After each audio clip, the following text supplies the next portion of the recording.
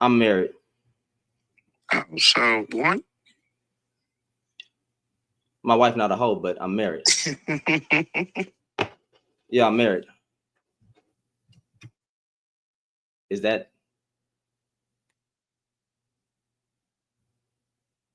I guess he got a phone call, y'all.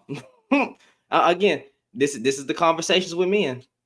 No, it's okay, man. Don't worry about that. Don't worry about that. You got to let men like that talk, bro. You got to let these guys expose themselves, bro. Right? You got to let them expose themselves. You got to let them expose. Y'all keep tapping that screen share the live though. It's all good. I said, seems you showed up on my FYP again. Who is this? Your least favorite shaman. What's going on? All right, so they say men are the biggest 304'S. Yeah.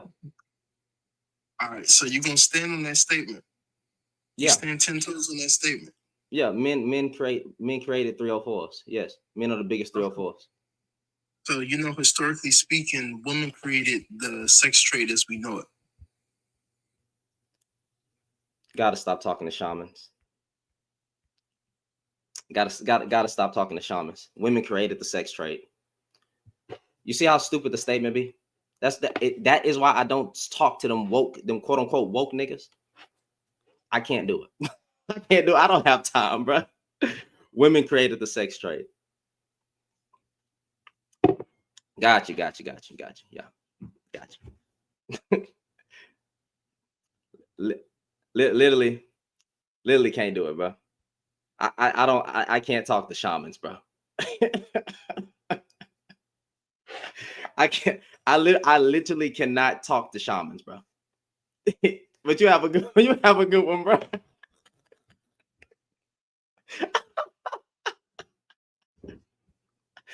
Oh shoot. Oh man, but you have a good one, bro. You know what I'm saying? Go spread the knowledge. You feel me? Go spread the knowledge, my G. I got you.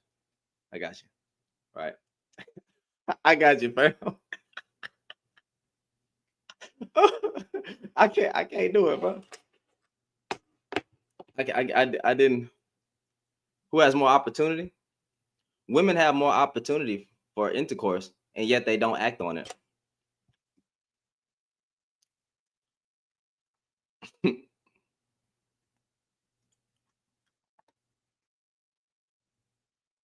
So yeah, women could be the biggest 304'S. It's just that they're not. And historically speaking, that's just not the case. Men run through. Y'all be having high body counts. That's why there's a term called community D, right? That's what men do. Men break and have broken more hearts, right? Have broken more hearts.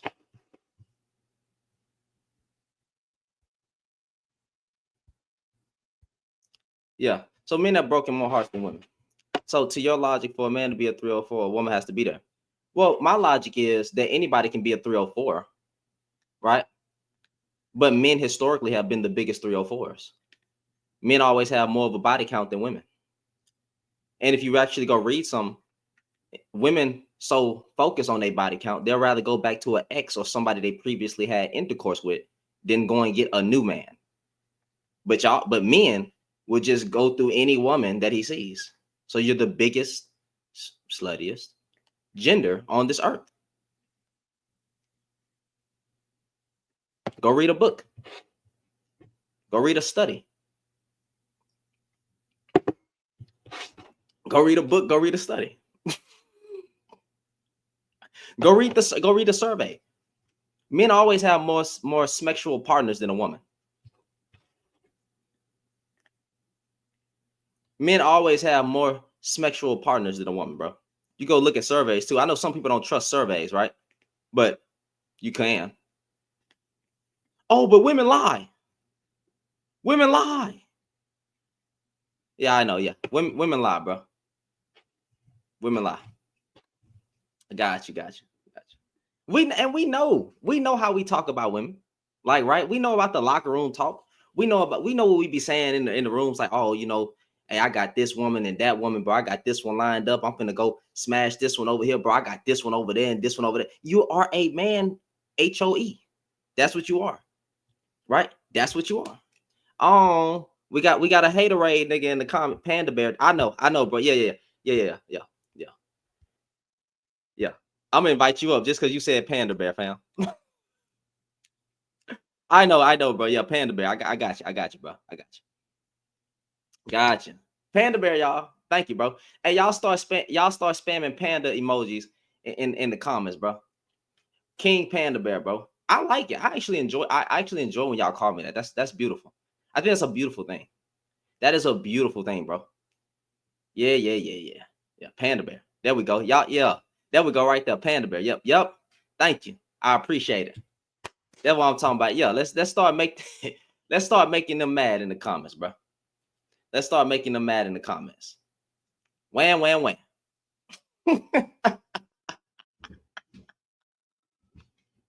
We done heard that word so many times, bro. It need to be trademarked.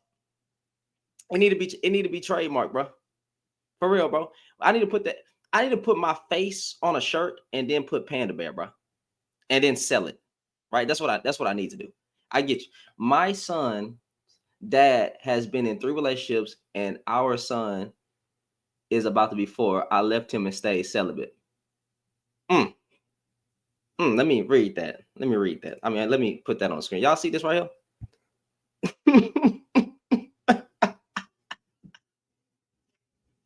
Oh, what's going on, bro? Most overused. That's the only 3 words they know, and they probably can't even spell it. Panderer, simp, and what's the other one? Panderer, simp, and God dog. What's the other one? Panderer, simp. It's one more. It's one more. It's one more. I just can't. I can't remember it right now. Yeah, you know what I'm saying. That's all they can say. Yeah, beta male. Yeah. I understand. Yeah, beta male, sassy. You know, Panda Bear, all that good stuff, bro. We love it. I love it. I love it. I get it. I get it, bro. Ah, who is this? Well, let me read that comment real quick. Panda, you're a panderer, bro. You're pandering. My baby dad has 3 baby mamas, 3 kids, and a new girlfriend. Boy, I tell you, boy, that's ooh. 304'S. I'm telling you, bro. We know who the biggest 304'S in society is, man. It's the men. We know that women don't be breaking men's hearts out here. It be the men. We know that, but I don't know why they want to lie about it. They want to constantly lie about this. Like let's stop the freaking cap. Y'all niggas run through women. Y'all run through women. I get, and you break women's heart. You literally just had men come on my panel yesterday talking about they dog women out because women are dogs. Pause. You can't dog someone out that wants to be dogged out. So when you say you dog somebody out, that literally means that she was a good woman and you used her. That's what that means, fam. What are you talking about? You can't dog someone out if she wants to be dogged out. You purposely use that woman. I don't understand if they be clocking what they say, and then you say women are dog. No, you're the dog. You're the dog. The term bitch should be referred to men, like a male dog, not a woman dog, fam. We dog. I dog out women. I know you do. Making you a 304, fam. Literally making you a 304. Listen, I hear you. I want you to know that I hear what you're saying. I got you. I'm clocking it. I hear you, my G. I understand. Yes, I know. You love to use good women because you was hurt by a bad woman. And some of y'all dudes don't even be hurt. You're just immature. You got dumped by your little high school girlfriend or your little middle school girlfriend, right? And then you use that as revenge on all women.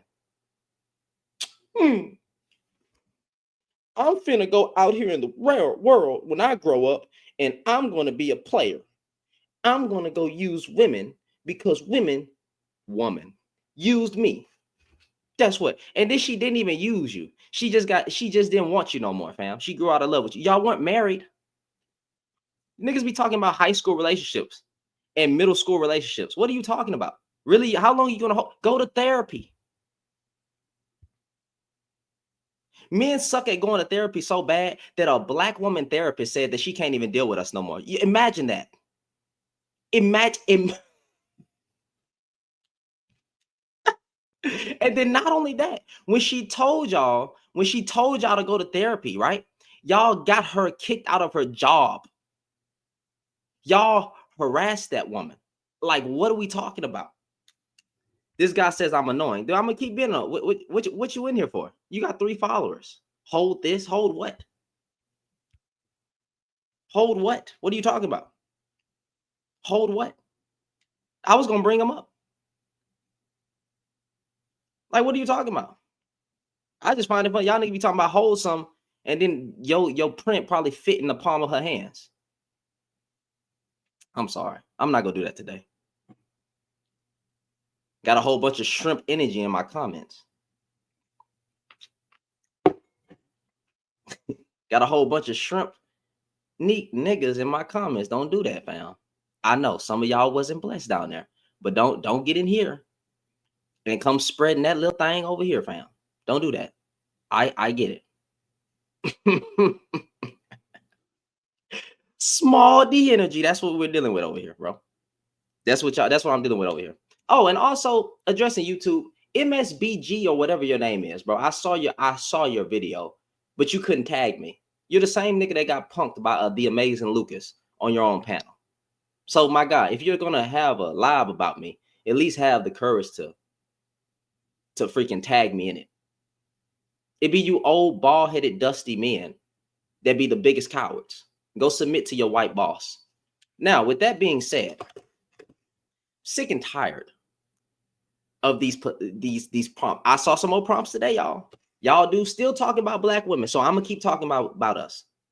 I'm gonna keep talking about us. You gonna be mad, and that's fine, but I'm gonna keep talking about us, fam. Yeah, get your foot off black women's neck, and then you wouldn't have to deal with me. That's how that go. I would shut down. I would boop. I'll disappear. But as long as y'all keep talking, I'm gonna keep talking. And I'm gonna constantly bring the smoke back to us. I know you don't like it, but you're gonna have to deal with it. It's time for us to get a taste of our own medicine. Then y'all wonder why women going to Asian men, Hispanic men, y'all wonder why they can't stay here and all that stuff. For what? You ain't giving them nothing. You ain't giving them nothing. You ain't giving them no love, no respect. And every time you open your mouth, you got something negative to say. And they supposed to just sit there and take it. Nigga, please. We not the slaves. Some of y'all are in mental slavery. Some of y'all have become the Caucasian man. But you know, I'll leave that alone. I'll leave that alone, fam. I'll leave that alone, right? But again, let's just talk about it. I just want to know if we know in our community that women say men are dogs, and we know that our own personal conversations, we say that we running through these women and we gonna do this and that, and we got this one over here and that one over there, and even say things like we finessing them out of their drawers, and I got game, boy. How many HOEs you got? How many women you done dogged that? How much? What your body count? You literally judge men on their body counts. Oh, you wasn't getting none. So if that's the case, how can women then be the biggest 304s? It seemed like you're the one who have that men are the ones who have this negative. I mean, not negative, because negative mindset. I don't think they be hearing the stuff that they be saying, bro. I really don't. CJ Brooks said, "Are black women still making content about sorry black men?" Because I think we have separated. I don't know if a collective group of women, black women, are making content about black men. I don't know. Maybe on TikTok, maybe they coming across these lives where I don't know, quote unquote male bashing. I don't believe in male bashing, because half the stuff the women be saying over there is true. That ain't bashing, nigga. That's factual information, right? That, to me, that's not bashing. But they always say that that's male. Oh my God, bro, Shannon, bro, you one-sided, fam. You one-sided because the women over here, bro. You don't see these lives where women are talking about men, bro, and they keeping their foot on our neck, bro. You, bro, like, bro, you one-sided, fam. No, I'm not one-sided. I'm not one-sided, bro. You pandering to women, bro. You got to understand the black man's pain. I'll be honest with you. I don't care about your pain. I could care less about your pain, nigga. I'm not the person that you want asking the what you mean you don't care about the black? I just don't care. I don't. I don't care about your fake suffering because you ain't suffering. You ain't heartbroken, nigga. The women ain't doing nothing. They ain't a threat to your life. You ain't getting SA'd.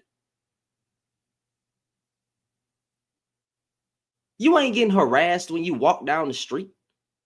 Maybe by the Caucasian people, but you ain't getting harassed by black women when you walk down the street. Nigga, you ain't going through no pain. You just a softie. You ain't going through nothing as a man in this patriarch. Shut up. We suffering. No, we ain't suffering. No, y'all, you are sufferable or insufferable. That's what you are. Want me to advocate for men's feelings? I don't care about your feelings. Matter of fact, y'all told me not to care about your feelings. Y'all said that we logical. Is that not what they said in these spaces? They said men are logical. Women are emotional. So, do you know what that tells me? We shouldn't be in our feelings. That's what that tells me. We shouldn't be in our feelings. Okay? So if you in your feelings, it sounds like, and I don't mean this as disrespect, because honestly, feelings aren't disrespectful, but since you framed it that way, we're going to make it that way. It sounds like you're not a man at that point. That's all I will say. To not disrespect women, since you want to say women are emotional, even though it seems like today they are more logical than us, especially with problem solving skills, education, getting things done without a man or with a man, whatever. Seem like they're more logical with this here. Seem like they use the left and the right part of their brain, right? Seem like they use both sides, and we be stuck. Just first time challenging problems come in, you want to resort to violence. And you're telling me that's logical, fam? Okay. Stop the cap. Stop the cap. So I'm supposed to care about your feelings now when y'all sit on a panel crying? Oh my goodness. The black woman broke my heart. Black women will use you and cheat on you and then abandon you and then run off with your kids. The black woman just uses the man and she discards him wherever she goes. Okay. Y'all don't understand, bro. I've been in many different relationships, bro. And the black woman has always treated me bad. It sounds like you're a bad person. It sounds like you have a choosing problem. That's what that sounds like. It sounds like, you know what? I got you. It sounds like you a sucker.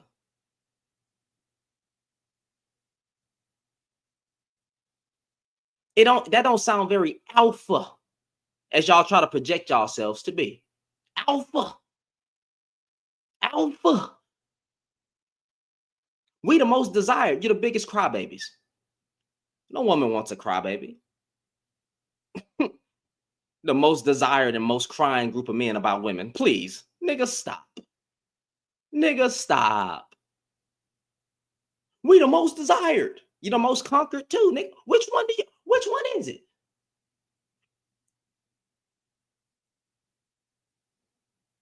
The heck out of here, bro. Desired and conquered. You desired for your genes. You're desired for your genes, fam. Them white women, I'm sorry, I can't say that word. These Caucasian women don't love you, fam. Have you not, like, I don't think these people understand. And then when you get got, God forbid, I really do say God forbid. I hope nothing happens to you when you go over there. I really do. I mean that with all sincerity. But if something was to happen, that's not my business. Oh man, lost his life over there to the Caucasian woman because she took his life.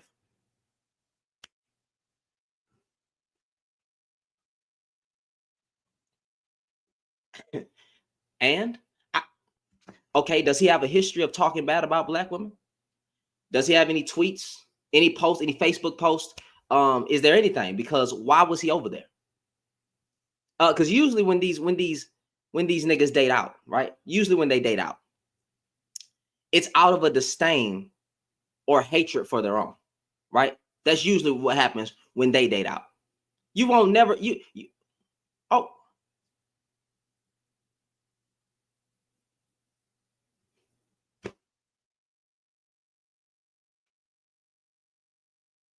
I hate TikTok, y'all.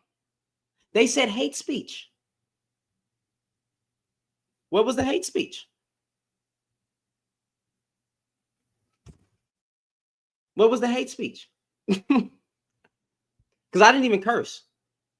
I didn't even curse. So if I don't win that appeal, that's going to be crazy.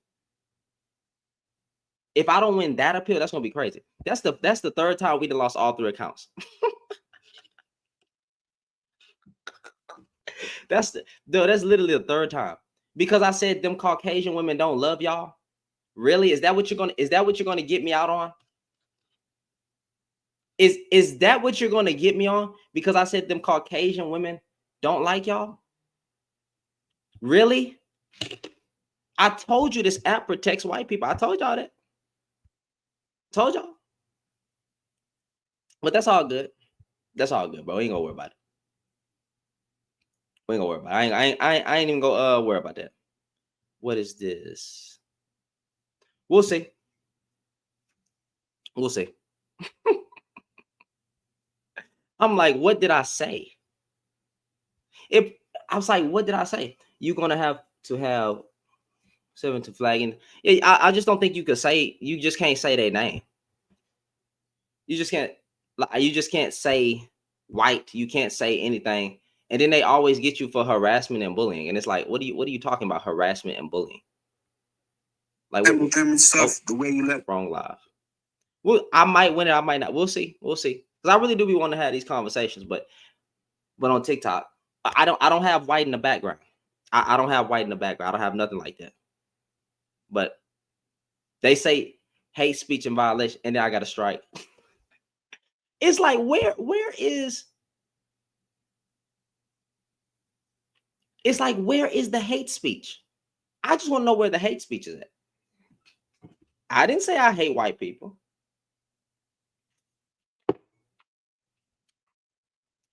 I didn't say that. And I know what's going on, y'all. I am very hated on that app, right? Very hated on TikTok. So I know I got some haters that be watching, right? And I know that I'll probably be getting mass reported. So it's all good. But yeah, like I was saying, bro. Like we gonna rock. But we might win, we might not. Let me turn on this fan and get out this hood. Well, no, I'm gonna keep the hood on.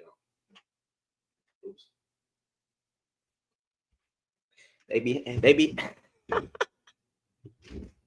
They be hating on me, bro. Oh yeah, but let's go check out this dude. I actually want y'all to see what this dude was saying about, because I didn't even watch it. And this was from 3 months ago. But I'm gonna tag him in the video and I'm gonna call him out. And matter of fact, y'all can tag that nigga for all I care. I'm finna call Yacht. Oh, I won the appeal. Okay, we back. I told y'all I didn't say nothing. I told y'all, bro.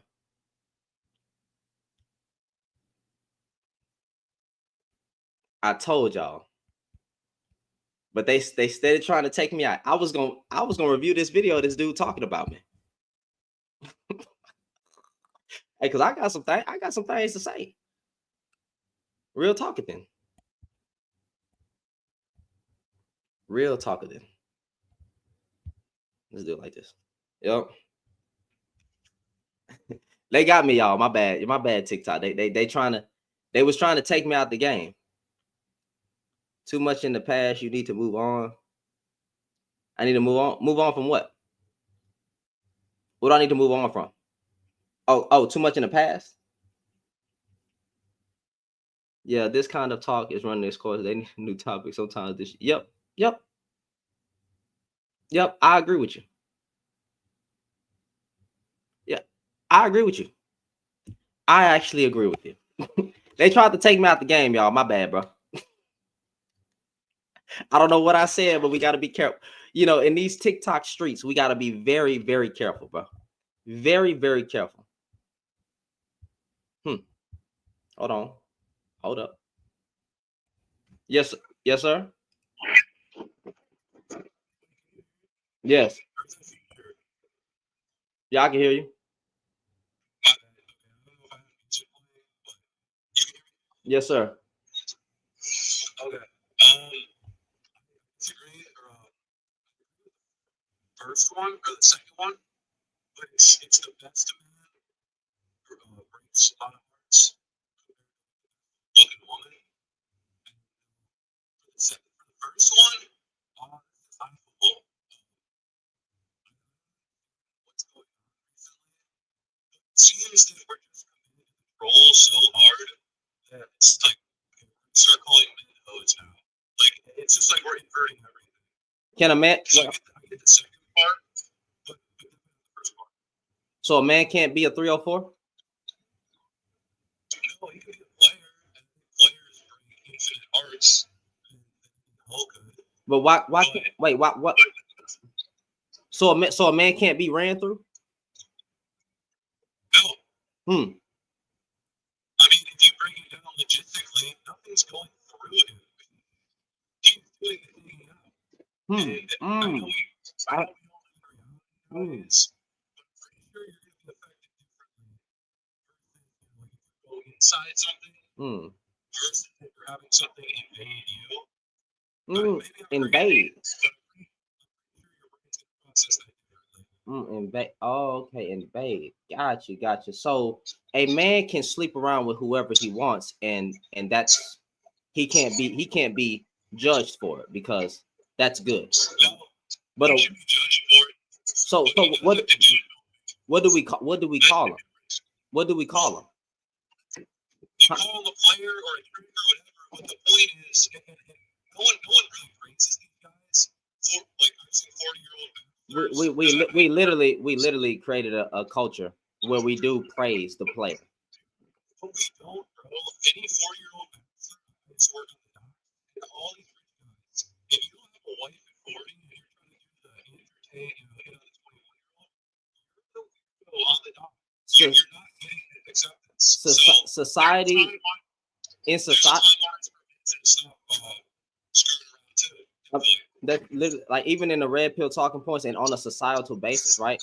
A man can get down as long as he wants to and not be judged for it. That's why we created that culture. We created this culture where a man can do and have as much sex as he wants, but a woman needs to reserve herself for marriage because the woman is more responsible and takes the bigger risk and blah blah blah. So on a societal basis, we do not hold men accountable or say that they're bad for doing what they're doing. But if it was the woman on the flip side, we do then do that. And we have created a culture in which men are rewarded for being a player. Oh, my nigga, that was cool. Well, you can't say that. Well, I got you. But like, hey, my God, that was cool. Yeah. Run through that woman. Oh, I got this little fine thing over here and this little fine thing. Like, we got that talk. It's pretty simple. So you can be a player as a man.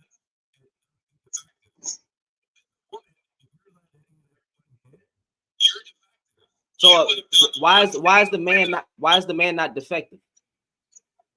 Well, because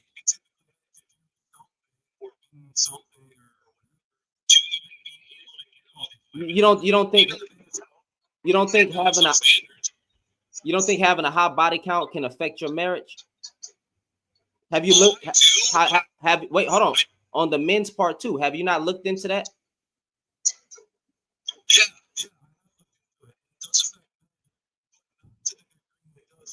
But that's still defective. That's still defective, fam.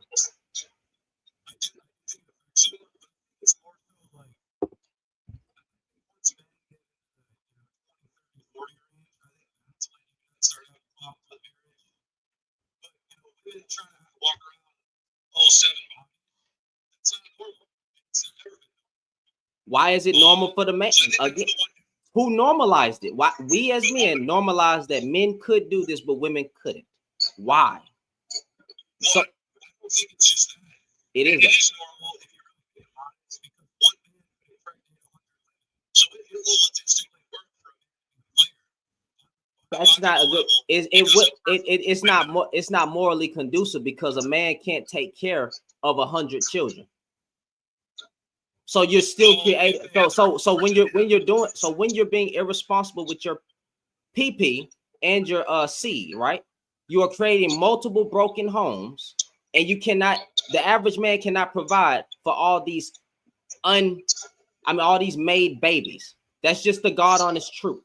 So that's why you were never supposed to have multiple families and have a extreme body count, man or woman.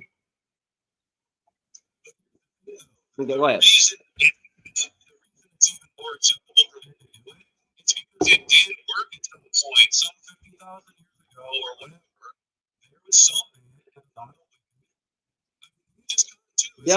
women. There was only a few men that had these concubines and multiple wives. Those were kings that could provide. The average man or the so-called peasant in that time, right, would be married to one woman and try to have one family.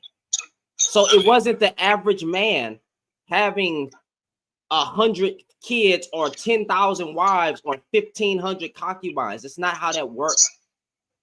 True, but it's sound like it's but to be like it's just as bad as if why is it not just as bad? I'll tell you why. And I think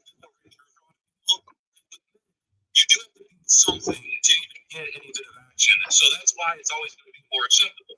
It's hard for men to be players. No, it's not. No, it's not. Even with men being major hoes, most men are not players. So there's something these dudes do, and that makes it a little more excusable. It's like, okay, you're not just any dude. Is a hoe? Wait, hold on. Talking about if you're a man, 304, and you're having intercourse with a whole bunch of women, right? Are you saying that wouldn't entail that he's a player? What's the difference? Man? What's the difference? But your words you used was like a man. Even if you said that they are not interchangeable. I'm saying that they are the exact same thing. What, a man, hoe, and a player? A man, hoe, and a player is the same thing, bro. Yeah, but again, the man can't be used. He can't be dug out. He can't be ran through. And that's what genius wrote about this a man can definitely be ran through. Have you read Pike or any of these guys, Carl Jung? But they talk about being active. He is the fucking, and the woman, she, gets fucked. So y'all never had a woman fuck back. That's what you're telling me. Let me put it to you like this: has a woman ever left a womb imprint on a man? Has a woman ever left a what?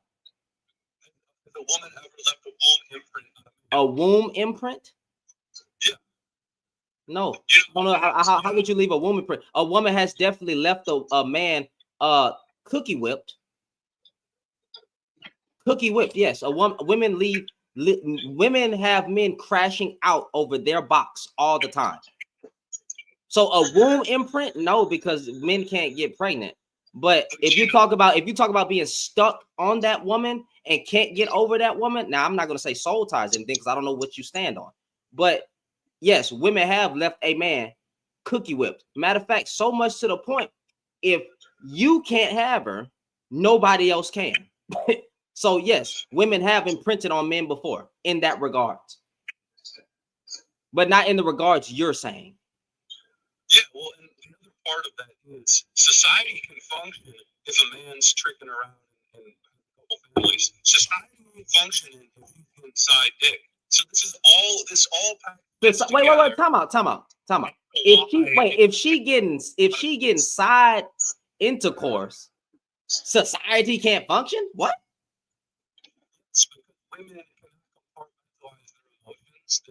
Oh, you don't know women. You don't know women. That's what that tells me. Because there's plenty of cases where a woman will get her lick back and only use that man for intercourse and then disappear.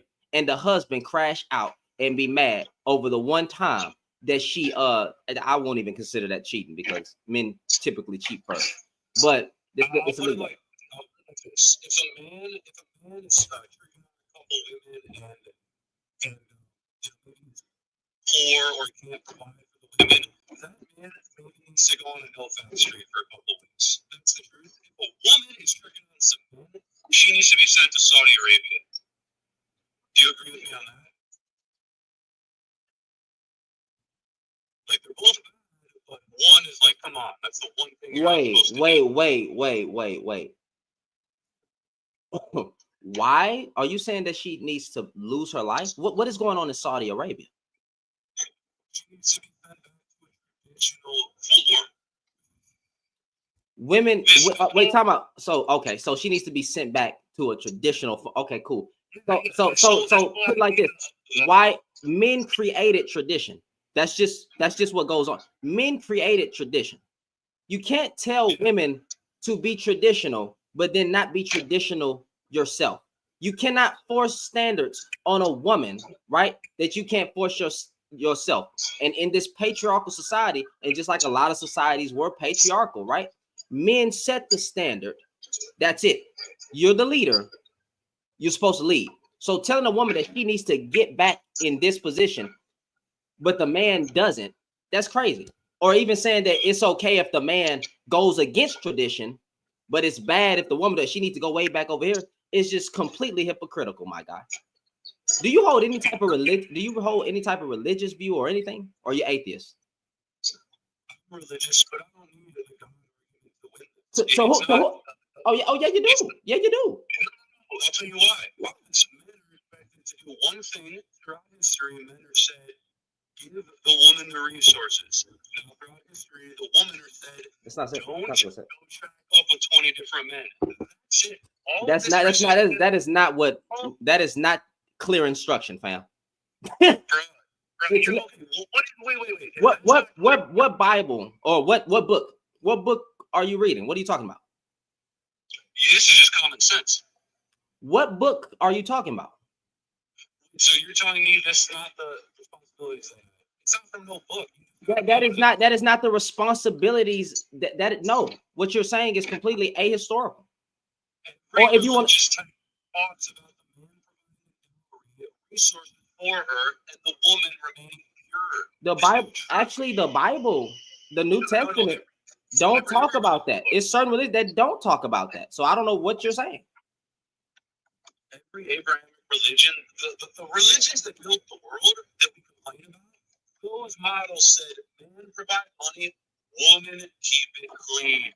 And this whole, the patriarchy was set up by men. That's not. Dude, what's Ephesians 5:12 say? Ephesians 5, maybe it says something about the woman obeying her husband. I don't know. But what did it say before that? Oh, okay. Yeah. So it's not clear instruction. The first commandment, right, was to love your wife. That's it. Love, genuinely love, right? Like Christ loved the church. So that's what you're saying. Provide this and provide that, and told the woman not to have 1,000 bodies or 20 bodies or whatever you said is just completely idiotic, right? But I mean, if you want to spin it that way, I'm willing to hear you out, my brother. But if you want to spin it that way, that's fine. Well, yeah, because it has always been like that. The presence of a dowry even existing shows that what I'm saying is true. Men have always been thought, okay, and women say, oh, you just want to control women's bodies? Yeah, every man in history has. Why? Why do you think? Because the man, for 99% of history, that man was also working 50 years. So they both had control of each other's bodies. Paying for a dowry is showing that, to the father, showing that you can provide, right? That was like the moral construct and the structure. That wasn't necessarily for control. But if you want to talk about why us men want to control the woman's body, think about that though. Why? Because the women typically don't make the good decisions. They're going out getting 10 bodies. And women never had the option to make any goddamn decisions. That's the problem. If you look at all the things that men have done, right? We've done more bad than good in society. Whether it be the Caucasian man, whether it be the black man, whether it be the Asian man, whether it be whatever. Men have always been at the root and have caused more death, destruction, and chaos. We don't even know what it's like to truly see women in power in the world. We don't know what it's like. We're getting a glimpse of it. No, we're not. No, dude. In the last 50 years, we're getting a glimpse of women being free. Everyone is breaking up. Women are in situationships. They all have 8 bodies on average. What's wrong with that? The average man has more than 8 bodies. Well, what's wrong with it is everyone's unhappy. It's not working. Women are happy. Women are happy single. Men are unhappy being alone. Those are in my community.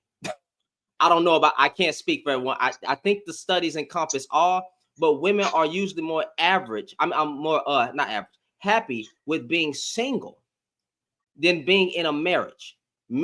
Single men are the ones that's unhappy because they don't have a woman. Women are tired. Women see the results that they have been getting from marriage, and they're not signing. And a lot of them have chose to withdraw from it. And if you look at what women, why do women get divorced? Let's put it like that. Why are women getting divorced? Because they have FOMO basically, and all of their, even if that woman's trad, she has 7 other friends who's at the club. Wait, and she, boss, what do this? Boss, because I'm really trying to have a real conversation because you see I'm being very respectful and stuff. What does the study say? Well, the studies apparently say that single women are happy. No. Time. That's not the question. I'm sorry. Let me rephrase. What do the studies say? Why 78% of the divorces are filed? Like, what are the reasons why these women are filing for divorce? It's well, the real reason is money. What the studies might say. That's one reason. That's one reason. Communication or cheating, but it really boils down to money. Infidelity and finances. And let's be honest, a lot of women want to live it up at 21 and see what they can command in the market. I mean, that's just how it is. I'm not talking about the dating market. I'm talking about marriages. I'm talking about why these women are getting divorced, right? Okay. So my answer, and this is my opinion, right? I don't know what everybody's gonna say. My answer is that these women, basically every bit of tradition is gone. Marriage is just a piece of paper. We treat men and women the same. We don't even understand that women go through menopause and it's traumatic. But we treat 40-year-old women and 40-year-old men the same. Basically, the government and society has become the women's proverbial husband. So based on the information that has been given, right? Finances, infidelity, and that women are taking more of the household labor and dealing with the children more. So she's overworked and she's not getting equal reciprocation from her partner. That's the goal. I mean that's what it says. That's the info. The majority of the time. I'll even give you one. Out of the 78% of divorces that's filed for women, I mean that's filed by women, since 78% of them are filed by women, right? 51% of that, right, is literally finances, infidelity, and taking on too much of the household labor and dealing with the children, and they're not getting that equal work from their partner, bro. That is why they're leaving, because they're not getting the man. The man's not showing up and doing what the heck he's supposed to do. We literally talking about women are supposed to submit. Submit to what? God damn it, you're not helping her out. And then you don't think that she's gonna get frustrated, gonna get tired, don't feel like she overworked. What are you doing? And then she's supposed to have intercourse with you like it's no tomorrow. Come on now.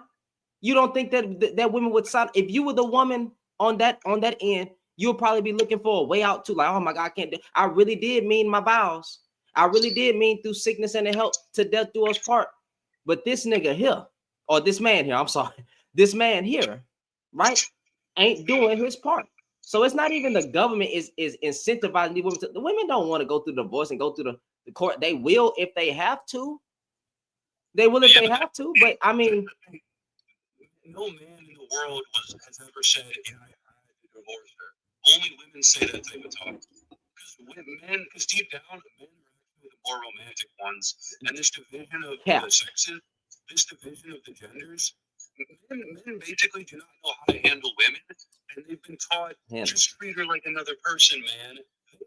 If we would tell men, that's a woman, bro. You can't expect her to be logical all the time. You can't hold her to the same standard as yourself. If we would tell men the truth, that women are whimsical and capricious, and they go through about 4 or 5 mental health crises, when they're 30, when they have menopause, when they lose their last eggs. If we would tell women and men the truth about, and really men, and just basically say, hey, she's different than you, bro, on every level, we wouldn't have divorces. But instead, we have women being inundated with talk like, they're so much smarter than the average man.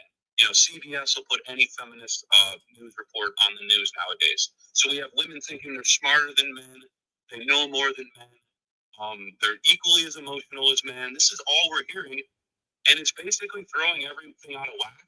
And landed with this, women's natural desire to appeal to men is being manipulated, and it's being like tricked upon by these external forces.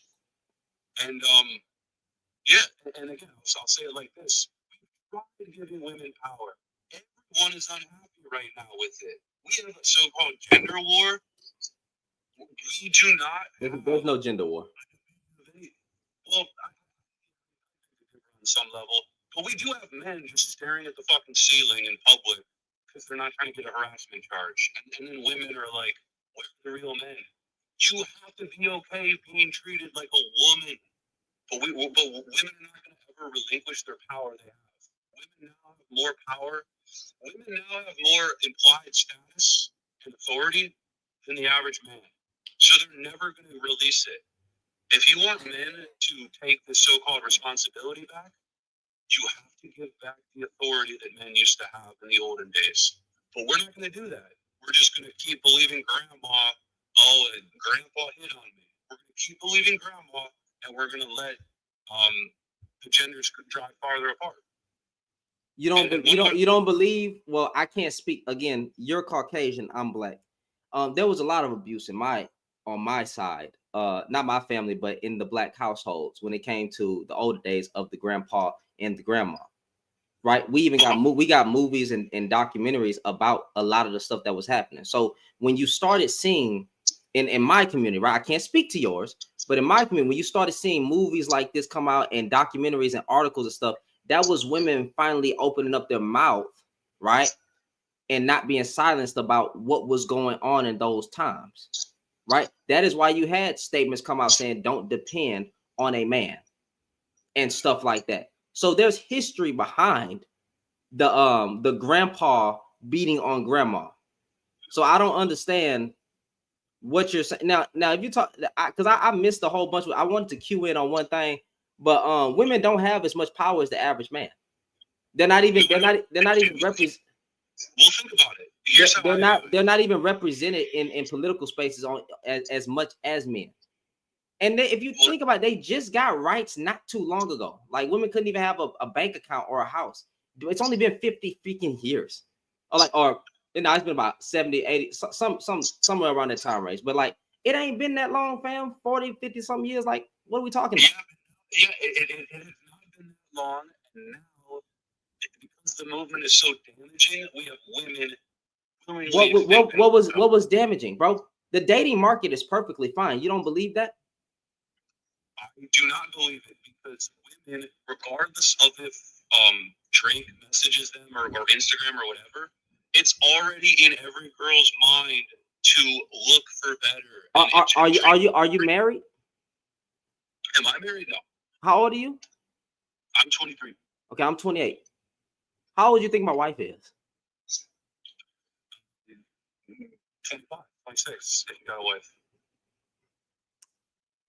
My wife 35 years old. I met my wife when I was 25. It's easy to find a good woman, especially when you're mature and you act like a man and you do what you're supposed to do and you're not making excuses. And the dating market has every type of woman you want. Right? If you want a wife, you find a wife. It's not that hard to find. If you want casual smacks, I don't promote this. I do not promote this. If you want casual smacks, it got that. If you want to pay for it, you can pay for it. But there's so many wives out there, and it's exactly easy to find what you're looking for. The problem is what we don't want to admit out loud. Y'all want the hoes.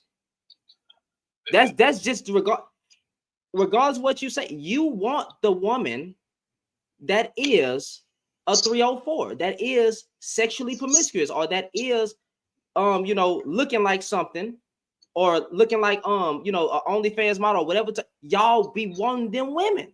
You want them women to come down. You want them women to come down so you can have them as arm candy. Leave those type of women alone. And men have always wanted a side girl, no one's looking. I'm not talking about that. I'm talking about you want the woman that look like, I don't freaking know, an Egyptian goddess, right? Y'all be wanting the BBLs and the woman that got the nice shape, right? Y'all, that's what y'all be wanting. You want that one, and then when she knows that she can get anything from a man by her looks alone, that threatens men, because y'all want those type of women to come down to you. But leave that woman. That's not the mindset of most women. Leave that type of woman alone and go for the wife. Yeah, but here's the thing: if men were to lower their standards, oh my god, men still have 8, 9, 10 bodies. It's the only difference. It's the only independent variable throughout history. It should not be. It is not. Is it hard? Is it hard to find a wife? Just be honest. Is it hard to find a wife?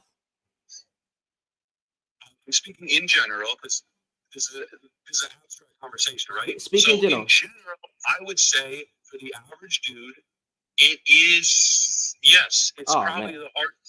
Dude, medieval peasants were guaranteed wives and a place to live now. We don't even have that nowadays. Yes, and I understand you can always level up as a man, but I'm not talking about the advice side of it. I'm talking about what I see and how it is. The way I see it is the way you see it, bro. The way you see it. And I promise. And what's going to happen is reality. This is reality. Since in the 1500s, we're guaranteed a virgin wife. Nowadays, I have to be a millionaire, 7 foot tall to have this opinion. That's the only what is your? No, I don't want you to change your opinion. I'm loving the conversation. Are you a virgin? Am I a virgin? No. What is your body count? If you don't mind me asking, I'll be vulnerable with you too.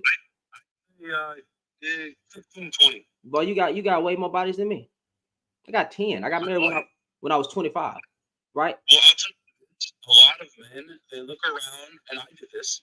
They look around at 19, and they go, "Cute little Betsy has 7 bodies," and they go around, and this despair fills men because they know it's not traditional anymore. Do you think you deserve a traditional woman?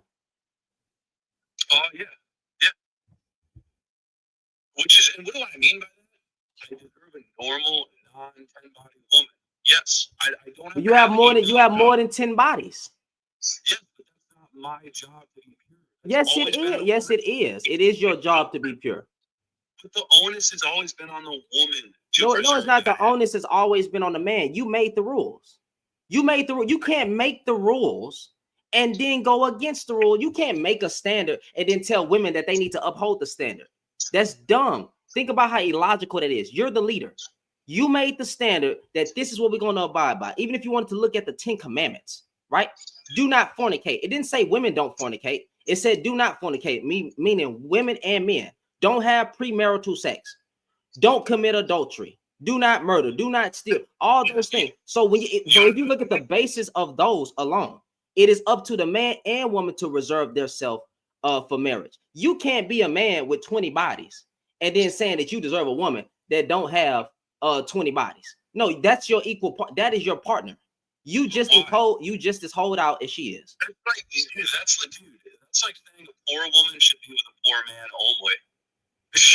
That doesn't work, dude.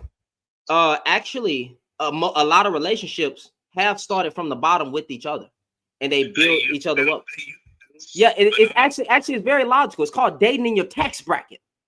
What are you talking about? If you can't afford the woman, then don't date the woman. But if y'all are equal working fields and stuff like that, literally, bro, get with that woman. It doesn't. What do you mean? That's equal. That is equal right there. Yeah, but here's the thing: we're not equal, and this whole veneer of equality is making everyone unhappy. Okay. Women would prefer, deep down, maybe the chatters will try to be on your side. Women don't want a virgin. They want a dude that knows a thing or two. They want a better human on every level. They'd like him taller, typically. You think women? They'd like him to be more money. They'd like him to be smarter. They'd like him to be more romantic. They'd like him to know a fingering technique. You don't think a virgin? You don't think a virgin woman wants a virgin man so that they can experiment with each other and learn each other? That is ideal, I would say. Okay, so you don't think a woman with 5 bodies? You think a woman that's reserved herself with 5 bodies want a man that was community D with 100, like the average? Is that really what you think, that women are out here? Ooh, he done been in every woman around the world, and ooh, yeah, I got to get a taste of that. Yeah, you have a certain demographic of women that'll go for a man with money. Duh, like what are we talking about? Like Drake, freaking. I'll put it like this: you're trying to make it seem like the genders judge the purity the same. There are women that will openly laugh at male virgins. We laugh at male virgins. Who did they learn that from? We laughed at male virgins. My point is this, though: when has a man ever said, "Nerd, virgin woman, you're a loser"? Dudes don't think like that.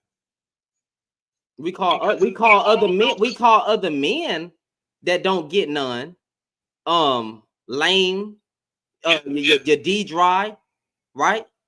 So what are we talking about? But no one's ever been like, oh, that woman, she's not gonna know how to work it in the bed. No, men don't care about that.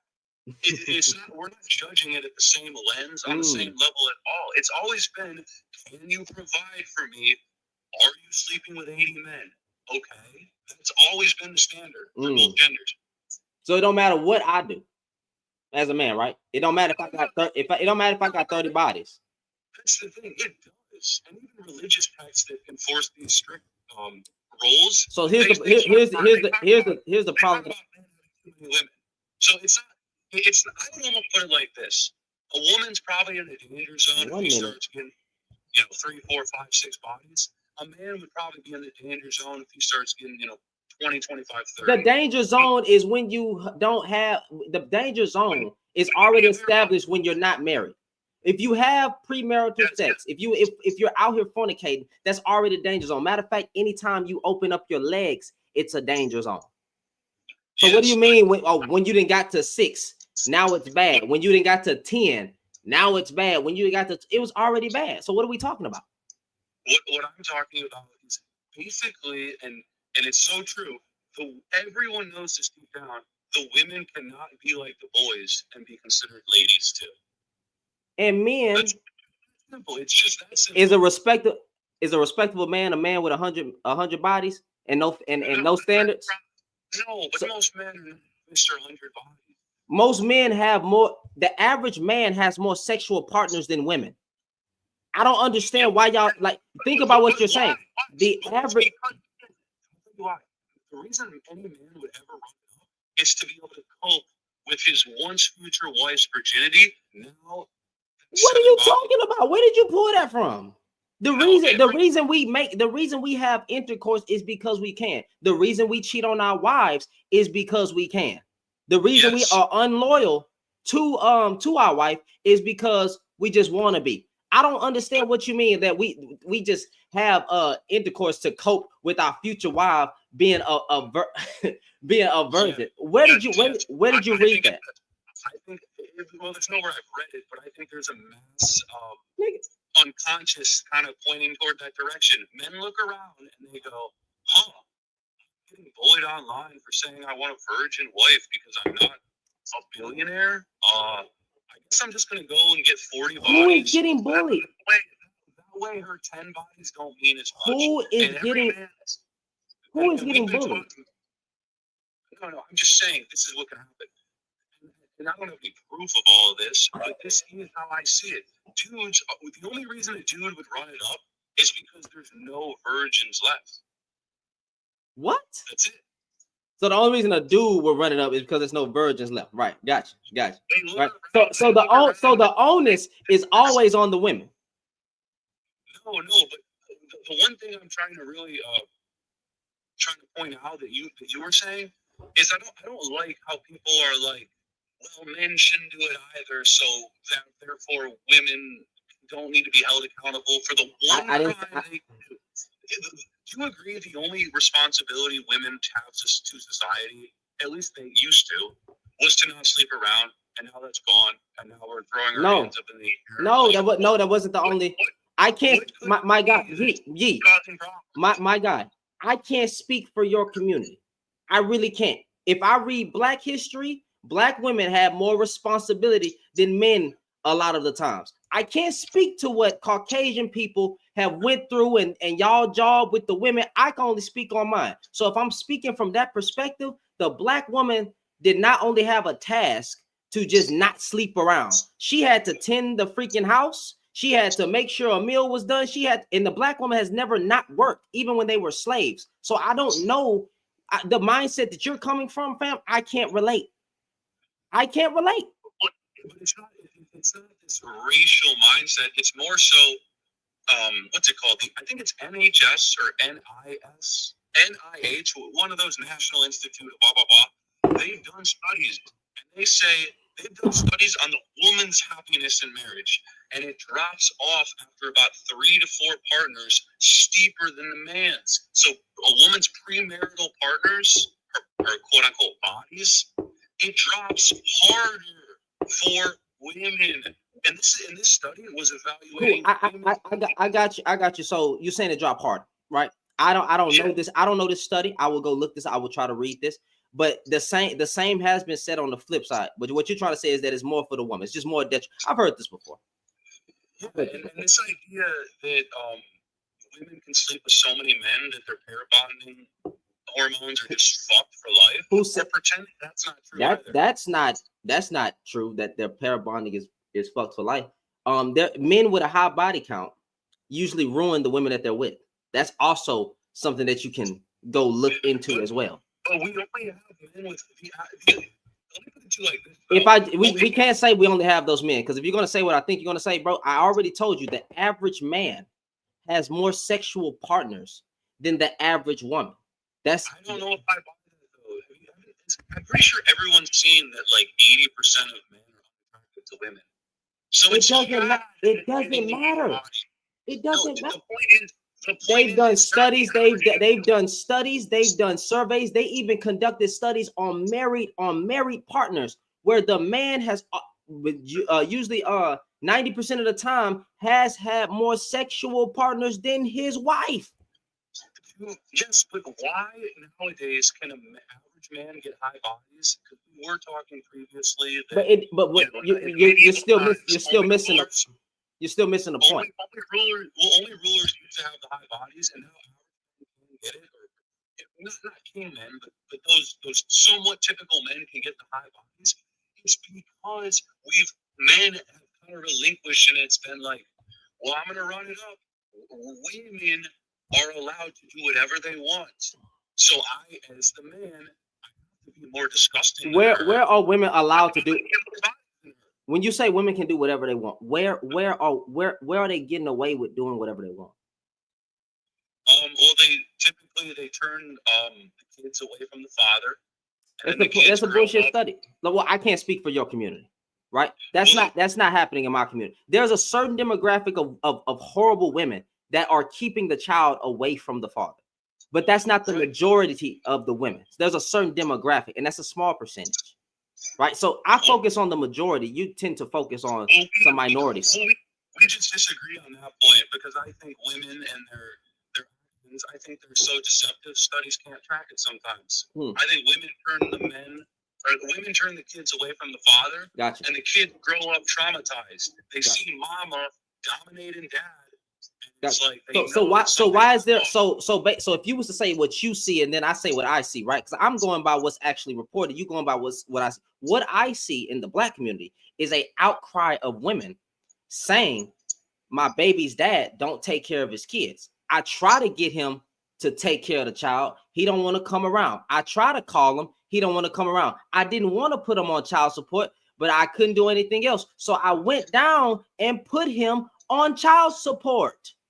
Right after multiple attempts of trying to get his sorry behind to take care of his children. I don't care if it was a one-night stand. I don't know if they was in a relationship. I do not give a damn, right? At the end of the day, I see an outcry of women in our community that is saying he's not taking care of his children. I've tried multiple times. He don't want to do nothing, so I'll do it myself, and I'm gonna put him on child support. I don't know what you want. Well, in my community, I've even seen this in your community, fam. I've even seen this in your community. Well, what's going on is it's not just, it's happening all over. The women are making themselves seem like victims, but they're really a victimizer. Most men do not have the cachet that most women have in the dating market. So objectively, that means men are taking what they can get. Who has I got you. Who has historically been more of the victim in society? The men, because the only right a man pause. The only right a man ever had over a woman was to go to war at 14. Let's add. Oh, that's crazy. Who has started more wars, men or women? The top ruler men. Yeah. Who has did more essay or grape, men or women? Men. Who has unalived more children? Directly or indirectly? Directly and indirectly. Historically. Directly, men commit the violent crime. But all women. Yeah.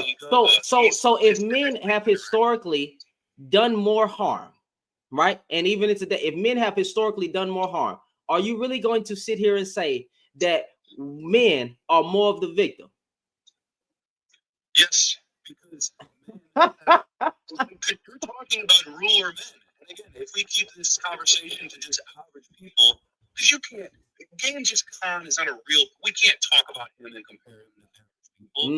Average men were going to war at 14. What was the woman doing? Getting unalived. Getting unalived.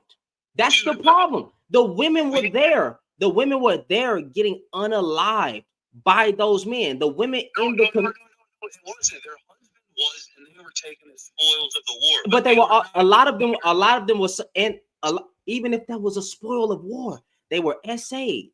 They were forced into being a wife. That's victim.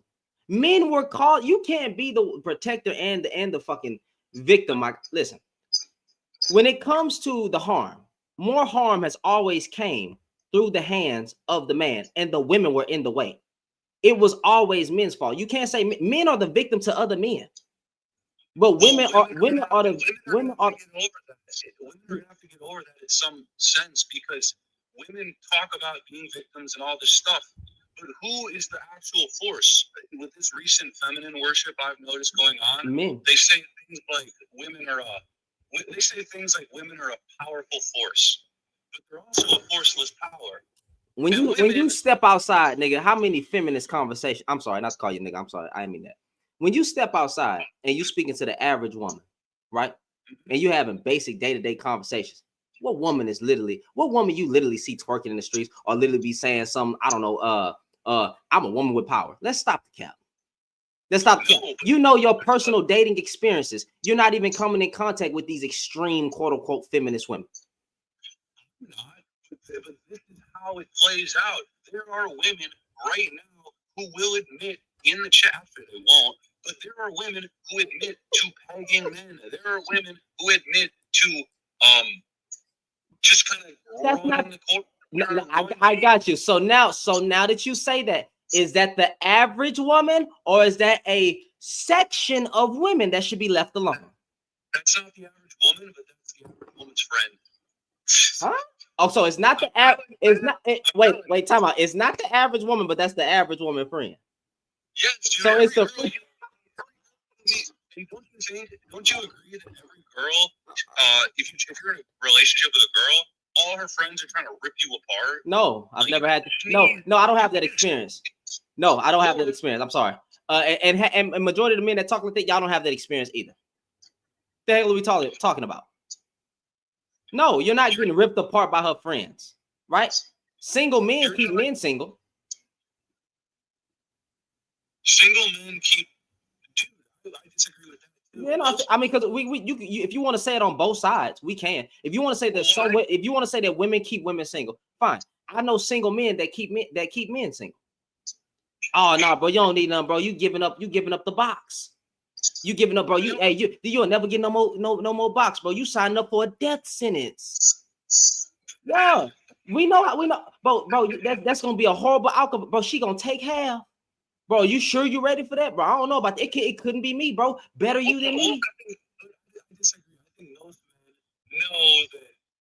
Hey, I'm not going to talk about him and his lady because that's definitely a sensitive topic. Women tend to overstep and she's no good for you, girl, blah, blah, blah. If you talk about a dude, woman in the wrong way, it's a fight. So that threat of violence definitely keeps men from giving their little tips and tricks. Why don't most women don't listen to their friends?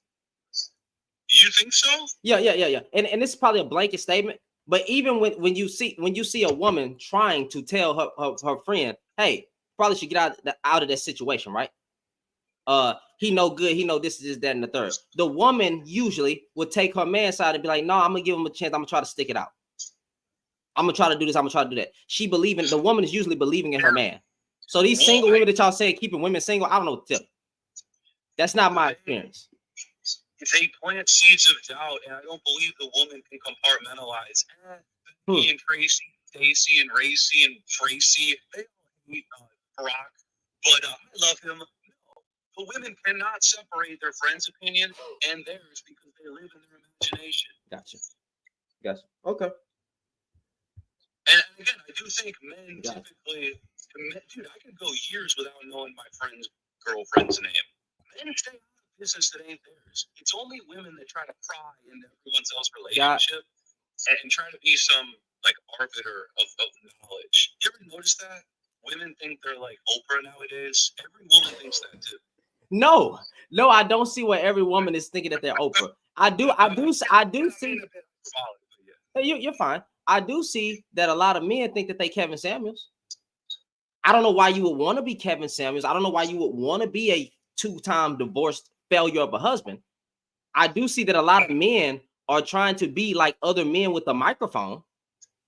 I do see that other men are trying to be like the next red pill man. Are they trying to be stupid like Andrew Tate? I do see that.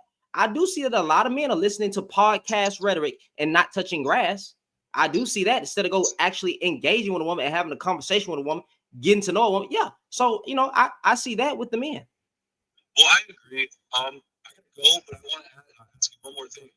I think it is a bit of a cop out when we talk about the podcasting and the most men when they're 11 years old, they do kind of think this cutthroat and dry like entertain in some of his mannerisms. Men typically get it beaten out of them when they're older. But men, truth be told, men will say a racist joke every now and then. I know it's the worst thing in the world, but it will happen, and it doesn't destroy everything like women try to pretend it does. So I think most men do have these kind of rigid views of what's right and wrong, how they want to treat women, and how they want their relationships to go. But women are so paranoid, they think, like, I think women don't understand men. Women don't understand men so much that they think, oh, he's talking about a virgin wife. He's copying Andrew Tate. Oh, no man needs to be told that, less bodies is good. There are certain things that men just find intrinsically, that they like and they dislike. But because women don't understand men, they think everything is just Andrew Tate talking. Do y'all think that men? Do you think that men understand women? No, they don't. And it's not. It's because women's nature alone is kind of two-sided. Nature. Yeah, women have to lie to be accepted by. Oh, they're smaller. They're smaller, bro. They can't do the violent thing. They have to deceive. If men would be taught this and say, "This is true, but don't hate her. She cannot help herself." We would go so much farther. It's not crazy or red pill to say the smaller gender has to find other ways to get their will. You know what I mean? Like, all right, you got it, bro. You got it. That's where I wanted to. Yeah. All right, man. You have a good one. Yeah, you too, man. This was fun. Yeah, appreciate you. Thank you. Mm-hmm. Wow. Shit. That was very, very, very interesting. Very, very, very interesting. Wow. So black women, just remember, if you go to that side, be careful. I know some of y'all be talking about dating out, and then you can do your thing, but just be careful. Go with your love, but be careful. That's all I can say. Well, I don't even know. I don't even know what to say, bro. I'm gonna have to clip that whole conversation. Yeah, I'm gonna have to clip that whole conversation. Hey, you know what? Hey, you know what? Honestly, at least, this is the first time, well, probably the third time that I've had a conversation with the Caucasian man. And overall, it was respectful. He didn't curse me out. He didn't say anything racist.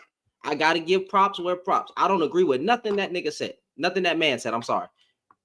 But at least he didn't come up here being those people. That's all I can say. But Lord in heaven, God, please forgive him, for he knows not what he does. Okay. All right. We are I need to unwind. I need to unwind. Woo! Somebody say a respectful misogynist. That's crazy work. That's crazy work, bro. That's crazy work. Nature. It's in her nature to do what? I just be wanting them to explain, what do you mean by that, right? Because if you start saying it's women nature to nurture, then I'm gonna say, all right, then it's men's nature to unalive everything in their path. Is that fair? Is that fair? I mean, because they always say the woman's nature this and the woman's nature that. I mean, like, what y'all? Is there equal smoke to that statement? Right? I don't be wanting to go to the extreme, y'all. That's why I haven't cursed yet. But my God, Jazz, I know. Go ahead and get it off your chest. I don't even want to do that because I feel like I'm gonna go off the deep end, and I'm annoyed. I'm annoyed by the whole thing. I'm a little annoyed that I had to suffer through that and be able to not tell this little mofo about himself. Oh, we got That's one. What I'm more annoyed about. Dwayne Pert on YouTube, bro. You say simp. Men are 304 makers. So you're a 304. You're the root of a 304. You're the creator of 304, making you a 304. It's in your nature, fam. It's in your nature. But go ahead. The deep breaths that I had to take through that 30-minute shit fest. Oh man, I was trying, bro. I don't know. I think it was like a moment of like, I am in awe that he's serious. When that moment happened, to realize he was serious was just like, it was kind of sad. It was kind of sad. He's 23 and that ignorant, but I noticed that there is some hope. Typically dudes like that, for the most part, as long as they finally go to college, get some kind of education, surround themselves with people of substance, typically they learn how stupid they were and they grow.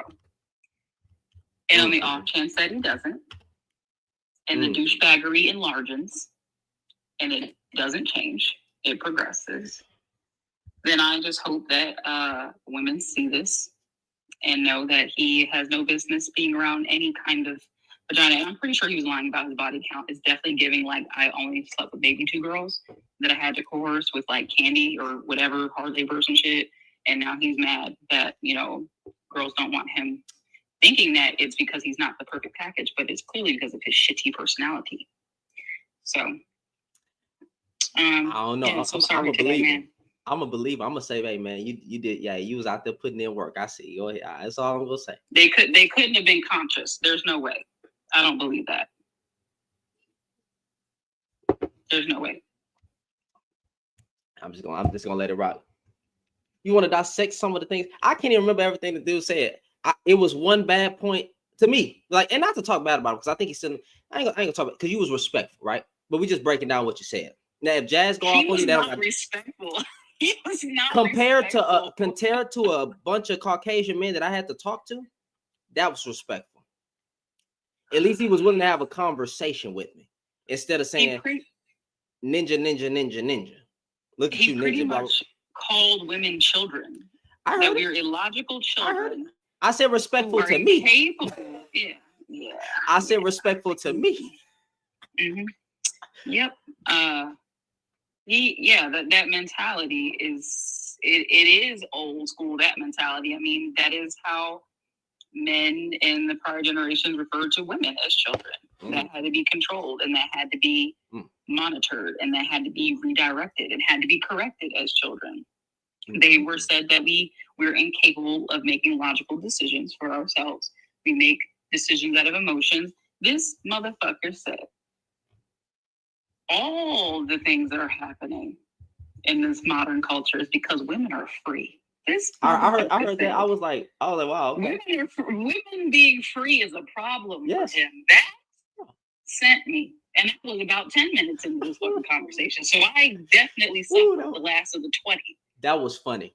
Trying to see if he was really serious, and it is clear he was serious. That was funny. And I'm sitting here wondering who told him this shit. Who has regurgitated this nonsense? Because this is learned behavior. But you see, he kept saying the way I see it. I'm talking about the way you see it, fam. I'm talking about studies, facts, evidence, historically, history.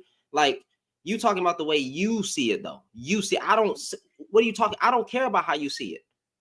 That's what he's heard. That's why I don't use anecdotal. I don't care about men's feelings. I'm not that guy. I'll cry with you in a moment at the funeral, in a moment of grief and despair, and I'll cry with you when we preaching the gospel to each other about how good Jesus has been. But nigga, when you get to up here talking about your relationships and you had your heart broken, grow up. Oh, women are using me. Grow up. I don't want to hear that. We're second guessing our grandmothers who told us that they were abused.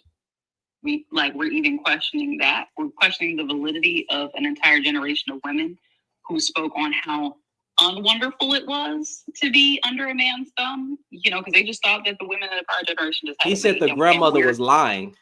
Yeah, that's some crazy. That's some crazy. Yo. And I bet you this heifer made him so many cookies from scratch. He had the nerve to say something like that. He said the grandmother was lying, fam. I said, damn, that's crazy.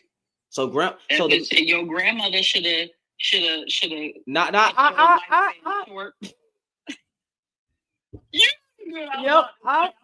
about to pull a full Cynthia G in this mug. No, we good. We good. I would have used TikTok friendly language. Go ahead, DMV. Good evening, everyone. How y'all doing? What's up, man? What's going on? Yeah, so I read the prompt for your topic, right? Yep.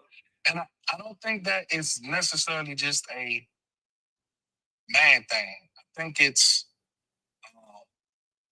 and you touched on it while y'all was speaking.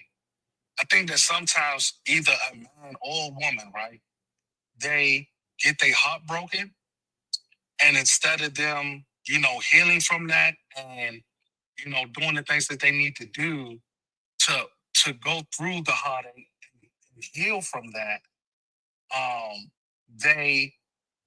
I'm talking about both men and women. It's just not a gender thing.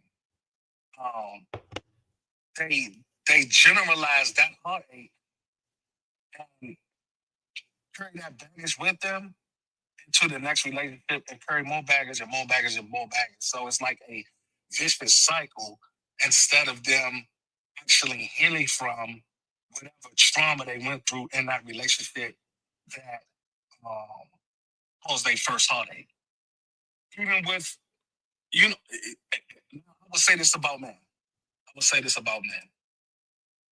A man can get his heart broken in elementary school and don't recover from that. That is very immature. I will say that. Um, they could be elementary, middle, high school, and they don't take the proper steps to heal from that heartache, and now they will quote unquote dog women out. I agree with that. However, my only grievance with the topic is that it's male based, and I think that it's not just a male based issue; it is a humanity issue. So both men and women. so let's. I got you on that. So my question is, whose fault is it that society is messed up historically? Who creates the downfall? Historically, and even in today's time, who creates the downfall, fam? I would say men have failed society. I agree with that. All right. So again, if we want to talk, who am I to start with? Yeah, definitely. I think that most definitely men have to be addressed. So I think I think I would do a better job at sticking to male-based conversations to have authentic conversation with men to address our issues. I think men should handle men and talk to men instead of trying to counsel women. Women need to handle, well, I won't say handle like that. Women need to talk to women and address women. We need to shut the F up talking about women, and we need to get ourselves together as men and start holding men accountable and having conversations amongst men addressing what we have done. You know what? I'm sorry, sir. No, I was just gonna say, do women break men's hearts? Yeah, cool. Some of them do, right? But historically speaking, when we start contextualizing just how evil, you could say mankind, but man specifically has been, right? We have caused more chaos, death, destruction, heartbreak, pain, turmoil. All of that has come through the hands of men more. So I don't like doing the both sides. Yeah, we can talk about when it's a both sides conversation, but I'm gonna start with the majority. The majority of the problem is the man, regardless. You want to talk about SA? That's the man. You want to talk about grape? That's the man. You want to talk about messing with children? That's the man. Do some women mess with children? Yes. I got to call out these pastors for what they're doing. And as a Christian, it hurts, right? Because a lot of them are, well, they wolves in sheep's clothing, but they fell. So I got to call out the grandpa that's touching the kid inside his family. I mean, I got to start with the men. I get when people try to use the both sides. Yeah, it's a human issue. We all capable of being evil, right? Humanity is capable of being evil. Women have done some harmful things. It just ain't comparable to the man. So why then would I try to drag in women in a man's conversation when we are supposed to be, if we're leaders, you start with the leaders first. I can't blame women for the response. We talk about black women twerking and all this stuff, but we were the ones putting them in music videos, misrepresenting their image. So like, we were talking about dogging them out and calling them a 304 and calling them a bitch and saying, you know, I'm a slut out and stuff like that. And now we mad that women are coming out making music in response to us talking about they're gonna use us for our money, get the bag, get that bread, get that head, then leave, right? Now we gonna say something about, look at this derogatory music and look all this stuff. Look what these women are. No. Y'all didn't want to check NWA. Y'all didn't want to check a lot of the men. We didn't want to check some of these stupid R&B songs that was talking about kids or messing with, singers. We didn't want to talk about none of it. It was all good and gravy when the man was fucking up. Now when women respond to what we're doing and they're doing the exact same thing and say, okay, that's how men feel about us. Okay, cool. We some dogs. They just gonna dog us out and use us for our box. Okay, get their money. How can I be mad at that, fam? That's a response. That's a response. So I believe you it's an easy fix. It's an easy fix. Get the men in order. Women to follow. And if that's misogynistic, oh well, so be it. Get the men in order. And when they see us doing straight, they'll get right with you. I truly believe that. But we got to get the men in order. And if they don't want to follow, let them go. Don't force them to come this way. If they want to depart, they want to divest. If they want to go off with the bear, let them go with the bear. But the ones that actually want to be with men, if we get ourselves together, they will follow. They will follow or stand right beside us. However you want to use that word, they'll stand right beside you, follow it up. Some women want men to lead. They even say it. The problem is you can't lead. That's the problem. So we got to start with the so-called leaders. So I don't see the point of always saying, it's both sides. It's a human issue. Let's start with the men, bro. And I promise everything will be straight. Because even if we wanted to take this to the Bible, even the Bible says sin entered the world through one man, not Eve. But go ahead. I'll shut up.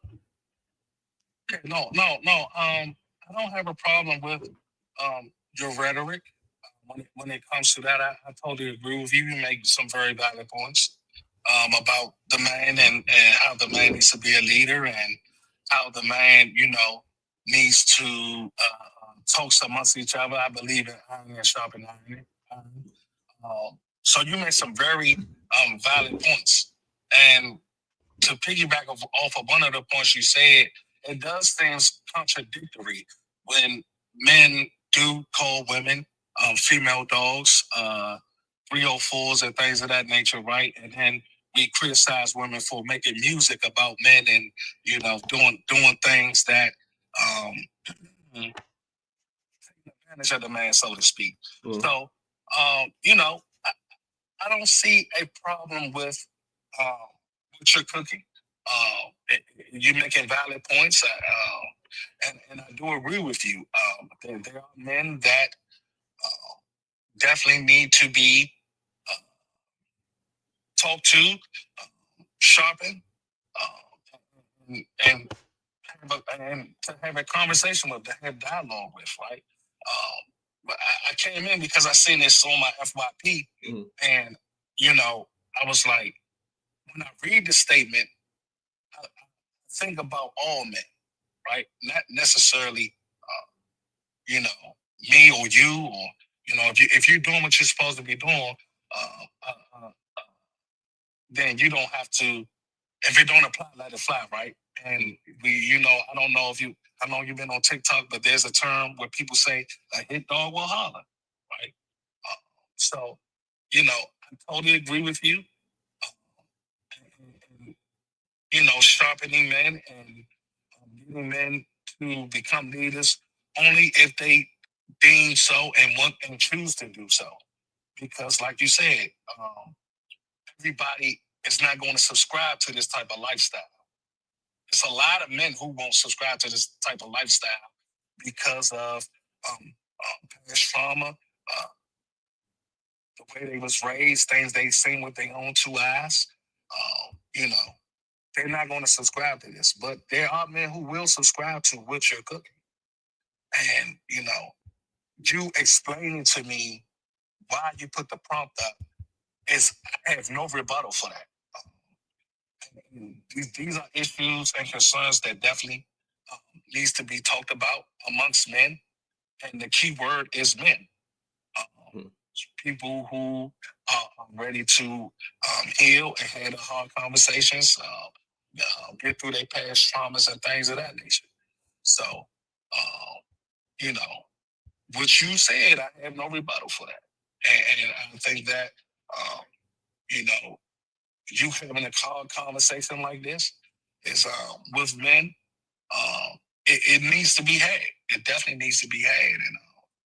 And, I think that, and I hope that more of the opposition of men come in here and ask the key questions to try to learn from what you are actually talking about. Because I think a lot of people, especially on this app, they listen to respond and not to hear the message. So I definitely appreciate you putting this type of rhetoric out here for men to talk about. And I digress. Oh man, but I appreciate you, man, for at least being mature enough to handle what I'm saying, because a lot of people aren't. But man, you have a good night and stay safe and be blessed and encouraged in Jesus' name. Yes, sir. You too, brother. Yes, sir. Yeah. Appreciate you though. Yeah, men in general, right? I'll never say all men, but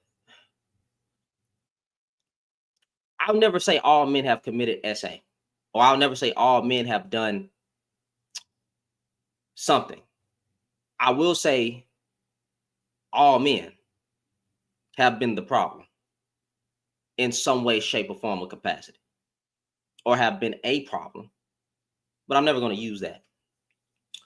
That'd be unfair. But all men have done something wrong.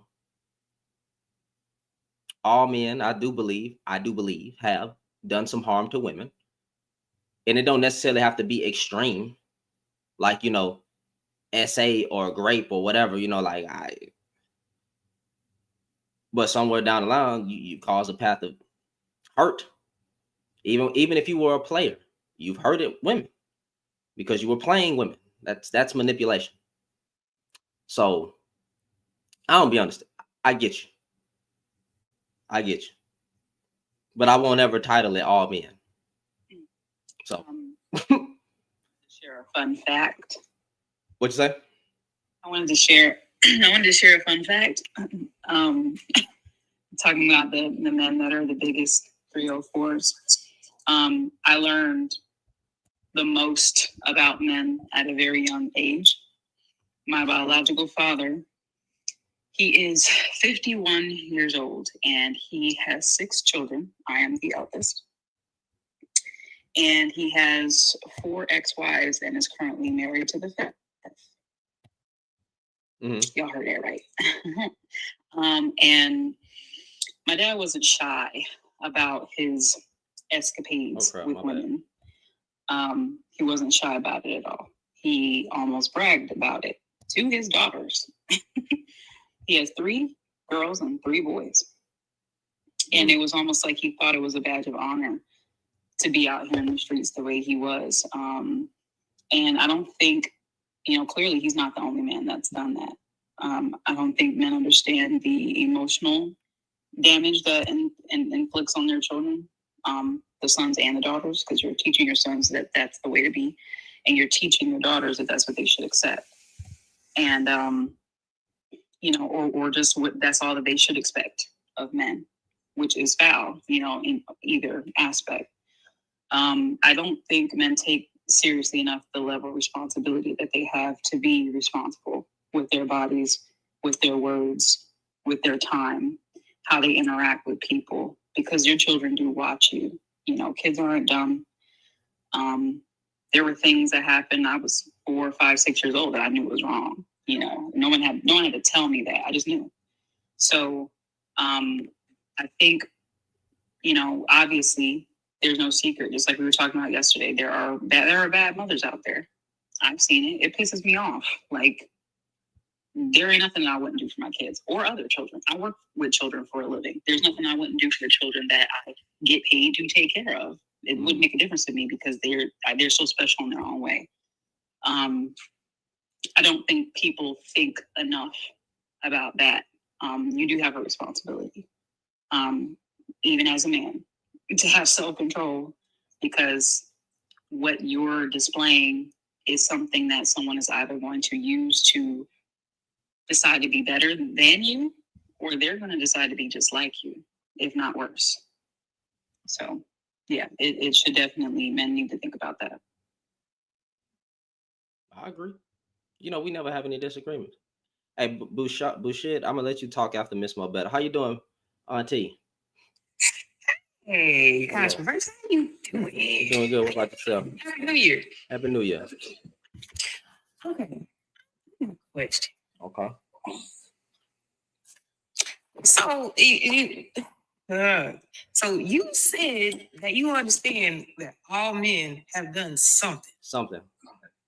Right? So in a way, the all men phrase has weight, has validity. Mm-hmm.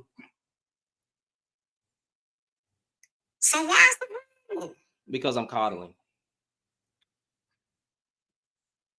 Okay. Because I'm coddling.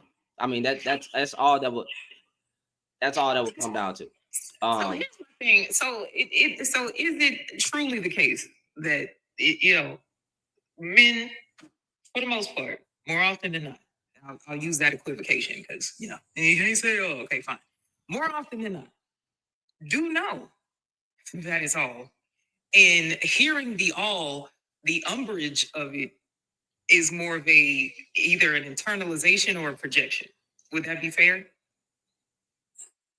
Maybe because when you say all men, if I was to see a prompt that said all men have been the problem at one point, I have no argument.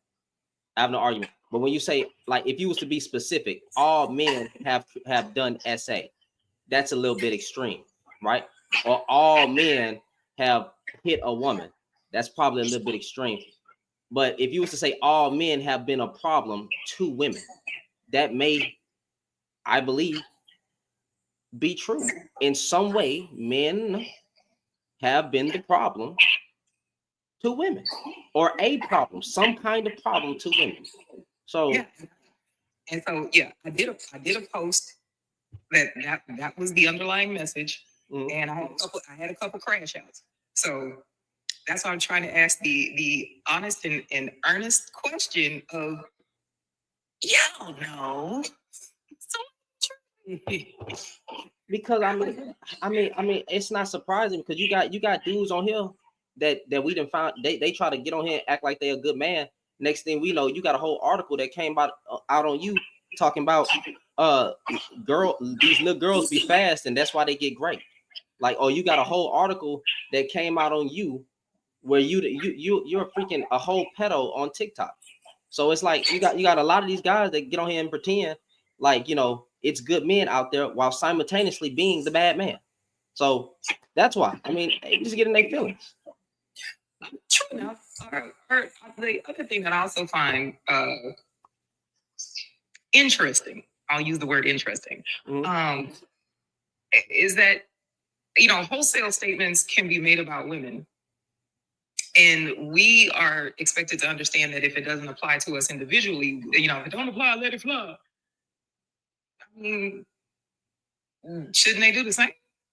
They're not going to do this. Okay, you've been on this earth way long. How weak have men become today? Listen, this is just I'm just checking, okay, to see. Listen, because I'm we're hypocrites. Somebody changed something in the Constitution of niggerdom that I wasn't there. Okay, I'm checking. I don't be at y'all meetings. We're hypocrites. I think that's been proven over and over, whether it be on this app, whether it be on YouTube, whether it be in life, right? Even in our day-to-day conversations, even terms like men can't be a 304. Like, yeah, you can, fam. You're literally a 304. You're sleeping around with any and everyone. You're probably sleeping around with both genders or the 100 genders, whatever side of that type of belief you land on, or sex, right? You're probably sleeping around with everything, but you're sleeping around and you're having no commitment. You are in turn a 304, right? So men are hypocrites, and especially, and also, I don't want to take it there before. I'm trying to hold my mouth. Black men specifically are soft because they don't want black women calling out them on their nonsense or clocking their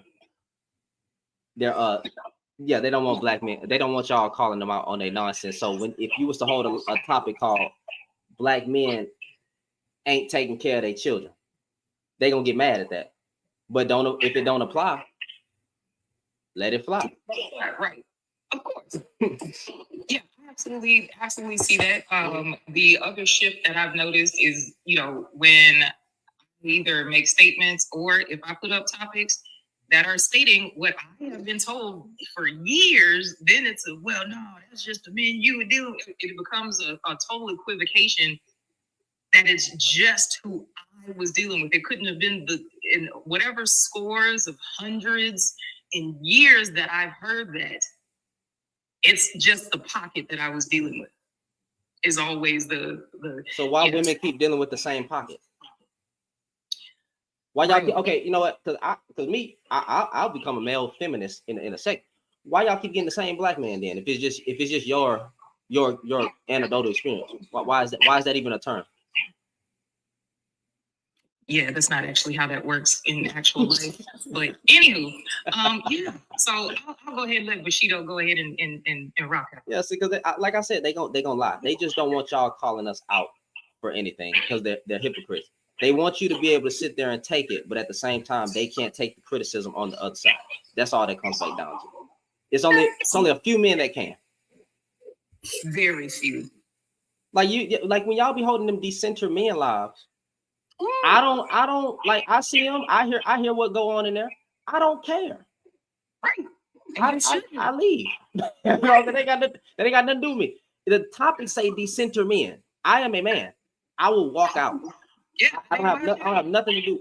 I have nothing to do with that. Look. Here's how I know I can get them. I don't need a man. That's it. That'll do it. Okay, what does that mean? Yeah. Okay, yeah. What? I don't understand how people be hurt by that statement. I don't need a man. If you're hurt by that statement, obviously the woman that's saying she don't need a man, you must want that woman. That's how I intern it. Because why you going up there talking about, no, y'all need us and stuff like that, bro? Go find the woman that actually believes she needs your ass, and you'll be happy. It's just a level of entitlement, though, because like even if it was a man that I was attracted to, if he said I don't need a woman, I'd just be like, okay, you're weird, and then that would be not only would that be a turn off, but I still wouldn't feel the need to be angry about it or ask him, well, why do you feel that way, or to tell him that he does need one. I think that extreme that they go to convince a woman that she's not actually happy and that she does actually need a man is weird. It's giving entitled and obsessive. Then they get to going into the rabbit hole of list why y'all need a protection. Nigga, please. But let's let how you say your name, brother? I don't know how to say your name. It's Bushido. Bushido, how you doing, man? Well, go ahead. Yeah, I wanted to ask you what would your definition of 304 mean? Like, just a person that's a whore. So how are men the biggest whores then? In what regard? Well, if you look in case studies, right? Typically, if you even look at married couples, the man is usually the one with the highest body count in his relationship. Men usually have more of a high body count than their partners, so making him the biggest 304. From my understanding, it's historically only 40% of men have even been able to be marriages and even procreate. Yeah, so if you want to look, does that mean that men weren't having sex at that time or running through women? No, but how is that even like an accurate assessment as to how men are the biggest whores? If for example prostitution has been the one of the ugliest professions, was that occupied by the majority of women? It takes a different type of woman to be a prostitute, right? So when you get to talking about that, that's only a small percentage of women, right? The collective group of women were not those type of women, but men in general were sleeping around. Men in general were making side babies. I mean, if you want to look at the Black community, we know about Pawpaw, right? Making side babies. I mean, the rabbit hole goes deep. We've always ran through women. We've always used women. We've taken it from women. Actually, if I could, it's even so ingrained that literally while they were building the White House, they had to install a brothel nearby in order to make sure that the workers would remain productive, and that was cleared by the president at the time. So there's a context and a history that men gotta, literally Spike Lee, men gotta have it. That's sad. So I don't know. So and matter of fact, women if you even look at what we're saying, they're not supposed to be having sex and all this stuff, and we need to control their bodies, and they're just now getting sexual freedom.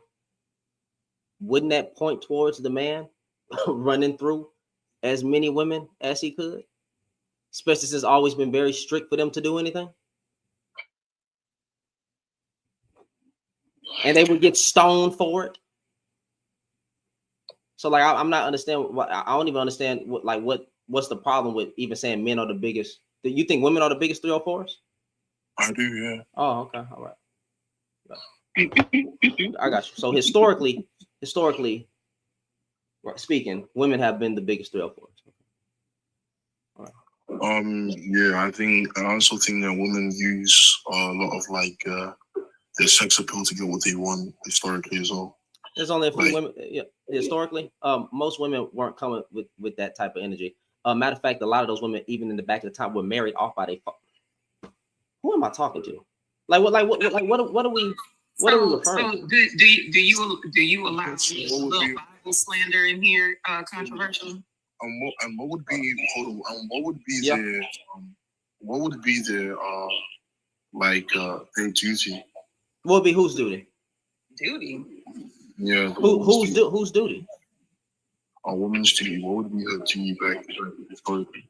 Well, I mean, she was always forced to stay inside the house and tend the house, like forced to only stay inside the house, tend the house, and things of that nature. That's not true.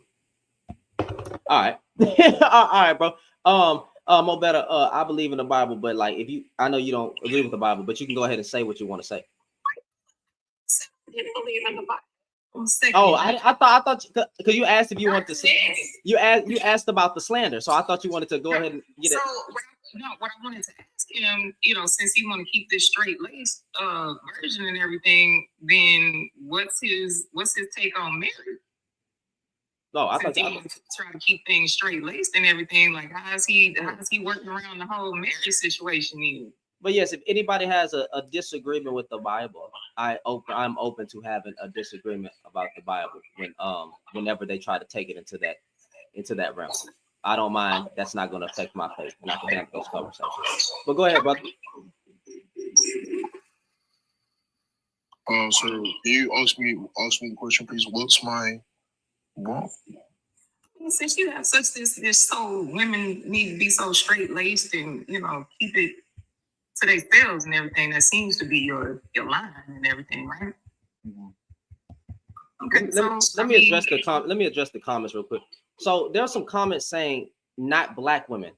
Can y'all please shut up with the not black women? This is not black women. We're talking about women in general right now. Okay, so it's women in general, not just black. Black women ain't never. Oh my God, black women ain't never worked. Yes, we need to acknowledge black women. I mean, not they never worked. Ain't never sat down. Right? They've always worked. But we're talking about women in general right now on the scope. We didn't make the black people specific. No, historically, women in general have always worked. All right, bro. Okay. All right, go ahead. Hold on. I studied, bro. I know. We got a degree studying. Go ahead. I'm being extremely respectful. You don't have to be like. I understand that this is your platform, but I'm being respectful. I'm literally being as respectful as I should. I got you. I haven't said anything bad. I just said, yeah, you did studies. I don't listen to all that stuff. Like, I've done studies. Yeah. Everybody's done their own studies. Everybody in here got a degree. Everybody makes 6 figures. I've been down this road. So do you understand? So before the likes of like the nuclear household, we did the family dynamics to a lot of the time that we used to go and be with interpersonal dynamics. So what would happen is inside of your entire village would basically be the ones working. In your village, you'd have, for example, your local carpenter, you'd have your let's say a farmer, things of that nature. But the woman would go and take up the man's skilled profession. The woman would be helping the man work, right? So women have always been working regardless of their background. Women, white, black, Chinese, Asian, they have always been working. They've always taken up their husband's skilled profession. So you're saying that women have stayed at home, and it's only black women who have been the ones who have been working. Like, you were wrong, bro. Majority of those women in those times, see, that's not true. Majority of those women in those times, right, were tending the house. That's what they were for. That was their role, was to tend the house, was to make a meal. And they may have had a vineyard or something, but they weren't going out like really far doing work or doing this, that, and the third. That's not true. In fact, you got it.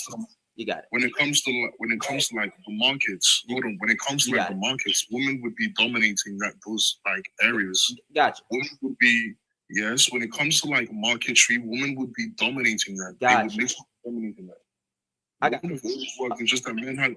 Women would always work, just that men had control of their finances. Understood. So tie that back into the original prompt. What you came here. So how have women been the 304s?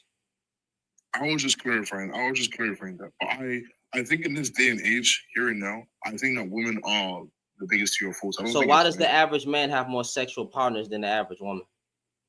Is that statistically proven? Go look it up. They've done studies on married people, right? That the man every time, always has more sexual partners than his wife. They've done surveys. I know some of y'all don't like surveys, right? Because women lie. Women always lying. They lying to set the man up and all that stuff. Yes, my guy. Men always have more sexual partners than their spouse. That's just the God on the truth. Why was there why was there a study that showed that 33% of men from the ages of 18 were either virgins or hadn't had sex within from the age of 18 to what? 18 to 30. Haven't had sex until so from the age of 18 to 30, what does that entail? And how many women did they, how many men did they conduct it on? And when you look at history, or even in today's time, who is doing the running through? A small percentage of men. Oh, I know where this is going. Are Black women having sex with 20% of men? No. So only a small percentage of men. Only a certain archetype of man is really out here. The average man has more sexual partners than the average woman. I don't think that's true, man. I think that women have more. Just because you have more access to sex or more options to sex, right? Just because men are thirsty and women can get sex whenever they want because a nigga slide in they DM and be like, "Oh, I want you," or whatever the simp talk be, don't mean that women are acting on that. I don't understand. Just because they get approached more, that we think that they are I can't say that word, that we think that they are acting on every man and just riding AD or whatever y'all saying. That's not how that's working. A lot of them niggas getting denied. The average man has more partners than the average woman. Yeah, I've been celibate for 4 years, going on 5. Like that, I love this street. If you even wanted to tie in kings that had concubines and that had wives, that's a lot of sex, bro. Yeah, and she gotta be loyal to that one man. I said a certain archetype of men, yes. But even the average man, in a lot of those times, even the average man was going out fornicating. I think the average man is extremely unattractive to like most women. What's your body count? Me? What's your body count? No. Let's be honest. What is your body count? 7. Gotcha.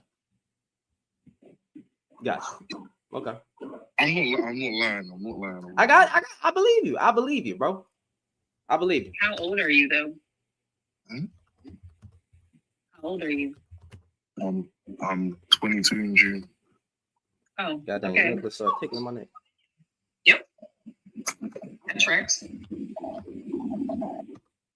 think that's a little much for age 22, in my opinion. But anyway. So even if you was to genuinely search and go read an article or go read any study, bro, right? If you was to read that, like, so what is ran through? What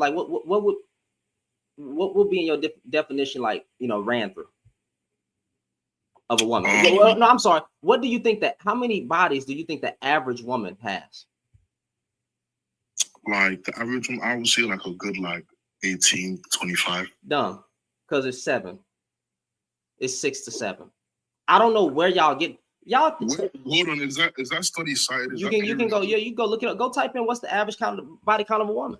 You can go to the Centers for Disease Control and Prevention. You can go look it up. I don't know why y'all be thinking that the average, but who taught you that? I just want to know who taught you that though. Think about it. Here's why. If he's got 7 and he's thinking he's a conservative, so he's looking at his 7 as I'm the good guy. I'm the conservative good dude. I'm not wilding. So he's thinking wilding is at least 2 to 3 times of what he's doing. That's where this is coming from. Can I ask you something, Bush? Oh yeah, go for it. Do you believe that women are more emotional than men when it comes to sex? Yes or no? No, I believe that you're more emotionally reactive. Okay. So you don't believe that women are more emotionally attached regarding sex than men? No. You think men are more emotionally attached?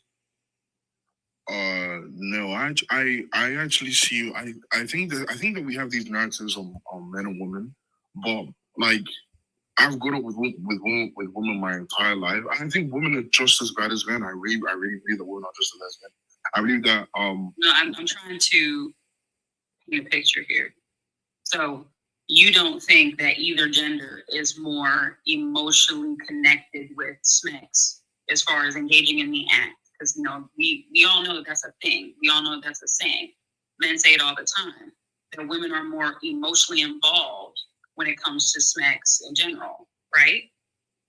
Can we say that that's fair? That that's generally stated amongst men? I mean, yeah, it's generally stated. Okay. Okay. So that means that there's a general belief to that, right? Okay. So let's just think about that for a second. Wait a minute. Bro, go to what the heck is this called? NIH.gov, bro. I want you to go read the chart. When you get some spare time, bro, go read the chart. Right? You said what, sir? Go read NIH.gov, bro, and then you do the chart comparisons between between men and women. Bro, come on now. This is y'all. I don't know, bro. The highest it gets on women is freaking 2 to 4 lifetime partners. The highest it gets for men is 10 to 39. What do y'all niggas be talking about? What do y'all be talking about? Where the fuck are y'all getting this from? It's crazy to me. That is crazy to me. Are we talking 2025? When were these studies made? Oh wow. So it's just got that much big. Wow. But y'all is crazy. I can't lie. I truly believe, especially so in the last 15 years, it's gotten crazy, y'all.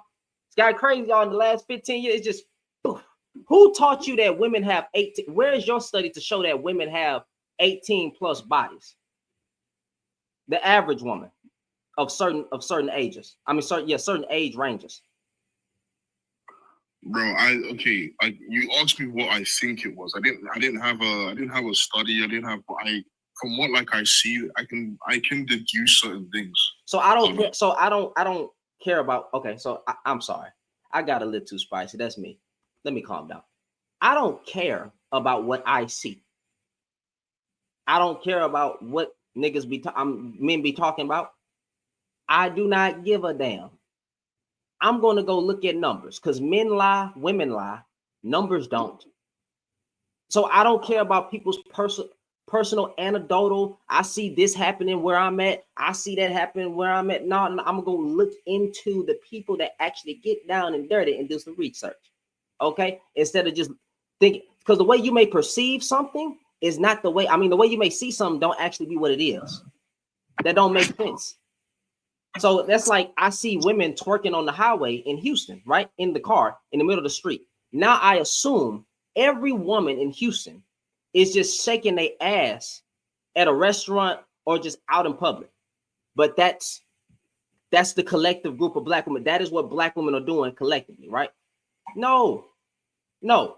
The problem is ratchet culture. There's a ratchet culture and women are doing this. That's not what the average black woman is doing. So it's like, I don't care about if I see something. I want to go look into it. So this study right now, this particular one, because I gave you another one, is from 2006 to 2010. So do you think that in the last 15 years that 4 to 6 has jumped from women Do you honestly think that in the last 15? Again, what I think or what I know. I'm sorry. Do you know? I'm sorry. You're right. Do you know that this right here? No, I don't have an accurate assessment. Would you believe that men usually have 10 to 39 lifetime partners at the age of what to say? The age of 35 to 39? Hold on, I'm on my computer and I'm looking for the average number of sexual partners across America.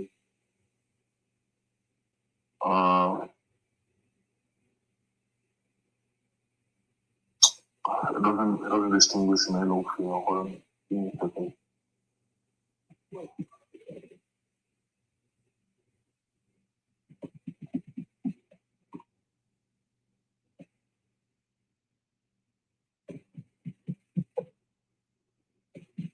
Okay, it says here, the average, so an average 30 to 34-year-old woman says 30.9% of women from the ages of 30 to 34 have 2 to 4. Then 24% or 24.7% of women have 5 to 9. And then 20.1% have 10 to 39 partners. So there are still women who are having like a large amount of like sexual partners. You just gave us small like what chart do you read? Healthline. And then I gave you NIH.gov. Well, okay. All right. And wouldn't that prove that men cheat more too? If you're only 35 and like NIH.gov, and that's what I'm saying. Like NIH.gov is 2006. Yeah, I did. Yeah, I was just talking. Like I was dead in the middle of a sentence when you just started talking like I wasn't talking. Sorry, my bad. Okay. Thanks. I would think on average, if a man has 40 partners and he's only 35 years old, and clearly, I mean, it's also statistically proven what age on average men start engaging in sexual acts. It doesn't add up. Like you're clearly not in relationships with all those women. And on average, like out of those 30, 40 women that they've slept with, they've probably only been in a relationship, a serious relationship with a third of those women. So that means that they are getting it in during roundabouts those relationships. The reason why I was asking about or making the point of women being deemed the more emotional creatures, men deem themselves the logical creatures. Men also state that they don't associate sex with love, which is why they can cheat and it's okay and women cannot. See where I'm going here, Bush? If women are supposedly more emotional creatures and we associate love with sex more than men do, then it's contradictory to what you say. It's not likely that she's going to be out here hopping on John, Tom, Mo, and Joe every other night, every other day of the week, or have a new man every week because she's not falling in love every week. She's not falling in love once a month.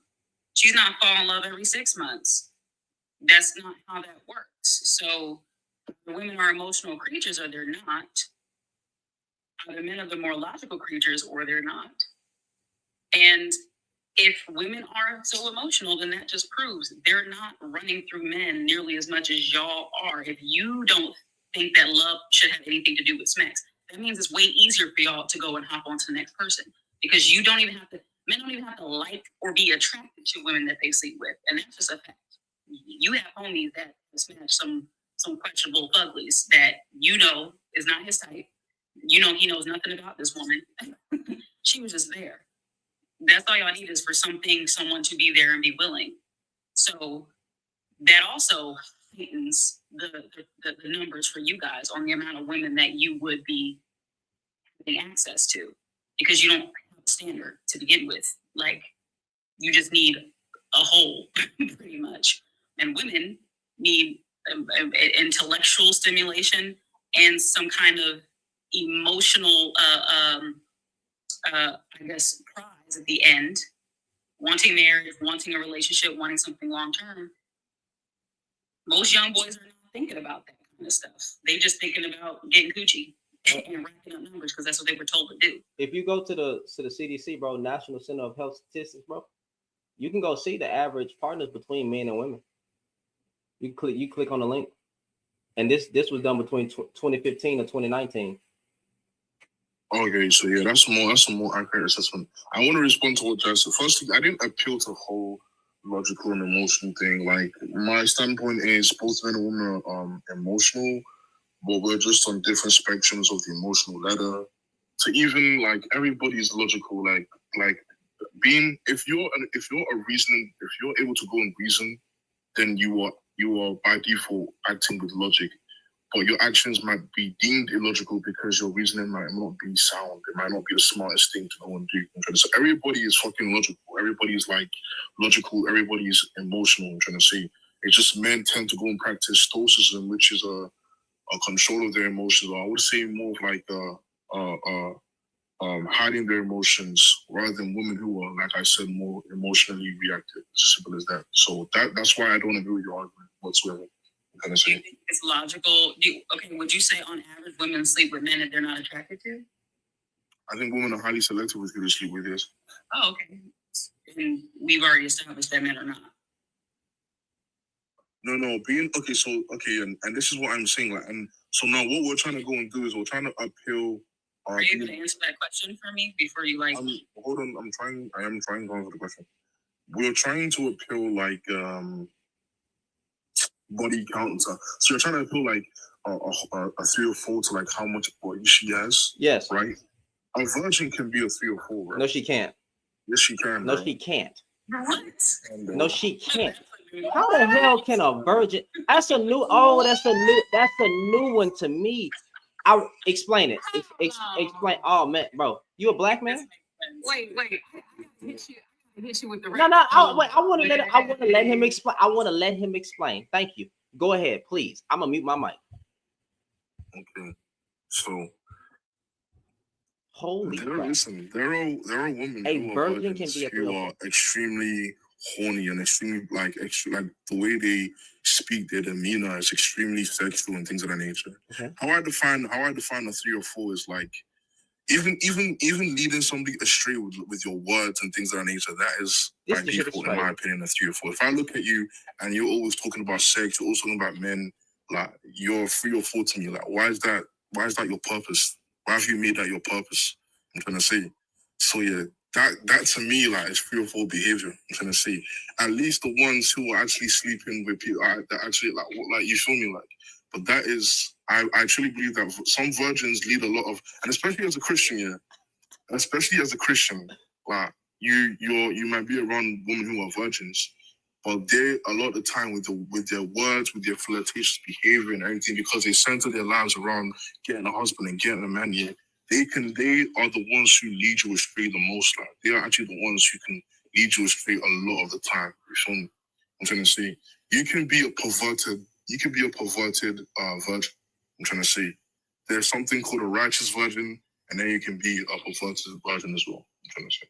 Fam, these are just conversations.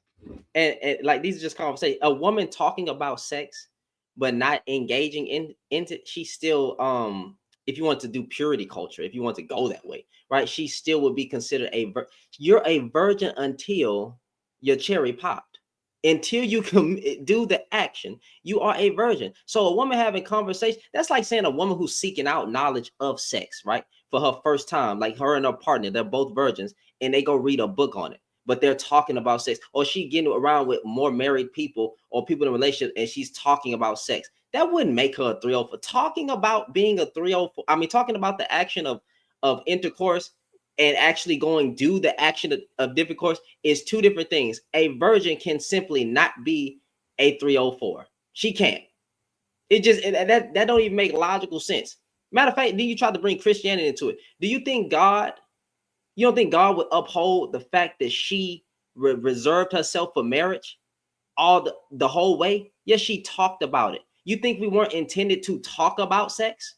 No. So maybe I didn't clarify. When I say talk about it, it's like more so being flirtatious. More so Everybody like, flirts, fam. No, When you're dating, you flirt. I don't understand. Like, if she's dating, I mean, if she's going out dating, looking for a man, it could be in a church. It could be after the service. It could be at a lounge. People flirt. That you flirt. You're charming, right? Oh, I would hope so. You have to be charming. You flirt. That's what's going to happen.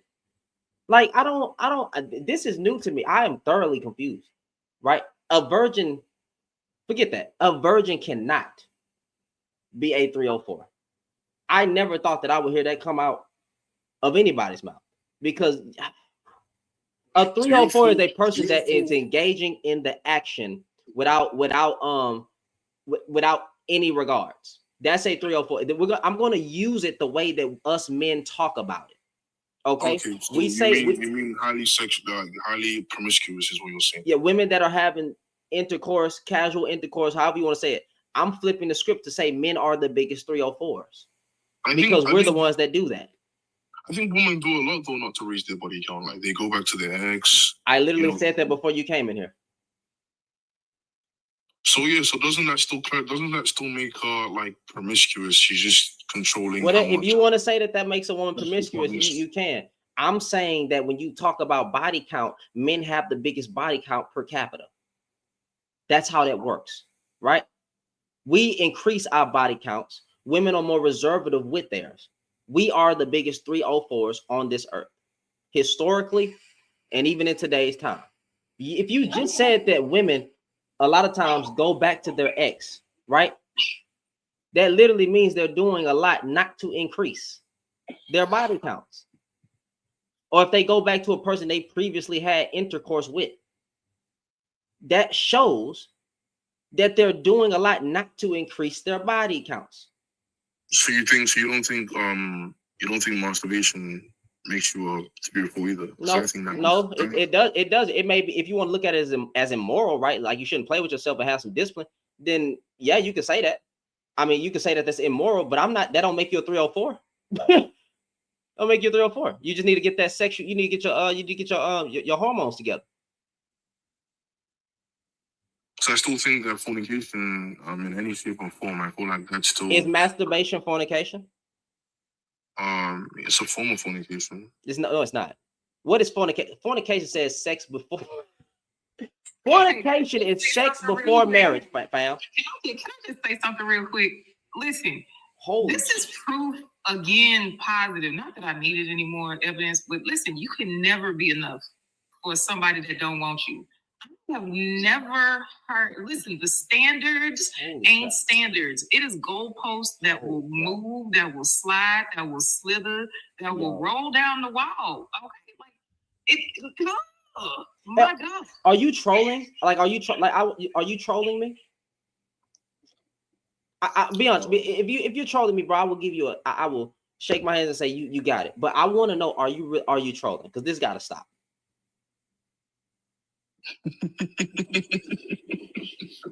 I think he's trolling.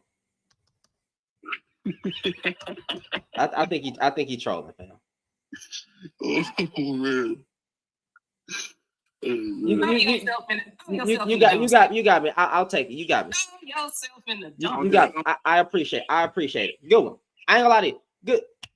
Good job. I applaud you. Right? That's a good one. That's a very good one, fam.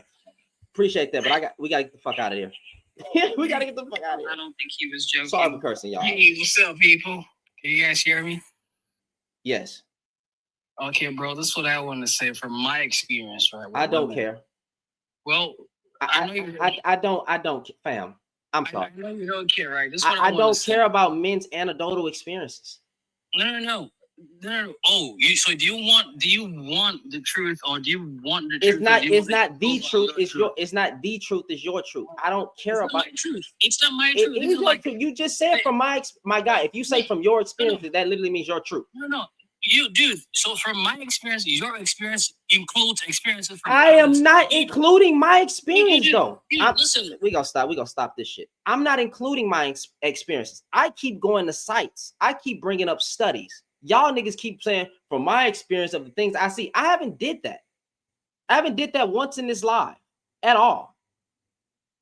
So I don't come in and say my experience, women are bad. That's a weak mindset. I don't care about your anecdotal experience. But go ahead, you can unmute yourself, bro. I ain't trying to be mean or nothing, but I'm just saying, please, if you're gonna have a conversation with me, fam. I don't even know how I got muted. In 2025, I'm speaking from fact, okay? In 2025, right, okay? In modern times, okay, there are more men that are virgins, okay? About 30 to 40%, or 30 to 70% of dudes Where's are the source? Okay? Oh, you can Google it. Where's the source? You can Google it. Okay, all right, cool. Are men more virgins? Right. Are men more virgins? Hold on, wait a second. No, I said 30 to 37% of dudes, right? Hold on, Kojo. He just said, hold on, he's about to look it up. That's number one. Sir, Google is a search engine, it's not a source. So when he asks you for this, Google is a search engine, it's not a source. We don't believe in Google now. It's a search engine that you use to find sources. He asked you what the source was, so we were expecting you to state a source, not repeatedly. Women are not angels, Okay, and men cool. are not demons. So I got you. So let's read. So from a general search, I need a source, but like, you know, from a general search, I can see, according to available data based on studies from the CDC, men are slightly more likely to be virgins than women across different age groups, with a small percentage difference indicating that the gap is not significant. Wow. However, it's important to remember that virginity statistics can vary depending on the population studied and how the data is collected. So give me a source. Wait, so no, you just came back from Google, right? That's Google. That's a general, that's an AI overview. Nigga, that's the first sentence that pops up. AI overview got us information from everywhere. It got us information from everywhere, and it gave you an overview. And then it said the gap is not significant. So exactly. So if the gap is not significant, if men are 26% more, if the men are 26%, holy fucking shit. Information is from 30 years ago. If the men from 30, 40, if the men modern stats. Stop unmuting if you're muted, or you're gonna get dropped. I'm done, because I ain't about to play with them. You can come back up in a second. I'll bring you back up in a second. If the damn study says 26% of men, right? And then it says 26.1% of women, nigga, that's a slightly difference. It said the gap is not significant. Goddamn. I said I'll concede. Are they factoring in like how these women are? I don't know, because I need to know, like, where. Give me your site or give me your study, and don't give me blackdemographics.org or .com. Like, why is that a problem? That's what I wanted to get to. Like, okay, they're virgins. Great. I'm gonna bring them up. Yeah, that's very good. Why should they not be virgins? So let's let them talk now. I'm gonna mute my mic. We're gonna let them get it all out. But I don't want a woman I don't want a yes woman. I want a woman that I can talk with, a woman that can challenge me, a woman I can do things with, plan life with and stuff like that. I don't want a yes woman. Understood. So, yeah, so that thing is just kind of ridiculous that, they're gonna talk about. See, all I'm saying is that just as there are good women, there are good men. That's all I'm arguing for. There are good men. That's my argument. When did I say that there wasn't good men? No. I'm not saying you. The argument, there's always an argument that, men are bad and men are bad the whole time, dude. There's like a lot more good dudes than there are, and a lot more, how do you know that?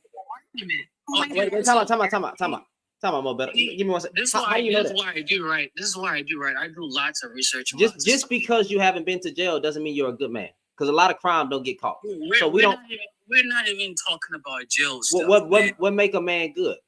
What makes a man good? Yeah, because do you hold on to any faith, any type? See?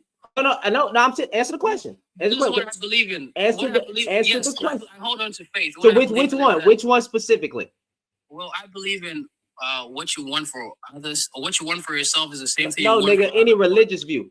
Do you hold on to any religious view? And then if you do, which one?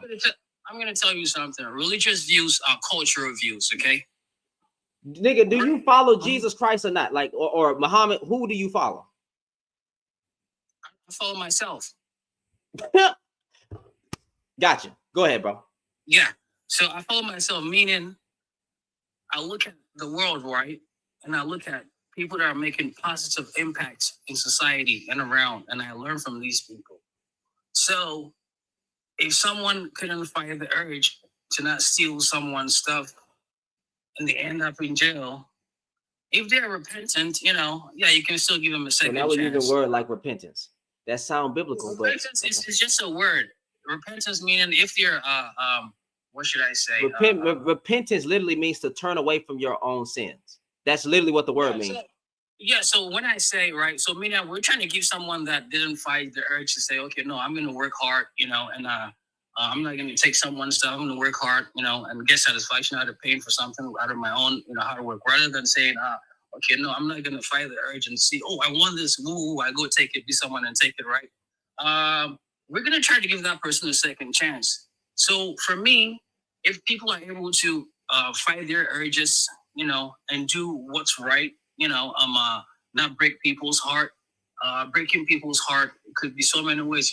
When you steal someone's stuff, you break your heart because, you know, they have to go through pain. Yeah, because they have to go through pain. They work hard for whatever it is.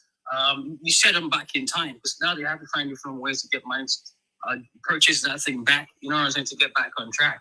So every time you cause someone pain, you're breaking someone's heart. So every time you cause any person that causes pain to another person is a bad person. That's to me. That's what I believe. And you came up here to say what? Because you like what? No, nothing. Okay, so you addressed the second part. So what I came here to say, you know, to say is that when you say men are more 304's than women, yeah, that's true. That I gave you the site. I literally gave you the site. I gave you the CDC. Do I trust you or do I trust the CDC? Because men are cheating with what? Do I trust you or do I trust the CDC? No, men are cheating with who? That's fine. They're cheating with women. That's fine. I got you. Meaning that they're running up or y'all could be cheating with men. I don't know. But the women aren't cheating with other women. But hold on. That's fine. If you want to spin it that way, that's fine. Exactly. So but listen. You're not listening. My God. If you don't want to listen, then don't talk. Like, right? Don't have a conversation. I gave you the CDC. Do I trust you or do I trust the CDC?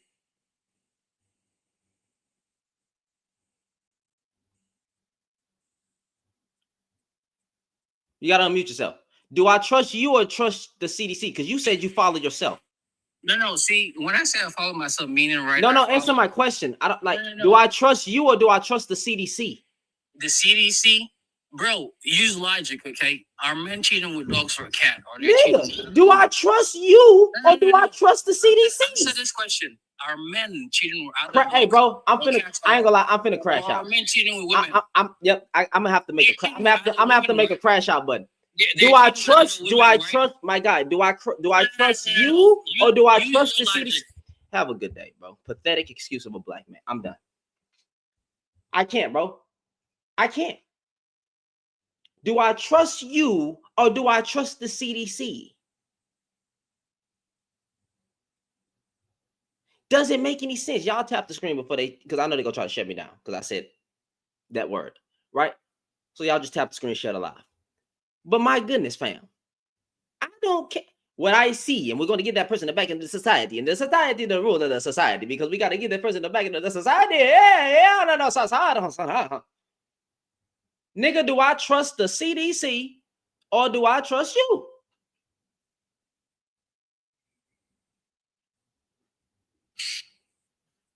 Holy crap. You cannot make this stuff up.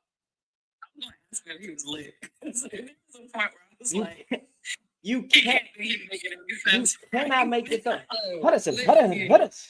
So listen, you just up here having these little conversations. Imagine dating and much less fun. We are here in the trenches. You just up here in the live. We are here in the trenches. Okay, Dude, no. Oh Lord, bro. It's celibacy for me. I come up here to get my my resolve to stay away. I'm like, bro, wait a minute. If you would shut the fuck up for a second, just shut up for a second, fam. Do I trust you or do I trust the CDC? Do I trust the research or do I trust you and your personal experiences? I don't care. I'll tell you one time, black man. I do not care about your personal experience. I could care less. Nigga, I really could. I don't care if a woman ran off with your children. That's bad. You should have chose better. That's how stiff I am. Okay, that's how very stiff I am. Stop trying to make me feel sorry for you. You said be logical, not be emotional. So why would I care about your emotions, nigga? Oh, this is how I feel about some, bro. These women, bro. But you gotta understand, bro. Shut up. Stop crying. I ain't gonna say that. So I feel like they looked at the skit from In Living Color in the motherfucking jail, and they felt like that was more of an example to model rather than satire. And I'm gonna need motherfuckers to go back and understand that was satire. Don't do that. Yeah, leave, boy. Like I'm like, bro, answer the question. Hey, man, hey, cocaine is a. Y'all can finish this thing. I was waiting for him to start, explaining the pontifications of the necessary edifications of what we need to understand about the situation that he was trying to exemplify for us. Miss I, God dang it, how you pronounce that? Miss Ivy's, a 304 just means HOE. Okay. A virgin. It's a virgin. No, we ain't gonna do that. Oh man, no. Bro.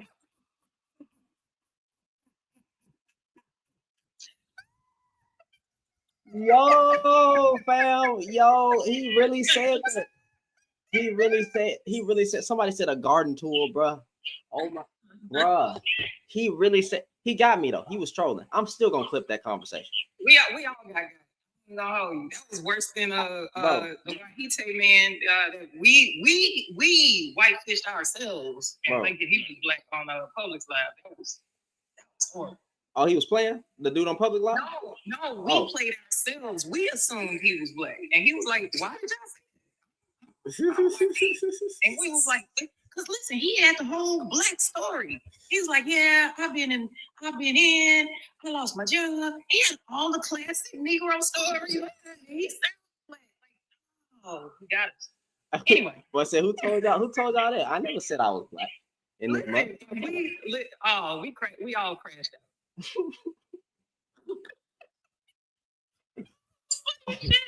Hey man, boy, I would tell you.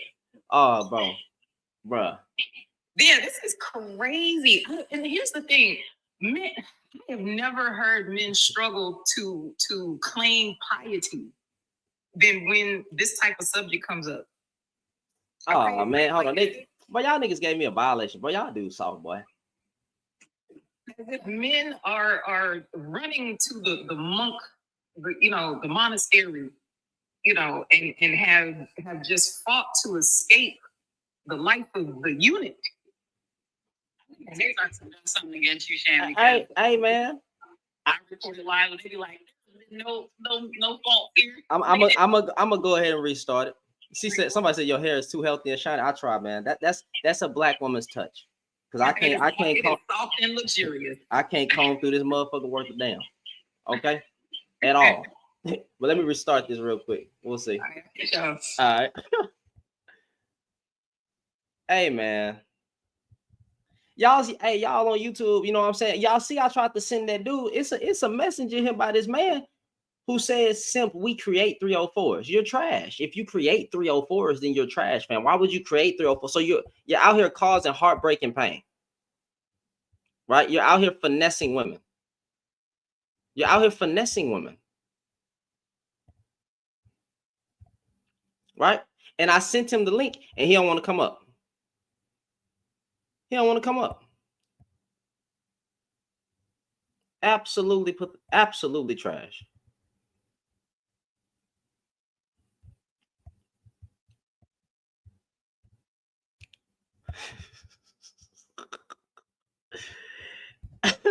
Hey, that boy got me. I ain't gonna lie about it. That was good. But I'm still gonna clip it. We gonna use that. That was a good one.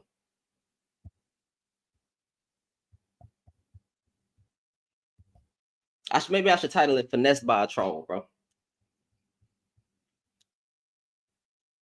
Right?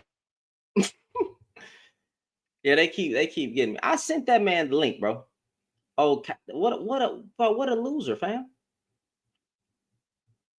What a loser. Right?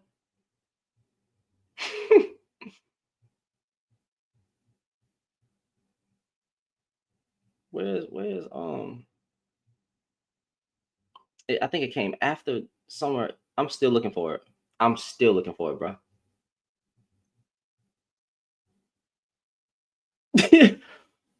Oh man, that was crazy. Oh no, I think it was before that guy. That's crazy, man. That's crazy. Y'all tap the screen, share the live, man. We in it. And if y'all on YouTube, man, just hit that like button for me. Support the panel, support the show. We in this thing. Check your cheek. What you mean check my cheek? I just now said check my cheek. What's on my cheek?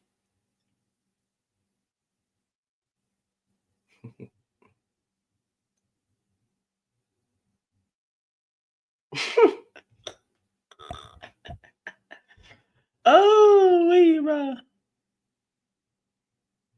Goodness gracious.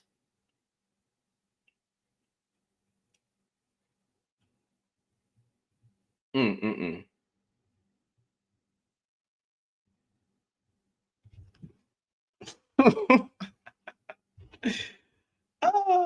A kiss from the ancestors.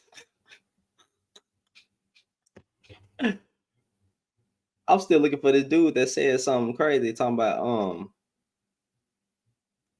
and I know I had sent the message to that man. I just can't find it. That's a lie. We create 304.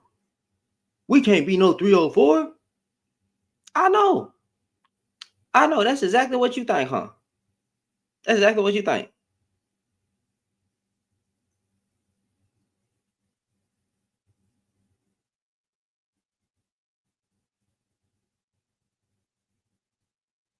Heck, AI can't even define how many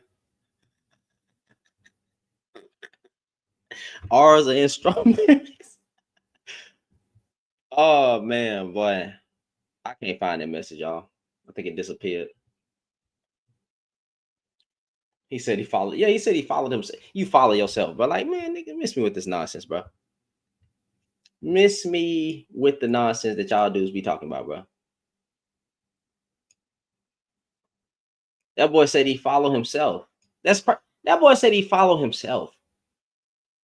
So nigga, I should follow you because you follow yourself, bro. That's dumb. But that was funny.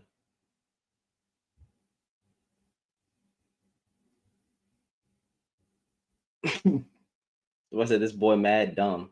LOL. I'm gonna find that comment, bro. But y'all tap the screen share. Like we gonna get it back, bro. We gonna get it back. That was very interesting. Even with the Caucasian man that came up, bro, that was stupid, bro. That was crazy.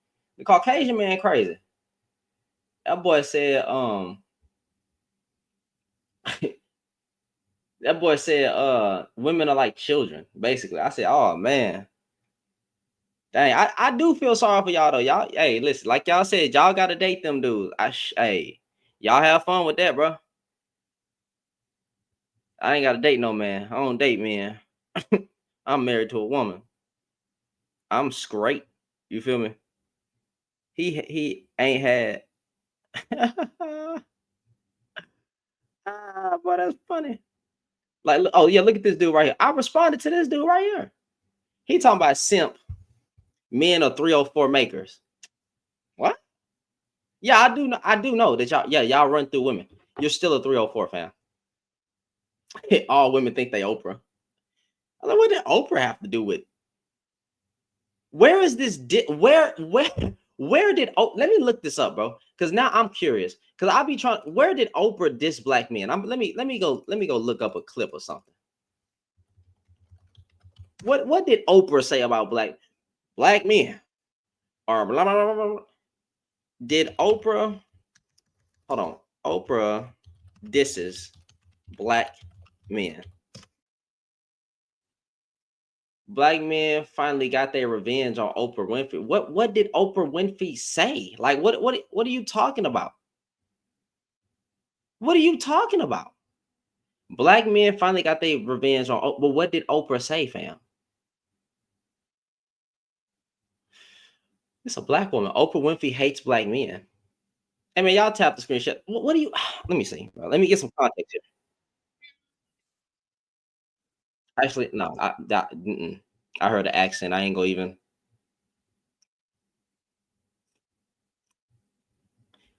I'm still searching for this clip.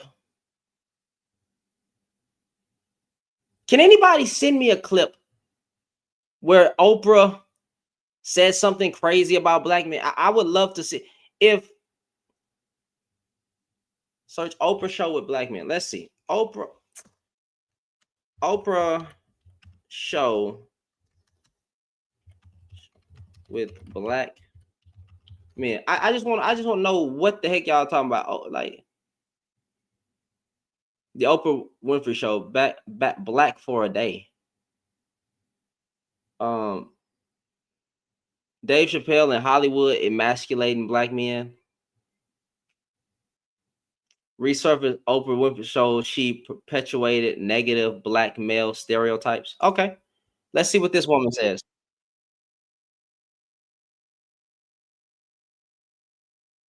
I ain't gonna lie to y'all, bro. This gonna be an interesting 4 years, bro.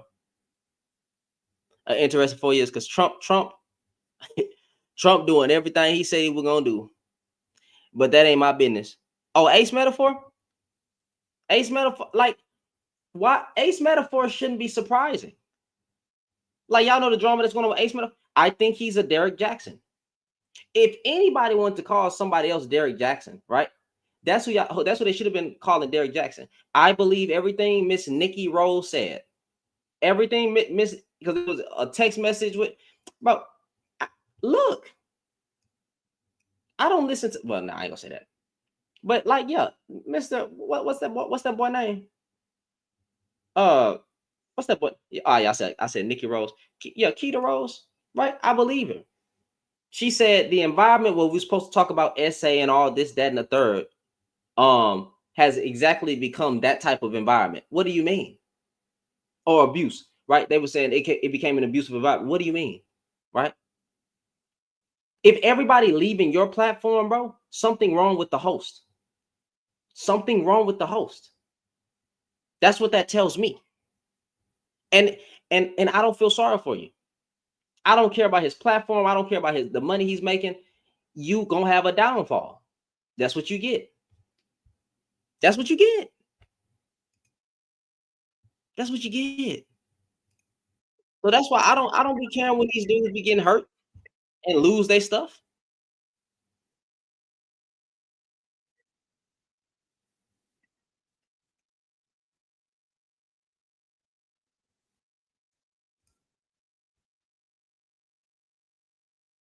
I might even restart and put that on the background.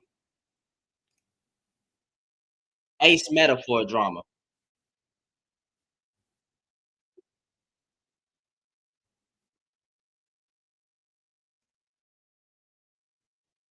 Mm-hmm.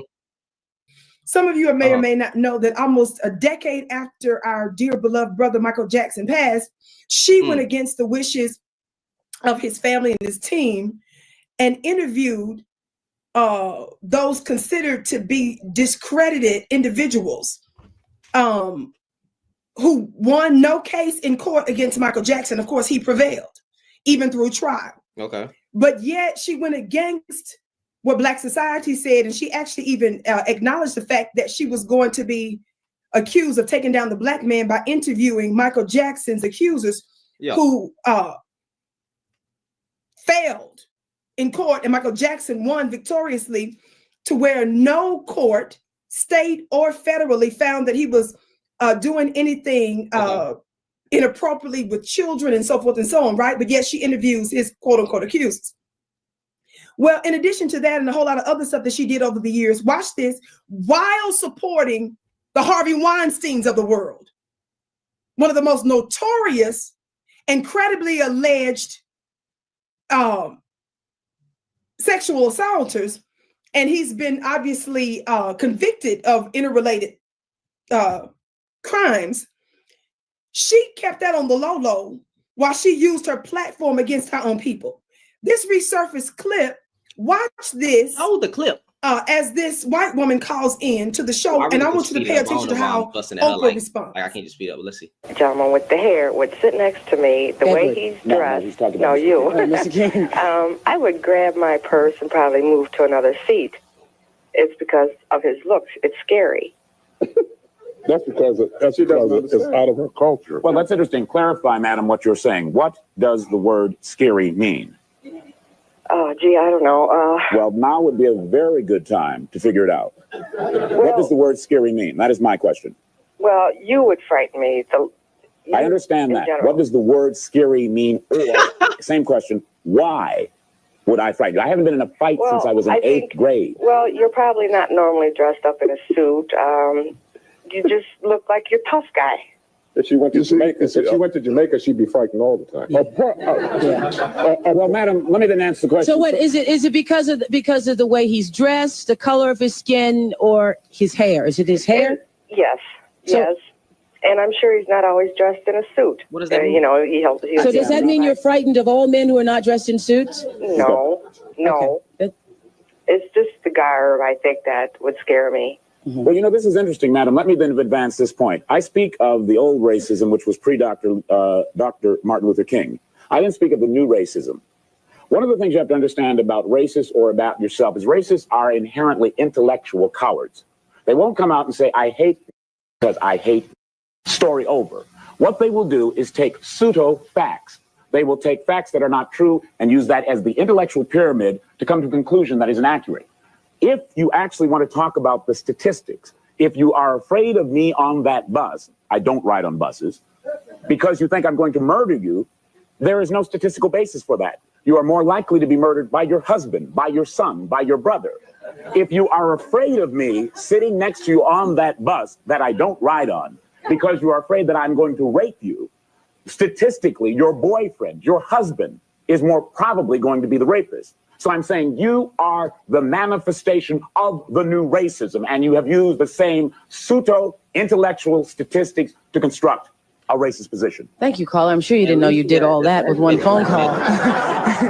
Okay, did you all see that? Oh, what? This is why we call her Okra Winfrey. What did she do? And a homegirl, Kale King. What did she do?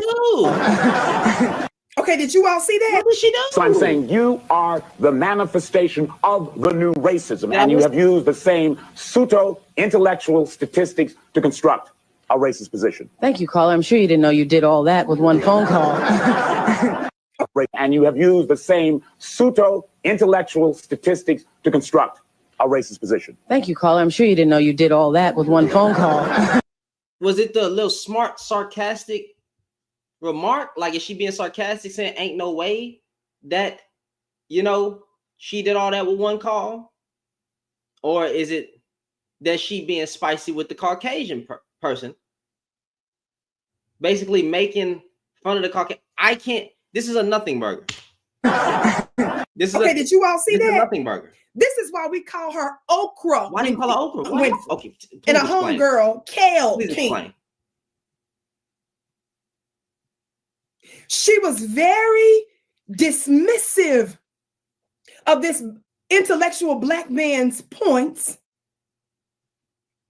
She gave no true credence to it. Though he spoke very eloquently and intelligently, but as it's been said about her, Oprah is really and has always been the virtual white woman's homegirl. Madam, let me then answer the question. So what is it? Is it because of the way he's dressed, the color of his skin, or his hair? Is it his hair? Yes, yes. And I'm sure he's not always dressed in a suit. You know, so does that mean you're frightened of all men who are not dressed in suits? No. I would never get a white woman. It's just the garb, I think, that would scare me. Well, you know, this is interesting. Or was the caller a black? No, it was a white woman because he said pseudo intellectual. Madam, let me then advance this point. I speak of the old racism, which was pre-Dr. Dr. Martin. Helped to skyrocket. Speak of the new racism. This was her base that helped to skyrocket her on the platform, on her platforms, her television platforms. And so, of course, she doesn't care if she does it on the back of her own people and if she offends us. Oh, nigga. Those days are over. And thank God for the Vicky Show and platforms like African Diaspora News Channel, who refuses to perpetuate and disrespect our own. I can't wait to hear what you have to say about it below. My name is Vicky Diller. Be sure to check out my website at vickyplanet.com and check out my new school at clubvicky.com. I can't wait to see you again. Vicky Dillard. I'm going to actually look up Vicky Dillard because this is absolutely. I am just confused. My name is Vicky Diller. Be sure to check out my website at vickyplanet.com. Okay, let's type in Vicky Dillard. God dang, I forgot how to spell her name. Let me see what the thing say about it below. My name is Vicky Diller. Be sure to check. Pause. All right, Vicky with the I. Let's see. Oh, she got a following. Okay. I'm gonna go ahead and subscribe to see if like she got some more information. I ain't gonna lie to you. I'm like I didn't hear nothing. I don't know if that was dismissive. It could have been. I'm just saying I don't know if that was dismissive, bro. It's not that I'm not choosing this, because if it was dismissive, I'd clock it. I'd be like, come on, Oprah. But maybe. Thank you, caller. I'm sure you didn't know you did all that on the phone.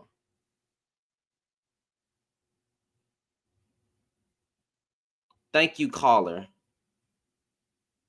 I know you didn't know you did all that on the phone.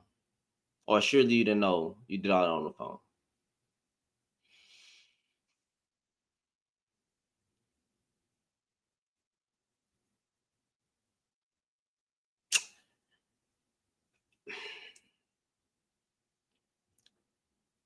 I wonder if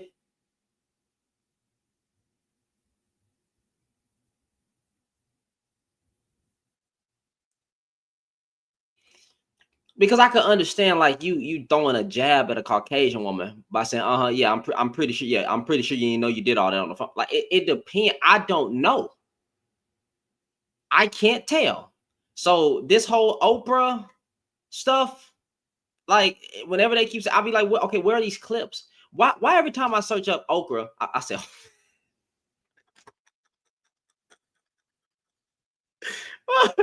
and the lady got me calling her Okra, bro.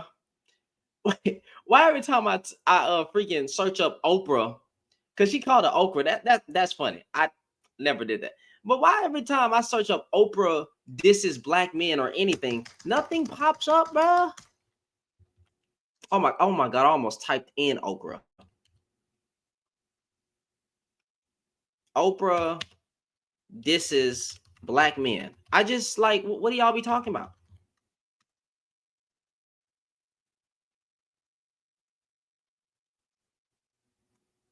And then you got niggas like what is this dude?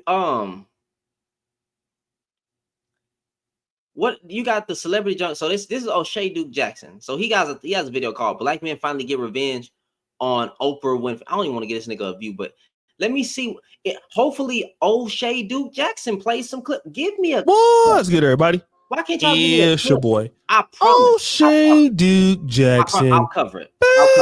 At it again with another episode of y'all niggas be lying. The Celebrity Junk. All right. I grew up in the 80s and in the 90s, and many of you brothers who had grandmothers, you can remember some of the soaps that used to be on TV. Young and the Restless. Okay, my grandma will be sitting there, boy. I gotta watch my program. Okay, Young and the Restless. As the world turns, those soap operas. Man, listen, my grandma would beat the hell out of you if you try to change it for Young and the Restless. Okay, but around at 4 o'clock every day, at least West Coast time, it came on a show came on by the name of the Oprah Winfrey Show. Many of y'all remember in the 80s there was Fat Oprah, Fat Luther. Okay, then Oprah lost some of that weight, and Oprah was one of the professional black women out there that really inspired. I feel a lot of change coming from her upbringing from Mississippi, I believe, to going into Chicago, being successful, becoming a billionaire in the industry. Oprah Winfrey is a model of success that many black women, really follow. There's a different show where she let black women complain about black men. Okay, so what show was that? Single. And if the complaints were valid, I wouldn't care. Never married. She's with Stedman, but he's a bum, in comparison to her. But one of the things that a lot of black men, and at that time, because I was too young to really remember, it was a lot of these anti-black male bashing content that was on Oprah Winfrey show. And a lot of the first time that we heard about a DL black man, it came through Oprah. And a lot of black men at that time were. What does that mean? What does that mean? A DL black man. You see how many black men are on the DL today? And we're not able to respond in kind. I mean, obviously, later you had the Montel Williams show, people like that. But a lot of black men, just couldn't get onto network TV. And even with BET was very female dominated. And at that time, the only time you could get, on is if you were talking about, BT in the, Rap City, In the Basement, things like that. Then, you had Donnie Simpson, but none of those things talked about the black male experience. But Oprah Winfrey allowed a platform that had a certain level of misogyny toward black men. Okay. Now, where am I going with this? Oprah Winfrey used to have a spiritual healer. He was in Brazil, known as John of God. All right. Now, I don't know if this guy is in the United States or not, but here's what I can tell you. This guy has been convicted. Listen to what I'm saying. As a man that has done many things to women and young girls, and some of his involvement were trafficking, let's say, individuals under the age of 18. Some of these ladies were held captive in farms in Brazil. I don't know if you have anything that was going on in America, but in Brazil, people were purchasing these people for as much as $50,000. Okay, people had expressed a lot of support for him prior to this.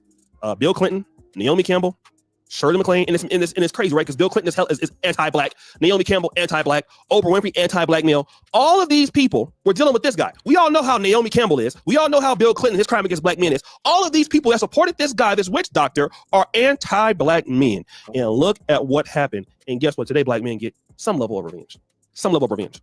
And what I want to say is a lot of these ladies that take this advice, and I can't prove everybody, but the people who have a lot of vitriol towards the black community, a lot of this hatred comes from ridiculous sources. In the case of the black church, it's an idiot like Jamal Harrison Bryant. Okay, that's what we're looking at. I don't like that now. And these women are taking this kind of spiritual advice from a clown like that. Now, Oprah, a billionaire who is out here influencing all these women, takes her religious influence, at least some parts of it, from a trafficker. And this is what I want to talk about. So much talk has been directed towards black men about being, toxic masculinity. I hear it all the time. Toxic masculinity. Don't you hear that? These men are hateful towards women. And then just look at almost every black church out there in America. Look at what women are being taught in religion towards. You don't need no man. God can help you do X, Y, and Z. God can.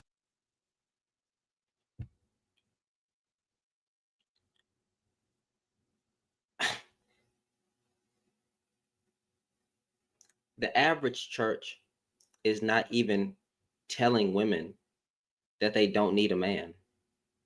The average church is preaching the gospel and covering scripture.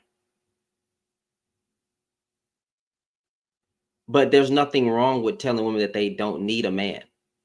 Telling a woman to focus on the Lord, put her faith and trust in the Lord first, and focus on her purpose, find her purpose, right? And wait for a man. Just be ready for when a man shows up. There is nothing ungodly or just wrong with that message, fam. You don't tell the body of Christ, just go out and get married. No, you don't. That's not what you do. So y'all want women to need us so bad. And at the end of the day, God can do things that a man never could. You ain't God. There are women out here in the world that are completely filled with the Holy Ghost, and Jesus is just enough for them. There are women out here who don't care about intercourse, who don't care to be with a man. There are women that took an vow of celibacy to say that they don't want to do it no more, and they'll rather just focus on helping the community or investing in stocks and living their life, traveling, whatever, seeing what the world has to offer. I don't understand you niggas. Sorry for saying that, right? But like, bro, when you talk about the church, a man is not a woman's purpose. So how do you even get mad at that message? The church also tells men, well, depending on what church you go to, because a lot of them don't be, you know, a lot of them are trash. But actual churches that's focused on the word of God, their main purpose is to serve Jesus Christ. So I don't be understanding what's wrong with that. The church ain't supposed to be telling young men, go out and go find you a wife. That is not the overall message of the Bible, fam. Like, what are you talking about? The overall message and purpose of the word is not marriage. It's God. God first. Goodness good, but y'all, you tell them not to get married. That they don't need. What church? I need to find this church that's telling women that they don't need a man. Like, just they start off the service like this: women, you don't need a man. And even if they were, let me get the context of the message. Stop focusing on relationships. Stop putting yourself in all these different situationships with these men, right? Focus on the Lord. Stay in your path. Focus on your purpose and let God bring you a man. You just be ready for him. What's wrong with that message? She keep dating. She keep getting her heart broken. She done tried to be complete through men. Try the Lord. What is wrong with that message? What is wrong with that? Can somebody, what is morally wrong with that message? Especially speaking to a believer. And whether you believe it or not, in the context of the scripture, God is above that man anyway. And God is above that woman. And she should love God so much that when you doing wrong, she should call you out. And if you trying to drag her into sin, she say no, because I love the Lord. Her first purpose, her first priority is Jesus Christ, and that's it. In the context of a believer. Not you men. God didn't tell women to focus on men. What the heck do you niggas be talking about? Focus on men. Her priority is God and her husband, not men. That's why I get mad when a lot of you dudes won't shut the F up. You don't know what you're talking about. You don't know what you're saying. You tell women they don't need a man. They don't need a man. And then half of y'all dudes talking about you want 2 wives and can't even find 1 wife. Stop. Stop. O'Shea Dude Jackson, you don't care if women want you, fam. You're a 304. All you do is talk about clapping cheeks, whether it be trolling. I mean, whether you trolling or whether you saying that's what you're gonna do. I don't know. I've just heard you on so many freaking videos where you're talking about booty clapping sound. Call me if you need me to clap some cheeks. Nigga, y'all be so sex-centered. What are you talking about? And then my guy, never mind. You can do this and that and all kind of other silly stuff that doesn't make any sense at all. It never make any. How does it not make sense? Now I don't care about that pastor. That pastor's trash. But how does what they saying not make sense? O'Shea. Focus on the Lord and your purpose. And may the Lord bring you a husband. It's not a woman's job to go out and look for a husband. A husband has to find the wife. So what is wrong with telling a woman to focus on her path and put Lord above that? Make the Lord her first priority. There's nothing wrong with it. There is nothing wrong with telling a woman focus on Jesus Christ and her purpose first. And may a man come. What you want him to go out here to do? Keep sleeping around? You want him to go out there and keep sleeping around? Huh? Is that what you want to do? You want him to go out there and risk getting pregnant by a trash man? Is that what you want to do? And then we got to address the sheep. We got to address the wolves in sheep's clothing that's in the church, because a lot of the men in the church are trash. So what are you talking about? Sometimes they get the exact same man. You can't tell the difference between a Christian and a non-believer nowadays, because the non-believer looks exactly like the Christian man. So they don't know who the good men are. What are we talking about? Oh, I'm very godly. I'm very this and very that. And he may go to church on Sundays and may be able to recite a scripture here and there. Next thing you know, she got her head between a washer and dryer.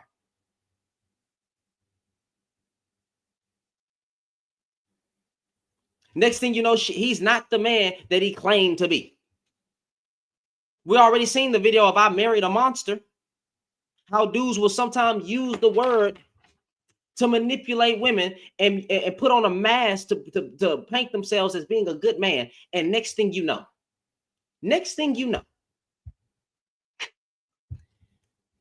she married a monster.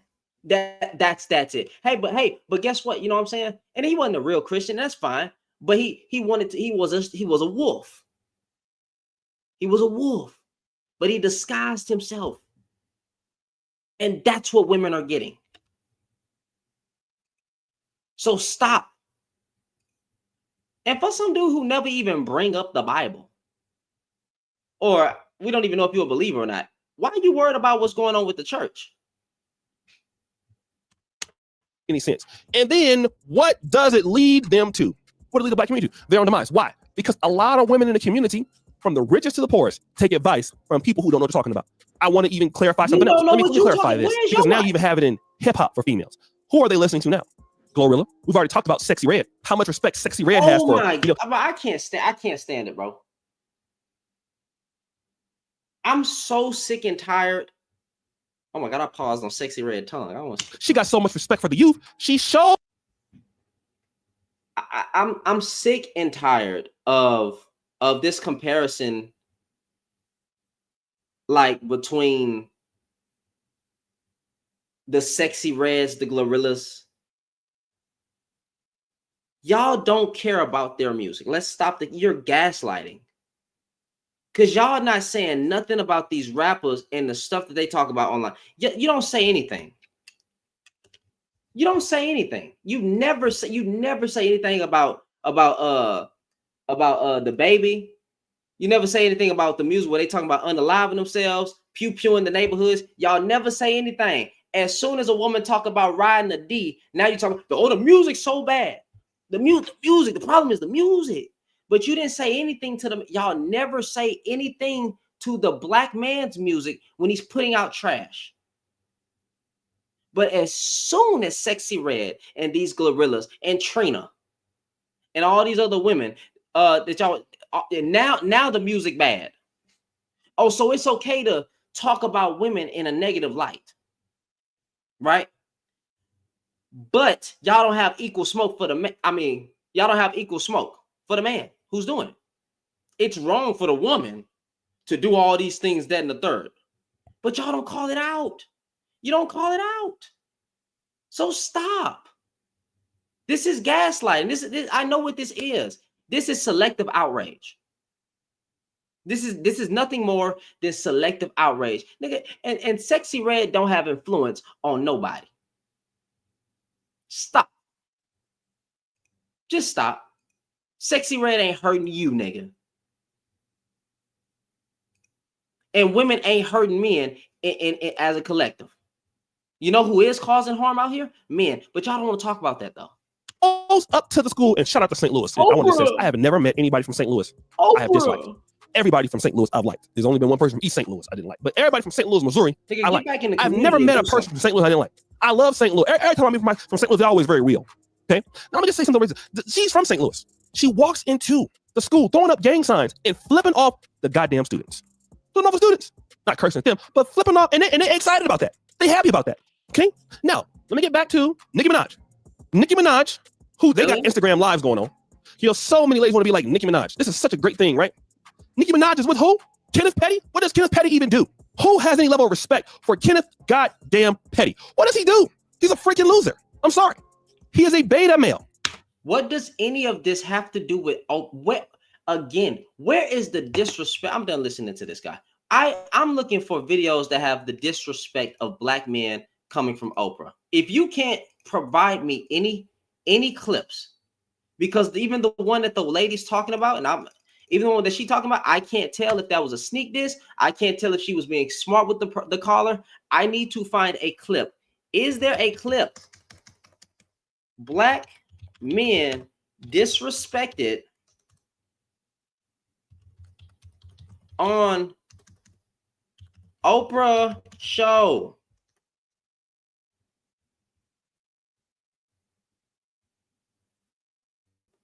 Oh my God, can you give me anything?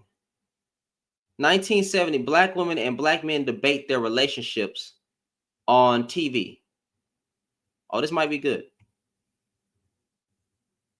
This might actually be good. What?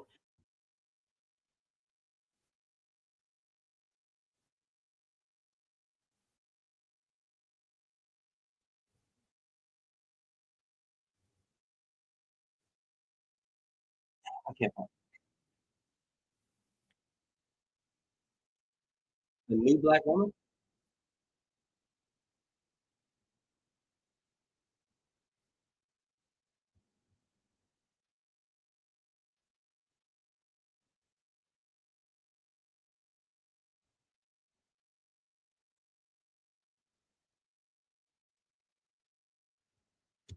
Who? Let me look at this name real quick.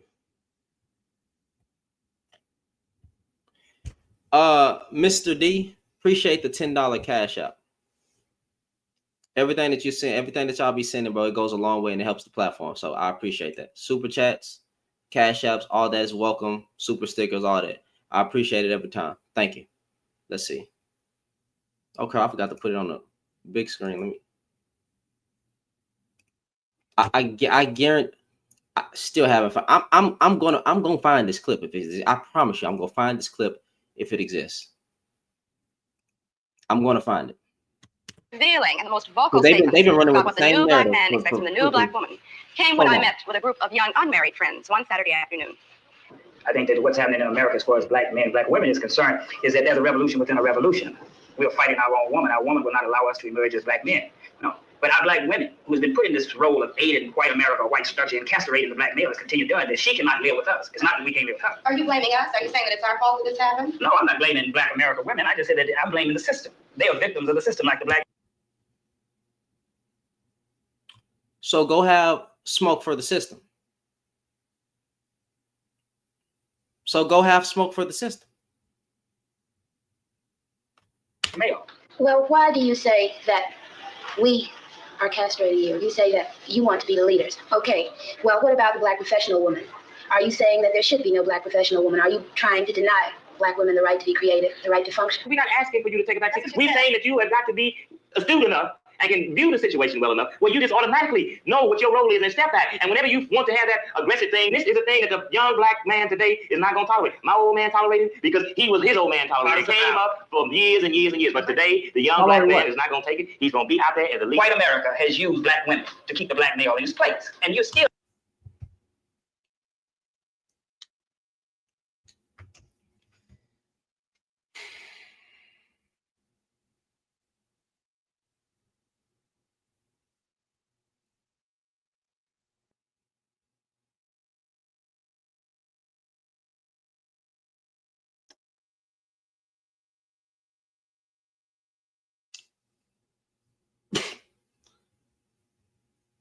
The white man has used the black woman to keep the black man down.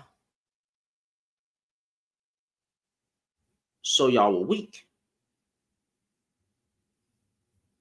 Still aiding them by saying, well, we are qualified, we want to work, we can help. Okay, how are you going to reprogram men so that they don't let us take over what's supposed to be their responsibility? And men that I have had dealings with, they are perfectly willing to sit back and let us do anything we want to. I don't think you have to reprogram men. I think you have to reprogram women. No, you have to reprogram the man so that he will forcefully take what belongs to him, because you know women, as long as we can get, we're going to get it. It's part of our being. We're going to do anything to you that you let us, whether we want to or not. You don't want to live on a level of income that I can afford you and love. Me, on the basis of that, you want to always be aspiring to have all those things that's a part of the great middle-class white American society. And because I can't deliver these things to you, you say that you are not a man. I don't measure a man by how much money he can bring home. I measure a man by how he treats me. Whether when I'm tired and I'm sick and I'm scared, he's there. For these women, the men are there. But with the feeling of racial pride has come new conflicts and new problems. Across America, they meet to discuss what Black awareness means to their families and to them as Black women of today. You know, there have been a lot of myths created about the Black family. We all recognize that. And one of the most pernicious myths is the myth of the Black matriarch. you know, and this whole concept. And I think this is one of the reasons that the Black community reacted so negatively to the Moynihan report, because we know that that's not true. The Black woman has not been a matriarch negatively to the Moynihan report, you know, and this whole concept. And I think this is one of the reasons that the Black community reacted so negatively to the Moynihan report, because we know that that's not true. The Black woman has not been a matriarch in the sense that it has been defined thus far. And thank God research, and I hope Black research is being done now. What do you mean? What do you mean that never mind. To reverse that kind of thing. In fact, the Black woman has been a woman at the head of a household, not by choice, but by necessity. And more often, that's right, and more often than not, she is not a strong, matriarchal, aggressive, domineering figure. She is a woman in search of a man. But this story has not been told. The prejudiced society created what we have now. So that's what we were. Okay, we have a revolution going on. What is the revolution? We're in a revolution. I think the revolution is going to come. Yeah, it's the thing. Keep tossing the word revolution around lightly. Actress Val Ward performs the works of our Black poets and dramatists. For her, Black awareness is not revolutionary, but the very foundation of her marriage. Val's husband, Francis Ward, talks of the struggles of the Black family in the past and the obstacles that lie ahead. It's extremely important for Black history and culture to be transmitted from generation to generation. And the best way, the most effective way that this has always been done is through the family, acting as the primary unit of social organization. And I think one reason why it has not been done with Black people is because of the destruction done to our family life. So this certainly has to be one function of the Black marriage, to begin to reemphasize and to pick up the thread of Afro-American history and culture that has been left off generations ago when Africans were sold into slavery, when the family unit was purposely destroyed. Part of the obligation of being Black is to make absolutely certain that whoever has any kind of control or jurisdiction over your kid, you know, is not bringing him into conflict with the kinds of things we teach. We try to instill in them here in the home. Most Yeah, I'm finna take it there. Yeah, let me see something. I'm finna go ahead and take it there. I'm finna make a prompt, right, that says Black men have more smoke for Black women than the system. I'm finna piss somebody off. See, now I'm mad, right? Now, you know, listening to stuff like this, it just makes me mad because all these excuses, fam. Hey, go against the white man. Why haven't you did anything against the white man? The white man using the Black woman to keep the Black man down. Okay, so y'all were punks. I'm not. I can't, bro. Like, okay. See, now I'm mad, bro. Because like when I get to hear the system using the Black man to keep the Black man down, blah, blah, okay, cool. Gotcha. I got you. Black men have more. Let me use the smoke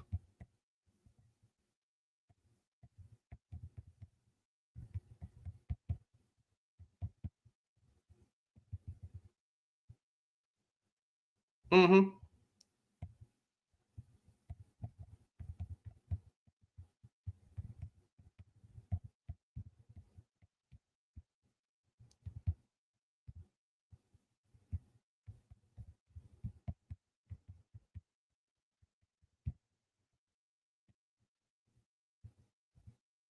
I'm gonna put in parentheses the system.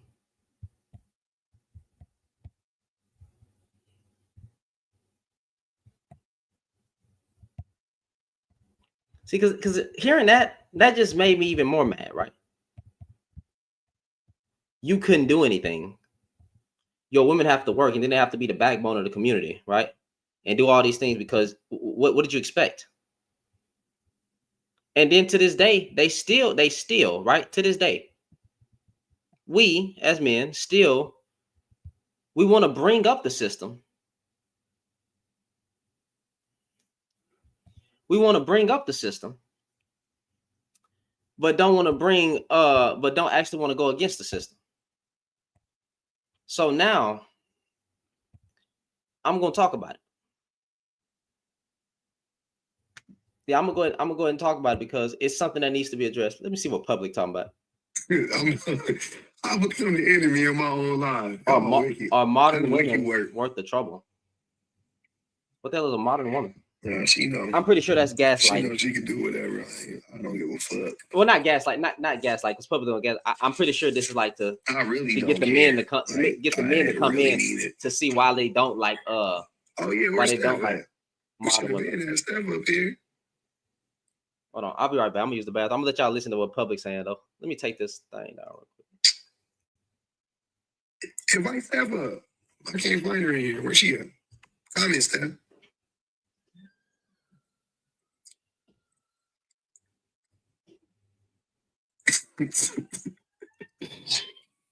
What up, Steph? What's up? We chilling. Happy birthday. It's my birthday. It's Aquarius season. Are we officially in the Aquarius now? Okay. Hell yeah. Now it's officially the new year has started. We officially don't give a fuck no more. I like when it's y'all time of the year, all of a sudden it's the new year and shit, but it is. When it's cat season, it ain't the new year, but when it's hey, we were showing you love on your birthday. We had a good live for your birthday. That was we did. But y'all be showing the cats no love though. I don't know. I feel like Aquarius get a lot of love, Sag get a lot of love, Gemini get a lot of love. Nah, we are very underrated. We are a very misunderstood sign. And we've been showing love to the Caps too. We got Shawnee. She ain't in here, but she's one of our favorite Capricorns, just like you. Mm-hmm. The Capricorns be turning up though. I don't know. Well, apparently not, because you're leaving money on the table. Y'all supposed to be the ones that all career. It's like, what trouble? Yeah, man. The Caps be, hey, man. I just be wanting a little bit more Cap love, because I be feeling like we don't get, hey, Cancers and Caps don't be getting no love. I ain't gonna even hold y'all. Cancers, they don't be showing no love to Cancers either. Nah, it's all good. It don't really matter to me. I'm an asparagus and I'm proud and I don't care. There you go. What you doing for your birthday? I don't really know. I mean, I had to work all day today, and then this is my little second, labor of love job here, hanging out with y'all, and of course the best mods in the business. Luck, shout out to Luck. Yeah, let's talk about this. Niggas got more smoke for weaves and bonnets. I'm sorry, bro. That there is funny. They got more smoke for weaves and bonnets than freaking the system. It's the system. The system, bro. What? But then you know what? They always say that it's the black woman, and then they say it's the system. So let's actually talk about it, bro. Let's actually talk about it. Y'all hit the like button, share the live. You know what I'm saying? And continue to rock with me. We rocking, right? Let me see something. Where is it? Where's that banner?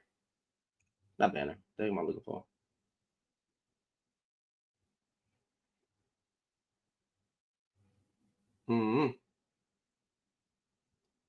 Yeah. Let's see what they talking about, bro. Because now I'm upset, and we're gonna actually have this conversation today. I might stay live on here for about another hour. You know what I'm saying? Like another hour on YouTube, another hour on TikTok. But listen. I'm finna. Yeah, weaves and bonnets. It's like, bro, stop the cap. Yeah. So I'm gonna try to talk to the brothers, man. I really want to talk to the brothers. If they got a problem with the prompt, whatever. Yep. Because I've noticed this. Right? I've noticed that it's two statements that's being said. One, it's the black woman that's keeping the black man down. Two, well, then it's the system. Okay. So if your women were forced to, I don't know. Matter of fact, the black woman's not keeping the black man down, right? But why you never have smoke for the system? Where in today's time are you taking the fight against the system? Like, where is this black army, this black collective that's going to smoke against the Caucasian man for the things that he has done and the things that he's currently doing? Nowhere. You are online talking about weave, bonnets, lashes, and nails, and attitudes, but you don't have any smoke for the quote unquote system. Oh, it was the system. But then it's the black woman. Oh, then it's both. But you don't have any type of smoke for the system. Nothing. You got complacent. You'd rather be a slave. You'd rather be in this predicament. But one thing you will do is talk about women, black women, this and black. And it's like, bro, stop. If you really them niggas, right? If you really hard, if you really gangster and all that stuff, why haven't you done anything to go against the system or go against the other group of men that is doing the problems? The difference between the system and the woman is that the system can ruin your life. Yeah. So they have more. So again, we have more as black men with these microphones, with these podcasts, with weaves and bonnets. I mean, come on, let's talk about this. You want to talk about weaves and bonnets, nigga? Weaves and bonnets ain't doing a goddamn thing to you, right? Oh, systemic racism and all that. Y'all want to bring these things up, but at the same time, you never have any smoke for it. So now, because I watched this dumb freaking video, and I see what they're getting this. The black woman is keeping the black man down, right? The black woman is keeping the black man down. Mason, are you even black, fam? Like Mason, like are you even black?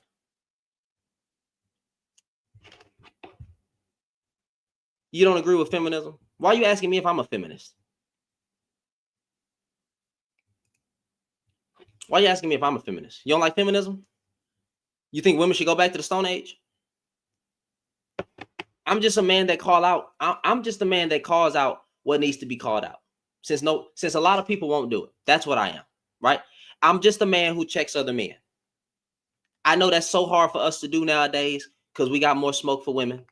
I understand. It's so easy to talk about women and build a platform talking about women. I get you. I understand. I'm not that nigga, right? So with that being said, the goddamn black woman ain't keeping you down. Black woman ain't doing the goddamn thing. You niggas are sorry and lazy. That's it. That's done. And if you really cared about your women, you would have took the smoke to the Caucasian man. But you have not. You have not done that in the last any years. Nothing. You sit there and take it. But then you want to buy microphones and get on podcasts and talk about black women this and black woman that and this bada bada bing bong ching chung. That's it. Calling yourself a man at the end of the day, but as a collective group won't do nothing to any other group of men. Don't even have the balls to step up to any other group of men. You got the balls for women. That's a weak man. That's a weak man. You have smoke for women, and that is it. Not only have you been conquered physically, your mind has been conquered. So this is what we resort to now. Podcast, microphones, and dumb talking points. That's what we do. And then sit around on a panel with a whole bunch of other weak men. With a whole bunch of other women broke my heart. Yeah, I know. If you're saying women broke your heart, of course you don't have any smoke for any other man. I get it, because your heart can be easily broken. Yeah, I understand. I understand, because you're sitting on, a podcast with a whole bunch of men validating each other's feelings. I understand. I understand. Why don't y'all have smoke for the system today? Why do you keep complaining about black women today? Black women ain't doing a goddamn thing to you. But my system. System is this. Everything's the system, fam. Everything. I'm sorry, everything's the black one. They got more smoke. They got more smoke for black women. Imagine that. Imagine calling yourself a masculine man or saying that y'all are leaders, and yet all you do is talk about women all day. Does that sound like a leader to you? Does that sound like? And then you say you're the most desired man. Where? Let's add since y'all be thinking y'all know women and stuff like that. I'm gonna just use your talking points. Women want winners, right? Not losers. Globally, black men are losers. That's how every other person view us, right? Every other race. That's how every other race views us, right? So, I mean, what do you mean you don't have any smoke for any other man. All y'all do is sit on panels and talk about women. Great. Wow. That's nasty. Amazing, fam. I clap my hands to that. Good job, my man. Rise. Yeah, you are definitely the most desired. Definitely great. Woo. Amazing. This is the representation of a black man. Cool. Gotcha. Weaves and bonnets. Lashes, nails, twerking. Black woman out of order. Same stupid rhetoric. Black woman out of order. The black man is out of order. And not only that, a lot of them are soft. I'll just say soft. You have become soft. I understand, because it's easy for you to sit behind a podcast or a microphone and talk about modern women. But you won't talk about that Caucasian man. You won't check the Caucasian man. You won't even check this so-called system. Some of you men have even said, we just need to get over it and just move on. But then at the same time, complaining about how some black women are acting. Hold on now. Get over it. Move on. Go find the woman that's for you. Go find the woman that's for you. Why are you focused on weaving? You don't like weaving bonnets? Go get you a black woman that don't wear weave, bonnets, lashes, nails, and all that stuff, or just leave them alone. But when you depart, shut your mouth. That's all I'm saying. If you want to go date other races of women, I don't care, right? I could care less. But when you date out, do not come back, please. That's all I got. When you date out of disdain for your own group, y'all tap the screen, share a lot. But when you date out of disdain for your own group of women, that is the problem. So I said what I said. Black men have more smoke for black women than the system. So when are we going to actually start checking the system? That's all I want. When are black men as a collective group, instead of hopping behind a podcast, instead of grabbing a microphone, instead of getting behind these panels, when are we going to check the Caucasian man and must system? Sound like never to me. Sound like we're sitting there and taking it. That's what it sounds. That's what it sounds like. Can any black man answer that question? When are we going to do that? Never. You see black women be getting in front, talking about the things and trying to address certain things, even when it comes to education and what's going on and all this, that, and the third. And black men never there. Never there. So when are we gonna do that? Sound like a never to me. Bro, we all checking the system, bro. You don't know what us men be doing, bro. I know what you be doing. I see what y'all doing. I see what we doing. We on TikTok. We on YouTube. We're opening our mouth. We talking about women. That's all we do. Is sit on panels and talk about women. Women. More black women. Black woman. It's a song at this point. Fam. That's all we do. That's all we do, and that's all you'll ever do. Because you couldn't defeat the white man. You had to turn around towards your own women and treat them like trash. And say that they did wrong and they keeping the black man down and the black woman in cahoots with the Caucasian man and blah blah. Yeah, I get it, bro. Because that's all you can do, because they have broken you so bad. They have broken us so bad. Oh, I'm sorry. The system has broken us so bad that they took the fight out of us. And because you have misplaced anger, right? You turn that towards the woman because you have no smoke for a man. That's why a lot of you be crashing out on women, because you can't even fight a man.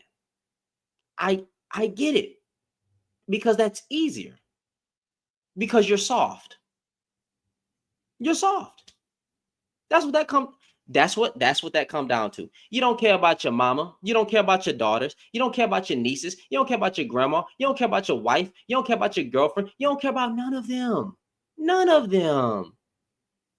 All you want to talk about is women. Imagine as a man, oh, my heart broke. Women will use you. Women will discard you. Blah, blah, blah, blah. I know. And I would use a term that was used way back then, but I'm not going to use it. But it's a word before broken. A lot of y'all are mentally broken. And because you're broken, you turn around and treat women like trash and say women are the problem. Now, the problem is you couldn't defeat the white man. That's where your anger comes from. That's where your anger comes from. It ain't your mama.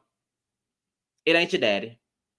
Well, it is your daddy, because your dad, some of y'all daddies be walking out. That sucks, but I'm just saying. I haven't had that. I'm sorry. But it ain't your mama. It may be your daddy. But it's also my system ran by majority palm-colored people. That's what it come back down to. And I understand it. And then you wonder why some black women are opening their options to date the stronger man.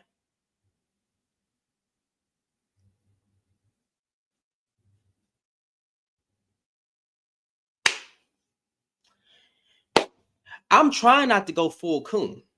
I really am. It's like the dial is like right there. I'm really trying not to, but I'm trying not to I'm trying not to get there. I mean, because some of y'all date Caucasian women and then say you're so mentally and physically broken that you're even saying that these group of women are better than the black woman. Like, look at what you're doing. Look at what you're doing. And then at the same time,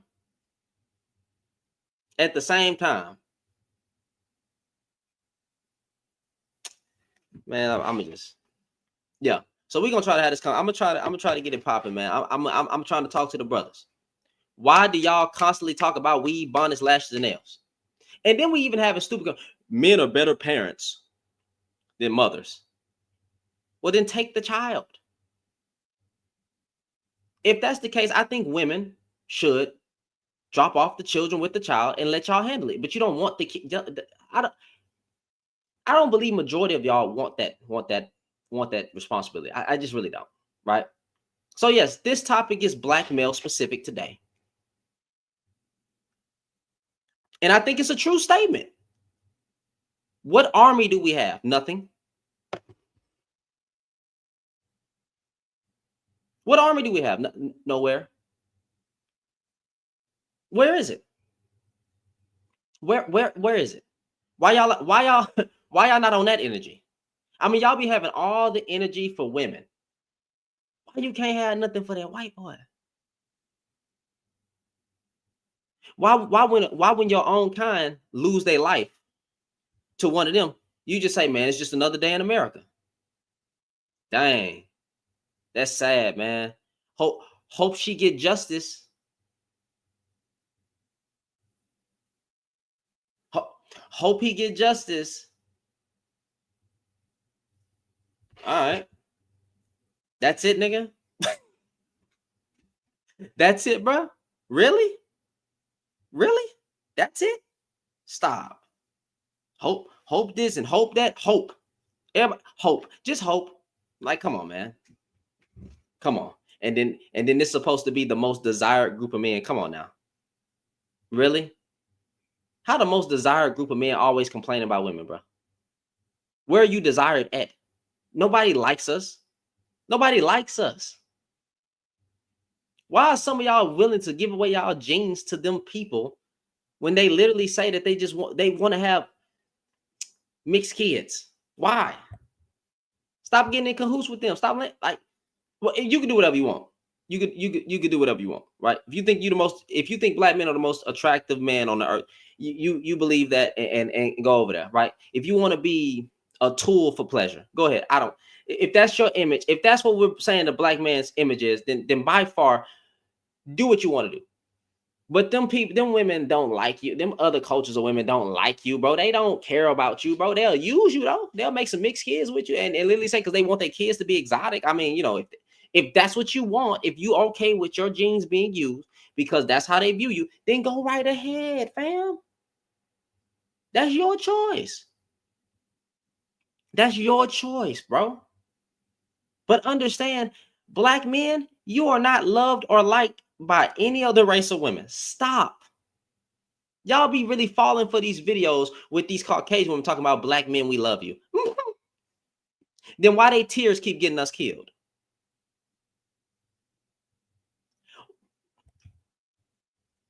If they love us so much, why they tears keep getting us yeeted? Huh? You ever thought about that, fam? We just had an incident of a black man pulling up at his own house, and this woman started running down the street talking about help, help. Now she looks like Karen. We just saw that. Just saw that. But hey, again, if you want to go to the other side, then you are free to do that. I have no control. You can do whatever you want to do on this earth. That is perfect. That is your choice. Listen to me. Your choice. Okay? Your choice. But don't come back, please. You date out of disdain for your own race. Just stay over there. Just stay over there, bro. Stay over there. Do not come back. Please stay over there and do not come back. Go have your mixed kids. Shut up and live your life. And hopefully nothing happened to you. Hopefully nothing happened to you. I'm really meaning that.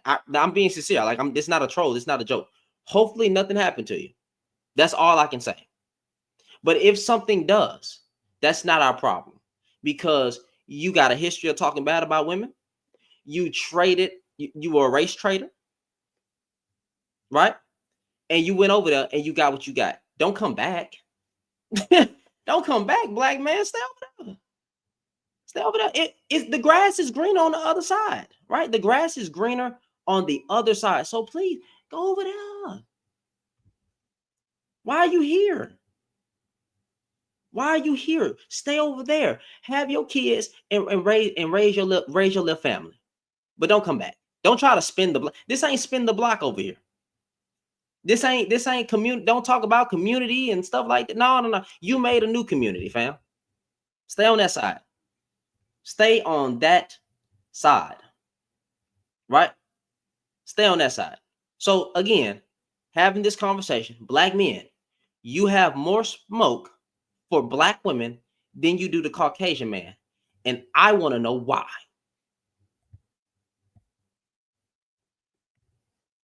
I want to know what made you so weak. I want to know why you think it's a valid argument to be talking about weave, bonnets, and lashes and nails, and you talking about natural, when some of y'all have an erectile dysfunction and you can't even raise your D naturally. Some of y'all bald-headed and can't even grow hair naturally. Some of y'all getting BBLs. I'm sorry, BDLs.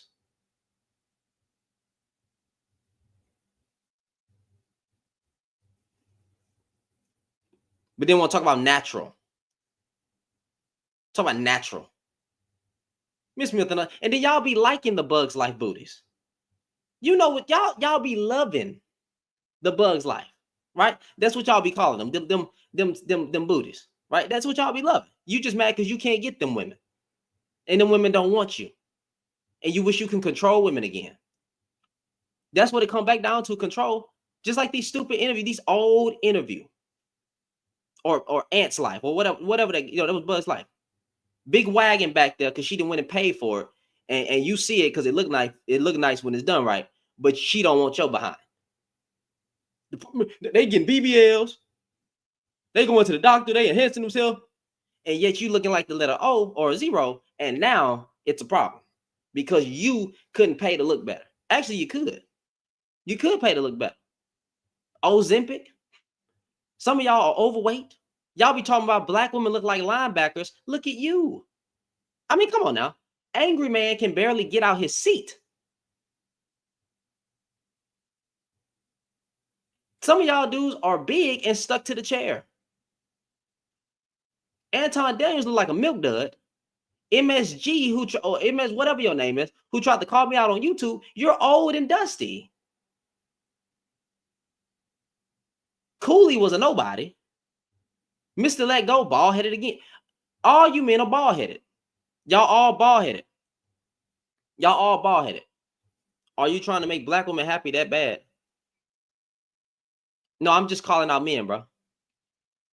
Why y'all got to bring black women into a black man's conversation? I don't understand that. The thing is talking about black men, and y'all want to bring black women into it. Why you bringing black women into it? Why y'all don't want to be checked for nothing? You trying to make black women happy that bad? Nigga, they happy without us. I don't got to do nothing. I just got to make sure I'm doing right by my wife. That's it. That's what you talking about. You want to make black women happy? You want to see them sad, nigga? Wait, why didn't I start with that? You want to see them sad, nigga? You want them depressed? You want them hurt? Come on now. You want them distraught? You want them suffering? Like, what are you talking about? What do you do we get into my comments and saying a whole bunch of stupid stuff from? You trying to make black women happy? No, all right, bro. Because men don't want to be called out for nothing. Y'all want to be called out for nothing. I get it, because we soft. Oh, that was an accident. Oh nope. Oh, how you gonna send a request and then leave, bro? Stop the cap. Yeah, that's all they want to do. That's all they want to do, bro. So I just, like I said, I want to know why we so soft.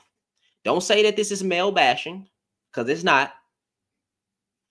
I ain't even calling out all males. I'm calling out black men specifically. This is black male bashing.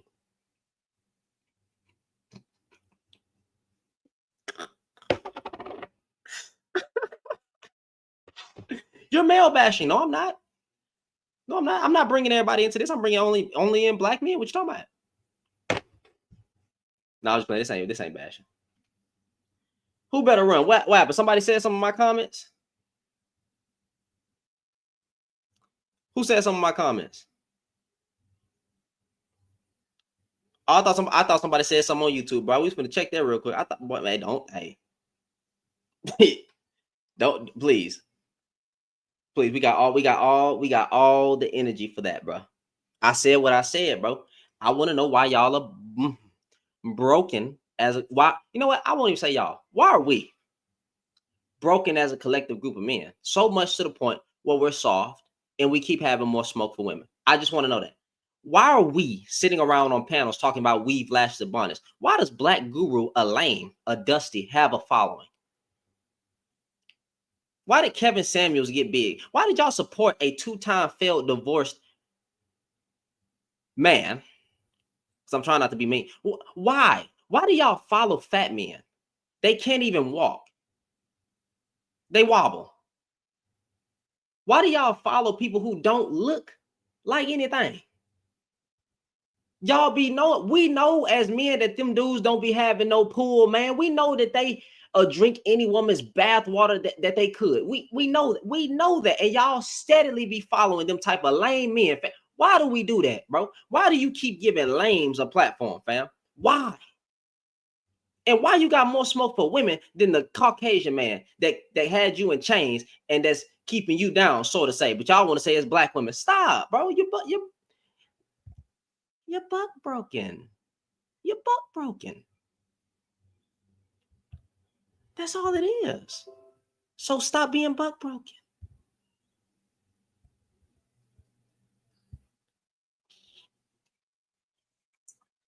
Yep. Yes, sir.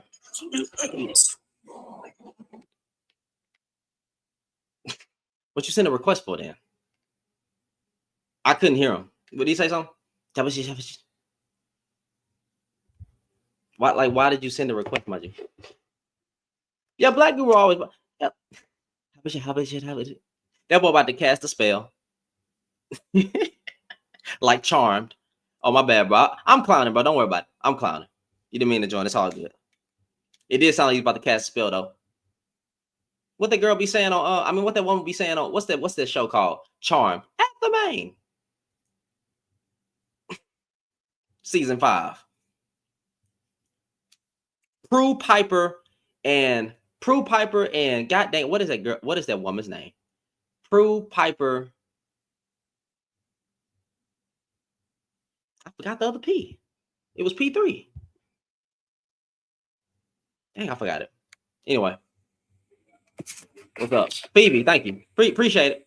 Appreciate it. What's going on? And Paige. Paige came in when Prue passed away. Go ahead. Y'all tap the screen, share a lot. Go ahead. It says black women have more smoke for black. Sorry, black men have. My bad. So black men have more smoke for the black women than the system. Yeah. Ooh, I don't know. I like. Well, yeah, I agree. Especially the ones who date outside their race, the ones who be bunny hopping and ish. Yeah, those ones. The collective, the collective group of men have more smoke for black women. Yeah, I'm not saying it's all right. It's those ones who I'm saying it's the collective. So I think it's the majority. The majority? The majority of men have more smoke for majority of black men have more smoke for black women than the Caucasian man. Or the system, which is ran by Caucasian men. That's true. That's true. I agree. Because sometimes whenever you tell them about the white supremacy and all that, they're not trying to hear it. I know. They're so ignorant to that statement. So did you? Some don't even some believe that racism don't exist. I'm telling you, I've seen this in person. They don't believe racism exists. They don't believe in white supremacy. None of that. Mm-hmm. Yeah, I agree. So did you actually have a disagreement? Did you have a disagreement?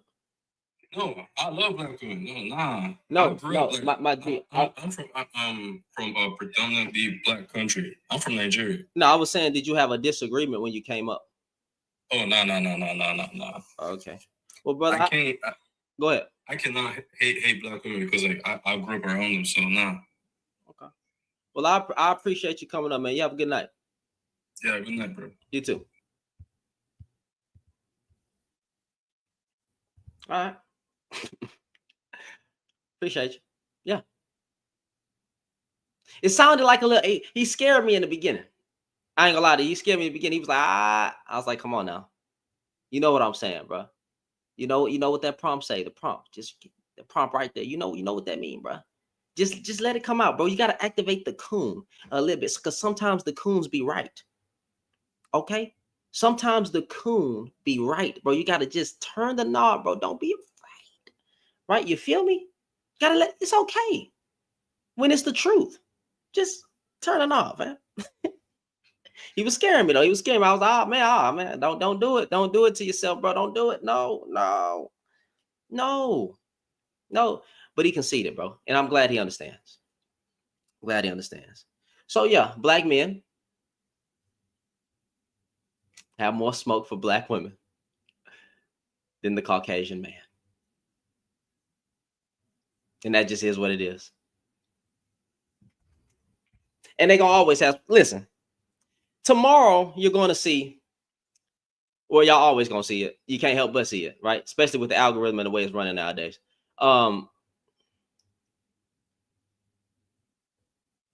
What? With all that is happening in this country, what are black men's playing against white team men? They don't have one. Ma'am, let me tell you what black men's plan are. Black men's plan are to keep buying podcast equipment and talking. That is the plan. Black men's plan.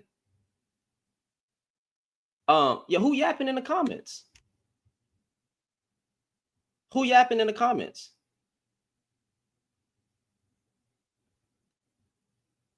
Who yapping in the comments, Miss Victorious? Yeah, Black men's plan is to keep buying podcast equipment and talking, because that's all they can do. Because they don't have a plan to go against white supremacy.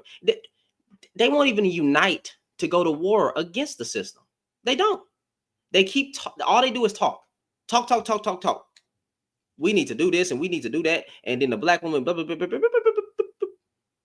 What's the? I forgot where it come from, but it used to be a sound like. That's what their talking does to me, bro. It's just. That's it. The circus. Thank you. The circus. The circus. Right? That's it. What's your plan? What's my plan to combat white supremacy? Here's what I'll say, but this might get me yeeted, but I'm going to say it anyway. I think until black people are afraid,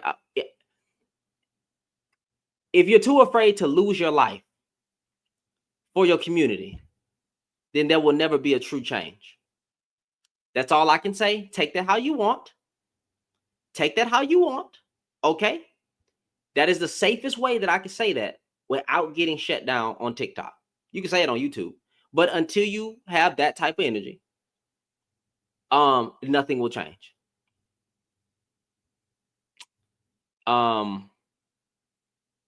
Yep.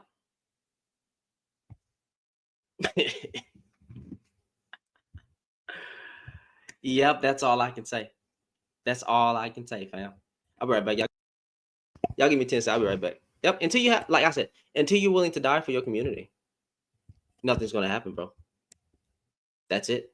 See, them civil rights boys and them women, they knew what they were signing up for. And they was ready to lose their life on the line. Especially black women. They weren't taking. What's that scene? Gator don't take no shit.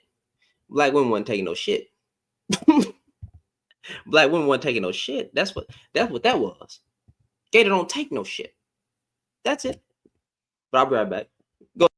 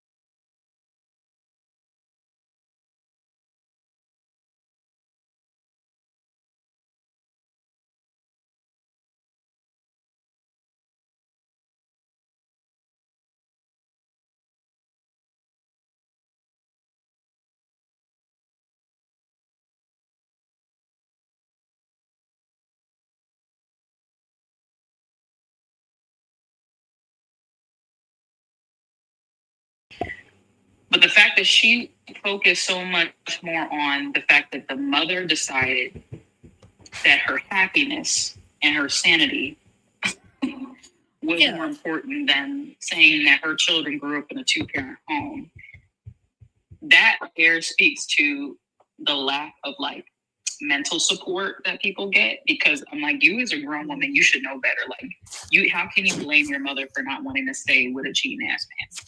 Yeah. Like, how could you fault her for that as a woman yourself? You don't have to have kids. You don't have to be married.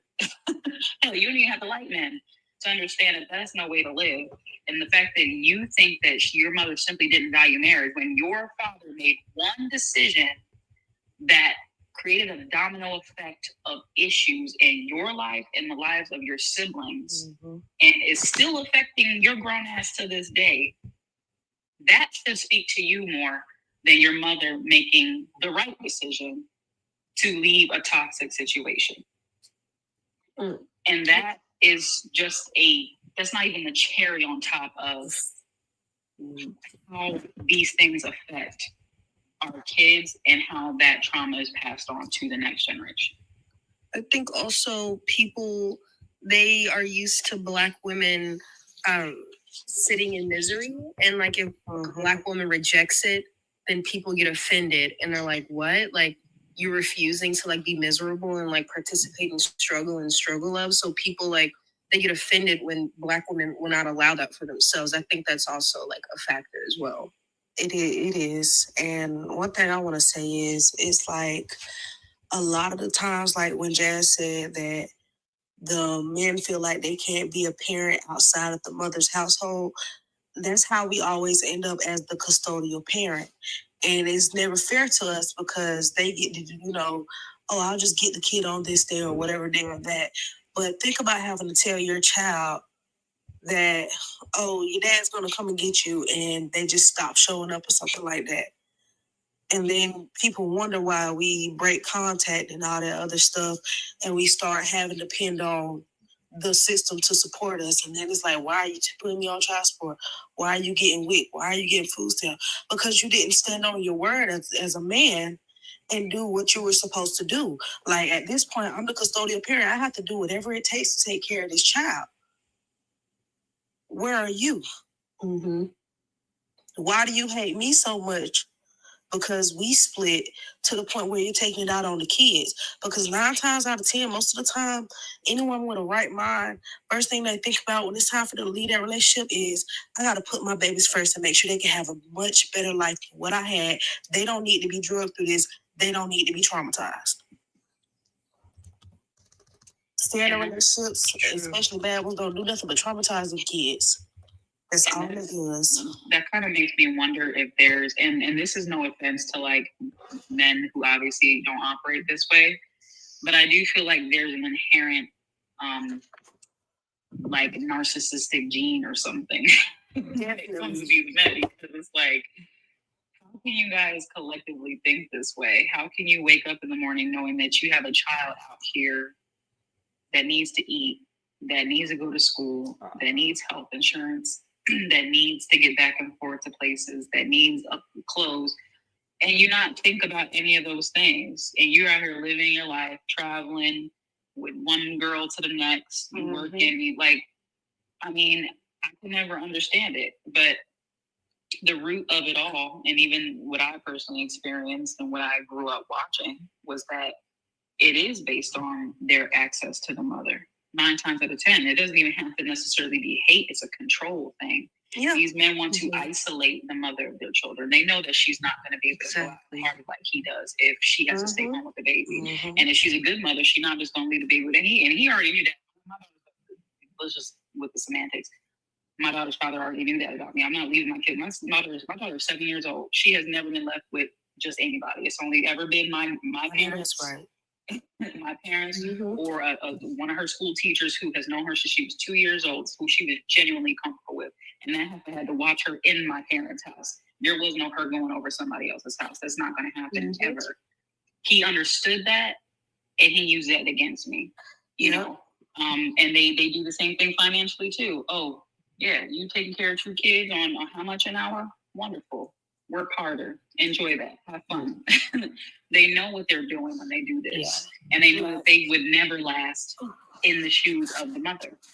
But you know, it's there is a level of narcissism there. Like, you want to punish this person, but you claim that you love your kids, or you claim to be a good person. It can't be. Well, if you really think about it, it's really not about the kids.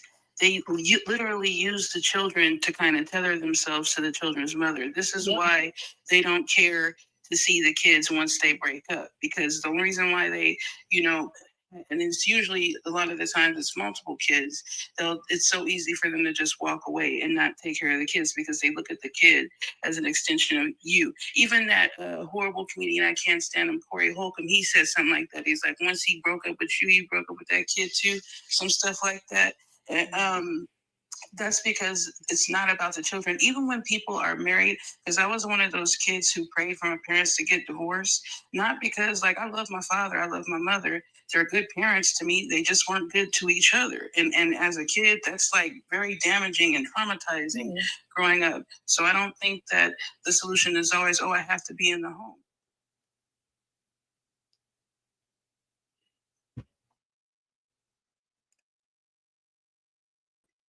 Yes, ma'am, Miss Claudette. What's going on? Good evening, Shannon. Y'all want to hear something funny? What's going on? I was watching Pub's videos, like a 30-minute clip. Okay, not too long ago, today, well, this evening, and there's this so-called tweet going around of Donald Trump saying that black men that's paying child support have the rights to file taxes, you know, their baby mom taxes.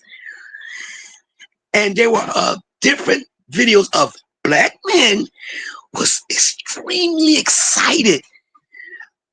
Then come to find out it was all a fake. It was all fake. Watch that video. And another thing, you ever notice every time when you ask any one of those guys questions pertaining men, you ever notice they deflect and they never ask the questions?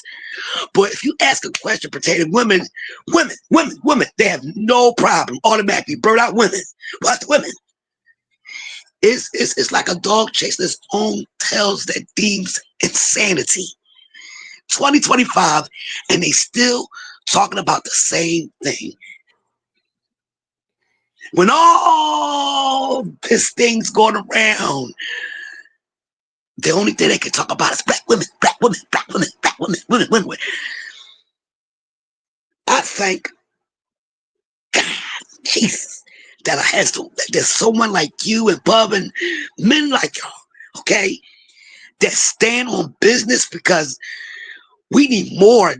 I mean, even that clip that I saw in the 60s, they was dusty then, and they even dustier now. I'm suffering from dust inhalation. That they see that to me, you might as well debunk that. Oh, welfare took the black men out the house, because that video says it all right there. Black women always side with black men, even then. And I'm trying not to cuss. I don't understand how they just can't see that. And I just say, look, just confess, y'all. Y'all know y'all saying stupid-ish. Just confess. Okay, y'all, all right. Y'all win. But they fight tooth and nail to just to keep that red pill until they dying day. Oh, pardon me. It's sad, Shannon. I can't. But watch that video with Pub. Please watch it. It was this even. I was cracking up at them at the end of Pub video. Pub said, he said, "You's a dummy, B." I was done. I'm gonna check it out. I think I know what video you're talking about. I'm gonna check it out. Yeah. Okay. Thank you, Shannon, for having me up, baby. No problem. You have a good night. You too. All right. Okay. Check out that video by Public. Let me go pull it up. Because I think I did see him do a new video today. He did multiple videos today, I believe. Let me see. Man, what's the man's name? I'm tripping. I said, what's the man's name? The public defender. Okay.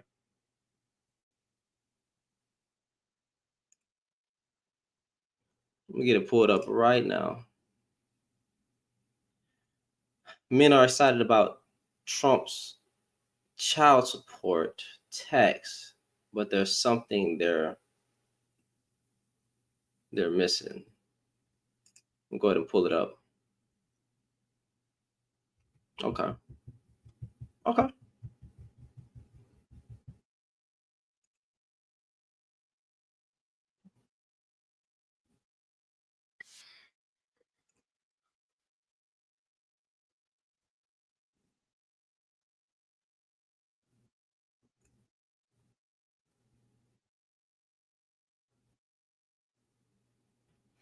I think it's so funny that public wear nail polish, right?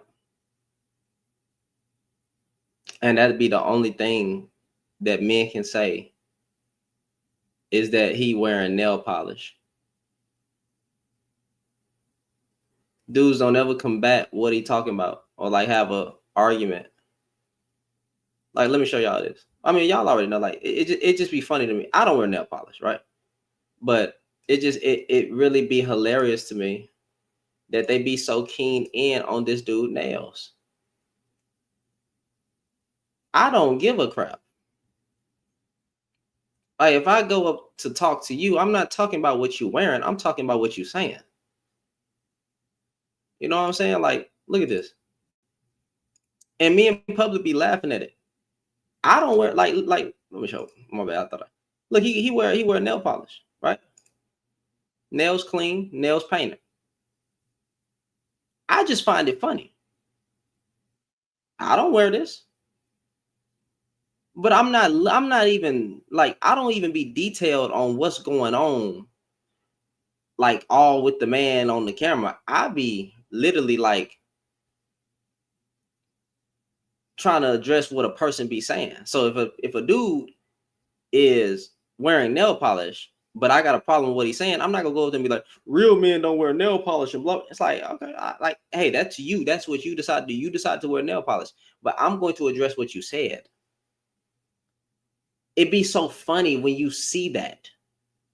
I just laugh because I be in the comments sometimes on his live, like, and like, okay, so like, address what he said though. Address what he said. Do y'all think that public is, I don't know, sensitive to the point where he don't care? That nigga don't care. So it would be better if I saw men actually engage with like the actual conversation instead.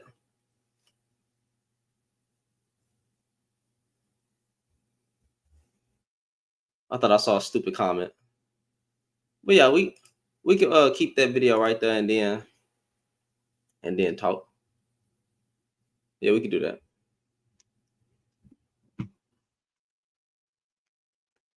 Who is this? I don't even know who this is.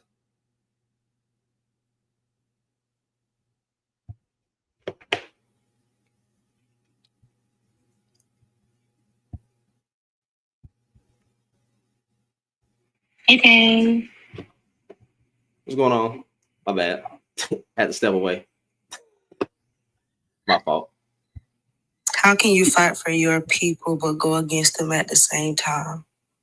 Who are you talking to? I don't know I don't know the context of I don't know what they're saying. I don't get it. I'm not gonna address that because I need more context to who he's talking about and what is he talking about.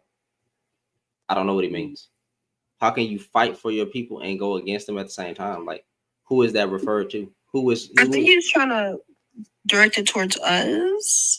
I don't probably because I said 9 times out of 10 men are like, I was saying that the black men have more smoke for black women in the system because we speak up and we don't take no BS and stuff like that. But 9 times out of 10, like I said, we're speaking up for the black men. We're supporting them, and then we just get thrown away as if we just served our purpose and we're trash. Yeah, I don't know what he means by that. So I don't either. And then the emoji that he sent was a Caucasian emoji. So I don't know if that's Caucasian. I don't know what you mean. I don't know what y'all. I don't know what that means. If you're going against your people, then you're not fighting for your people. That doesn't make sense. I just want to know where black women are. Going against your people and holding them accountable is a whole completely different thing. Where are black women against black men? That's all I want to know. We're not. What do you see that? I want to know what they mean by the system. You know, the black woman's being used by all this Willie Lynch letter stuff. Every time they bring up stuff like that, I'm just gonna continuously say it sounds like you were a bitch. That's what. Did you notice in that video that they mentioned the Moynihan report and the video we were watching earlier? The dude, the one that's always bashing black women, he mentioned that same report in one of his videos. Yeah. So don't the Moynihan report say that there was a mass exodus of black men from the household? Mm-hmm. But then the woman said that a lot of black people, so she was talking about black women and men, don't believe that report, saying it's not true because they were never a matron. And I'm like, I need to go back and look into it. But yeah, I get it. That's what they be saying. That's what they be saying. These niggas don't tell the truth no more. Well, they never did. They never tell the truth. And I'm still looking for this clip of Oprah dissing black men. If somebody can find it for me, I would love. It doesn't exist. It gotta exist. It gotta be something. Y'all can't just keep. There can't be a collective of men saying that it's there, and then it ain't nothing. Like it gotta be something to where they took it wrong or something. Just they did take it wrong. What did they take? So what's the clip? I can tell you. I can actually tell you. If I gotta find this because it was actually on TikTok. I don't know if it's still in my save list since it got banned. But basically, there was clips from Oprah. There was clips from Ricky Lake. And there was clips from, I think, Phil Donahue, where basically there were black men going on there saying the same stuff that they say now, that black women are too masculine, we too hard, and that other women of other races are softer. That's what I saw on Oprah and Ricky Lake and all of those shows. I did not see one segment where like Oprah was dragging black men for any reason. There were some black women that had got on the panel that were basically saying, or like jealous of the the white tea women that the BL came in and said was better, and say, oh, you'll never look better than with him than I would. Like that was kind of embarrassing that there were black women actually begging the black men to, hey, no, we're better than these white tea women. That's what I saw. I don't know if anybody else saw it, but like I used to have to watch it every day when I got home from school because my grandma made me. This is dumb. Shannon, do you believe? Hold on, let me ask you. Do you believe that the nuclear family is the key to the revolution? I am under a Christian stance, and the Bible does take that stance. So I'm all for the nuclear family, but I'm all for a village mindset. I think a stronger family unit, regardless if you want to do nuclear or regardless if you want to have the village type mindset where we are a village, basically, either or.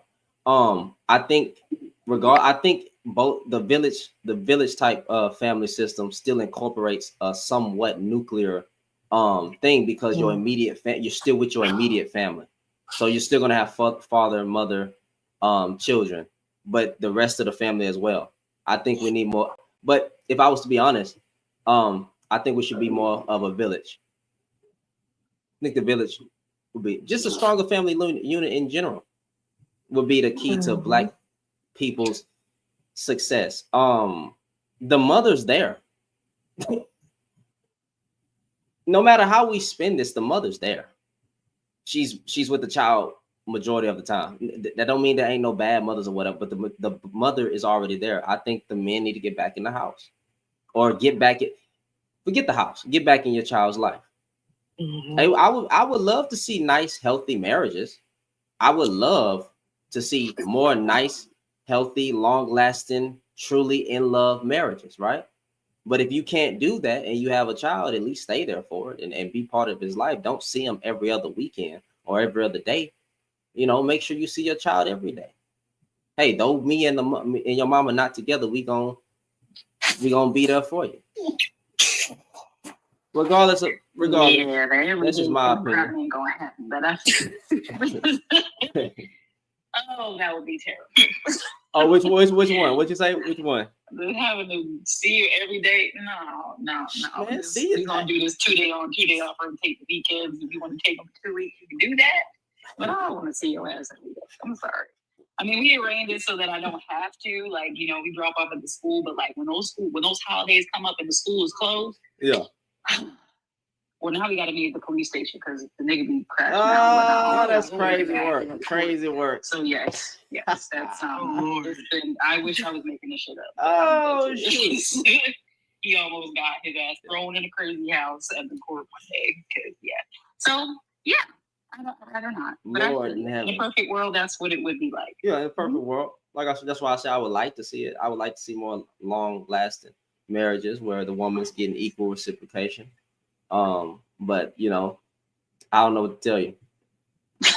If you get pregnant by a man, hopefully he just sticks around for that child. That's all I can say. I don't understand why people can't just make better, you know, why people just can't co-parent. I just don't understand. I don't understand the outcry. Like, if women are saying that the nigga not taking care of his child, then why do people believe that the woman keeping the man away from the child? The majority of women. Because they're listening to their buddies. The majority of women. Shit. They're listening to their friends. If dudes, man, I can only imagine the crazy shit his dad has said about me. And seeing how men operate, they clearly don't bother to talk to other women to see what their perspective is and what their experience is. They're just going off of what they hear other bitter men say. These men come on these platforms and argue about child support court, and they don't have children, and they've never been in child support court a day in their life. So that tells me the same goes for these kinds of scenarios. They are just strictly listening to what other men say, and they run with it because it's so much easier for them to believe a man than it will ever be for them to understand or even begin to understand a woman's experience. Go ahead, I'm sorry. It's weird. It's all very weird and very like, yeah, men can't do no wrong kind of. I hate having the conversation. I don't even, because I'm not well versed in that either. And I hate when they bring that up, because the only thing that can keep you away from your child is a restraining order. Because you've done something. The woman can't keep you away. If she run off on you, you could track it down. There is nothing on this earth that would ever keep me away from my child. The woman ain't. I'm not saying there's no woman doing this. I'm saying the majority of women are not keeping the child away from the father. It ain't happening. It's nowhere to be found. Niggas be lying. Now, do I believe that a man should have to fight for his child? No. But at the same time, just like anything else, you might have to go through a legal process sometimes. If she has full custody, oh well, nigga. Oh well. The fact that they don't understand why a woman would have full custody either is weird to me. It's like why would you think that that's something that I grew in my body and almost unalived for to get here should just be handed over to you? Like, what sense does that make? I don't get that at all. Like, I don't see what's so hard to understand about that concept. And if you didn't marry this woman before she gave birth to your child, that's like finding a lost car somewhere, and you're like, anybody walks up, oh, it's my car. That's my car. That's my car. Okay, can you show me the title? Do you have any registration or something that shows that you own this vehicle, or that you've been paying for this vehicle, that you're registered to this vehicle? And you didn't know, but it's mine. Like, it'd be stupid to just be like, oh, okay, yeah, great. No, you need to show that you did your due diligence to show that this is mine. I take care of this thing. And now I'm gonna go take my shit elsewhere, you know, like I can say this, my bad, Jazz. Go ahead. No, you're good. I'm done. I was gonna say I can say this, like, when it comes to stuff like the safety of the child and stuff like that, I can understand why some women would do that. But if it's just you and this person split and you don't like that person no more or whatever, let that man see his child. But it's a lot of people out here who do crazy stuff. Mm-hmm. And you will literally have to go through the ins and outs of getting a restraining order and stuff like that. And then you still have people that the woman is trying to co-parent, but the man is constantly disrespecting her. You know, sending a text message, hey, do you want to get such and such? I have stuff I need to do. I don't care nothing about that. F what I said, F them kids, is that and the third. Like, you don't have to do all that. It's a lot of that kind of stuff that goes on. And some women feel like, well, if you feel that way one time, I'm gonna just take my baby and go about my business and go where we're welcome, because I'm trying to do my due diligence and, you know, co-parent, make sure you see your child and stuff. So Ben Time, because I think we had this conversation before. Okay, so this don't make sense. Listen, I'm not trying to talk about the majority. I'm talking about about individualism, because individuals, because individualized, there's a lot of women using their children as weapons. So that would still confirm my statement that the majority of women are not doing what you're saying. It literally ties into my original statement. You can't not try to flip that to be like it's individual. Never mind. And I'm not being disrespectful, brother, because you know we had a conversation before. We follow each other. I'm not being disrespectful. I'm just saying I don't understand your statement, because the majority. Absolutely not. How the hell can you say that, man? I wish I could come up. What do you mean? You wait. You think the majority of women are keeping their child away from the father? The majority of women wish they could co-parent with the father, because guess what? We have these kids 24/7. We be needing a break. We be having stuff that we need to do. Half of us can't even go to a simple doctor's appointment without having to bring our babies into the room. What are you talking about? I really, because I've had respectful conversation with them. Absolutely not. How the hell can you say that? Because the majority of women are not keeping away their children from the father. So you can say that there's a lot. I'm talking about me. I don't play the men, not boys game. You already know me, bro. You already know me. I don't play the men, not boys game. If you are an adult, 18 and up, or if you want to play the 25 and up, because of the frontal lobe, I'll spin it anyway. A grown man knows right. You should know right from wrong, and I'm gonna treat you as such. And we know grown women, or women in general, are not keeping the children away from the child. I'm sorry, I said children away from the child. That was stupid. Are not keeping the father away from the child. Right? That's just not happening. There are some, and your some could mean a lot. A lot could be 30,000 women. I don't know. Still not the majority of black women. That's or still not the majority of women. That is the angle. That is the angle that I am always going to spin this from. The majority of women. The majority of women. The majority. I don't care about the small percentage. I really could care. I don't care that there's a small percentage of men getting finesse. Choose better. I don't care. I'm not the guy. So where are you getting the studies from that majority of women as a collective group are weaponizing their kids? Where are y'all getting that at? Well, you know, what site of, if you give me a site of source, I'll pull it up and I'll try to read it.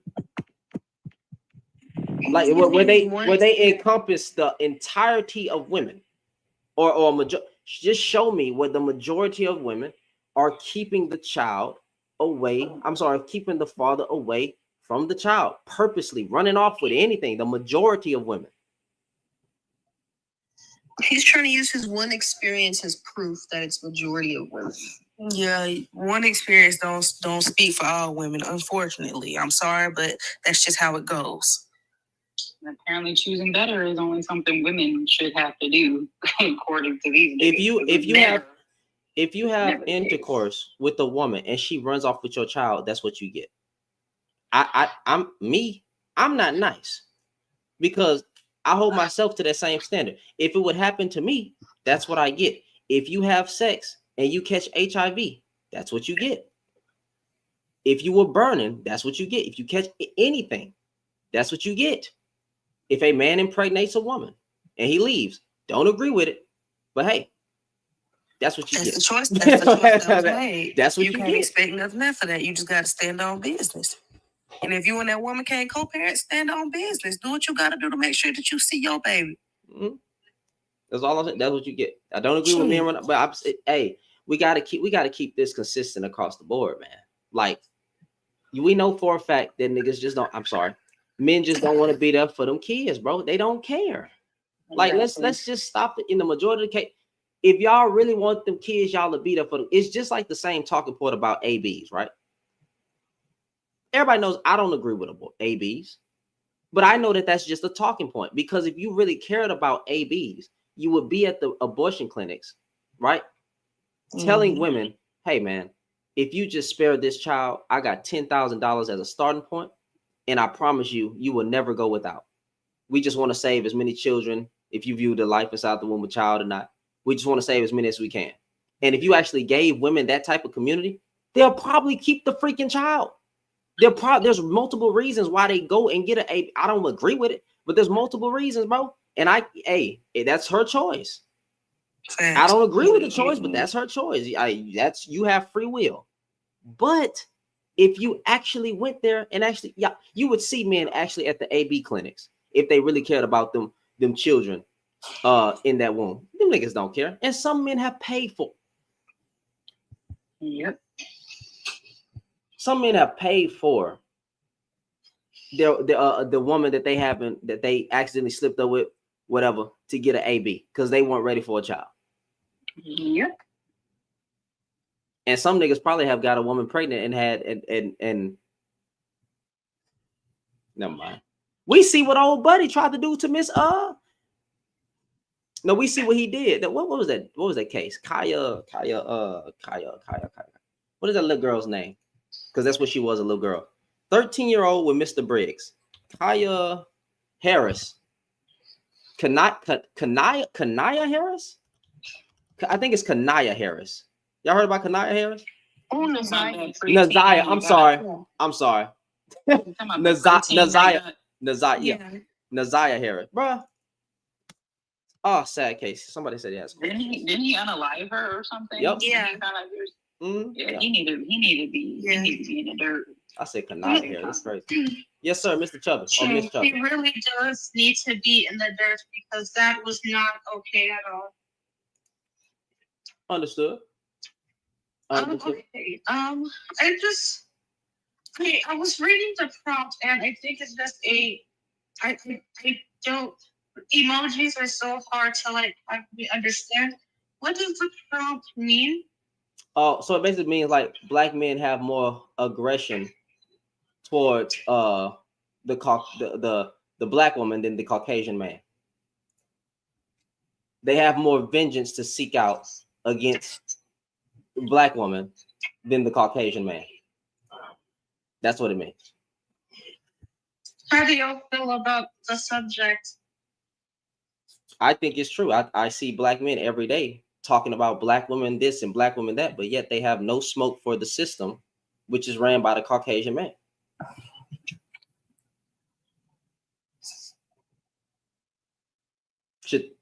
Wait, are you a Caucasian? Are you a Caucasian woman? No. Oh, okay, I am a black woman. Yeah. So I think we're all in agreement. I mean, even if you see the topics that they're talking about and what they Sorry. No, I'm just saying, if you see the topics that they talk about and what they typically talk about, weed, bondage, lashes, and nails, they won't do nothing to the white man. Nothing. So I feel like they're just how can I say this because I'm not from America.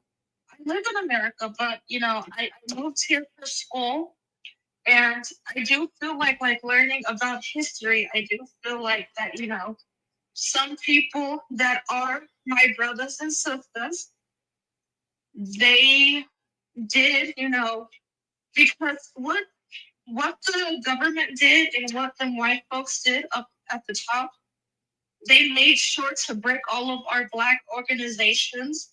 They made sure to break the family households. They made sure to, make sure that, we just wouldn't have anything at the end. And they made sure of that. And it passed down to generations through generations to the point that people today don't see it. And it's sad. Oh, no, they see it. They like, listen, The older black man, the because I really won't call them old, 35 to 40-year-old, the men who are having discussions about black women, that's coming from the 35 and plus older men, that age range of men, right? Because they know this happened because they use statements like this: the Caucasian man used the black woman to keep the black man down. That is what they say. So they know that it is the system, but yet they don't do anything against the system because they're soft. They're buck broken. They're mentally and physically broken. So that's why they don't do anything. It's easier to sit back and say that the black woman is this and the black woman is that. It's harder to get up and go stand up in front of the White House with some choppers because they're afraid to lose their life. So instead of having smoke for the system, they'll be complacent with the system. But at the end of the day, just talk about black women because that's easier, meaning they're soft. That age group is getting younger and younger too. Yeah, I know. It's trickling down. Teenagers going into their early 20s. It's trickling down. A couple of them that came up here. The nonsense. I've met so many people that are. I'm 21. I'm 21. I met so many people who are like 18 and said, you know, I'm not trying to bash anybody in a different, but it's kind of like, you're saying that Black girls come last and Latinas and Asians come first, in their opinion. It's like love is love. I would date outside of my race. Depends. I would not get a snow cricket, but you know, it depends. Those men are not like, listen, them interracial relationships majority of the times are not out of love. That's out of disdain. It's out of aesthetic. It's out of disdain. Like, I'm frustrated with black women, so I'm gonna go date a Caucasian woman. The Caucasian woman is better. She's nicer. She's more submissive. Blah, blah, blah, blah. Right? Black women's response. Okay, we aggressive. We this, that, and the third. So I'm gonna go date out. Black women respond to what black men do. That's just how that goes. Or women respond to how men or to what men do. Typically, that's historically what has been done. It's in our community. But a lot of times when these men be dating out, that ain't true love, bro. Because when you get to looking at what they said about black women, and they always have a tweet, a Facebook post, or something.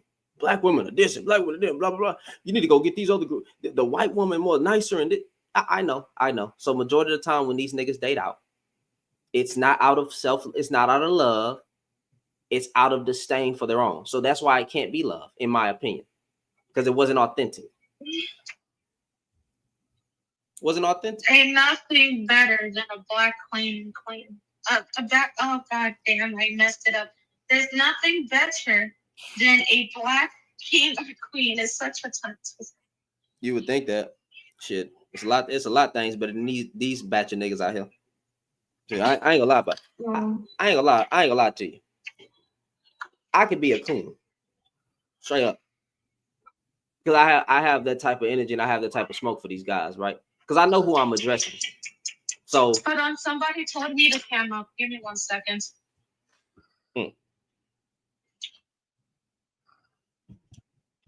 It's all black, sweetie. All black. I'm black. Black. Okay. Let's see. I wasn't even gonna do all that. I was going to entertain until I be trying to give people the benefit of the doubt. I know that happens in the spaces, but we'll see. We'll see.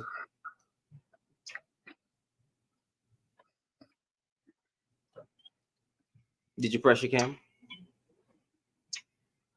What you said? Did you turn on your camera? I did turn on my camera. I showed my. Did you press save? I'm so sorry. I'm dumb. I'm supposed to save it. Hold on. Face? Not my face though, but I am black. Okay. Well, that's fair. That's fair. That's cool. That's cool. All right. I wear wigs.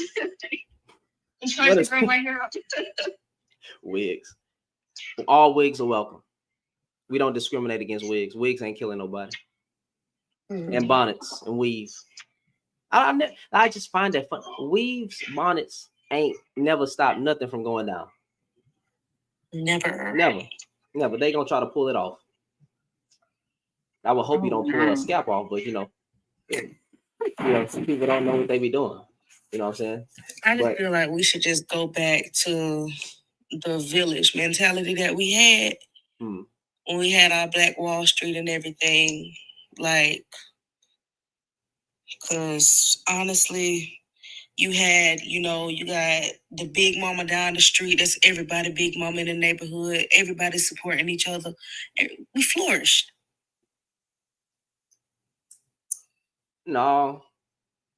I get what you're saying. All right. We had the Black organizations, like the Black Panther, literally feeding children, and we had a lot.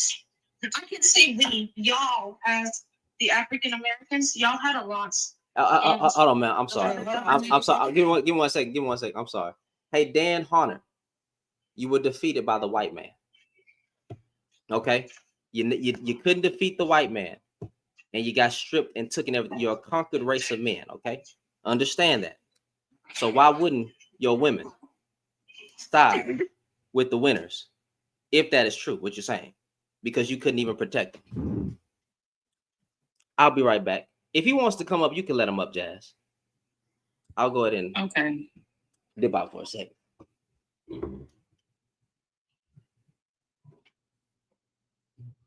Right back. Did I give you the option to freaking? I mean, shoot, even if we are working with the system, this system is at least masking.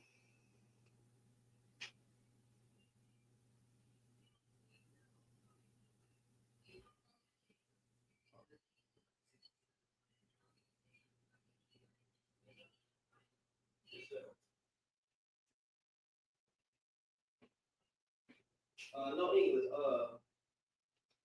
Oh yeah. I mean, no Spanish.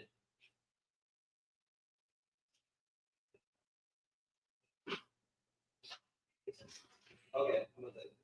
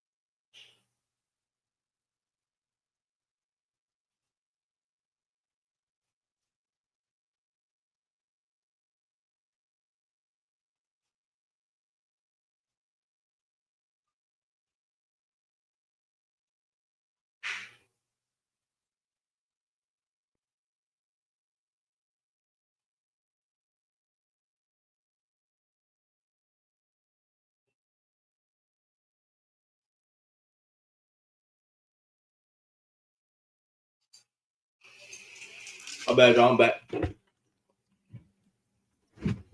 My bad, y'all. I'm back. We'll open up my TikTok again.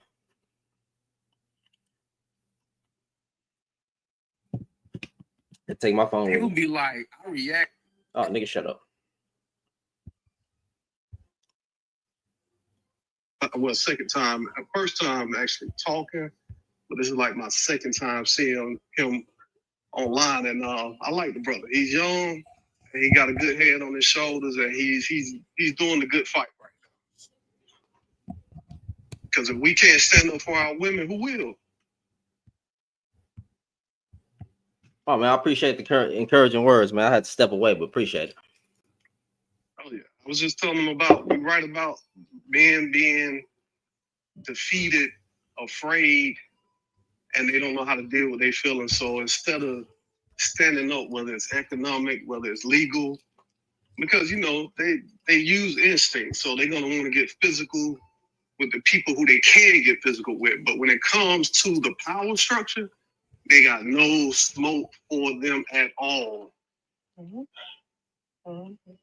I've seen it in prison, and I see it even right now today, because these older males, what they're trying to do, and they don't even know where they're getting their information from. They're in the algorithm with this red pill, blue pill garbage, not knowing that it was white men that lost their slave. And when they lost their slave, they lost their first slave, because their first slave were white women. When they lost their first slave, and when they lost slavery altogether with black people, and then they lost white women after the civil rights movement, because they had black people in check, civil rights. Well, before the Civil Rights Act, when white women went with the suffragette movement and they got their rights, they felt like they lost everything. So this whole red pill stuff comes from that. And black men are now calling it black men child, or men going their own way. I'm like, okay, well, which way you going with this? Which way do you think you're going to take with this? You think you're going to get something better if you get a white woman or a Hispanic woman or any of this? Because they all come from the same culture. It's a culture it's a colonizer mentality. They still don't look at you as being powerful and strong or a leader. They still know who the real person is in power right now. And you don't fit that unless you bootlicking. And I see a lot of these men, like the guy I'm talking about that went to prison for shooting this woman. He actually is a Trump supporter now. You know why? He feels like that money is power. And he wants a piece of that. So he actually voted for Trump. And that's their new Superman right now. That's who they want to be. They would love to be blonde hair, blue eyed, in shape white male looking like one of these wrestlers or something, or one of these football players. That's who they really want to be, and they know they can't be. So they want to take it out on people who can't defend themselves physically. But black women have took it to another level, became educated, know about the law, and use the law. And I tell my wife all the time, baby, carry your pepper spray. Carry this little knife. Have 3 different weapons. Because these males will even come at her at the gas station, anywhere, and just approach and feel like because she's smaller than and looks like she couldn't be aggressive, they will take that as a weakness and try you in different ways if you don't want to talk to her. And it's just that bully mentality that I can't. I never liked bullies. Even growing up, I hated bullies. Because say again? Go ahead. No, I was just, can you click on this Dan Honer's page real quick and see what he looked like? Because every time y'all dudes get to saying black women are pawns, I'm gonna keep reminding you how today, unless you ready to lose your life for your community, you still the white man's bitch. I don't like going coon. I really don't. But y'all need to taste y'all own medicine sometime, fam. But go ahead, Britton. My bad. No, good, brother. You're right getting on them because they are. They talking about black women being pawns. You're not even on the board. How about if a black woman is a pawn, you ain't even on the board. They're not even looking at you. They know that at any time they could just, because you the devil, right? In this society, we already know they demonize black males. Mm-hmm. So if you're the devil, all they have to do is make one phone call to silence you and put you away. Because I literally had to learn law and learn how to fight this system, and that's how I got out. If I didn't learn law, my maximum release date was 2024. Mm-hmm. So I was supposed to come home January 2024, but I ended up coming home in 2009 because I had to learn the law in order to get myself out of that predicament. And I tell you, I've seen it every day in prison. These dudes won't even file a grievance against the correctional officers that are over them. They would shut up and go out to the field, because in Georgia they have chain gang. You literally go out to the field and work like you're a slave. Yeah. And when they told me to go to the field, I said, "Well, what a hole at." They said, "You don't have an option." I said, "I always got an option. I just lay here. What you gonna do then?" I just lay down. I won't even. I will lay physically on the ground. Now what? And people thought I was crazy. Mm-hmm. I looked at them like, in South Georgia, it's 100 degrees out there sometimes, and you're gonna go to a field and pick some squash or some potatoes. They had potato fields. They had a cow farm where they was working in the dairy, and these guys literally would bow down every day. But guess what they would do? When they would bump and get mad at somebody and want to get aggressive, it'd be the black female correctional officers that they go at. I saw it every time. They had all the smoke for these black female correctional or women correctional officers. My mistake was just. Oh no, you're good, bro. I can tell when that word is genuine, like you know, disrespect, but at least you clocked it. You good, bro. Go ahead. Yeah. So I literally watched this same guy I'm talking about. He was a friend, because I'm be honest with you, I was caught up in that whole mentality. I was a part of this whole Black Power struggle. I went off into Nation of Islam, and I believed all this stuff that they were teaching. I did the Moorish Science Temple, did all that, and at the heart of all of it, it was black male supremacy being taught. That's what's being taught. So when you have these guys that talk about, you know, spiritually, we supposed to be the head because the Bible says so and all this, they don't know what patriarchy is. They don't know why they even put the masculine or the term man or he on God. That nobody knows that God is a male. Nobody knows this, right? Nobody can tell this. They based off of what they're reading, they believe that. But it was probably males that even wrote the book. Just like men make the laws here. And all these laws that are on the books, because my wife is actually, she was pretty successful in her sphere of what she went to school for. So she was making 3 times more than me. And he called me a beta male because he believed that since I didn't control all of the money, that I didn't have control over her. Wait, who said this? This was a guy that I called a friend at one time. I just recently just cut him off. And I actually met him in prison, right? We met in the law library. And once I started learning about him, and you had went away for a second, this dude literally caught his girlfriend cheating on him in his household. He was already cheating on her though. His girl came home or to their house, to his household, because he owned the house. And she had sex with a friend of his or associate of his. And when he came home, he shot her. He shot her or him? He shot her. And he went to prison for aggravated assault. So, you know, eventually after being around him for a few years, he started really opening up and telling me these things. And when I found out what he was in there for, I was like, he said, well, I didn't really mean to shoot her. She jumped into the bullet. I was trying to make her dance like that movie. And when I shot to the left, she moved to the right when I shot. And she just didn't follow the way I was moving. I said, so you trying to say it was her fault for getting shot? Wow. It just made no sense to me. Wow. And That's he crazy. really thought that Nasty work. was the problem. And I said, well, dude, you was cheating on her. He said, but yeah, that's different. You know, when we go out here and do it, you know, we just being men. I said, I don't vibe with that at all. I don't know what you're talking about. And I had to eventually, because I used to cheat. I used to do the same exact stuff that he did, and I believe that some of these men believe that we're supposed to have a harem of women. We're supposed to be like the kingdoms of Mundo with all these women all around us. And then when they get into reality, when it happens to them, they can't take it. Their feelings get hurt. They get emotional and they want to get aggressive. But I'm like, dude, you were the one that was doing it first.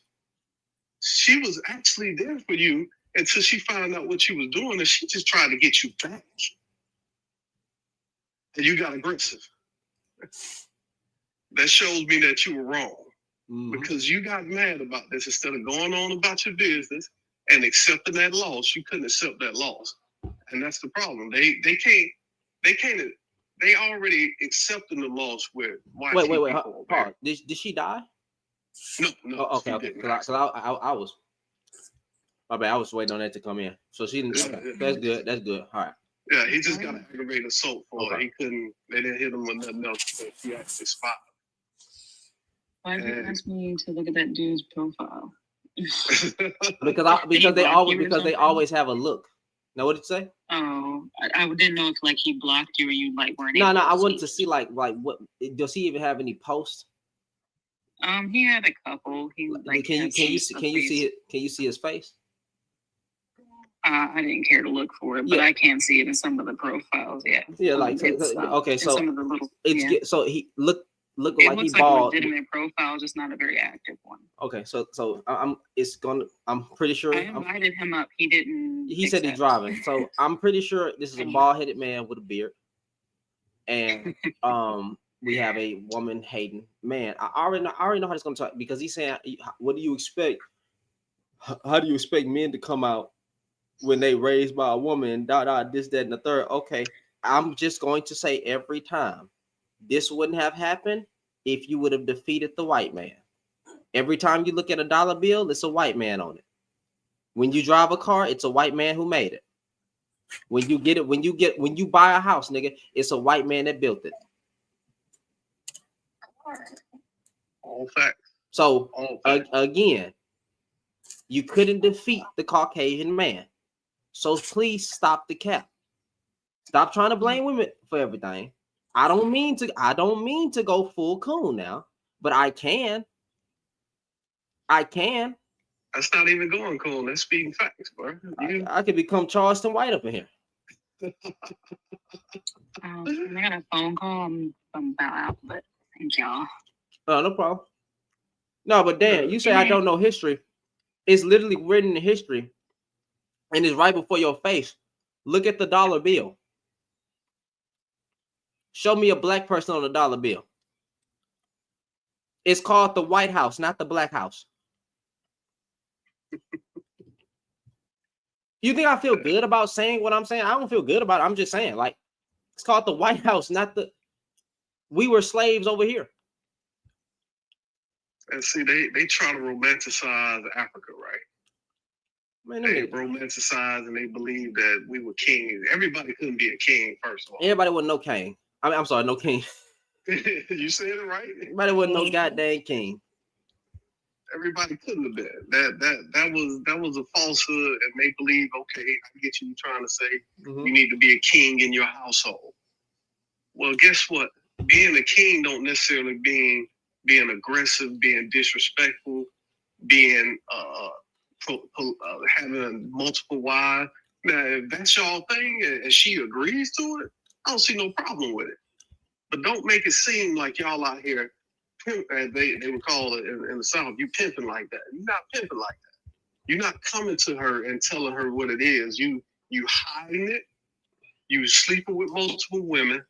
And then when she finds out about it and wants to leave you or do something to get back at you, you get aggressive and mad and want to fight. What do these dudes be? What do y'all be saying? Like when you be saying that we were good until single mother house, you were never good in America.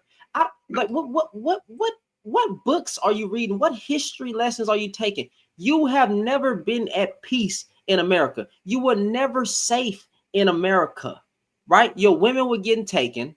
Your children were getting unalive. The police was treating you bad. You were never safe in even the 80s. You were never safe. The fact that you had drugs planted in your neighborhood, you still wouldn't say.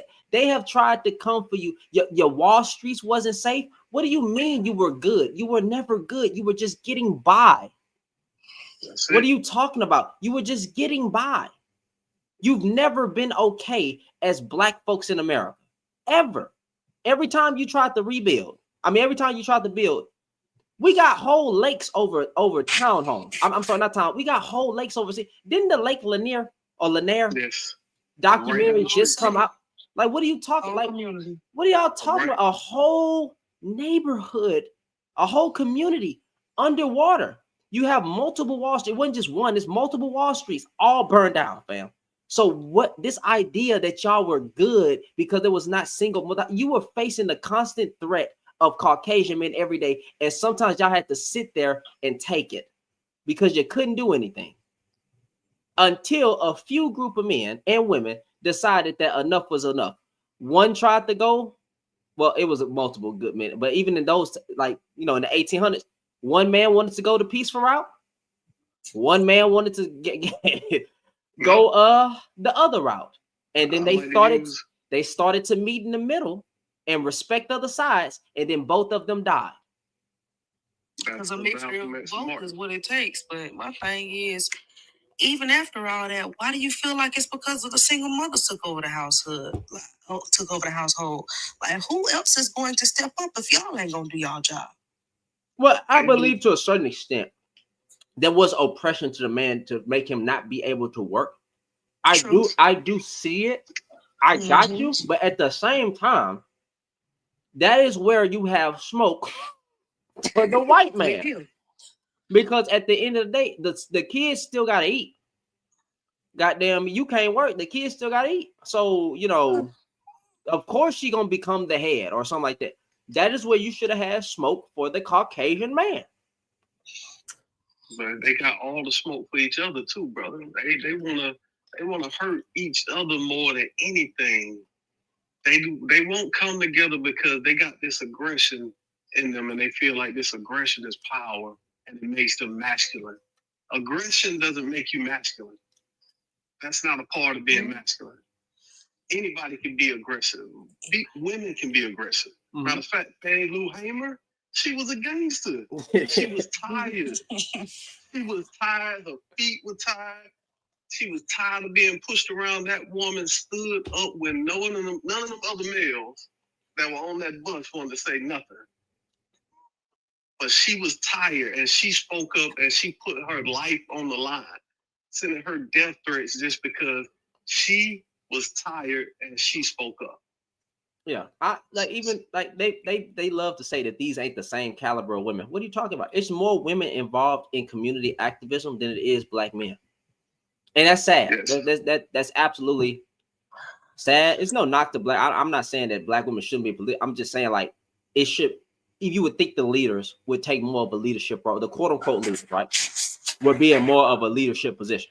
But you're not. Black women getting educated. Black women stepping up for the community. Black women, every time something happens to one of us, happens to a child, a little girl, or a Black man, it's just the first one there is a Black woman. A Black woman's tears can be. Well, if you in Texas, a Black woman's tears can be heard all the way in North Carolina. Yeah. A Black woman's protest will get all the way to Texas. Bro, Black women make noise. See, matter of fact, they the ones who could cancel somebody real quick. Yeah. But they believe it's because women are being exalted in the way they're being exalted. Black women. That takes away from his manhood or his masculinity. This nigga a troll in my comments, bro. I ain't gonna even know. Fam, I see gray in your beard. And this is my last time address. I see gray in your beard. When a person has gray in their beard, I expect you to have some knowledge like King Solomon. Right? I expect you to have something. When you get to talking stupid in the comments, bro, again, I'm gonna clock you every time. You were buck broken. You couldn't defeat the Caucasian man. And to this day, y'all as a collective group, I can say we, that's fine. Black men as a collective group do not have smoke for Caucasian men, but we will sit online and talk about okay, hold on, he want to come up. Yes, sir. Let me ask you a question. Go ahead. What happened to black folk? Oh, wait, time out. Whoa, hold on. Wait. Before you ask me a question, where are you from? I'm in New York right now. Where are you from? New York. Are you foundationally Black American? Yes.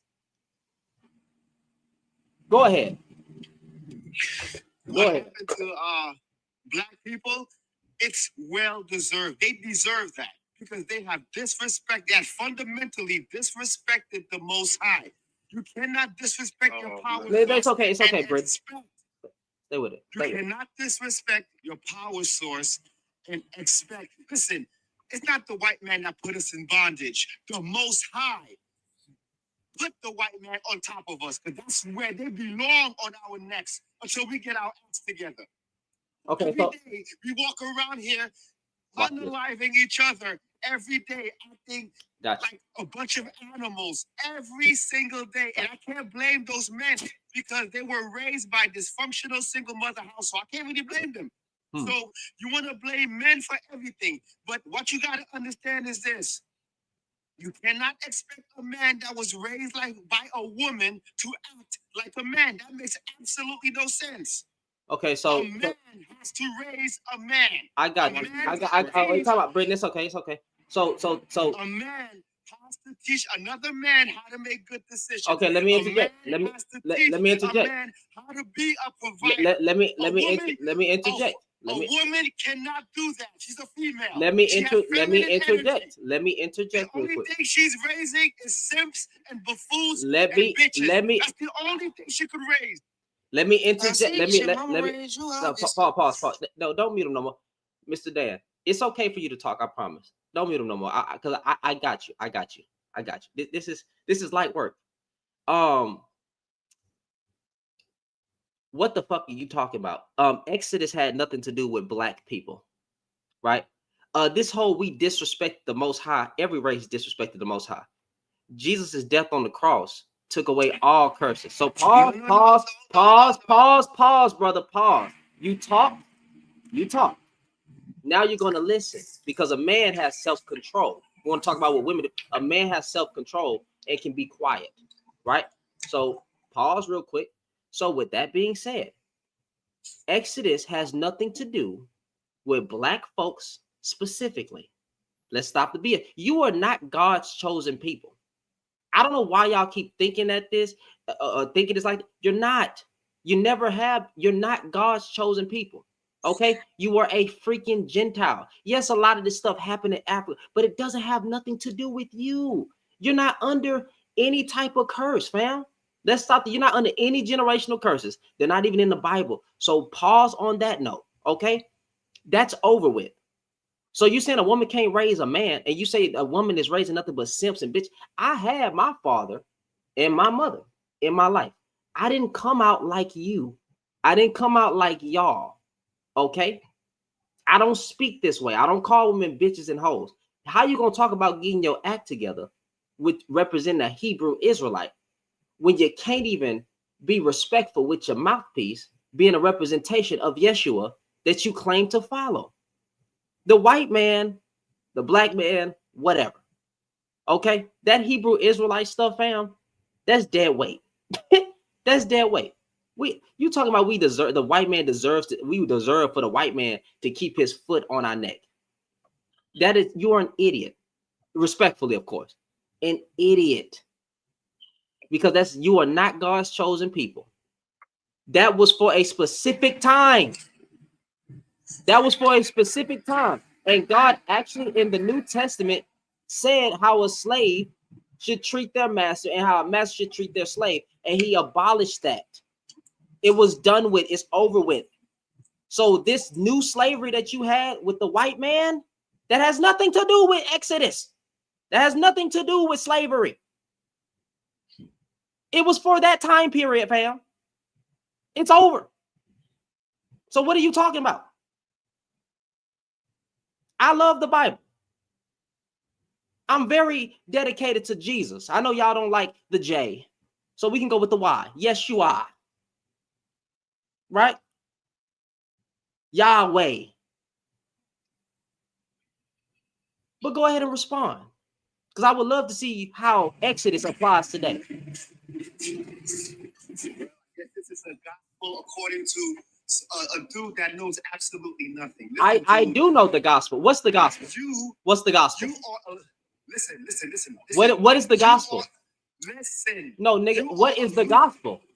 You are a Luciferian. You don't believe in the Most High. So I do believe in the Most High. I do believe. What are you talking about? What's the gospel? Of color do not believe. First of all, I believe in the Most High, fam. What are you talking about? I am not a Hebrew Israelite. I don't believe in none of that nonsense. Then who's the Most High? What's his name? We are. Who is the Most High? What's his name? The book. What book? What book? What book? The Bible. I'm talking about the Bible. Okay, and what's God's? Okay, the Most High means Yeshua. The Most High God is literally Yeshua or Yahweh. That's the Most High God. So what do you mean? What I'm telling you is that if you read the first 5 books of the Bible, it's only pertaining. The Most High is warning Israel, telling Israel, you have to. He told Israel, if you do not worship me, if you don't serve me, you will be in bondage. They already were. They already were. They already were. They already were in bondage. They already were in bondage. That's why we are in bondage right now. No, we're not in bondage right now. We're not in bondage right now, Dan. They were in bondage in Egypt, Dan. God brought them out of captivity. He warned Abraham. He warned Abraham. That's over with. You are not that in that captivity no more. This moment, we are in bondage. No, you're not, because you're an idiot. You're biblically an idiot, because you are a biblical idiot, because the Bible said he who is set free by the Son is free indeed.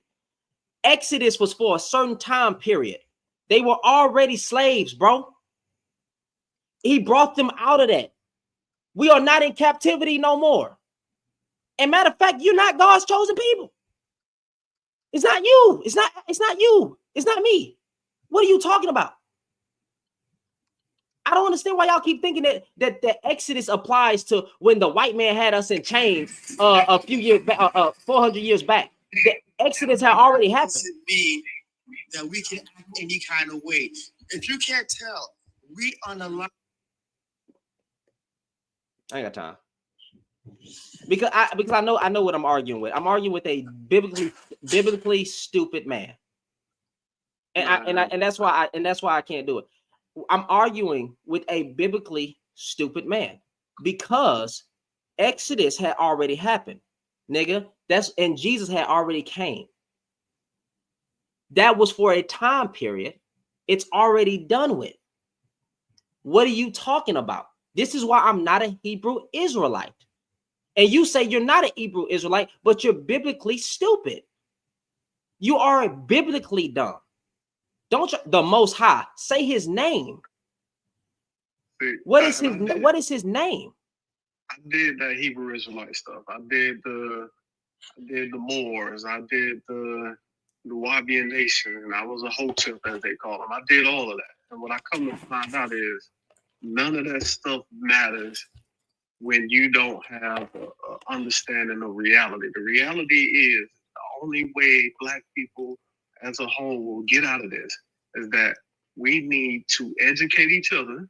That means male or with man and woman, and we need to work together. If we don't work together and kill the ignorance, we will constantly be going into this vicious cycle of trying to point fingers at each other and blame each other for the faults that we have.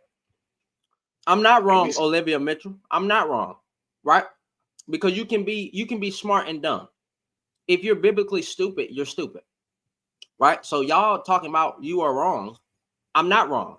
That's why Hebrew Israelites is looked as a cult, right? Because again, Exodus already happened. Jesus already came. We weren't going back in chains. I don't know where y'all be getting this dumb stuff from. It's read it, contextualize it. They want control over the women. They want control over the mindset. They want control by using that stuff. That's all it's about. It's about control. And they get money from it. They grifting off people. They leeches, really, to me. And when I say leeches, everybody want to say the snake. The snake. No, what's worse than the snake is a parasite. They're a parasitic disease on the black population. That's it. All they do is sow dissension. I'm not Christian, but you being Christian, I can work with somebody that's Christian, Muslim, Jewish, anything, because what the meat of it is, we have to care about each other. We have to love each other. And in order to love each other, there's no way we're going to go forward if we keep trying to blame each other for some issues that didn't originate with us. The issue of being in slavery, the issue of white people running this stuff, that has nothing to do with us. We can't control that. We can control ourselves and free ourselves from economic slavery, from mental slavery, and all the other things, but we first have to look at the root of the problem. And black males and black men need therapy, serious therapy. Okay. I'm not okay to you. Listen, any person that comes to me and says if you are a black person, I'm about to clock you right now, Miss Olivia. If you are a black person talking about we are God, you couldn't even get yourself out of a chain. So what make you godly? Hear me out. Hear me out. Hear me out. All that God talk, you can't lift yourself up out of poverty. All that God talk, you can't have no smoke for the white man. All that God talk, you can't stop systemic oppression. All that God talk, we are God.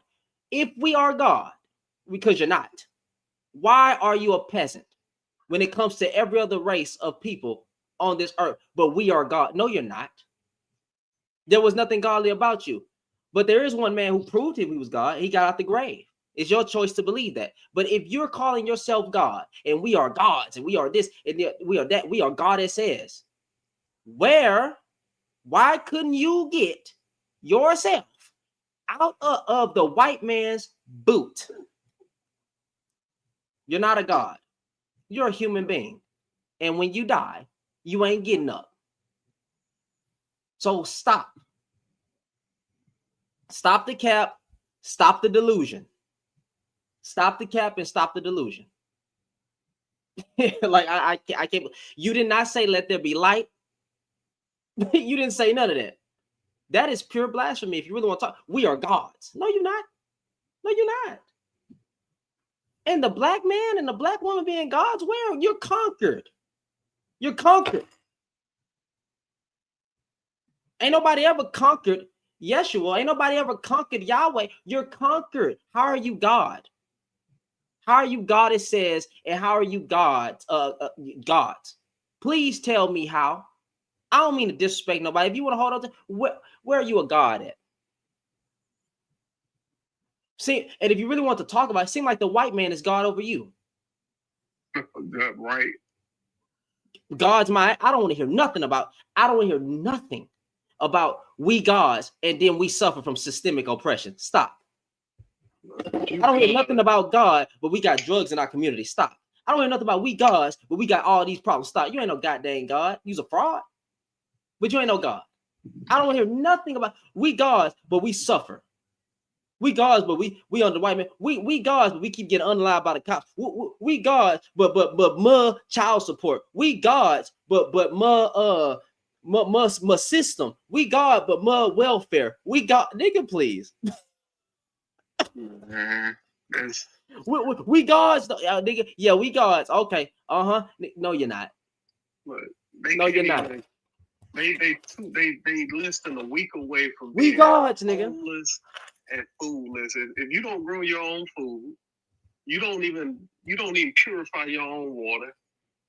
You don't control anything, water, food, even gas, natural gas. If you don't have any of that, you cannot be in control and be God. You can't. Like, you don't have no control. You don't even have control over your own body. You can't. You don't have control over when you die, unless you commit self-deletion. But you don't have no control. You don't know the day of the hour. You don't know that you ain't eternal. Like, what are you talking about? You ain't all knowing. You gotta learn. They can't even beat COVID. Yo, you know what I'm saying? You catch diabetes. You catch diabetes. You can't even heal yourself from diabetes, fam. Most of these dudes can't beat obesity. Like, that's what I be talking about, bro. Y'all, yeah, bro, that's what be making me laugh. You can't beat obesity, but man. we gods though. Sugar. Nigga, you ain't no goddamn God. You a human being, and you die just like anybody else. Gods though. But silly, God and oppression. Stop. But you know, they getting all this stuff from the 5% Nation. They getting this stuff from all these other organizations that a lot of them were based out of New York and came out of New York. So you're gonna hear a lot of people from New York come with that God stuff, with 5% of stuff. They gonna come with it hard. Some of the more Science Temple, they own it too. So but why y'all? Well, y'all, hey man, y'all keep saying that y'all was the original Jews and you under oppression, go keep y'all in chains forever. I'm sorry, I'm talking to people on YouTube as well. Y'all keep it, yeah, because I get it. You're trying to rationalize why this happened to you. So you're reading and you're trying to find any reason to justify why it's so hard for the black man in the world. I get you. So you're reading that scripture and you're applying it and saying, see, oh yeah, that's why. That's why because we're God's chosen people, and it was foretold that we would go through. It was foretold. It was already happened. It already happened. It was happening in Africa before YT people even came. That's what I'm telling you. Like, it was happening with the Moors when they taught the Spaniards and the Portuguese how to come in and trade and then kidnap and then enslave people. It was happening a long time before even what they call, they like to use Egypt, right? Egypt is not the oldest civilization on this planet. It's not. You had the Chaldeans, you had the Babylonians, you had the Phoenicians. This stuff has been going on for thousands of years, even before they was able to write it down in the book that we call the Bible. It's been there. The people oppress other people, and if you have enough power to do it, the reason why YT people had enough power to do it, they rode the Silk Road all the way to China.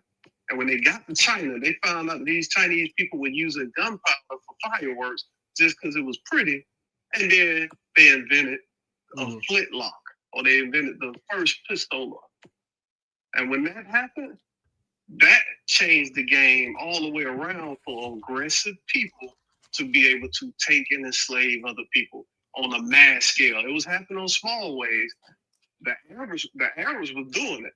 The Moors that was teaching the North Africans, the Arabs how to do it, they couldn't even beat YT people when it came to that, because when engineering started happening after the Iron Age with the metal, yeah, everybody had swords. But after the Iron Age, they started doing mechanical things. And when pistolas got introduced, that changed everything. And that when it happened on a mass scale like it's never been seen.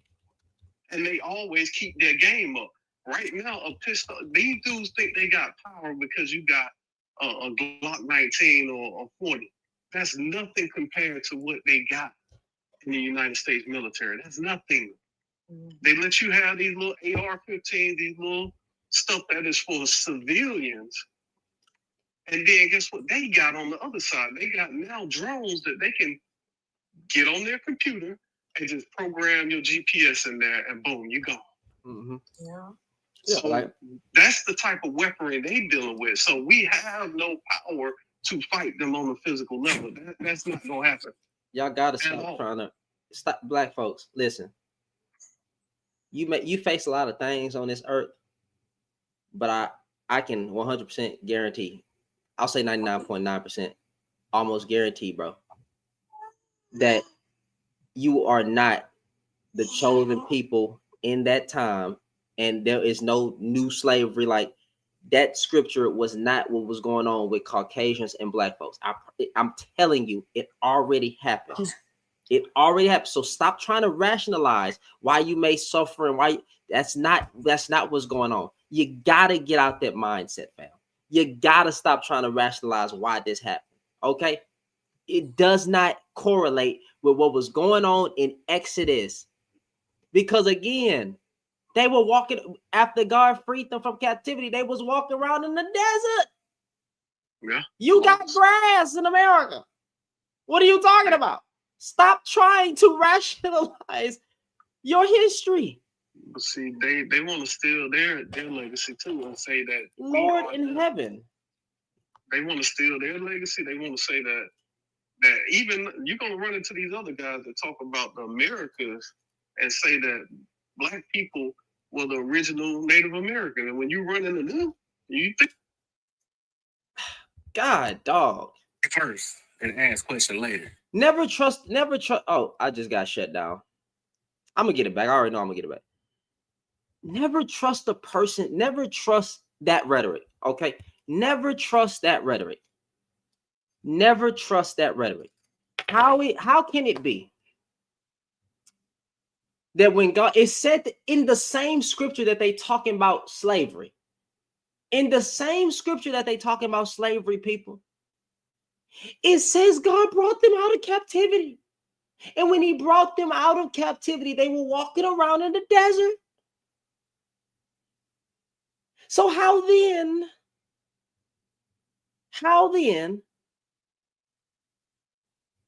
if it said God brought them out of captivity, he put them right back in captivity for the white man? Stop.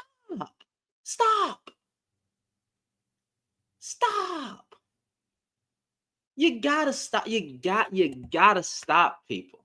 You gotta stop.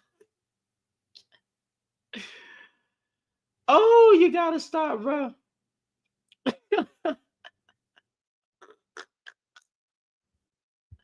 Oh my God. It's like, bro, I don't understand it. I really want y'all to break from them chains, bro. I really want y'all to break from them chains. I really want you to come to the light. He wouldn't even say God's name. Yahweh. He wouldn't even say it. The Most High. He just keeps saying the Most High. I get you, bro. That's why I don't like them conversations when because I already know what they're doing, bro. This is clockwork. Oh.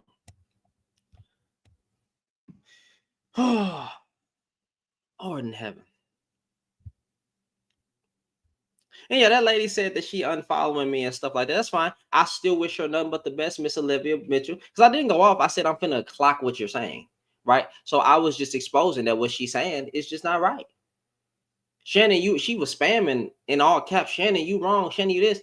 I'm not wrong. I'm not wrong. That's the problem.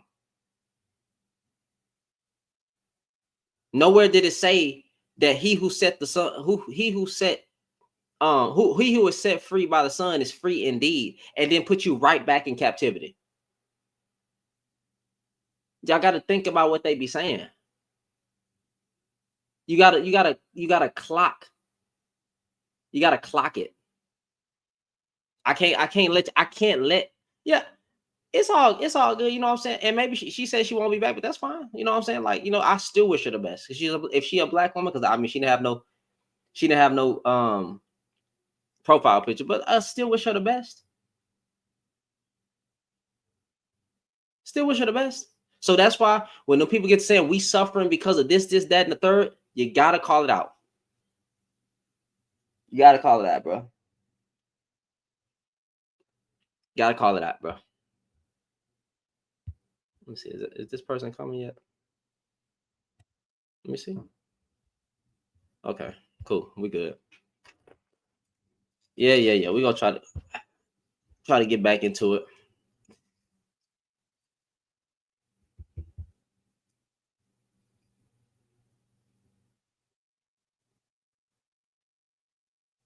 Yeah, she left. It's all good.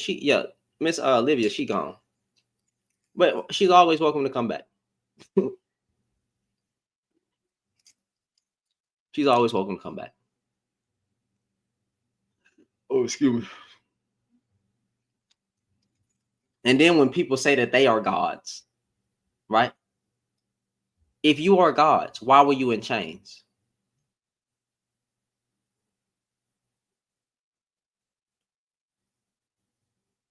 I mean, I just make that make sense for me.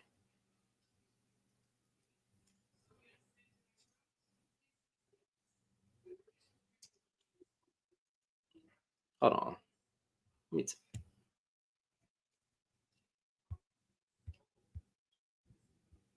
They better say if we working tomorrow, because better let me know. Damn, it's kind of late. I don't know if he up. I'm gonna text my boss.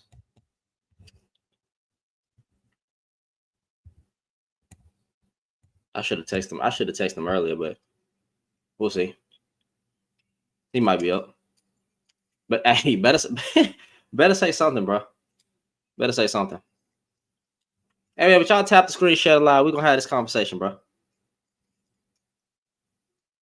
We're gonna have this conversation. This might be a pretty interesting conversation. Tap the screen, share the live.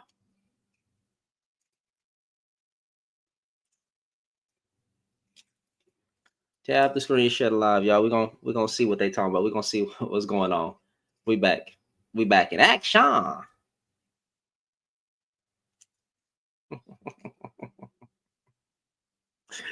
We back in action.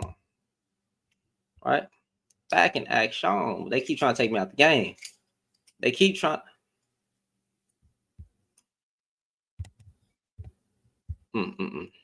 Okay, so yep. Yes, sir, ski. Oh, what the heck? Oh,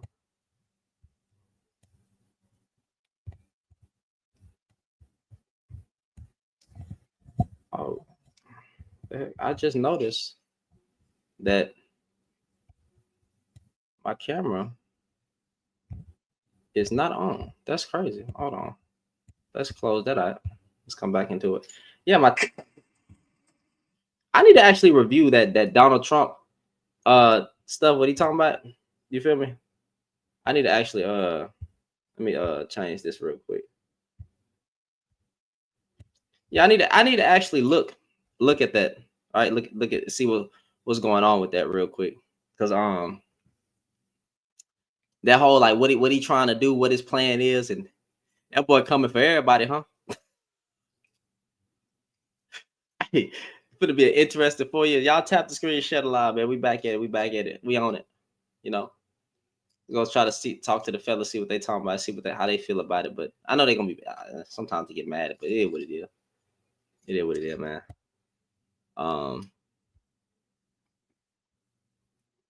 What the hell is this? All right, y'all tap the screen, share the live, man. Let's see what the brothers got to say, bro. You feel me? I might get off soon and then go watch Charmed. Trying to see what's going on with that show. It'd be dope. I like the effects sometimes. It'd be funny. I'm on season 5 now. Hey, but y'all tap the screen, man. Black men, what's going on, man? What's going on? What's going on, black men? Y'all want to have this conversation? We gotta have this conversation. I just want to know why we on podcast, but we ain't doing nothing in the community, man.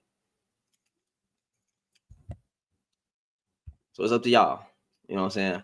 I want to speak to the fellas, see what y'all talking about. You know, why do we have more smoke for men? I'm sorry, for women than we do men? Because I see y'all prompts and I see y'all backgrounds. I see y'all talking about weaves and bonnets. Seem like the black man can't be corrected. You feel me? That's what it sounds like to me. Because I mean, everything that we be saying about women seem like the black man can't be corrected. The black man don't like correction. All right, that's what it sounds like to me. More smoke for women than there ever was the white man. Go ahead. All right. I hear what you're saying, brother. Right? But here's my thing, right? Even though the system may be the villain, right? The system is not effective or effective unless they get access to the black man, right? So I think that the black man has done enough to protect ourselves from the system, right? But if by you saying that we have smoke for the black woman, right? Yeah. The way that the system gets access to black men typically is through our women. We're already knowledgeable of what their move is. We know what systemic racism is. We know what all that other crap is, right? So if we're already super aware of what's going on, right?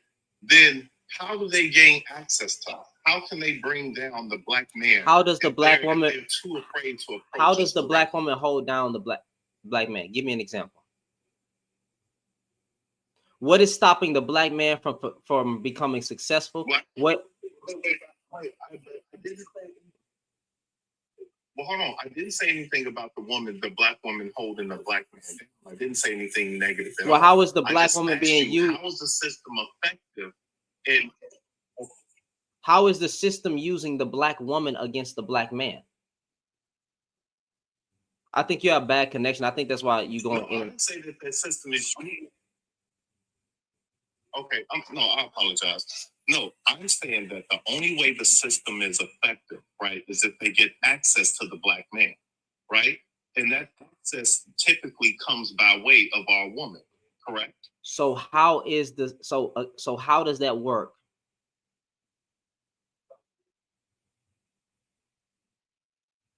How does that work? All right. So if one is already okay, so if one is already knowledgeable of what systemic oppressions already lay out there, right? We can do certain things to protect ourselves from it, correct?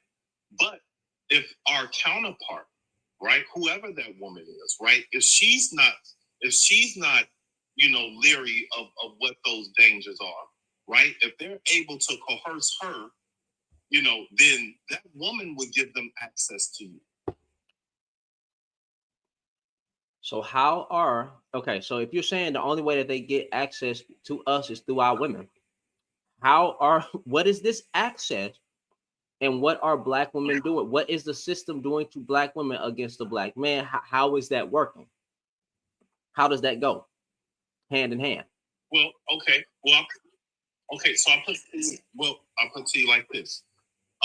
In 2025, right, it's not as prevalent as it was back then. This isn't a who we need to be hyper aware, right? We're nowadays, right? Everybody has all the same rights, all the same opportunities, right? But for those individuals that are stuck in the whole oppression ways of things, those individuals that do think that our non-melanated counterparts are superior to us, right? The only way those people are effective, or if racism is effective, is if someone believes it, right?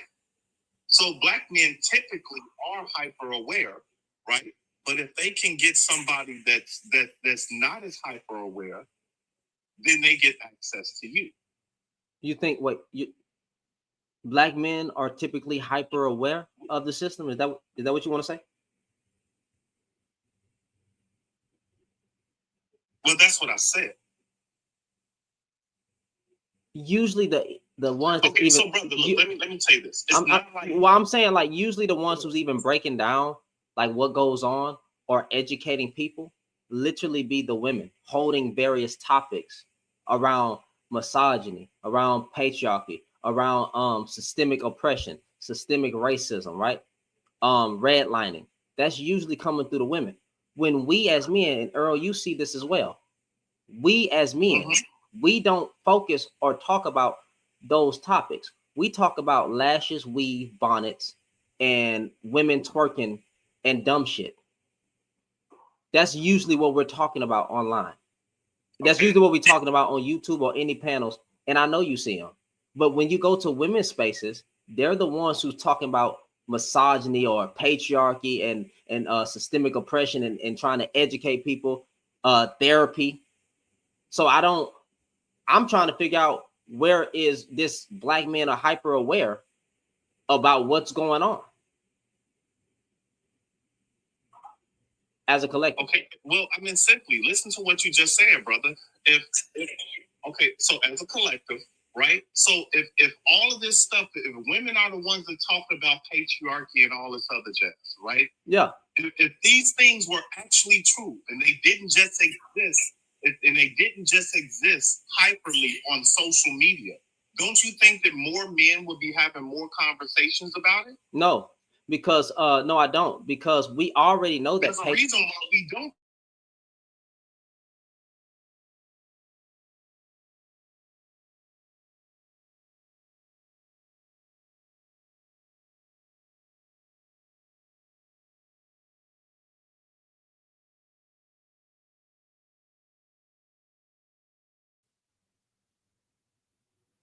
Hey, yo, Earl. No, my bad. Oh, okay. You was waiting on me. My bad. No, we wouldn't see more men talking about it because a lot of men try to uphold it. They don't think that there's nothing wrong with the patriarchy, and we know that patriarchy exists because we're literally in a patriarchal society. What we try to push on women is man at the head, women beneath. So even though we can see the patriarchal setup, we still don't give a damn because that's how we believe that it's supposed to be. So no, I wouldn't see men talking about it more. I would actually see men upholding it like I do right now. Okay, so what? So explain to me, what is the harm? What is the harm in that patriarchal view? The way it's been used to oppress women, right? I don't think it would be inherently bad. I don't think so. But the way it's been used, right? The setup has been bad for women. Look at how we've oppressed women. Look at how women have just now gotten rights. Look at the fact that women had to fight for rights in the first place that is crazy work. The fact that we had to have a whole feminist movement for them to say, I want to work, I want to have my own money, I want to be able to vote, I want to have my own, I want to be able to have a car. Look at globally what's going on and happening to women who even look at a man wrong. When we get to looking at, I don't want to name that religion over there, but when we get to looking at what's going on in different areas of the world, right? So it's like, look at the way it's been used. It has been oppressing to women. And even we still today, the patriarchy. Okay, so let me go ahead.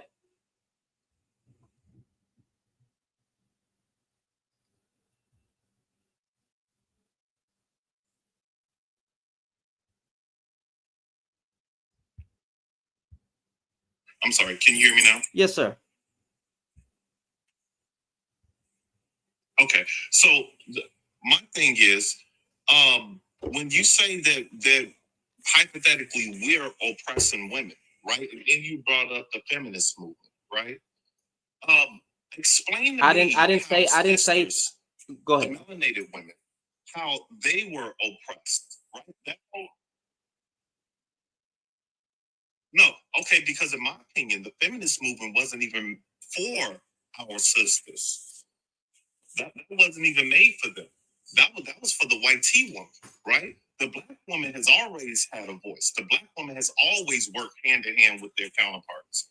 So why do we need to be hyper aware and hyper focused about something that does not affect our culture? Black women's voices were silenced by the black men that they were in proximity to. We even silenced black women's stories of what they were. Give me an example. Grandpa abusing grandmother. Black woman essay, we silence it. So there was a lot of ways that black men were oppressing the women through the harm of which they were doing. But we don't want to talk about it because, and I've heard this before, when it comes to the harm that was done, we don't want to address it. That's why we get mad at movies like Color Purple and stuff like that, because it actually shows the reality in which a lot of women were dealing with in those times. It wasn't peaches and cream the way we paint it. When we look at the Black Panther movement, a lot of women, we know what happened to those women in that movement. So we have oppressed women in certain ways. We've done a lot of harm to women, to our own group of women. I'm sorry? Can you give examples? I'm sorry, can you give me a modern example of how the black man is oppressing the black woman? I'm curious. Well, we don't have, like you say, a modern example how we are oppressing the black woman. Well, I can say like you oppress their voices. You oppress their voices when they try to speak.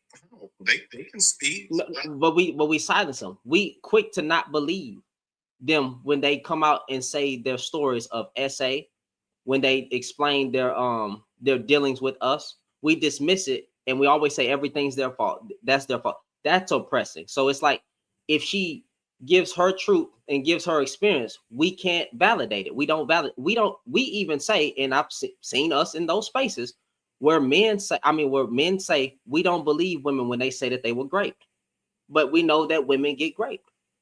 So that's another. We do oppress their voices, and we oppress their voice by not believing them, and we victim blame. Okay, so here. Okay, so wait here, right? I'll meet you halfway on that, right? Because I won't say that doesn't happen, right? But I do want to ask you this: do you think that having discernment, when someone tells you something, do you think it's disrespectful to question this telling you, or do as men we just believe all women? Period. Yeah, you believe what? I think that's asinine. But no, it's not asinine. Solely because they're a woman. Believe women until it's a lie.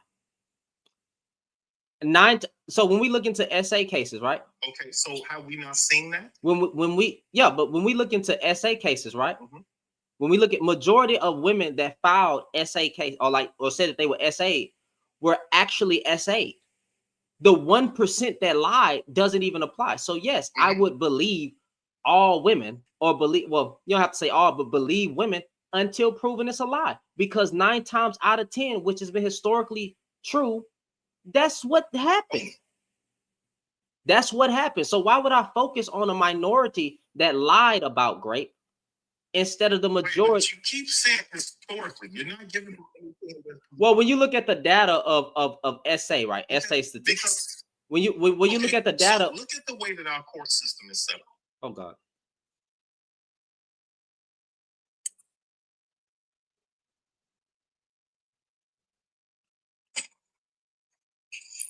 So Earl, what I was saying is when you look at the data, of SA, right? Women who were sexually assaulted or raped, right? 9 times out of 10, it has been proven to be true. So I don't care about the 1% of women where it's a lie. So when a woman comes out and says, because it's 1%. I'm more meaning since the data. So are you telling me that one innocent? Since the data, what I'm saying is since the data. Well, you got. I don't have a bad connection. I do see that you got like one red bar though. Okay. But what? Yeah, okay. What? I'm in the shady place, but no. It's all good because I'm not gonna disrespect you or say anything crazy, but I got you. But when you look at the cases, if 99.9% of women who say that they were SA'd and has been proven to be true, or great, or whatever, it's proven to be true, but then you got some in that percentage that lied, I'm more likely to believe the woman because 99% of the time it was true. It doesn't mean women don't lie. I'm just saying I'm more likely to.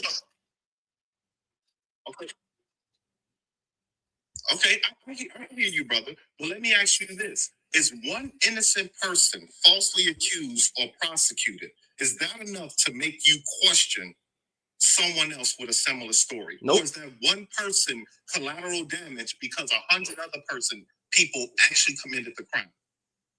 If one person getting falsely accused, I don't care. I'll say that that's wrong or whatever, and that person should be held accountable.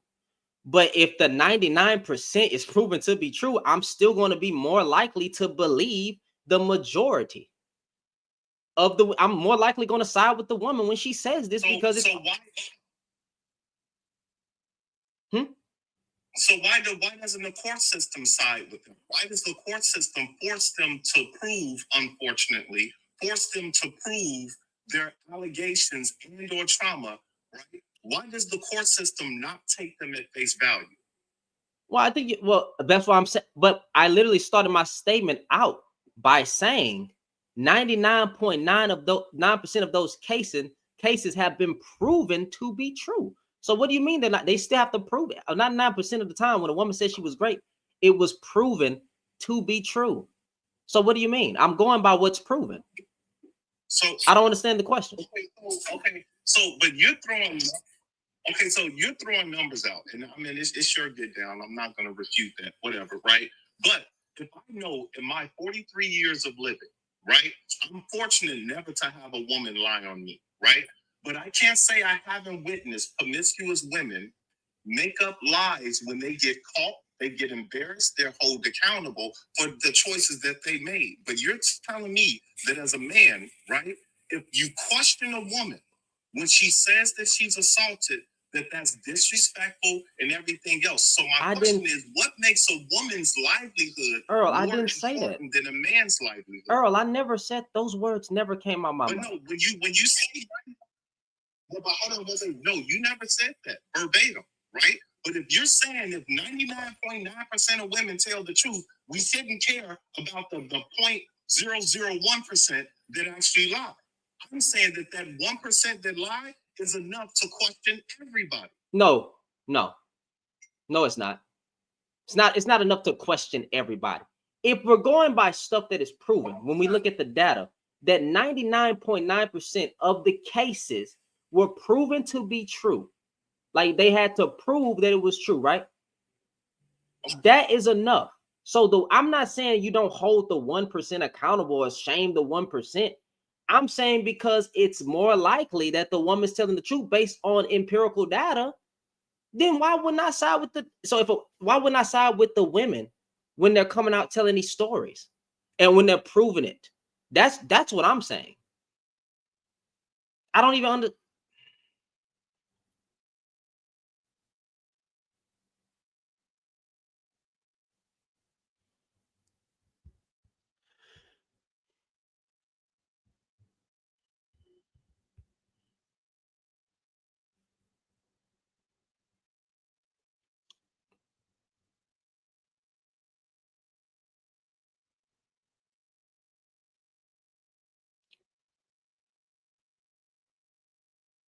I never knew that. You should question because if one woman lied, everybody else lied. If that's the case, hey, one man cheated on one black man, unalived a black woman. Every black man unalives black women. I mean, like that's no, it's not how that works. It's not how that works. I'm just saying because based on he dropped. Based on data, I'm going to be more likely to believe the woman because 9 times out of 10, it has been proven to be the truth.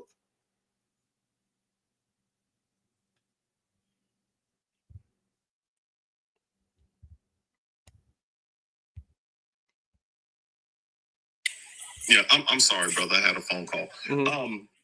Okay, so I hear you, right? Let's take a recent case, for example, right? There was a man that was just unalive, right? Because that was his sentence by the court, right? Come to find out that there was no DNA, there was no proof or no proof or anything that he committed this crime. The only proof there was a YT woman saying that she seen him somewhere or etc. Right? So they charged that man, but there was no proof. Right? So this man just lost his life. Right? Everybody, even the judges and the prosecutors were like, "Hey, we don't have enough to condemn this man." Right? But yet they still condemned him. They still executed this man. Right? Solely off of what a woman said. So are you telling me that his life was expendable just to keep the livelihood of some woman that claimed she was wrong? You are taking it to the very extreme, bro. Because I don't. But Earl, give me a second. You keep going to the very extreme, and I'm gonna tell you how it's extreme, fam. Because it's what you're saying. Are you telling me that his life was expendable? No, I'm not. And I keep saying based on the cases that have been proven, meaning they found evidence, they saw DNA, they did everything, and it has been proven to be true, right? If it's 9 out of 10, it has been proven to be true that this happened to the woman, right? I'm going to side with the women more times than the man. It does not mean that if a woman lie on a man, that I'm excusing that. It does not mean I'm going to question majority of women, because majority of women ain't lying about the grape based on the data. It doesn't mean that the man who gets lied on life is not is expendable or nothing like that. I'm going to be more likely to believe the woman because women ain't lying about it majority of the times. So get this. I agree with you that the majority of them are not lying, right? My premise is one lie is too much. One innocent person prosecuted is too many, right? Then as men, as young boys, we deserve the same amount of the same amount of respect, the same amount. I'll be back, y'all. Hold on.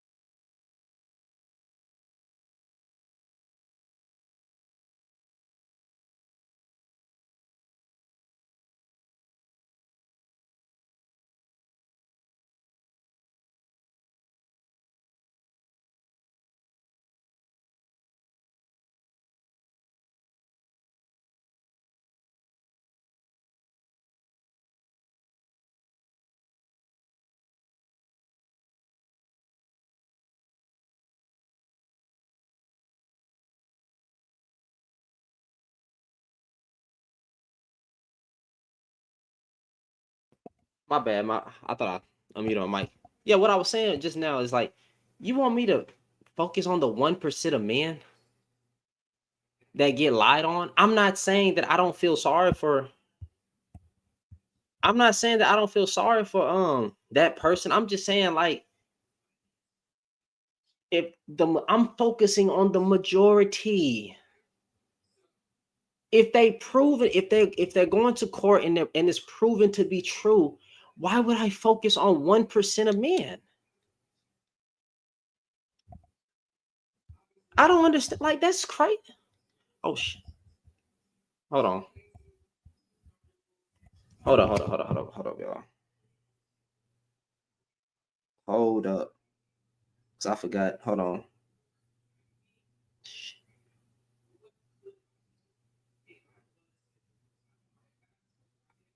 Hold up. Hold up. God damn it, come on.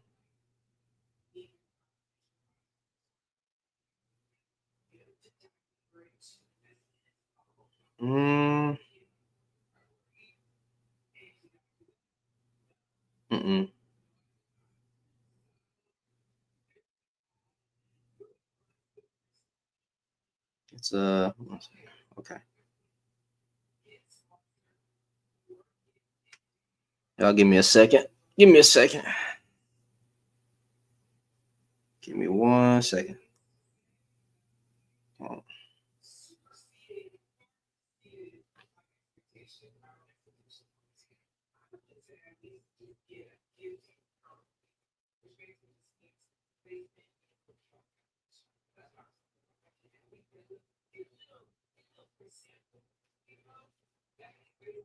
That was so stupid, bro. I like that. That's crazy to me. Man, come on. Why would you sign me out?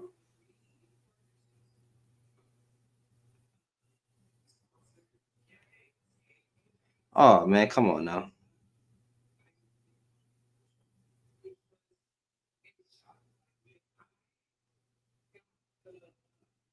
Come on, man.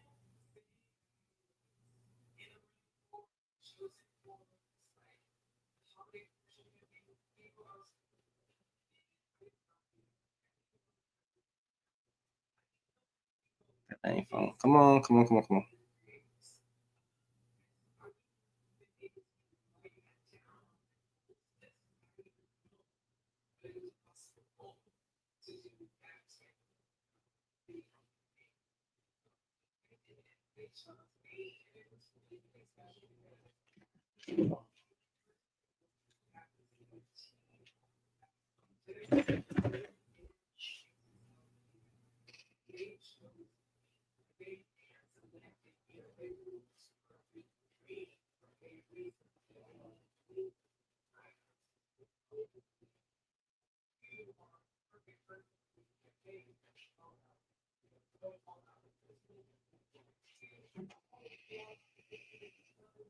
Oh, I found it. Okay. Found it. Let me see. Let me get this done real quick, y'all.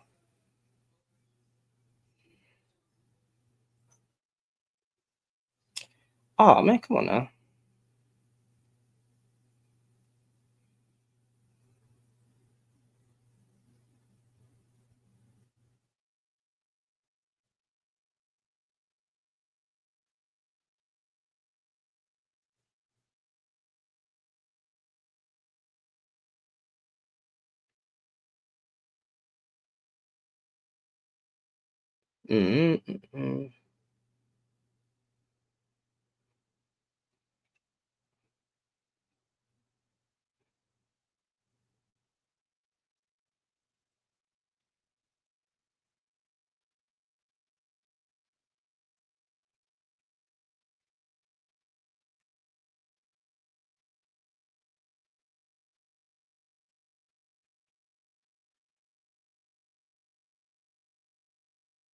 Okay.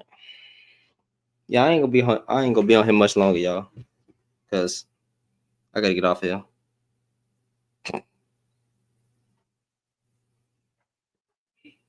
Nah, but I'll try to give y'all a little bit more entertainment, man. That was so stupid though to be arguing like that. I never them dudes try to argue with the 1% so bad. So bad, bro. So much, man. Just 1%. 1%.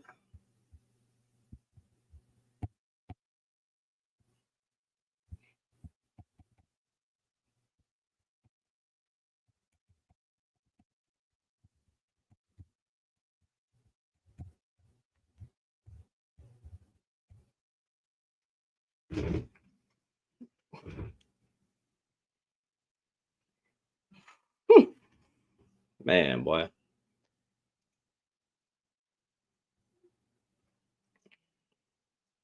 We're gonna try this again. I'll try to get Earl Cherry in this thing again. That's his name. To continue the conversation, you know. Try to invite him up again, like to continue. Hey, y'all tap the screen, share the live. We're gonna try to have. All right, brother. What was the last thing you said? Bro, I don't even remember. I don't know. I was referencing the brother who got executed, even when there was no DNA evidence. There was nothing, right? Yeah. But they did not want to overturn his execution, right? That was just one example, right? Because the only reason why they executed that man is because a woman said he did something. There was no proof. There was no anything else. The man maintained his innocence the whole time. So, but that's just one example. I'm saying that one innocent person executed, or one innocent person punished, loss of livelihood, loss of their job, you know, it's too many. All right. So that's why you don't believe all women at face value. No, I'm saying I'm more likely to believe women than the men. Hey, y'all tap the screen, share live.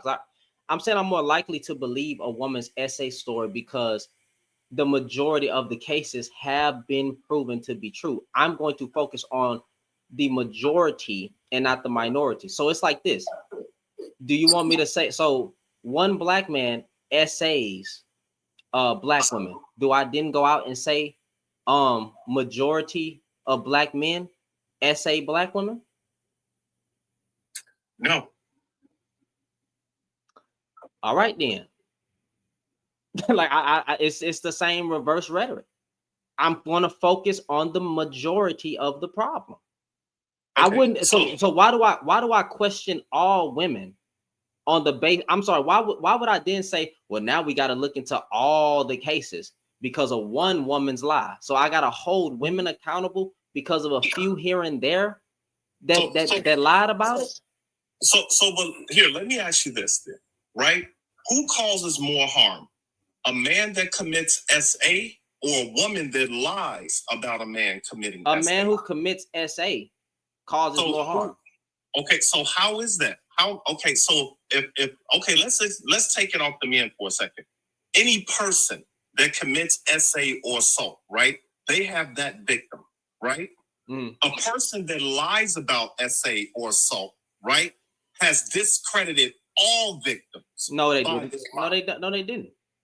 No, in it metaphorically, right? Because if they get caught up in a lie, right, then the court system has to say, wait, if this happened, if we almost condemn this innocent person based on the lie, we have to mitigate the risk of other innocent people being prosecuted. It's not that they get away with it, brother, and I'm not refuting what you're saying. I do believe the majority of women. However, I'm not going to not have discernment to say that if anybody walks up to me and says, hey, Joe Smo assaulted me, right, I'm still going to ask questions. As an adult, I'm going to ask some questions. I'm not going to, well, you can ask that person the question if you want to, but I'm not going to then question the majority of the cases. When we go by proven to be true, right, I'm going by the fact that they had DNA and they had proof that they were true, which is why I'm focusing on the collective. So if majority of the cases have been proven by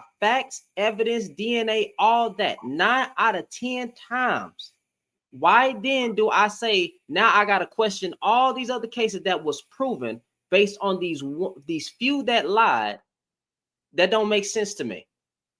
I'm not going to question all women because of a few bad women. Oh.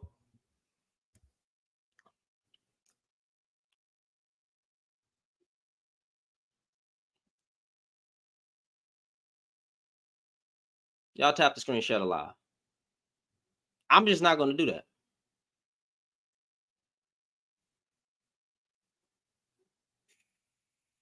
I'm sorry, brother. Go ahead. No, you good. I'm just saying I'm not going to question all women based on. Well, here's my thing. I'm not saying that one should question all women. I'm saying that it's not a bad thing for one to use discernment. If you hear a story, right, that doesn't make sense, you shouldn't believe it solely because the person is telling you has a vagina. What doesn't make sense? What doesn't make sense half the time?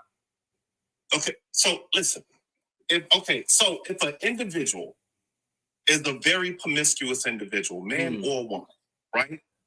They have a reputation for doing things that are unbecoming of a respectable person. Then they tell you that, hey, they have become a victim of their own actions.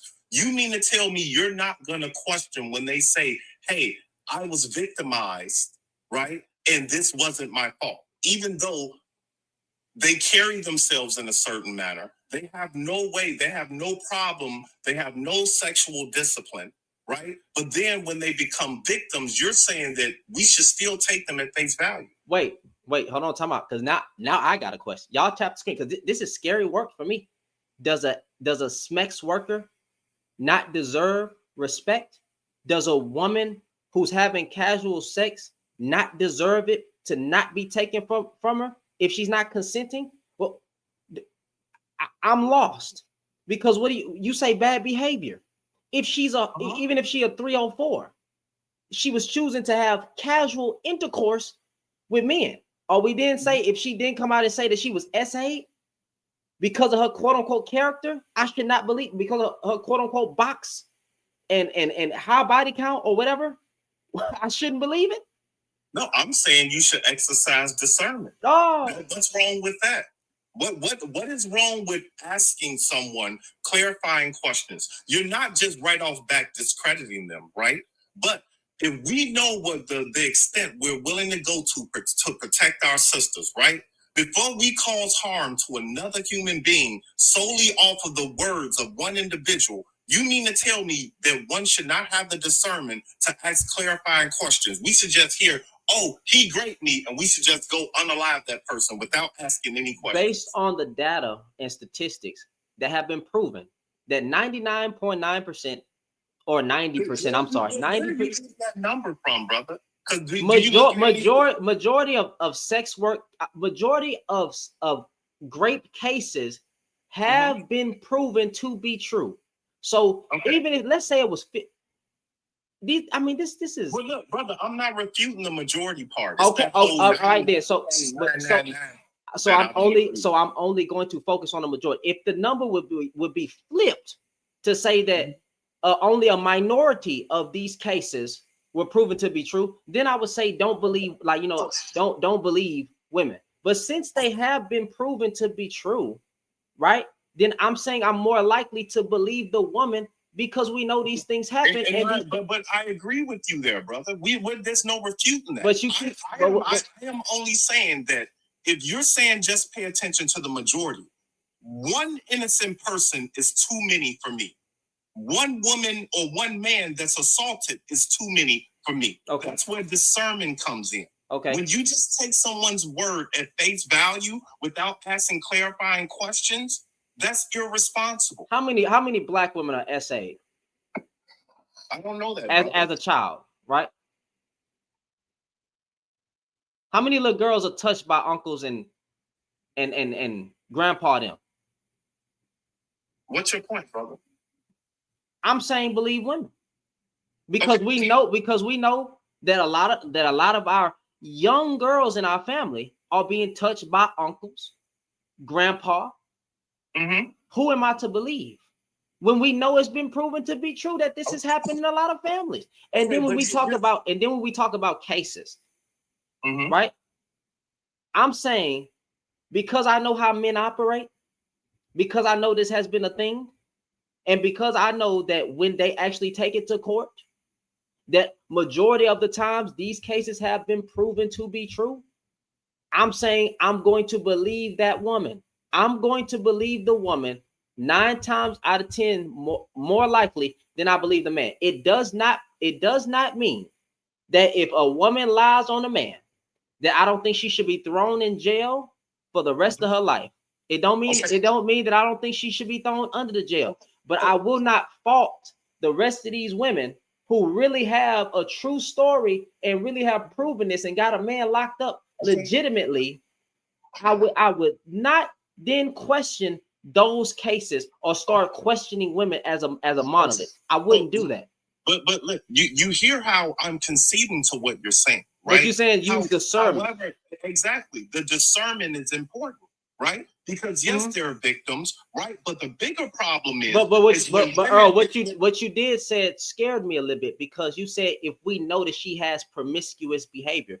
Okay, in that example, right? That stands. Right, just like in a court of law, the same thing will stand. Right, if she has promiscuous behavior. But hold on. The prosecutor will bring up their character, their behavior, and everything else. Right? Are you telling me that even though a person has the propensity to lie, the person has the propensity to be frivolous with their body, that shouldn't be taken into consideration? Promiscuous behavior should never be equated with the fact that she comes out and says she was raped. Okay, brother. Okay, so listen. Do you have that same compassion for men who get falsely accused? Yes, I literally said that woman should be under the bus. I didn't say any of that, brother. I said to use discernment. And I'm asking do you have that same smoke? Get down for men that are wrongly accused? Same smoke. Yes, I do. If you're wrongly accused, that woman should be thrown in jail for life, because I understand that can mess up a man's reputation for life. Even in the court of public opinion. Yes, brother, we both agree with each other. What else is there to talk about? I'm saying that I just would not believe women. I'm going to believe the woman 9 times out of 10 before I believe the man, because a lot of these SA situations have been proven to be true. Okay. So let me give you this one, right? In my former employment, right, about maybe 13 years ago now, right, where I dealt with adolescent children, right? You know who didn't get listened to? Young boys. When these young boys would come down to the office and they would tell the workers and everything else what was going on to them in their homes, a lot of times nobody believed them because they were boys, right? But if a young lady said it, everybody would the police and everything else would be out there, right? You don't think that's a problem in society? I think that's bad. I think that's real. I think that's real bad.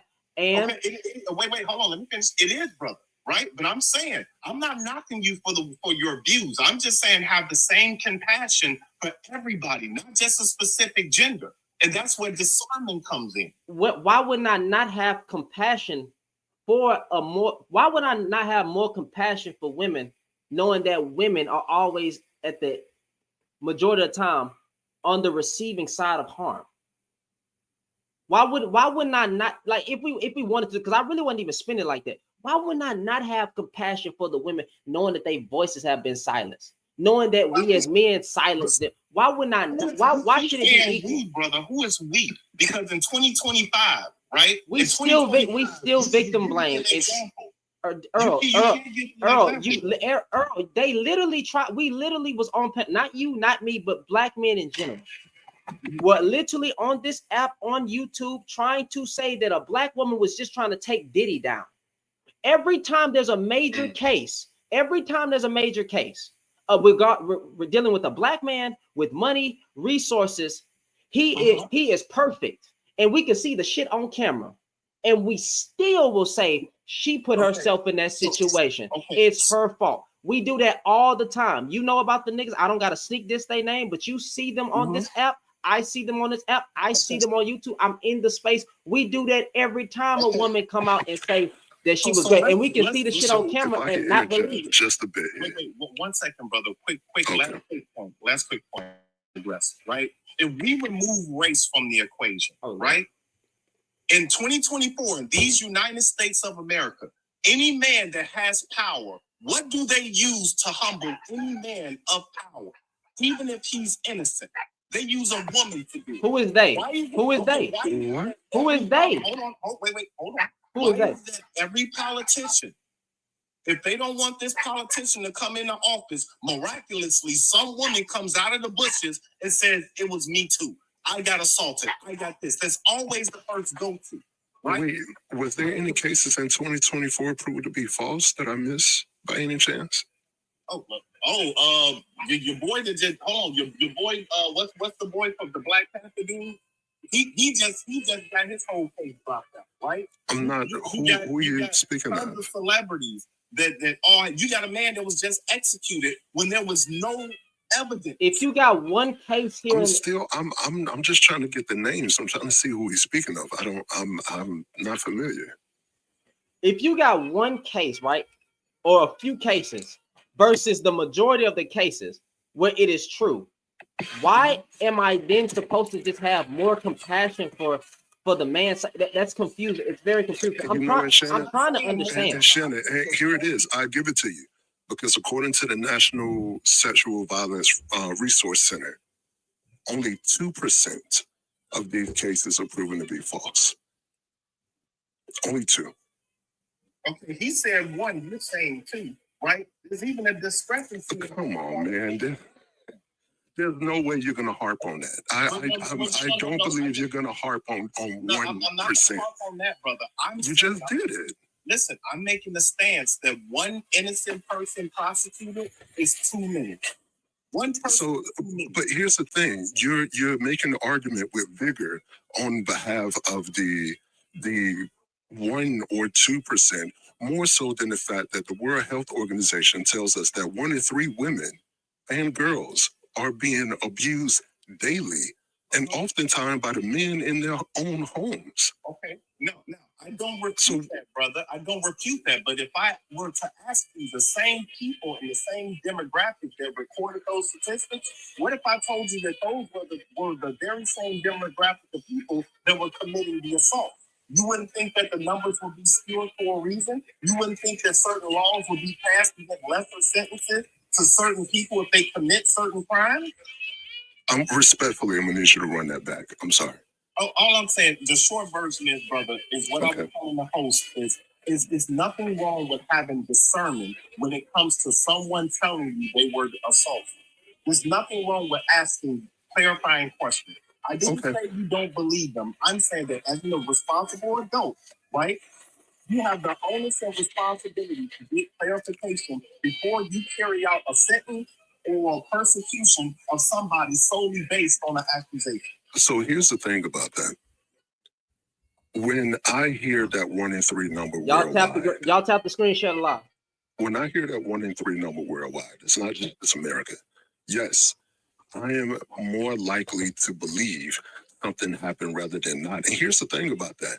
What is the harm in believing the victim until, if in fact the victim is not actually a victim? What's the harm in supporting that person in that time?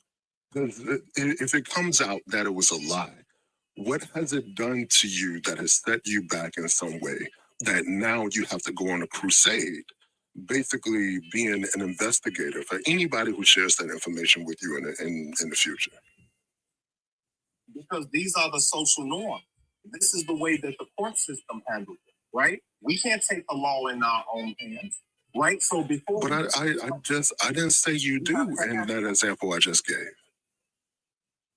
I didn't suggest that. I just said, what is the harm in believing? And this is something that Shannon and I have spoken about before. When we hear these things, a lot of times for men, the closest thing, the safest thing for us to go to is anger, which a lot of times equals violence, right? So when we hear protection, we think of it first and foremost in a physical form. So if somebody were to come to you and tell you that happened to them, then for way too many of us, it's like, okay, let's go put somebody in the grave right now, no questions asked. I'm not suggesting that when I say believe the victim. I'm saying be there, support the victim, listen to the victim, protect the victim's voice, protect the victim's space in that moment. And of course we go through the system that we have to go through to get the justice that is necessary. And if going through that system is proven to be false, then what have you lost? Okay, so now I would agree with that stance. I would agree with that. And so you put it a better way than I did, right? I'm saying have discernment before you carry out a sentence, right?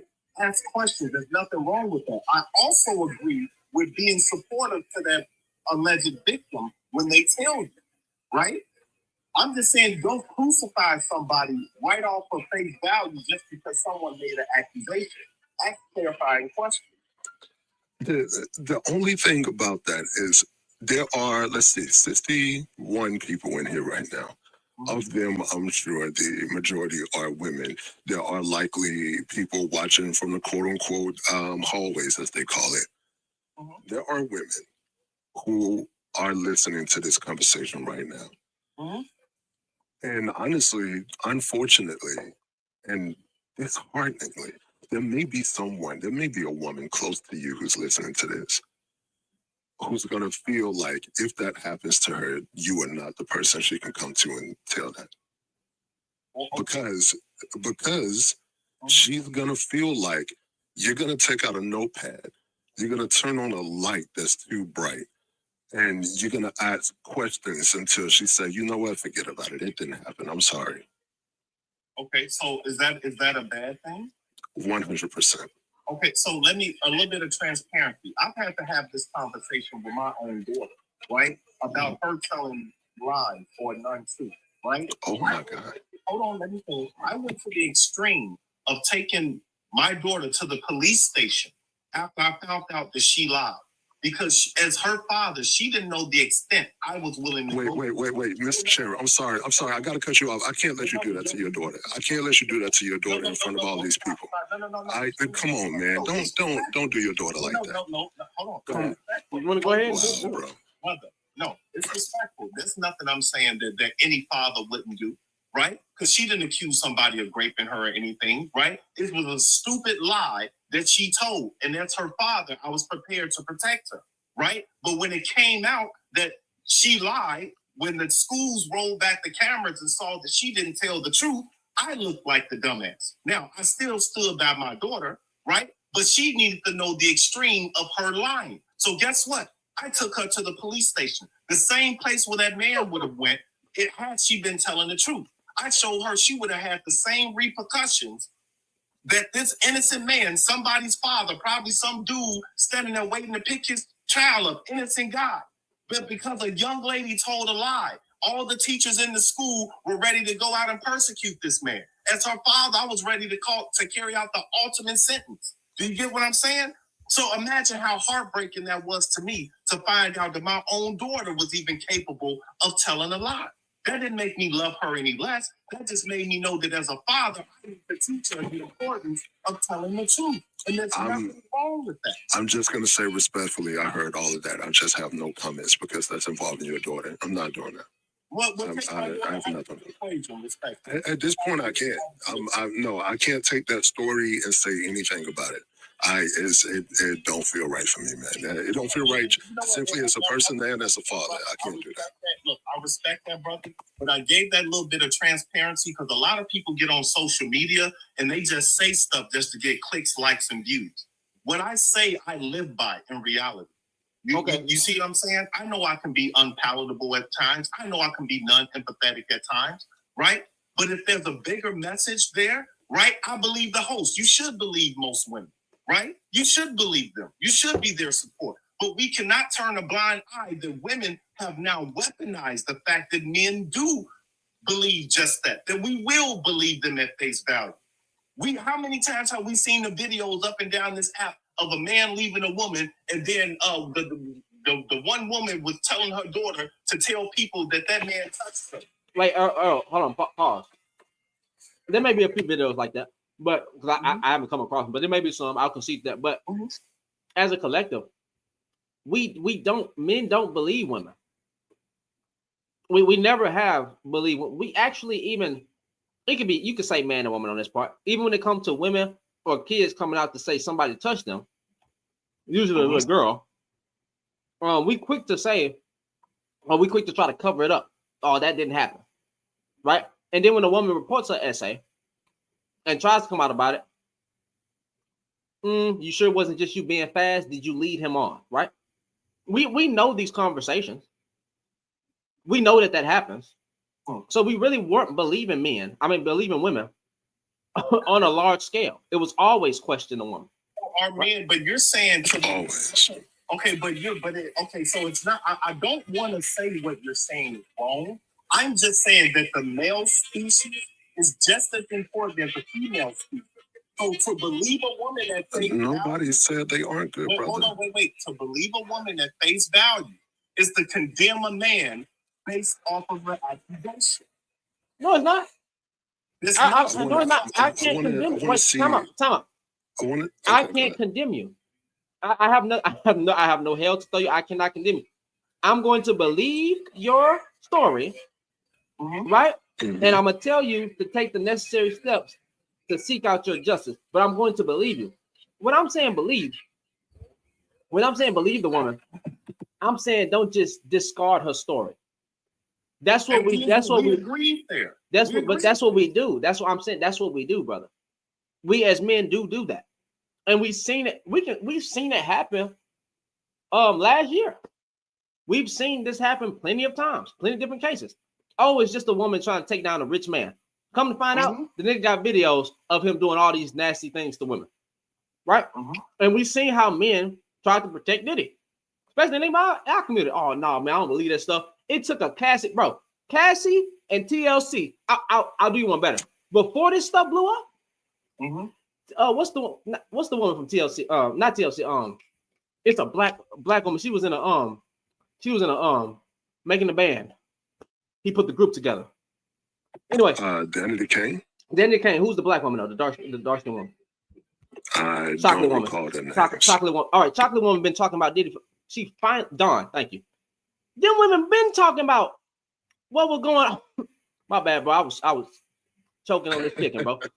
Them women been talking about what was going on with Diddy. Talking about the abuse, talking about all this. We kept saying it. We don't believe. That's a lie. They just trying to take a black man. It took Cassie video. And she filed it when the lawsuit came out. Oh, she need to file a criminal lawsuit, not a civil. So pause. Go ahead. Even though it's a civil, and then a video come out. It took the video for men to be like, you know what? That's bad. That's bad. And then not only that, I'll even say his name. Saw said verbatim. She wanted to get a. He said something along them lines, saying, "If you go back to your abuser, you know how they like to say stuff, or if you go back to your abuser, you wanted to be there. Why didn't you? Why didn't you leave? Why you stayed?" That man was so wild that when he was still in the service, they had to discipline him for some shit that he said about R. Kelly's victims. I don't do that, right? I mean, because the man ain't get a define. Okay, but that's fine. That's fine. Just wanted to make sure I got you. However, right? There is some truth to what he may have said. Oh Lord Jesus Christ, man. See, okay, so these are the uncomfortable conversations I don't mind having. If a woman getting abused, she want to get abused, bro. Okay, no, that's not what I said. See, you said there may be some truth. Okay, so here, let's take it one step at a time. First, let's talk about the Diddy situation you were talking about, right? Notice what you didn't say. Why didn't you make an example of all the men that told what Diddy was saying? Why did you make a point that nobody believed those men when those men said what Diddy were doing? What men came out? What men came out? Okay, hold on. Denzel Washington said something. Ken Williams said something. The other little short dude. When did they come out? Whatever, bro. They have been saying stuff for years. But guess what? No one listened because they were men. Right, but if a woman I don't recall. Wait. That's not true. Give me a moment. I don't recall. Honestly, I didn't recall. The person who kicked the door open for Bill Cosby was a comedian by the name of Hannibal Buress. And when Hannibal Buress was quote unquote telling jokes about it, people was like, wait, Bill Cosby used to do what? And the more and more people started to look it up, that's when they found the deposition from 2005, where he admitted to a lot of this stuff in the court case that he had. And then more people started to pour out. It was like, oh, wait a minute. So this dude has been, pretty much the same with, if I'm not mistaken, with R. Kelly. The thing is, men's voices, and this can't be disputed, hold more weight in this society than women do when it comes to these things. A lot of women have been blowing the whistle on this stuff for a long time. It's only until a fair amount of men started to say, hey, why ain't nobody looking at old boy over there? But the reason why it isn't enough men saying, hey, why ain't nobody looking at old boy over there is because men don't have the same smoke for other men that they have for the system as a whole. You know, in my opinion, we do. We do, right? But instead of letting us chastise those bad individuals, right? You forgetting that those individuals is somebody's baby. Nobody wants to, don't say nothing to my child. Listen, don't say nothing to my child. Let me chastise my child. Oh, that's my brother. Mind your own business. What happens in my house stays in my house. Right. Is this stuff that men say or is this stuff that women say? I'm curious. So no, here's the other thing that and I wanted to cut in earlier, but the idea that somebody, not even just a woman, but somebody would continue to subject themselves to abuse because they like it in some way by going back to their abuser. Look, there's been a study that's been over and over studied just to make sure they're keeping up with it, that suggests that it takes at least 7 attempts for a person in an abusive relationship to actually finally leave. It's not that these people aren't trying to. And the more powerful the abuser, the more wealthy the abuser, the more people around them, the yes men around them, that number should be damn near doubled.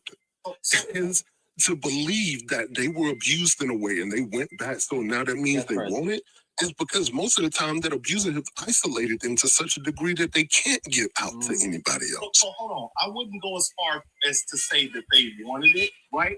But I would be fully justified in saying that if someone goes back to their abuser, right, they prioritize other things over their safety, right? They prioritize those provisions. They prioritize the monetary things. They prioritize those feelings of lust. They have all those reasons they go back, and they don't leave until they get tired. Now, some people may be unalive before they get tired, but we say it's taboo to say that, right? So if a therapist wrong to say, hey, you know what? If that man is going upside your head every day, why are you going back to him? I have a shelter you can go to. You can take your children and everything else. We'll put you in a shelter. We'll put you in a witness protection program. No, because they don't want to give up their livelihood. And I'm not talking about all of them, right? They don't want to give up their livelihood. They don't want to give up the lifestyle they were living. They don't want to give up all those positive accolades that they don't tell people about. But they want you to be empathetic and sympathetic to the fact that they get their head knocked in between the washer and dryer, right? But they don't want to leave the situation. Make it make sense. So you don't know what Stockholm syndrome is.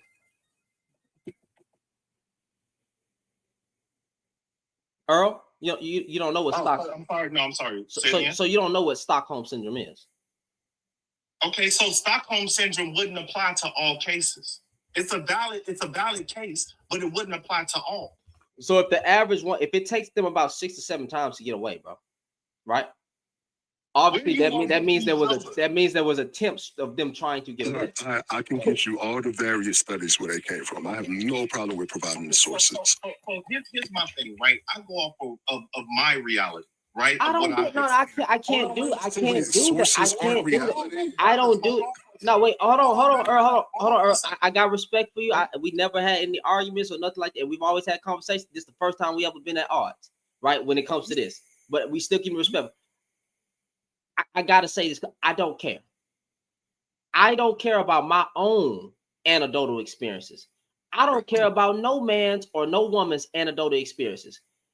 The Amazing Lucas has a shirt. It's called Men Lie, Women Lie, Numbers Don't. Numbers don't. Numbers don't.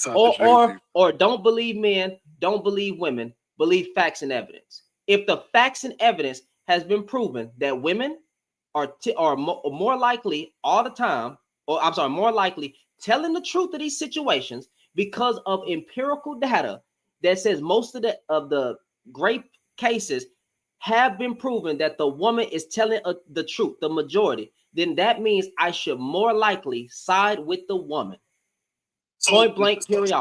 Okay, but hold on. You're trying to make a stance as if I'm telling you you're wrong. I know. I just don't care about I don't care about how you see things. Oh, okay, but then that's fine. As an adult, we have our own opinions. But I'm saying, as an adult man, a responsible adult, right?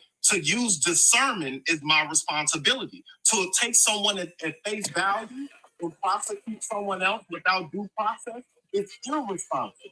Wait, look. So look, this might be a hot take.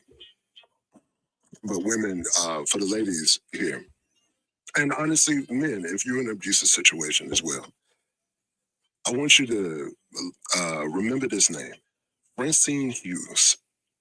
In 1977, Francine Hughes was with her husband or boyfriend, I forget, well, husband, something like that, who had been abusive to her for some time. She had reported it to the authorities. She had reported it to family, his family in particular, and tried to get out to her family as well. Their kids seen it. Francine got tired and she set the house on fire while he was asleep. This was the first case of battered woman syndrome, as she warned. Since we're having these conversations where people believe that you are subjecting yourself to your own abuse because you didn't leave on the first time, get yourself some good matches. So there's a reason why the court of law doesn't justify revenge, right? You can't lie in wait for someone to assault you just to do harm to them. What? Right?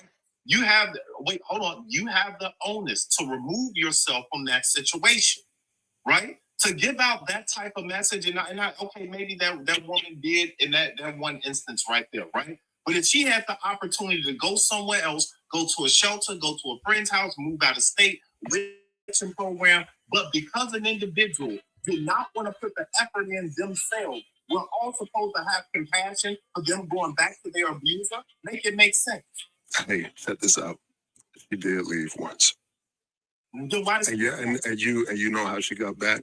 He found her and dragged her and the kids back. So then she didn't go back willingly. She was forced to go back. That's different. Okay, so a lot. And you know how often that happens? There's a reason why when you go in these shelters, they don't allow you to have your phones in certain areas. It's not even safe to leave in a lot of these situations. I'm willing to bet if any one of us go to Google right now and search something general about a lady being unalived by her boyfriend after she tried to leave, the latest story would likely be like a week ago or a month ago. And then you would read in that story about how many people tried to help her get out of that. And you would read even then that person who unalived her likely unalived them too. But then not only that, pack your stuff and leave. But hold on, Jay, not only that, this the sad part right here. This why they go back. I'll take you and your family out. That's text messages. But not only that, you can look this up yourself, Earl. When women file a police report of DV, they are more likely there's an increased possibility of them getting harmed. Even when they file it, even when they file it with the police to say that this is happening to me, they're more likely to die and even receive more harm. That is studies. That is, if you can look that up. So women do try to get away.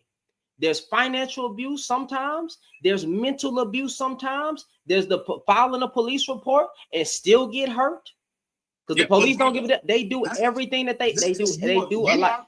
No woman is just. Well, I won't say no woman, but majority of women, no woman. So 2% of women actually want to just be there getting hit. Cool, fine, right? That's 2% of women. But the majority of women do not want to be abused. You may have some very extreme women out there.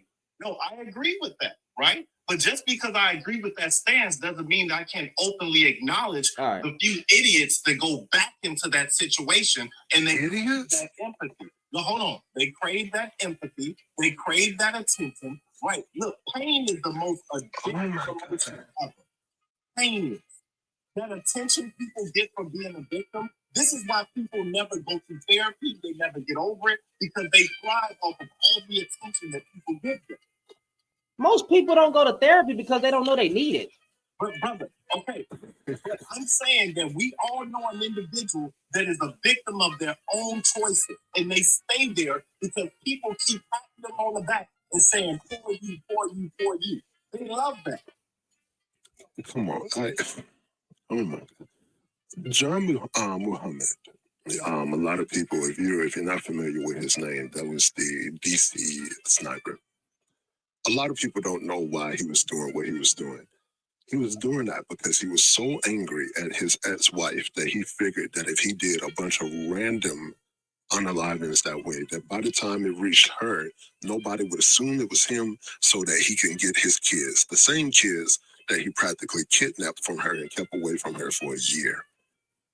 After she tried to leave, that lady, she even knew how skilled of a marksman he was. So after the case, when she finally got her kids back on American soil, she got in the car and ducked down in the back seat because she feared he was on the top of buildings. We are simplifying something that simply cannot be that simple, and calling people who have been victimized idiots. Not all of them. Not all of them. Majority of attention. Those that thrive off the attention. Okay, so I can't focus on 2% of women. Okay, so I can't. Is a victim still a victim if they benefit from it monetarily? Who benefits from it? Yes. Yes. Victimhood is not that hard to define. Yes. 100%. You can, if he, and I don't want to get graphic with this because, again, I don't want to get graphic with this because I don't know who's hearing this. The worst abuse imaginable that you can put out there. And the next day he bought her a priceless piece of jewelry and she smiled and they kissed and they embraced. He still abused her. And in fact, check this out. The next level of that, him buying this gift because he knew it would likely get her in her good graces again, that's the next level of abuse. That's financial abuse. Okay. And he knows that if I add enough abuse wall around this lady, she would never be able to climb over it. Okay, so I hear y'all tap the screen. Y'all tap the screen, share the live. Very interesting conversation. Did she at any point in time have any responsibility to prioritize her own safety over man, damn. Yeah, yes, that doesn't mean that she's not a victim. A victim is still a victim if they've been victimized, no matter what happens afterwards. Francine Hughes was victimized. She took what she did into her own hands and got herself out of it when the law didn't work, when the resources didn't work, when family and friends didn't work. She said, "Okay, let's see about this match." She was victimized. In fact, again, the first battered woman syndrome case. Quick question, right? And I'm conceding to the majority of what you brothers are saying. Do you have the same compassion for young boys when they come forward and say that they are victimized? This is not. Let me answer this. Go ahead. First off, 100%. Secondly, I don't need you to move the goalposts in that way because nobody is saying boys and men aren't being abused. The reason why we don't hear it on the same level that we should is because of conversations like this. So when them little boys and those men hear that men aren't even likely to believe girls and women, they definitely ain't gonna say nothing to other men about it because boys and men aren't supposed to be abused by that according to patriarchy, the way that it's currently been constructed. So yes, I care about the victims that way. In fact, I was damn near one of them. I shouldn't have been with that lady when I was 16. That shit didn't make any sense. I shouldn't have been with the one when I was 17. It's crazy. Both of those women are perverts. They're both of them were groomers.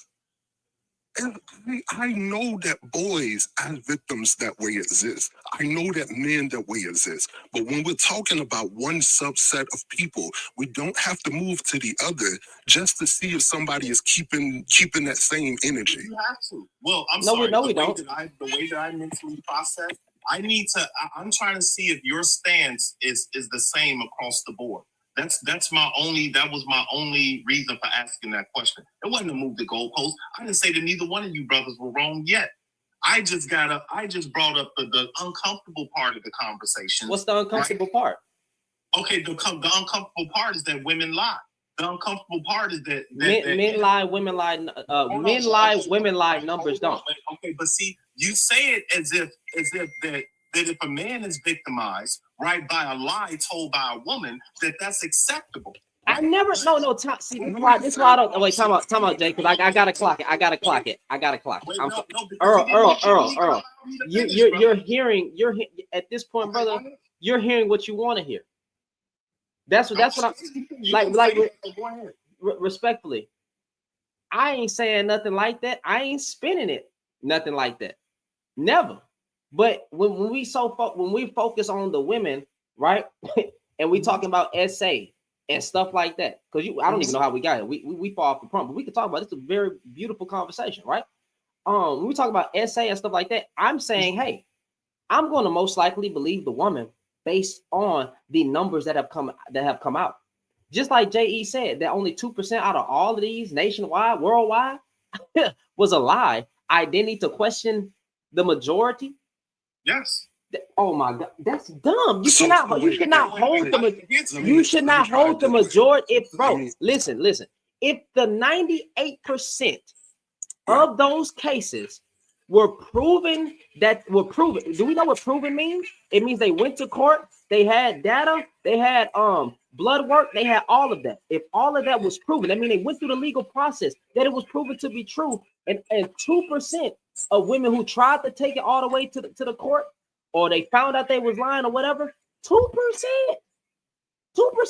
I don't then question the rest of them.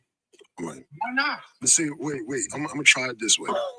I have a favorite football team, right? What do you mean, why not? And I love them. And I try to catch all the games, but maybe every once in a while I miss one. So I just missed the game that my favorite football team lost. Here's some things I know about my favorite football team. They have some problems. They got a problem with interceptions. They throw too many. I've seen too many fumbles this season also. Now, they run the ball pretty good. It's so cool. We can depend on that.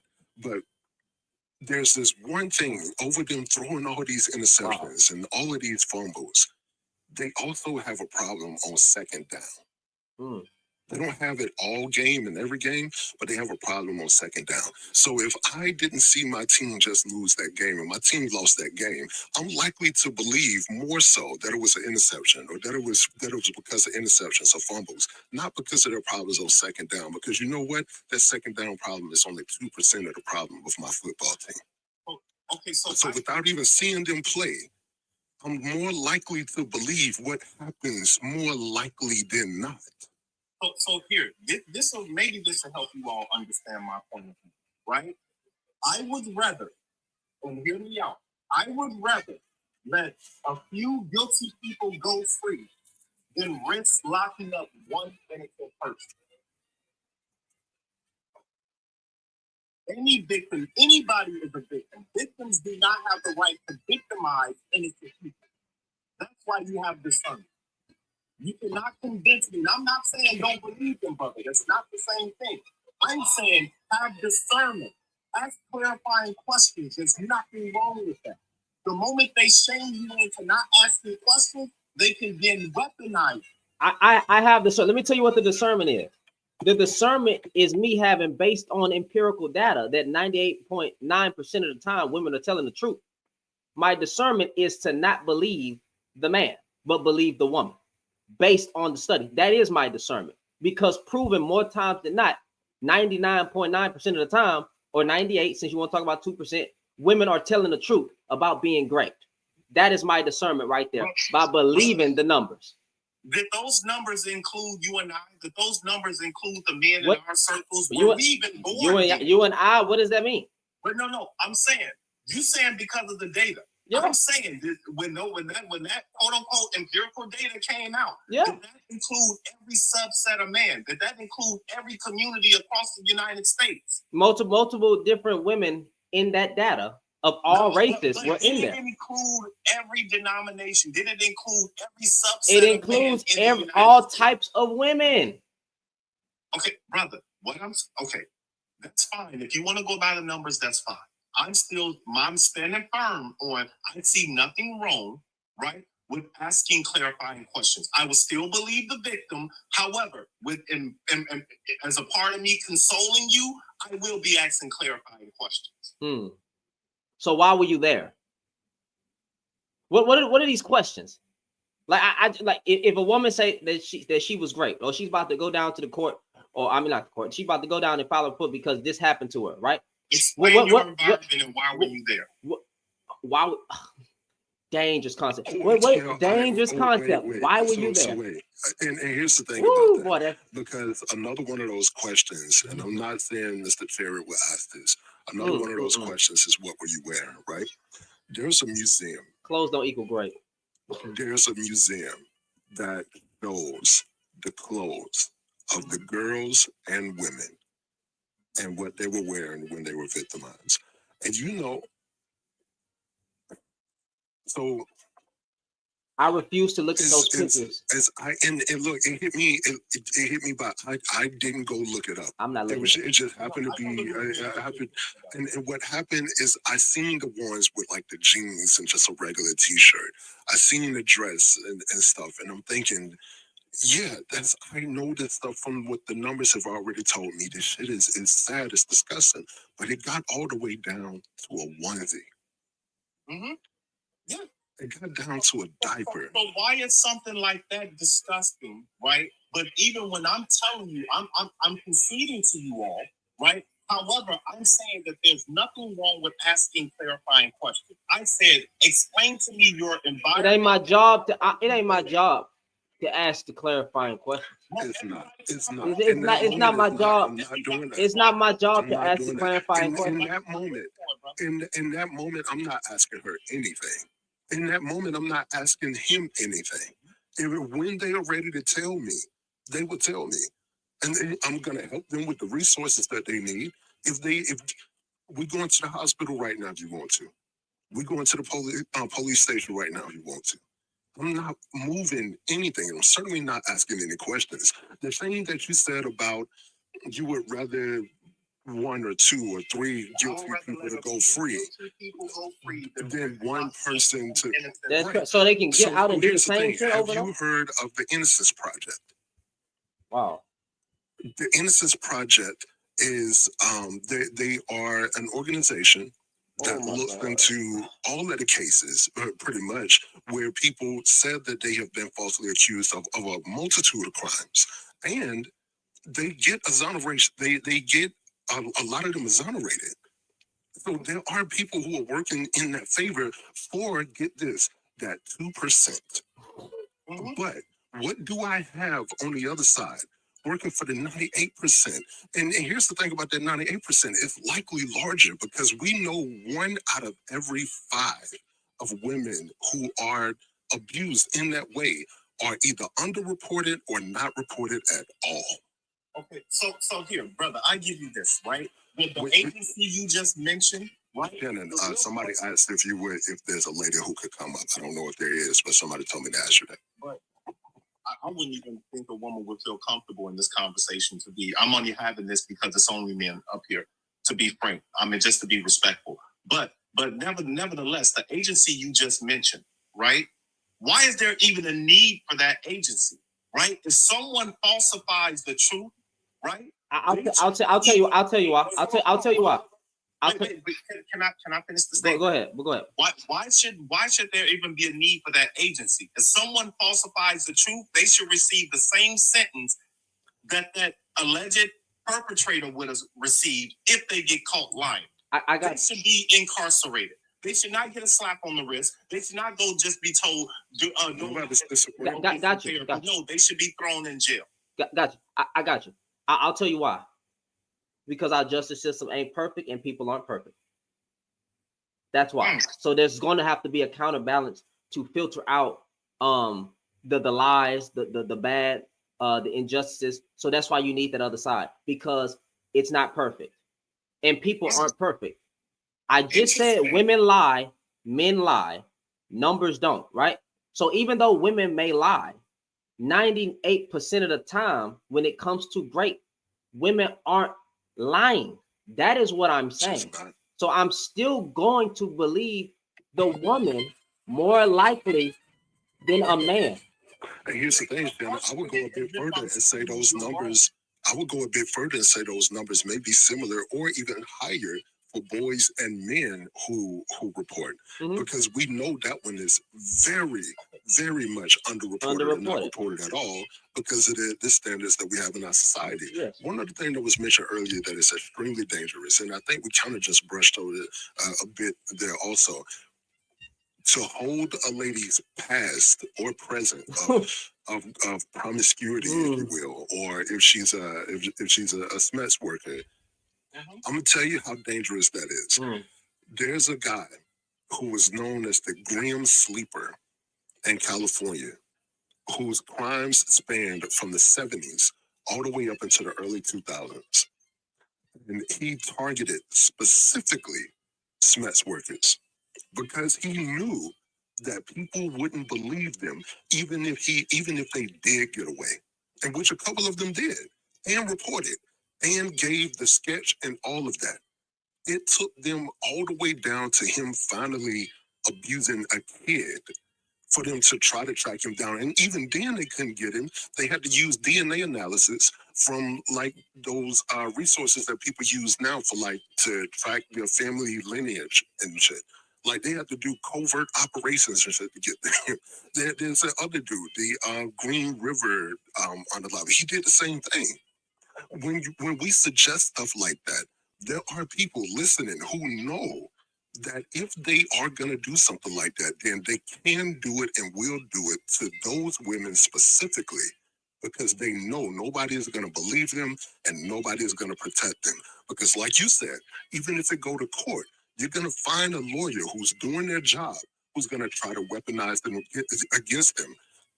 There are cases I don't want to mention because I know how people feel about their idols, but it has happened. And people had to come back like after years later being like, hey, I don't know if that should have been a part of your questioning. I get it's your job. But yes, I don't care if she worked that corner so much that you know her first, middle, and last name and her favorite color. If she said that she was abusing that way, I'm damn near more likely to believe that she was. Okay. So, you know what? And all that's fair, right? I'll say this. If the court of law doesn't take someone at face value, at their word, why should I? Explain that to me. Okay, that's a good one. Go ahead. Because I was about to, but go ahead. The reason why is because of the red tape involved in the court system does not apply to you and I as just basic human beings in our day-to-day outside of those walls and outside of those proceedings. We also know that a lot of those legal proceedings don't work in the favor of people who look like you and I. We also know that a lot of times in those cases, it's not how well you can prove your case, it's how much you spent on your representation. It's also who is in that box of that 12. So no, I can't just take what I do outside the courthouse and apply it to courthouse rules because it simply don't work that way. But can I take the law into my own hands, or should I let the law do their job? What do you mean by taking the law into your own hands? And what we were saying earlier, when they come to you, we're not telling you to jump in the Batmobile and go, unalive their whole lineage. We're telling you to, at least in the moment, when they tell you that it's happening, it's like, okay, I hear you. What do you want me to do? What would you like me to do? How can I help you? How can I help you? Just listen. No, and I didn't refute that. I said I agree with you. But you're gonna ask questions. Yes, I'm gonna ask questions. All right. Yes. I don't feel like that's my place to ask questions. It's not my place. It's not my place to ask questions. I'm not gonna knock you for that, right? You're not wrong for not wanting to ask questions, right? But because of the type of cat I am, right? If a woman in one of my inner circles or my family comes to me and say that they were assaulted, I'm not calling the police, bro. I can call them after I do what I gotta do. So, but I do what I gotta do. I want to make sure that this woman has her facts straight. But you, whoa, time out. Did you just say you? So you're gonna take the law into your own hands now? Listen, I just said if there was a woman in my circles or my family, I'm not calling the police, bro. I said what I said, right? So it is okay for somebody to take the law. Listen, but brother, so it's okay. If you assault one of my family members, it's not okay. But in my book, I don't So was that white? So was that woman? Was Francine Hughes wrong? Was Francine Hughes wrong for taking that man's life, her husband, for doing her wrong? Did she wait until the man? I don't know the full story behind it. So when he fell asleep, because one of the things that one of the reasons why he was as abusive as he is, which it don't really matter. But one of the reasons why is because he, after a really bad car accident, he was on some type of medication, basically. And with that medication, he was also drinking, which made it even worse. And from him now being his limits on just getting around and being able to work and stuff like that, he took out all of his rage on his wife and kids. And she, after, again, trying so many times to leave, the last time she tried to leave, she didn't even worry about packing. She worried about getting the kids out the house to make sure that when she liked that match, the only person who's going to feel it is the person who needs to feel it. Now, brother, you know why I say she's wrong? Guess what? For the same reason why, if someone breaks in your house and you don't catch them while they're in your house and you shoot and unalive them in the street and not in your house and you get prosecuted because they're not victimizing you at the moment, revenge is not. Earl, what did she do? She was dragged all the way back. She was dragged all the way. She was dragged all the way back to the house. Based on what you all told me, and solely off of what I just heard, right? If this man was asleep, he was not currently assaulting her. Don't matter. So wait. She needed to wait until he woke up, hit her over the head with a bottle, and then push him down to light the match. If that man was asleep, she could have left. The fact that she stuck around and she lit a match and took somebody's life. She didn't stick around, but she tried to get away. The last time she tried to leave was when he was asleep, and she got dragged back. Okay. But brother, there's still, if you unalive somebody outside of your house, there's a reason why the police tell you to drag them back into your house, right? Revenge is not justified in the court of law. And this one it's called battered woman syndrome. And right there is what's guilty by well, how does society go wrong? How does society go? Stop raping women. Stop essaying women. But wait, Shannon. There's also a crime of passion. Like there aren't legal terms for these situations that happen. They happen sometimes in the moment without much planning, without actually needing to put the chessboard together to make sure you're making the right move. This case was, again, if not the first, one of the first battered woman syndrome cases. There have been some that followed them, but the sad thing is this. The reason why more women aren't able to use it is because of the scrutiny that have been applied to them because of that same legal system that we're talking about. And those women who lose those cases, they end up in situations like the man who was in not California, I think Colorado. I get his name in a bit. When he lost custody of the two boys, not only did he make sure his wife would never see them again, he made sure nobody else would see them again. When he blew up his house with his two boys in it, as the social worker was trying to get in. These things are not as easy as we're trying to make them. But no, brother. Those are situations that are hanging, and I admit that, right? But when you say that women can't use certain things to their advantage, right? Whose fault is that? Is it the men or is it the women that tried to attempt to weaponize it and lied about it? Is that the court now makes them prove their case. No, it is the system. It is the system itself that made a woman have to prove her case so much that you had to come up with battered woman syndrome. Otherwise, remember, there was once upon a time in this country where a woman couldn't get a divorce unless she had to prove that shit from A to Z and a few numbers after it. Now they're trying to take that back. They have the freedom now of no-fault divorce.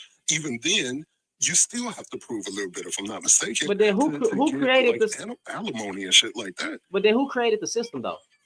I'll answer you. Come on now. Yo, no. Wait, time out. Because we can make it black. We can make it male specific. Who created the system? Okay, men created the system. Okay, so again, men are the reason why women have to prove themselves so much. Because not all women, but those 2% of women that weaponized the system and lied about it, they made victims out of all women. It's not that. No, they have not. Hold on. It's not the man that committed the crime that caused that victim to that person. That one woman that lied about it, right? She harmed all women. All women. So all women are held accountable. All women are held accountable. All women are held accountable because of the faults of a few women. Yes. Okay, so okay, fine. I got you. So all men should be held accountable on the faults of one man. Listen, if it comes down to a lie in the court of law, then yes. Okay. I want to say this: if 2% make you turn your back or turn your head slightly to one side or the other, away from the other 98%. You wasn't so concerned in believing the 98% in the beginning. I just told you. Why? Why don't you care about the numbers? You just used the number. You said the 1%. You just used it. One person, one victim is too many. It don't go all this whole high moral ground. If 98% of women are telling the truth, you need to side with the side that is telling the fucking truth. Agree to that, or why are you arguing something like I'm telling you? Because you're trying to talk about discernment, and then these women ruin it for every other woman. They do. Okay. Oh man, bro, we gonna hold all women accountable. We gonna hold all women accountable on the faults of a few women, bro. Let me de-escalate. That 98% of women needs to be upset at that 2% of women who lied about it.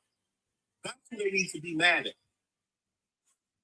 If 98% of the women in these cases were proven to be true, are you saying that you should? So who? What side do I believe? You go with the majority, right? But the only ain't no buts, Earl. Listen, the only reason why they still get questioned, right, is because whoever their alleged person is, right, they're still a human being, right? They still have rights. And the only thing we're going off of is one individual story. There's a reason why the police interrogate both parties. How does it get proven though? They got to go through a whole process, right? Yes. Okay. So majority of the time, women are not lying about these things, correct? The majority of the time, they are not lying. They're not lying. So when a woman comes out and say that she was SA'd because of data, I should believe her at right then and there. Yes, you should believe. And I should not ask any questions. No. That's what we disagree at. I'm not going to ask. It's not my job. It's not my job. I'm going to believe you, and then I'm going to ask you, have you filed a report, and how do we go about helping you get in this situation? That's discernment right there. That's discernment. What's discernment? That's not discernment. I'm going to say, does she need help? If you instruct that young lady to go and make a police report, and she hasn't made a report yet, that don't make you scratch your head. Then hold on. If all this stuff happened and you didn't say shit to nobody. Oh, I got this. Oh, wow. I got this. The reason why it don't make me scratch my head is because of this. When I say underreported, what I mean by that is there's underreported and there's not reported at all. Underreported is I reported and they didn't do a damn thing. And those numbers are ghost numbers at this point because there's no way to truly know the exact number on them.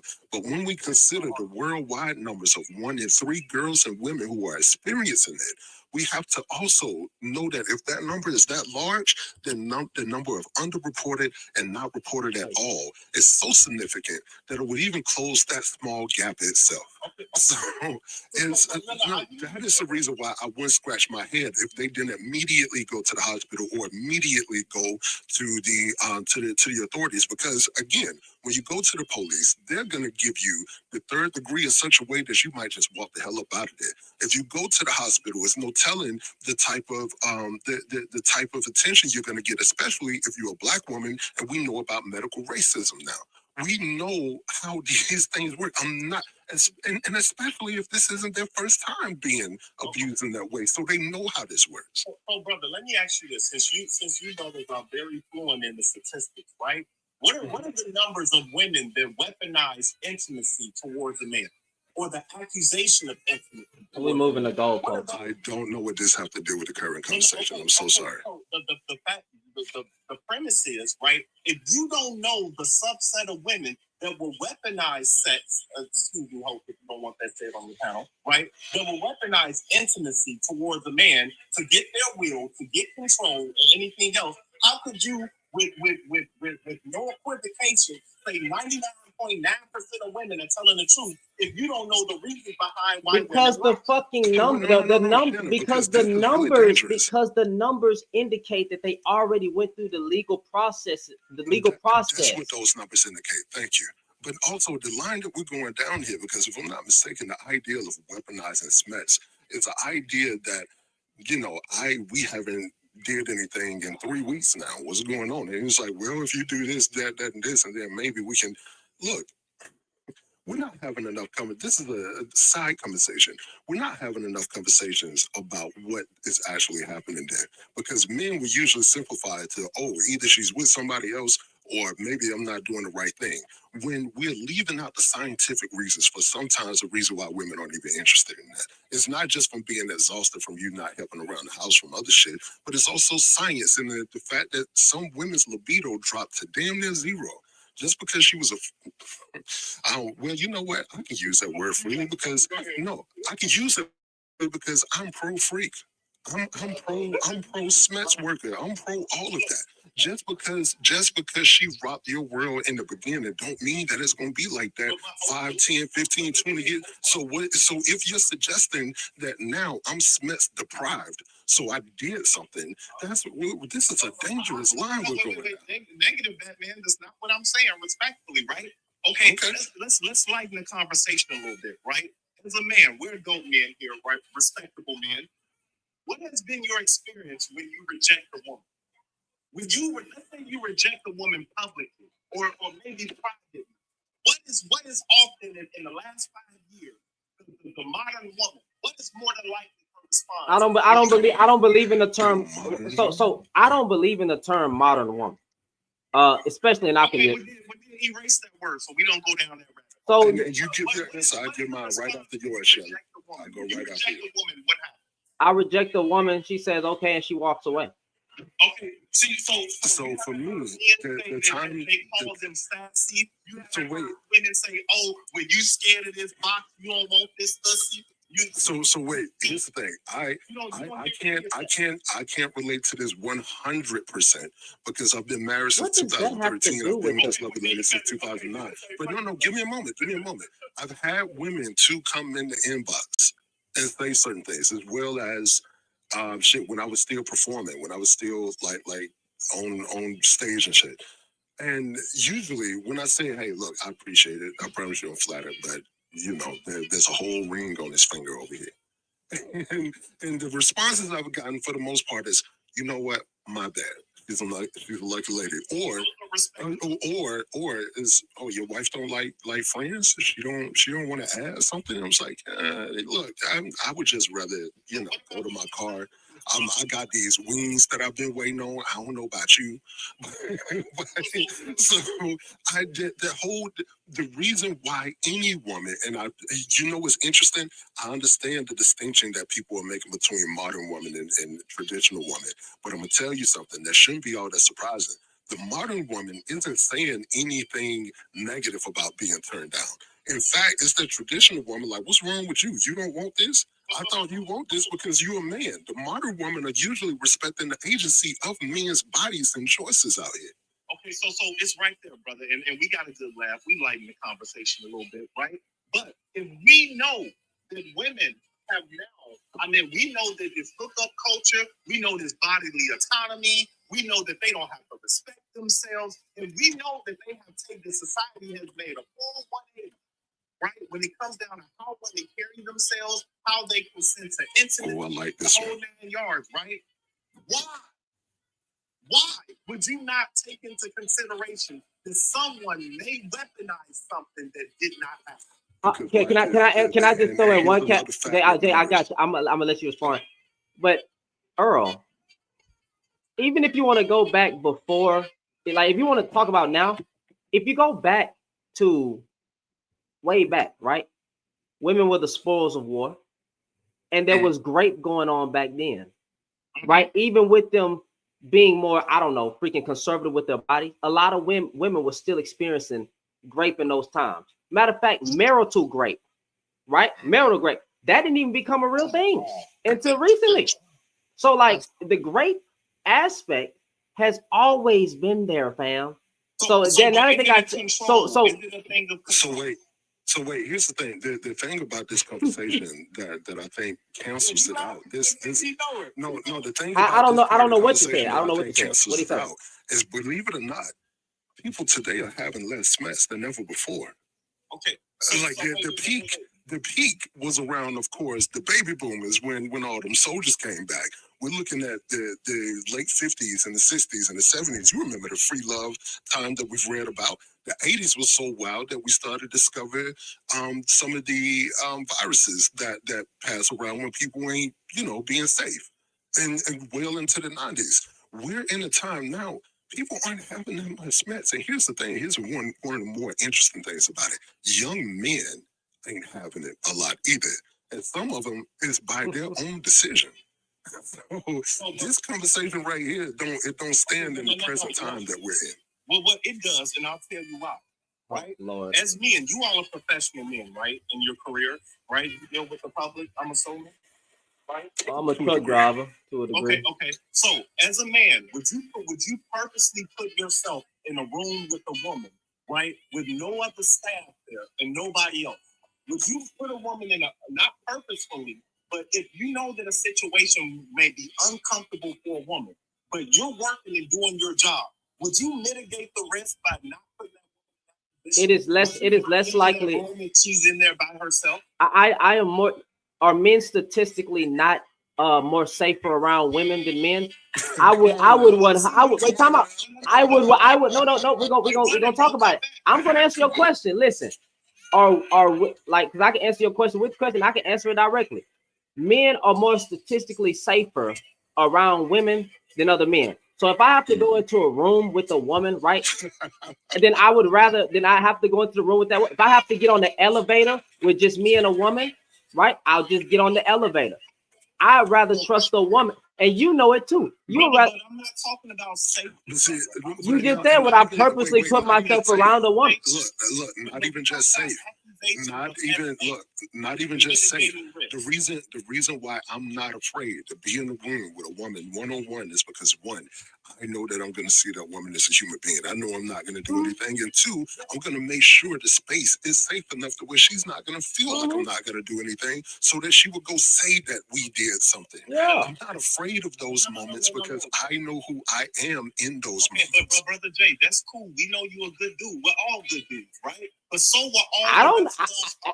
Earl, I don't know if we all good dudes. The 2% that you're talking about. Check this out. I don't know if we all good dudes. All the rest of those other men that were 2% in the workplace, right? That 2%. Okay, listen. Even the 2%, I don't care. Listen, I don't care if there was one person, a half a person, all right. if one innocent person was persecuted because a woman lied. That's one too many. Just like if one woman was great, that's one too many. But see, wait, stay right there. According to what you're saying, you're contradicting yourself on that. Because if you believe it's one too many in terms of the 2% of the false accusations, but also say that you believe it's one too many in terms of the 98% that we know to add up in that number, those two can't stand. How come? Because you are focusing, there's no way to focus the same amount of attention on 2% as you do 98%. It's just not possible. You know how you do that? You, with 100% certainty, you put everybody through the same ring.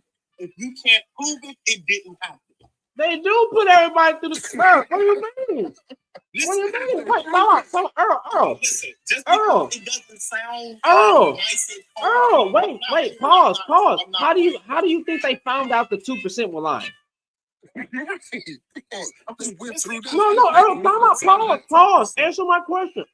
I'm sorry, I got this chicken in my mouth. How do you think that they found out the 2% that was lying? Because they went through the same exact system, fam. Okay, listen. I think it's higher than 2%.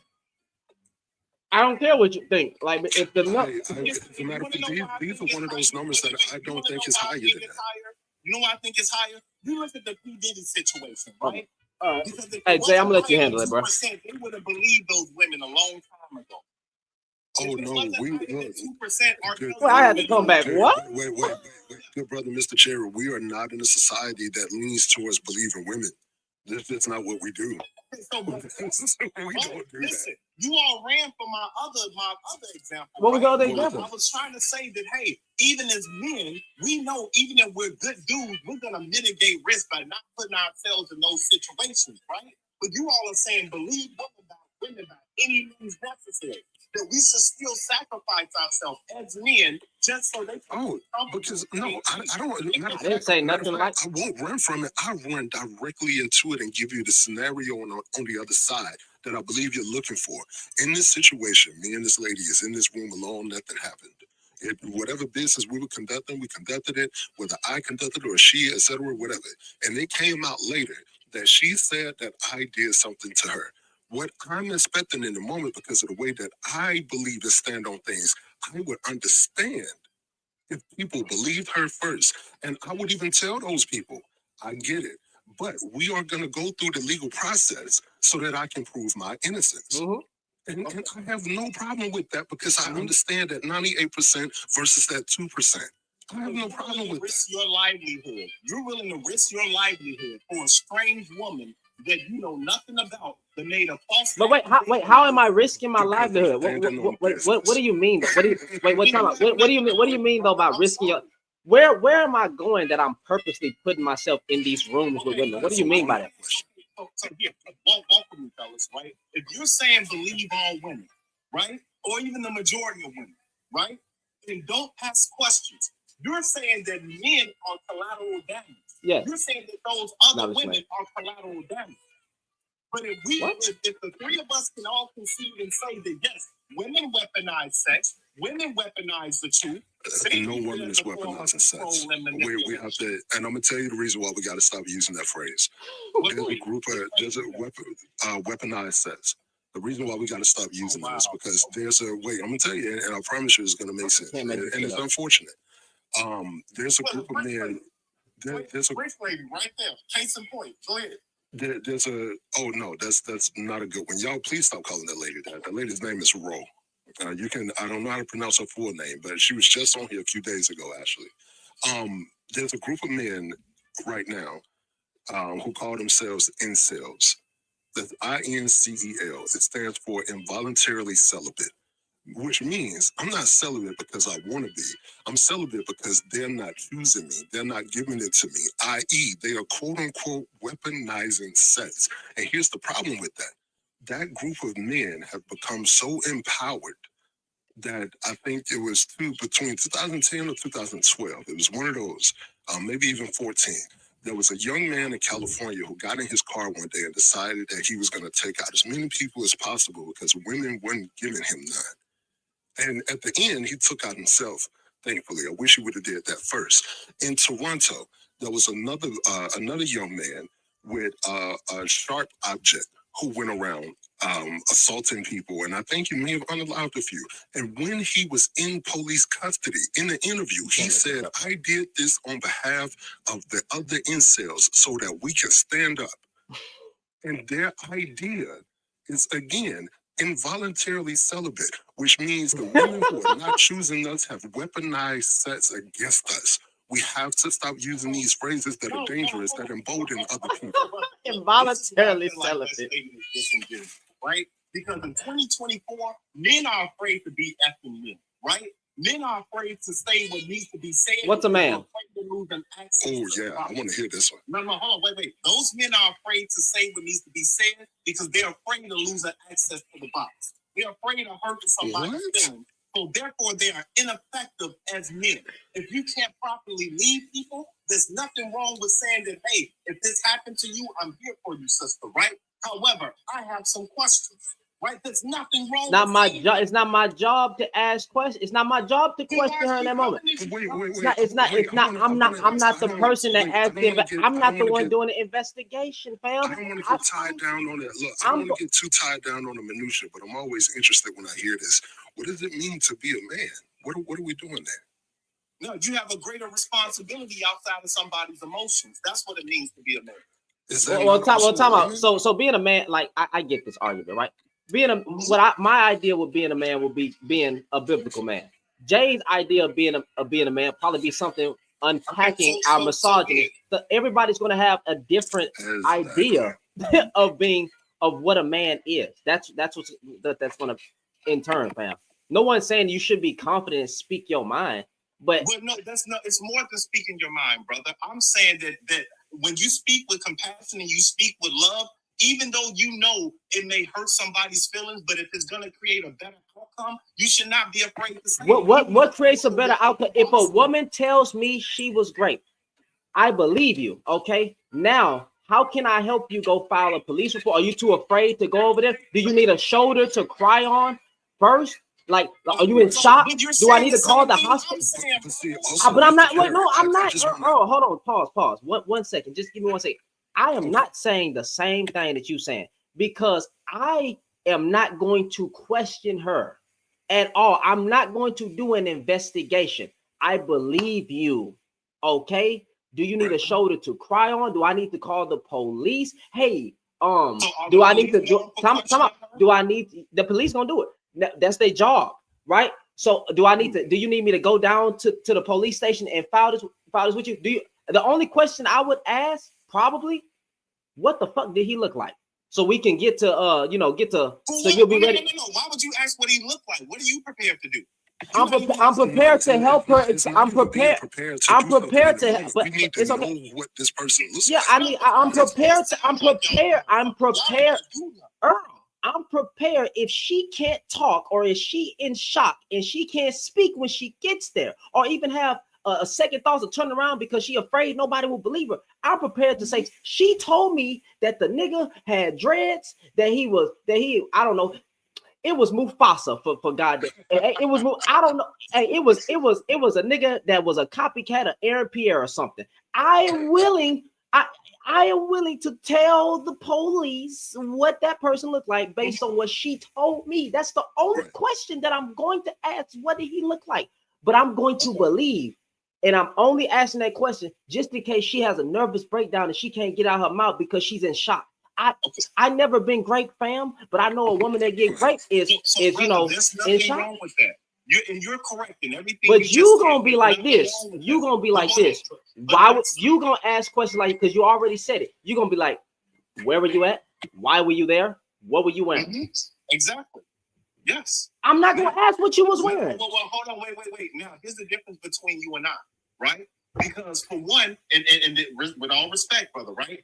Wait, actually, you know what? Not the difference between you and I. That was wrong. I apologize, right? But if this is a woman that I don't know, I'm gonna take the course of action that you mentioned. If I don't know her, I'm gonna refer her to the police. I'll accompany her. I'll console her if I can, right? But if this is a family member of mine, the police are the last person I'm calling. Got you. You know what? And here's the thing. I was going to say this earlier because you spoke about that. You gave me that example earlier, Earl. And here's the thing. Wait, hold on, Jay. Hold on. 1 second. What did you just say, Earl? I said, y'all want to look like you're doing something. You're not prepared to do anything. Pause. I like that you paused them on that because I needed to hear that. Give me a moment. Trust me. I know where you're coming from. 100%. I'm not even going to sit here and act like I don't understand that in that moment, if somebody have victimized somebody in your family, you feel. I wasn't even talking about family members. It shouldn't matter if family or not, but I get what you're saying with family.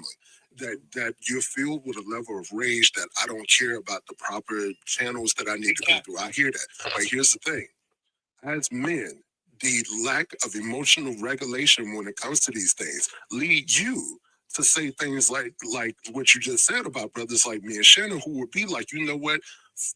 Damn right I'm pissed. And I want to blow up everything in hindsight. Give me a moment. Damn right I'm pissed. I hear that.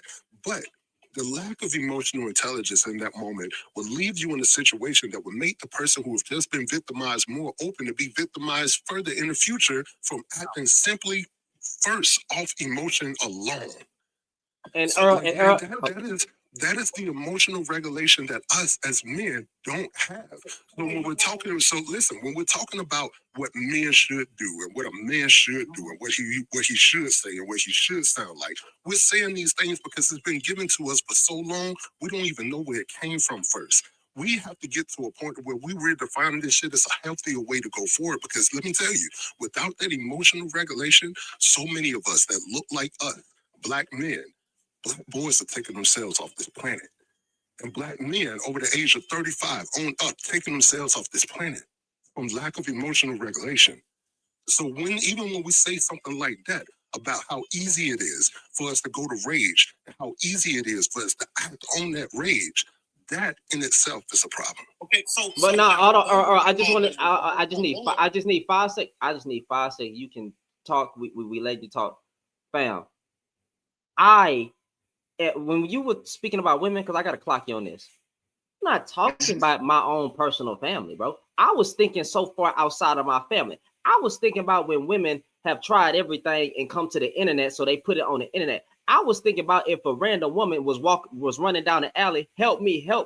I was just sexually assaulted and all that stuff. My mind was so disconnected from my family because the black women outside of my family are my family. So I was thinking from a whole perspective, not just I have to feel something because it's my family. I'm thinking about all black women outside of my own family. Why not all women? Why just the black women? Oh, all women. Because I thought we were talking about the black women, but all women. Let's take it. All women. Any woman that runs, any woman that was SA'd at the club, whatever, at a party, whatever, down the alley. Just give me a second. Grape down the alley, whatever. I'm thinking about if I was to see a woman run away, he finally let her go, or whatever, and she come down, whatever, crying. I was SA'd. Where? Who? What did he look like? Cool. But done questions. Hey, let's go to the police station. But questioning like, why were you there?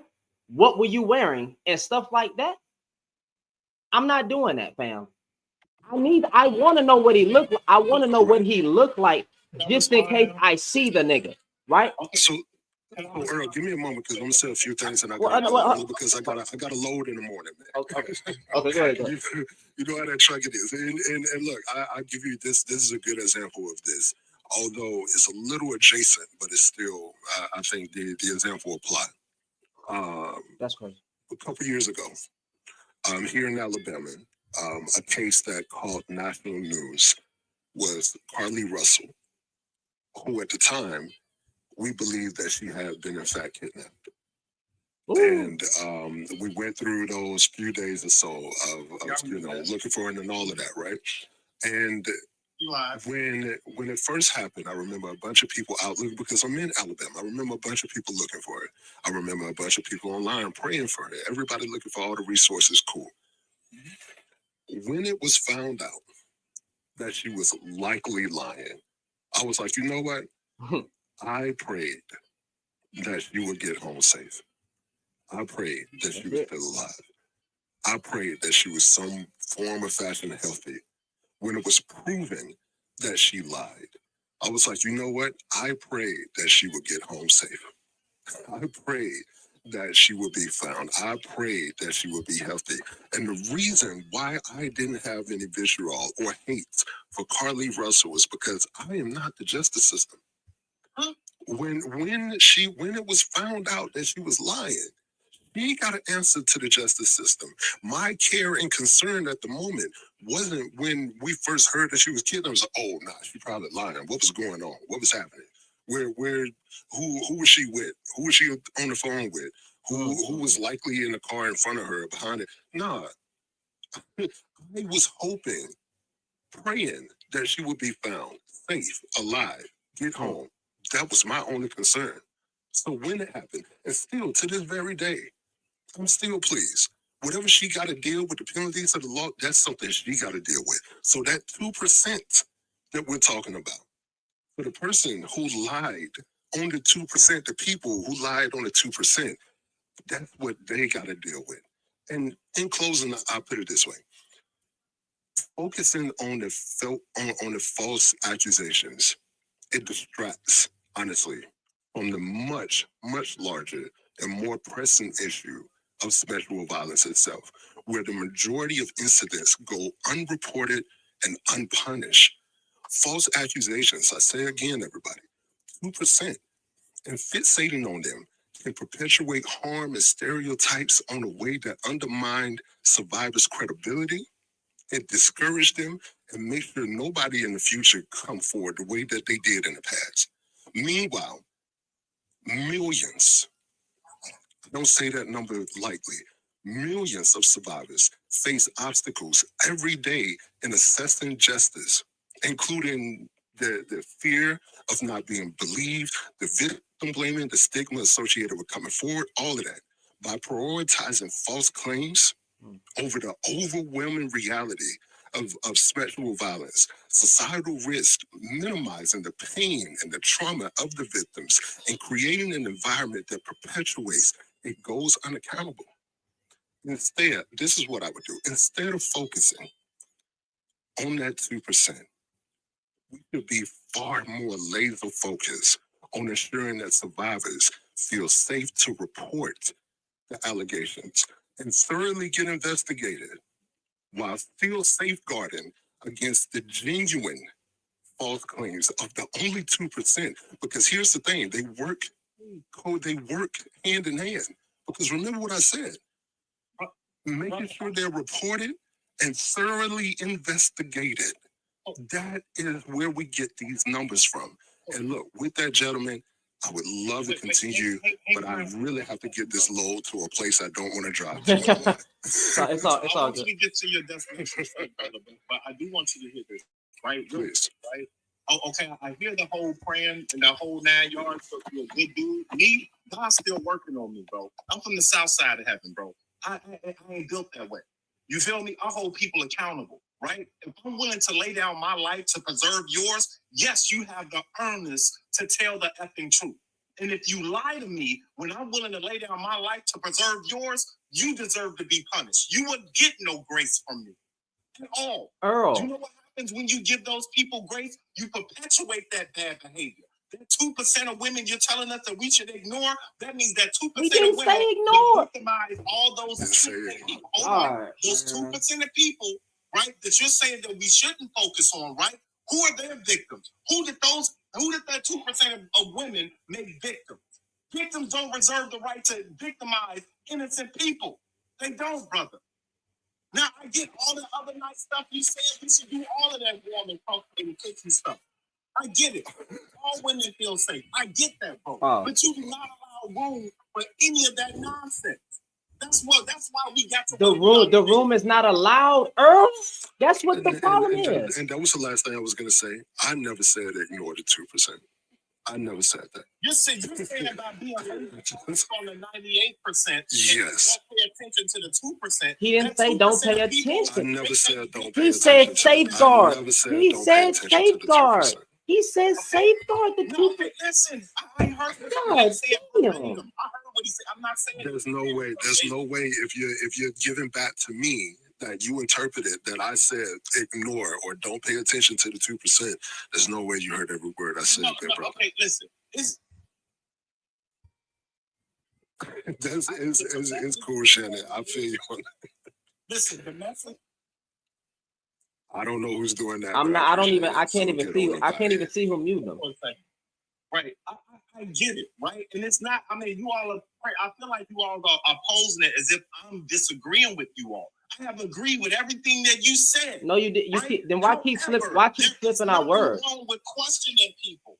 There's nothing wrong with questioning people. Innocent people need protecting, as well as those victims. Bro. Innocent people that are lied on are still victims as well. Women outside, women outside of your immediate family, right? Women as women are victims as well. Okay, listen to me. Women outside of your immediate family are not asking men to jump in front of a bullet and do all these things and put their life on the line. They're simply asking you not dismiss them. They're simply asking you to believe them when they are telling, right? Don't just come out and say, "Nah, I don't believe it. Nah, they lying. They trying to take a black man down. They want to just tear the black man down, mess up his image." No, because if that was true, right? If that was true, the majority of the cases that have been thoroughly investigated would be false, fam. Right. Listen, bro. Listen, y'all on this social media trip, bro. For real, right? Because you can't tell me that you, as a man, don't sit and watch the media and watch the news and watch man after freaking man get exonerated, right? And then after losing his livelihood, his bag, the whole 9 yards, and these women get a slap on the effing wrist and they walk away and nothing I did not say, Earl. Oh my Lord! I should ignore that. You love validating men's bad. I got you. Because again, 2%, right, of that. I never said that that's not wrong. I actually said I think the women should be thrown in jail for the rest of their life when they do something like that, because that man has lost everything, or she should face as much jail time for the false allegation that was put on him. Whatever. Because that does not happen is why we have to question. No. We need to change that aspect of it. But because 98% of the time of when a woman reports that she was SA'd, when she was raped, and it comes out to be true, that is what I'm more likely to believe the woman, because women are not out here lying about that. That's what that means. I give you that, brother, but here's the outcome, right? Oh God, Jesus Christ. You have an individual such as myself that thinks with my mentality. Oh Lord. Certain type of women, they don't fare well in my circles, right? Because they know they will be held accountable. You can't hold nobody accountable, Earl. Well, hold on, hold on for a second, brother. Hear me out, right? They know they can't conduct themselves in a manner that's unbecoming of a woman, because those men in our circles, right, we protect them. So those women with those bad behaviors, they have to seek out weaker men that's going to make excuses for their bad behavior, right? Is that what I'm doing? Is that what I'm doing, Earl? They know that any man that harms them will pay the ultimate price. That's the benefit of them is that what we're doing, Earl? Is that what me and J.E.'s was doing? No, sir. No, I'm speaking collectively, brother. I'm not trying to throw you and my brother under the bus. That's not what I'm doing. I'm simply saying that hard conversation that I'm glad you had tonight, right? Yes, we should believe the majority of women, but it is nothing wrong with asking questions. If we have to ask questions, it's because of those 2% of women you all speak about that lied and weaponized it. Okay, so how many men have lied?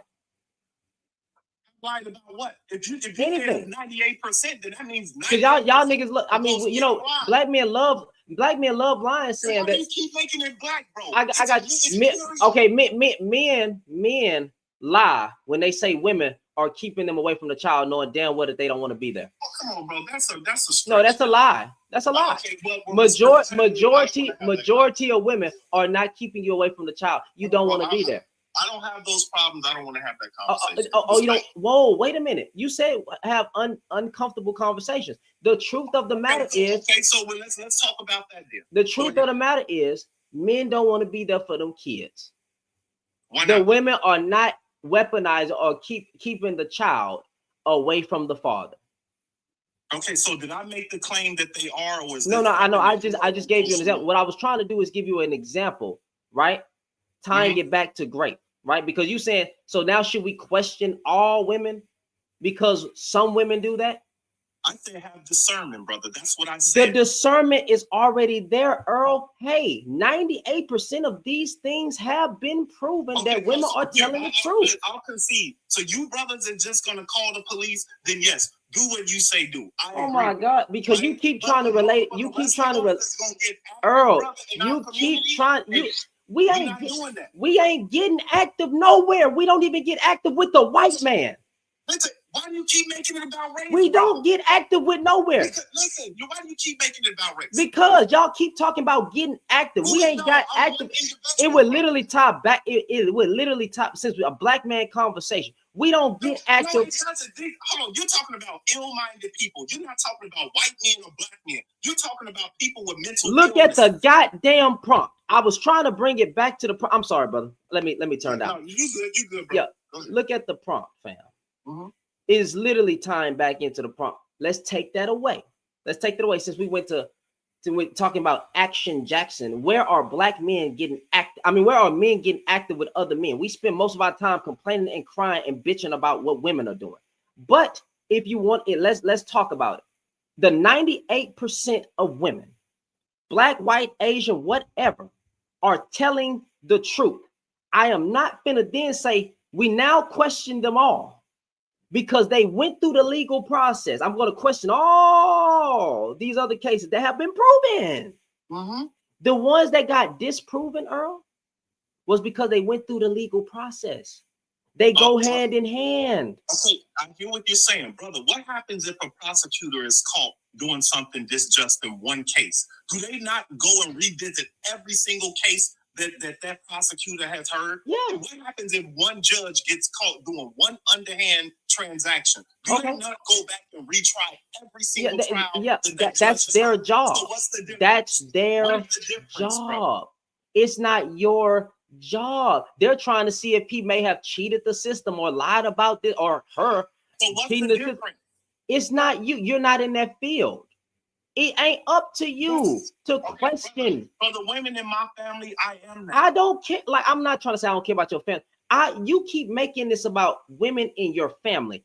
It's an example, brother, because I gave you. You keep making it personal. When I was talking about great, I was talking about women in general outside of my family. Okay, and I told You you. wouldn't. Oh, would you get active for a random woman? Listen, if she's retreating, then yes. But if she's gonna stand there, no. What do you mean by that? Bro, I said what I said. If you don't know what that means, if she's retreating, I will step in. But if she wants to stand there and bump her gums, then no, she can stand there. Bump her gums with what? And what kind? What do you say? Okay, so brother, if there's a random woman, right? I see her in duress. I step in. I make my presence known.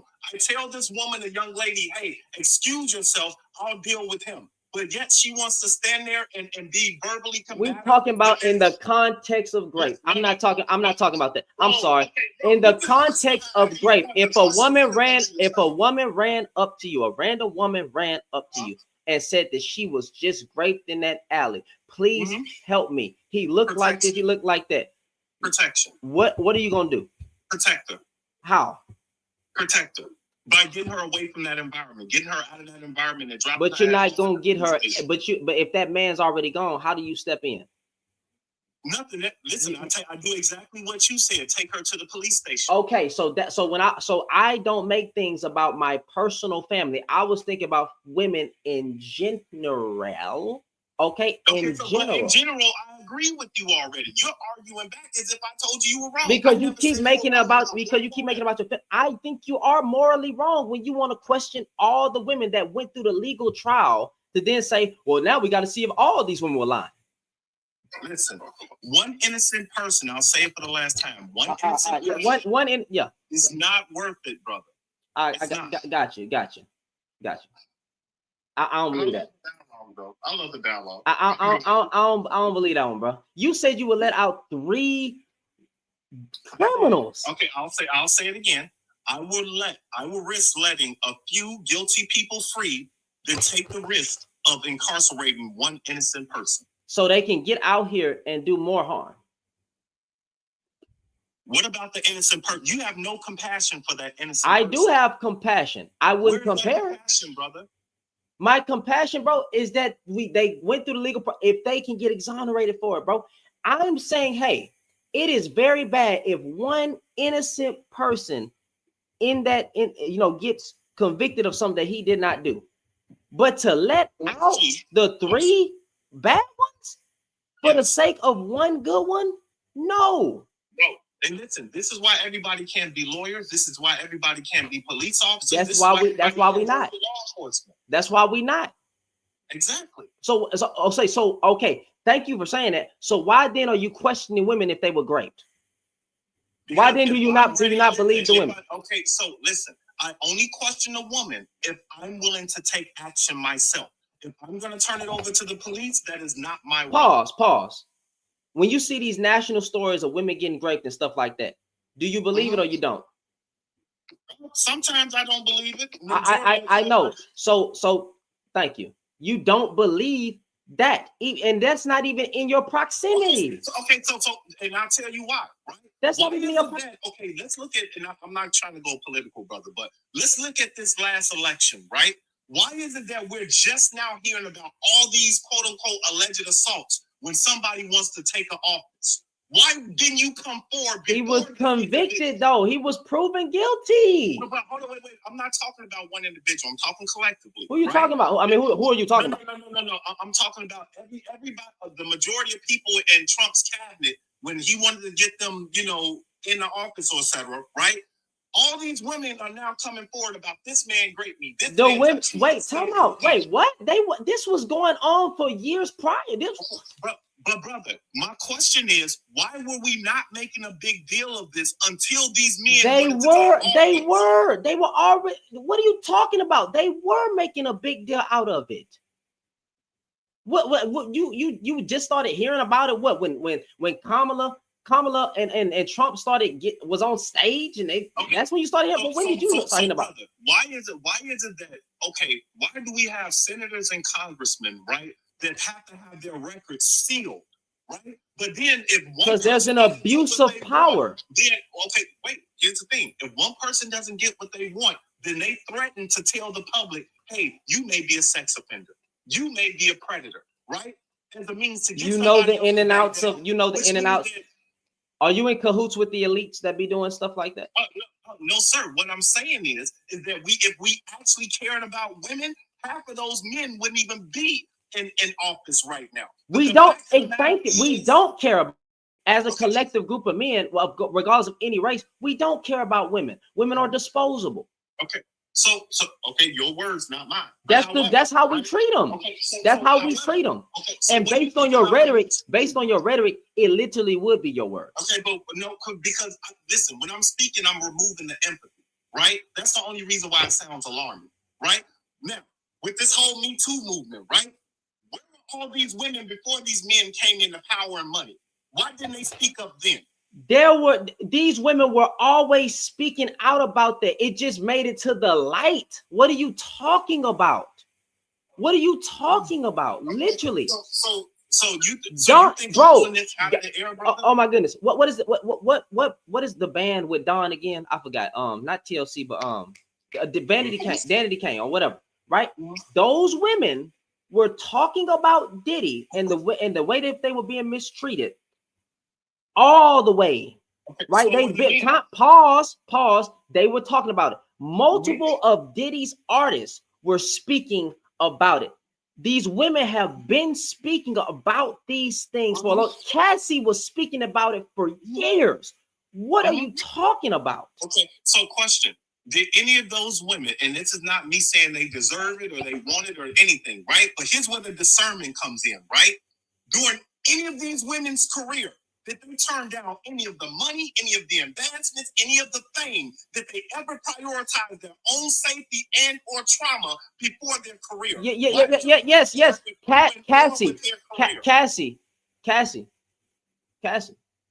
Cassie tried to get away multiple times. Yeah. You said any women. I'm gonna give you that one. I'm speaking collectively, brother. Not one. No. You said when you say did any women, that means give you an example. Okay, so you gave me an example. I'll concede to that example, right? However, that still leaves others. What about those other women and men, right, that went on with their career? They went on with their monetary. What does that mean? They went on with their thing, right? But now that somebody else blew the whistle and they don't want to get exposed, now it's it's multiple different. I just gave you Don. You gave me one or two individuals. Vanity Kane, the Vanity Kane group, right? Cassie, I'm saying that these women were speaking out. A lot of these women wouldn't even pay. If we want to talk about just that case, right? With Diddy, they not even pay. They wasn't even getting money. The Caribbeans do. Didn't he just go through some? What? Who am I thinking about? The what's his name? He just that Amber Heard is that who I'm thinking about? Amber Heard. Amber, you said Amber. Who is Amber Heard? What are you trying to say about Amber Heard? Okay, so wait, is that the case I'm referring to? The one where and these are all celebrities, right? And then you got the old boy from Panther, right? He just got exonerated. Case thrown out, the whole 9 yards. Cool. After he lost contracts and everything else. This woman got some money. Got you. 2%. 2%. So brother, where's the compassion for those men? 2%. Well, the compassion, I already gave it to you. I can't keep saying the same thing over and over. Those women should face the same scrutiny. They should get as much jail time. So we're agreeing now, right? Yes. We're agreeing. Yeah. Now. So the problem is most women. The problem with it is with that most women ain't lying. That's the problem. And I agree with you, brother. But as men, is it our job to mitigate risk or let shit happen, or should we be proactive or reactive? How are you being proactive to a woman saying that she's great? As men, should we be proactive or reactive? You should always be proactive in anything in life. You should always be. You should always be proactive. What does that have to do with grape? Brother, the accusation. Not talking about grape itself. The accusation of grape, right? Oh, so you scared? Wait. There are two possible victims there. There's the accuser and the alleged attacker, right? There are two possible victims there, right? Because if one person is lying, this other person is being accused is now the victim. So, but because he's a man, he has a penis, right? We shouldn't worry about him. We just believe the other person is saying it because she may. Nobody said that. You keep trying to flip words and put words. I'm not trying to, bro. Yeah, you are. You saying we just should. But nobody's saying that. I'm saying I'm gonna say it stiffly. Because the numbers are in the women's favor, that they are 98% telling the truth, and only 2% of men, right, are falling because of false accusations. Believe the woman. Point blank period. Believe the woman. Once again. We conceded there already. Why are you arguing something? Because you keep trying to put words into my. I'm saying, hey, listen, I'm not focused on that 2%. I'm not worried about that 2%. That's 2%. That 2% is in you. That 2%. If it was me, right? Then you want us to march for you? I didn't say that. I don't want nobody to march for me. I want black women to stop marching for black men. I don't think you know what side you're on. That's crazy work right there, brother. That last statement, right? I literally want them to sit their ass down. Stop getting involved in everything, especially when it comes, especially if that person not worth getting involved in. If you see, which a lot of times, if you see, how is it they fucking job? Listen, that's your better half. That woman is your better half. We don't have their job. I want them to sit down until we get our. I want them to focus. Listen, brother. I want them to focus on themselves. Get a nice job. Focus on the Lord. I want them to focus. I want them to listen to me because you asked me. I want them to focus on themselves. Get a good job. Focus on the Lord. Right. And don't get involved in things that don't have nothing to do with you. Okay. There's context. There is context. There is context behind what I'm saying. There is context behind what I'm saying. Okay. When I agree with what you're saying. As long as your dad don't have children. Pause. As long as I don't have children. As long as men. I said I agree with what you're saying. As long as you don't have children. While they're doing all those things you said for them to do, as long as they're not having children, I agree. Cool. The birth rates are going down, so that's already happening. We're going to get there one day. We're going to get. What are you talking? The birth rates are down. Okay, so this single mother rate thing is literally going to drop down. So there was context behind what I'm saying. A lot of times, black women, when they marched in recent years, right, they were marching for a black man who they didn't need to march for, because when they went and became super investigators, right, when they would see a Caucasian woman take a black man's life, they would go and see the search history or this man's history that he had a disdain for black women. So sit your ass down. Stop being. If you telling them to be bitter, you want them to be bitter. If a man has a past of saying that black women are trash and he has a Caucasian woman next to his side, that has nothing to do with you. Stop marching. That is why I'm giving context. I'm giving context of what usually happens. Who they usually keep putting how is that bitterness? Okay, no, hold on, because you're saying that if an individual falls victim to something, but he has a bad search history, that he doesn't deserve. Earl, listen to me. There's been plenty of times, right? Because we got the dude who lost his life to his Caucasian woman in the elevator, and black women were going to march for him. But they went on his Facebook page and he said, black women are trash, black women are this, and black women are that. Sit your ass down. That man is not worth being marched for. I got you, Earl. I got you like this. Niggas who sit on panels and talk about weaves, bonnets, lashes, and nails, and black women single mother rates, and say that they got the highest rates of STDs and stuff like that. Don't march for them. Black passport bros, don't march for them. Niggas like Kevin Samuels, don't march for them. Do not march for them. Pause, man. No, let me cook. Let me cook. Sit your ass. Sit down. I agree with you, brother. They don't have to. But while you're not doing that, don't look to those men for protection either. Don't, because we don't. They don't protect them anyway. Protect yourself. Because you know what? There's going to be another man that's going to tell our women that their bad behavior is okay. There's going to be a weaker man that's afraid. Every group of women, every group of ways has. Every group has. Every group of people has bad women, or quote unquote, whatever your idea of bad is. Because somebody else has bad women does not make it okay for our women to be bad. I nothing said that. So who's more out of order? Who's more out of order, the man or the woman? Order for what?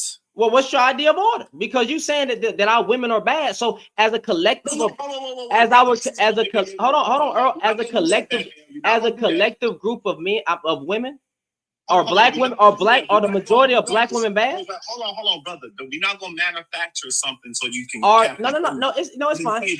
When you said our women, so I'm asking, are the majority of women bad? Majority of black women? No. All right. So I'm not going to focus on the minority. Black women are doing a great job. Are the majority of black men bad? No. Fine. Thank you. Let's stick right there.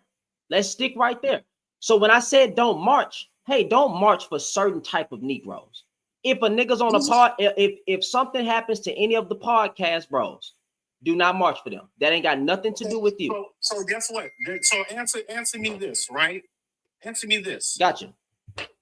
Do all those women that sit on these panels and talk all this ish about black men, are they deserving of protection? Are they deserving of protection? Women protect themselves. No, listen. So are they deserving to be protected by those very same men at in their communities that they talk down about on How do you protect someone that's dead? Okay, listen, but you're not answering my question, brother. Do those women deserve protection from the very same men that they openly criticize on social media? Are you protecting someone that's dead? You're not. Why are they? Because I said stop marching. I said stop marching. I never said it. There. Yeah, okay, so stop marching. I didn't bring it to protection. I said don't march for those people. Okay, that's what I said. Somebody not to march for if you see, listen, if you see a woman that is talking bad about black men and you think that they don't qualify for protection, like like you would see this woman out on a daily basis. If you saw something happen to her and you just let it happen, hey, that's on you, Pop. No. That's on you. Brother. Let's do this respectfully. If a black man is getting harmed, I think you should step in and intervene. No. If you see a black woman getting harmed, I think you should step in and intervene. Okay, now we agree there, right? I just said don't march. Listen, here's the shady part, though, right? What's the shady part? Even when I can openly criticize my sisters that have bad behavior, I'm doing so because I love them, not because I hate them, not because I want the worst to happen to them. You feel me? But no, because it's always going to be a brother such as yourself who's going to come along and pander to their bad behavior. I didn't. So Earl, what behavior have I said in this live that women should do? No. Why I said that was when I gave the examples. Hold on, Tom. Because I asked you a question, because you never called me a panderer before. Out of all of our conversations, you never. Hold on, Earl. Time out. I was looking forward to it. Out of all of our conversations, you never called me a panderer before. But let's rock there. What bad behavior have I promoted that women should do in this live? I mean, that women are doing. Where did I advocate for this bad behavior? Don't worry, I'll wait.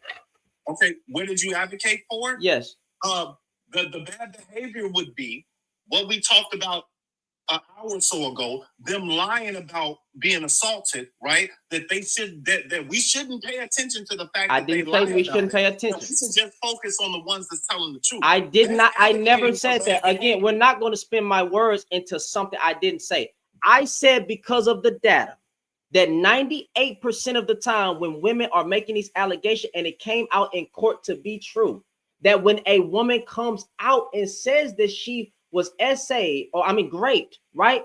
I am more inclined to believe that woman because the data shows me to believe women. That doesn't mean that, and the 2%, right? The 2% that they get caught in the lying should be thrown under the jail. I never said that we should ignore the 2%. I'm just saying because of the data, I'm more inclined to believe the woman because they don't be lying. That's all I was saying. But brother, check this out. Oh my! Right? The harm in that is you're not having that same type of for those people that may be wrongly accused. If I said that they should be thrown under the bus, but if you don't or allow under the jail. Question, that's what the questioning is for. You don't question somebody to make them feel bad about it. I am more inclined to believe her right away, right, of her story instead of just dismiss. What does the statement "believe women" mean? Can you tell me what that means? So check it. But Earl, what does the statement? Answer me this. Hold on, because I just asked you a question. What does the statement "believe women" mean? How did it start? It's your prompt. You tell me. That's not my prompt. But what does you don't know what the statement "believe women" means? I have my recollection of what believe. Okay, well, means. Tell me what you think it means. Appreciate the super chat. Okay, to me, believe women are to believe those who have factual evidence. Believe them. The statement "believe women" means simply when they are telling us something, right? To not dismiss them right off the bat. That is what we have done. Mm-hmm. That is what the term "believe women" means. Don't just dismiss their story before you even give them the chance to prove it right.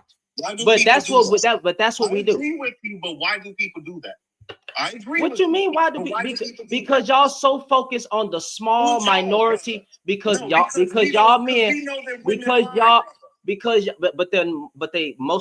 they're most likely based on 98% are not lying about them being great. Bro, I don't care how many times you quote that number. Yeah, then we don't care about numbers, Earl. We care about our personal feelings. We don't care about numbers. That's all it is. Women lie. We don't care about numbers no more. Fine. So that's what we just gonna do. So fam. It don't matter what proof they got. It don't matter what the fuck going on. It don't matter if they went through the legal process, because even though 98% of the time that the grape has been proven to be true, don't believe that shit, because we're not going to quote numbers anymore. We're just going to go by the fact that 2% be lying, and because of that, we should just. The fact that 2% that you're not going to quote. You're going by the 2%. You don't care about numbers. No, brother, I said have discernment. You don't care, Earl. You don't care about you don't care about numbers. But brother, why does it upset you? Because I say, as any person, man or woman, should be responsible. Should be responsible. That is a requirement. Responsible. No, you keep trying to say responsible. Then 1 minute you say you gotta ask what. Listen, fam. If women are going through the legal process to prove that they have been raped, and majority of the time, 98% of the time, it's coming out to say that they were true. I'm not going to discount their stories because of 2% bad women. That's dumb. That's dumb. But you're still trying to spin it as if that's what I'm saying. I say having discernment, brother. Having discernment. The discernment is believing the woman and trying to help the woman go through. That is discernment. I'm not going to. If you want to question that woman up and down and be your own investigator, you go right ahead. But I'm going to believe the numbers. Men lie, just like you said. I got you, Earl. Men lie, women lie, numbers don't. And because the numbers are favored towards the numbers are favored towards the numbers, brother. Who wrote those numbers? God, bro, the people that conducted the damn studies. And did those studies include us? Did they include it included? You already asked this question. It included every type of woman. This is why people shouldn't use statistics in these type of things, because they don't add up.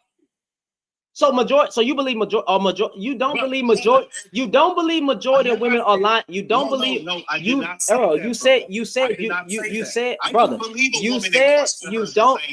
I wasn't even gonna say that. You gotta let me finish. You said that you believe majority of the time that the woman's telling the truth early. Yes, that's what you said. So what?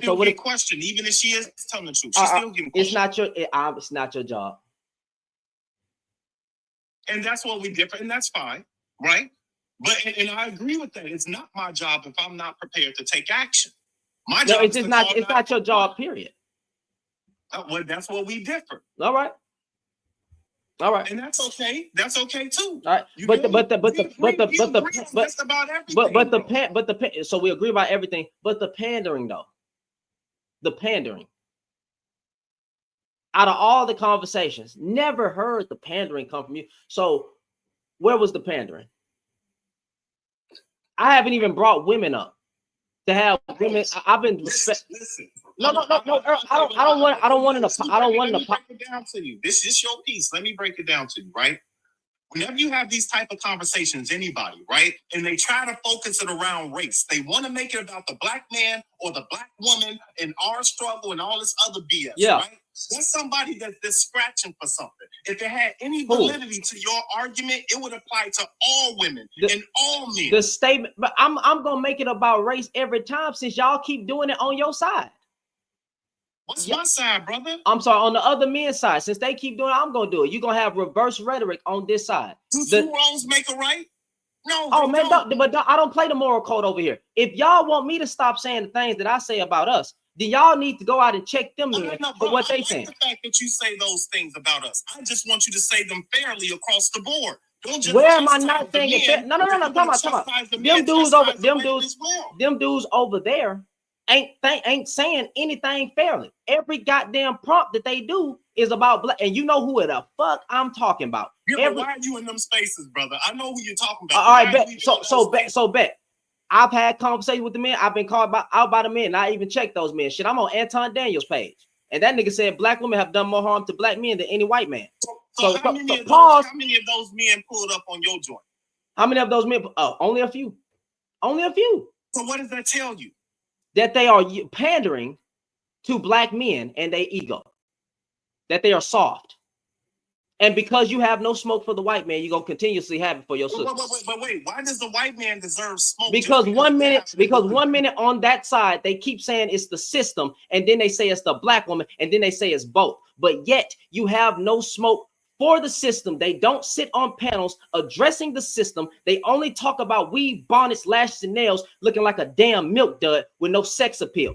That is what they do. Offend you? Hold on. If men are telling women that they like them in their natural state, Why do you have a problem with men? Because why do I have a problem with that? Why do I have a problem with that? Yes. Okay, but cool. Because they're saying the problem is y'all are wearing weave bonnets, lashes, and that. The problem in the community is weave bonnets, lashes, and that. The problem is a lot of y'all be twerking and stuff like that. You know what the fuck the problem is with the community? That you niggas you can't lead. Black men can't lead. You can't lead. You can't lead. You can't lead. You never was a. You never. I got. But hold on, boss. You can't lead. And honestly, y'all don't know what the hell real the hair even is. When y'all go over to the when they go over, not you, well, not y'all, Earl. They don't even understand that Caucasian women wear extensions. They don't understand that. When you say that this group of like Kevin Samuels, right? When you say that this group of women is a threat to the black woman because she can cook like black women ain't cooking. When Kevin Samuels said the Mexican is the biggest threat to the black woman, that's a darn fucking shame. But y'all, but nobody clocked it. We actually applauded it. Okay, so hold on. There's two things I want to hit on. I'm gonna touch that one second. No diddy, right? But I'm just trying to lighten the conversation, brother. But the first part, right? When we talk about the false hair, the nails, the lashes, how are our daughters supposed to have good self-esteem if their mothers are teaching them that they're proper, their natural state, that they're not desirable? Weaves and bonnets ain't teaching nobody low self-esteem, fam. How are our daughters supposed to love themselves? Weaves, bonnets,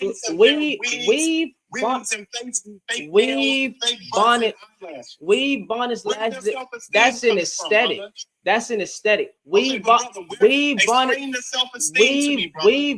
lashes, and nails have nothing to do with things. So hold on. So when I talk, that young lady with short hair doesn't feel beautiful when she look in the mirror. There's a lot of women that feel. There's a lot of black women that feel beautiful being bald. Why does she not? Why does that young lady? Some women when they put on women when they put on a wig, some of them are going for a certain aesthetic, fam.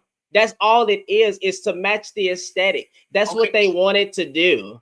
If you don't like it, simply why are we so obsessed with talking about what we don't like? Whether or not if someone doesn't like it or not, brother. But when it's getting to the point where in our community, when our women want to look more like the Caucasian woman, you want the Caucasian. You fought to be with the white. You fought to be with the Caucasian woman. You fought to be with the Caucasian woman. Come on, you doing this race baiting for what? You just said you just brought in the white woman. You brought in the white woman. I asked you a question about self-esteem. Where are our daughters supposed to get their self-esteem? How you go, Earl? Fam, pause. How you gonna gaslight me by saying that they want to look more like the Caucasian woman, and then when I say y'all fought to be with the white woman, now it's you want to do this race thing? It's your platform, brother. I'm just here. It's your world, bro. Earl, pause. You said, right? I'm going by what you said. You said, brother, that black women are trying to look more like the Caucasian woman. You made it about the Caucasian woman. I responded by saying black men fought to be with the Caucasian woman, to be married to the Caucasian woman, right? So stop bullshit. Okay, I was responding to what you were saying. Listen, I said that, right? Thank you. However, before getting to that point in the conversation, I asked you a question. What was it? How are our young ladies supposed to have better self-esteem if our culture is teaching them that they're ugly and undesirable in their natural state? Who taught them that? Their mothers. No, the men. Y'all said that y'all wanted straight hair. Black women's hair, for the majority, ain't straight. Bro, how many men out here taking them type of women home to mama? Don't worry, I'll wait. How many men take? What are you talking about? And then left. I'm talking about what you were saying. What black men have said. Y'all said that y'all wanted women with straight hair. Who is y'all, brother? Black men, fam. Black. It was a collective of black. I understand the collective statement, but here's the thing though, right? Because I want to listen. There's nothing wrong with a woman complimenting her aesthetics. Right? But when you compliment your aesthetics so much till you lose your identity, there's a problem there. So weaves and bonnets, lashes and nails make them lose their identity, fam? Explain to me what the black woman is. Explain to me your idea of what a black woman is. A woman that's black. What does her hair look like? 4C, 4B, different types. What does her eyelashes look like? I don't know. People's eyelashes are different. What about her curves? Is she curvier than the average woman or no? I think the black woman look better than every other race of woman. But I'm talking about her build. Every woman have a different build, fam. Some women are thick. Some women are thick. Wait, time out. Some women are thick. The black women are not a monolith, fam. That's what I'm saying. I knew that was coming. Give me one characteristic about the black woman that's unique to the black woman. Her hair and her skin. Her hair and her skin. Okay. Give me characteristics. Give me adjectives. What can I look for if I want to find an authentic black woman? What should I be looking for, brother? If you want to find an authentic black woman, I don't know what to tell you. What should I be looking for? I don't know. You look for the woman, right, that you could see yourself being with for a long time, being with forever. I don't know what to tell you about what you should look for in an authentic black woman. What do you mean by that? Authentic black woman. The weave, bonnets, lashes, and nails come out at nighttime. And that ain't never stopped you from penetrating. Huh? No, it may not stop them from clapping said cheeks. Yeah, but it don't stop us from. It don't stop us from marrying. It don't stop us from marrying them either. My wife. Yes, it does. Come on, bro. Don't cap. How many of those women? I'm sorry. I bought. Listen, bro, fam. My wife wear wigs.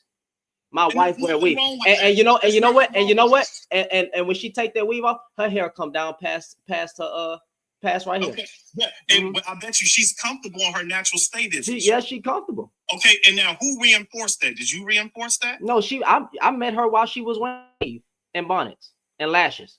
Well, she don't wear lashes. I'm sorry, weave and bonnets, makeup. I met her when she was wearing that. I didn't enforce nothing. It's her choice. So question. Did you see the video of the women? There was a little baby girl. She couldn't have been no more than 5 years old, screaming and hollering while they trying to glue a freaking hairpiece on this baby girl's head so she can take some pictures. Is that the majority? Would you agree with that scenario? I don't know. I have to see the video. I don't think you should.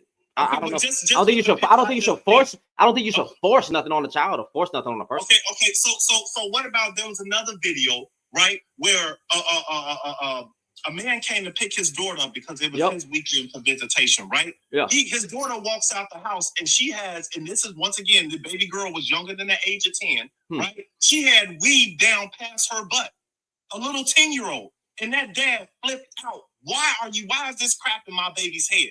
But the mother thought it looked cute. Nigga, who has primary custody? Do you think that father was wrong? Who has primary custody? I don't care who has primary custody. I don't know who's right or wrong. Hey, she probably thought. Did the little girl think it looks cute? Did the little girl? Let me ask the question. Did the little girl pause? Come into their own identity. Did the little girl like it? The little girl went with whatever her mom or whoever her custodial parent did to her. You don't think the little girl liked the hair? Like, right? You don't think that you think the wife? I mean, the mother just put it in her head. So she probably did. Do children not voice their opinion, Mom? I don't like this. Do children not speak their mind? I don't like that. Okay. But do you have a problem with the way the father felt? The father thought it was inappropriate. Did he flip out? I mean, no, he didn't flip out and put nobody's hair through a wall. But obviously, it got recorded and made it to social media. Well, he's an idiot. You can handle that. You can handle that. You didn't have to bring it to the internet. Did she post the pictures on the internet? Yeah, she posted the video. And who made? Oh, I'm sorry. I thought you said he made a recording out of it. No, I said no. He was upset about it, but the woman typically records their children and put them on social media. So is that what happened? That she recorded the video and put it on social media? Come on, bro. I said yes a million times. Oh, okay. Well, I don't know what to tell you. As long as no hands. If he got a problem with weave, you know what I'm saying? That's his personal preference. So if men are telling women we don't want our daughters walking around like little teenagers or little prostitutes, that's not what y'all saying. Do we have the right as fathers to tell these hair women equals prostitutes in our kids' head? Weave equals prostitutes? Oh, come on, bro. You being disingenuous now. You know what I'm talking about. I don't. I'm going to listen to what you say. I'm a very good listener. When weave equals prostitutes? Brother, we don't want our children dressed up, portraying that they're older than what they are. Mm-hmm. Okay. Right? That's the problem. So that's not what we're talking about. But in order, then I'm gonna pull it back to what you're talking about. Yeah. But when people don't want to take accountability for that wrongdoing, they make it about the weed. Wrongdoing. They make it about everything. That's What, how they deflect. What is morally? Right? I got you. Bet. What is morally wrong with weaves, bonnets, lashes, and nails? There's nothing morally wrong as long as you know who you are. The moment that baby girl don't want to walk across the stage of her graduation because she feels like her hair is too short, that's her mama's fault, her auntie's fault, and every other woman in her circle that made her feel less than a person. So she's ashamed to be her natural self. That's whose fucking fault that is. Gotcha. All right. So it's the mother's fault. I got you. All right. So typically on these panels, right? Dudes are not saying they don't want their daughters to. That's not what they're talking about. We don't like women with lash bonnet, weave, nail, and this all look nasty and it look ugly, nigga. If you don't like it, it's at some point it becomes an obsession because you keep talking. You don't like it, okay? Black women don't care. Move the fuck on. Go get you. Go get you. I got you. Listen, I got you. Go get you a passport, right? Go get you a Native American. They got good hair too. Go get the Caucasian woman. Go get any woman you want. Or you can find a woman that rocks her natural, a black woman who rocks her natural hair. You can go get a black woman from one of the countries in Africa. Do that, but at the same time, shut the fuck up. Okay, so listen, that's your opinion, right? That's your opinion. Yeah. Now, here's the thing, though, right? As men, as fathers, right, who are raising daughters, who are active in our daughters' lives, right? It is more important to us that their self-esteem is intact, then they look presentable and meet some social norm that the other women in the community have set. Prove to me that women who are using wigs, weave as an enhancement, right? Mm-hmm. Prove to me that majority of them have low self-esteem, or is that just what you think? So why is it if they didn't truly think that their daughters were pretty and attractive the way that they were, why did they add to their aesthetics? Those are babies. There's no men looking at them. I'm talking about grown ass women, bro. We talking about grown ass women. You talking now you want to slip it to children. House, but listen, I'm talking about the root of the problem, right? Because those young ladies grow up to be women that don't like themselves. How relate that to weave and bonnets? Okay, brother, I just said it. As a young lady, there is no study, no nothing, no data, no nothing that says that the majority of black women. Discredit reality. Then we're going to discredit reality. How many women you know? Oh wait, time out. If I start, my wife wear weave, but if I brought in women right now, do you think majority of women gonna say that they have low self-esteem because they wear weave? Nobody's gonna openly admit it. So again, so it could just be that y'all are projecting. Okay, so project. Who's y'all and where does the projection come in, brother? It could just be that y'all. It could just. Do you have a female? I'm sorry. Do you have a female friend or family member that won't leave the house without her makeup or wig or all that other stuff? No, what are you talking about? I got women in my family that'll leave out the house in a bonnet because they just did their hair and go to the corner store. But I'm asking you about those women that will not even answer the door without having their wig on. I never encountered this kind of woman. Okay, what so you talking about? So I'm here to tell you, brother, that those types of women exist. Okay, is that the majority of women? No, listen. Have you ever had to reassure a woman that she was gorgeous or that she was beautiful, even when she thought she wasn't? I mean, I purposely, whoever I was dating would say, hey, you're beautiful, hey, you fine, and all this, that, and the third. But you say I have to. I say you have to forcefully. I don't know if a woman. I don't know if a woman feeling sick or down or she feeling bad. I don't know. What the fuck does that mean? Here's the question, brother. I mean, genuinely. right? Have you ever had to tell a woman she was beautiful? Right? I don't have to tell a woman anything. Oh my God, you deflected. I'm not. You said, have I? You're literally asked me, have I ever had to tell a woman she's beautiful? Yes. No, I've never had to tell her. Had to?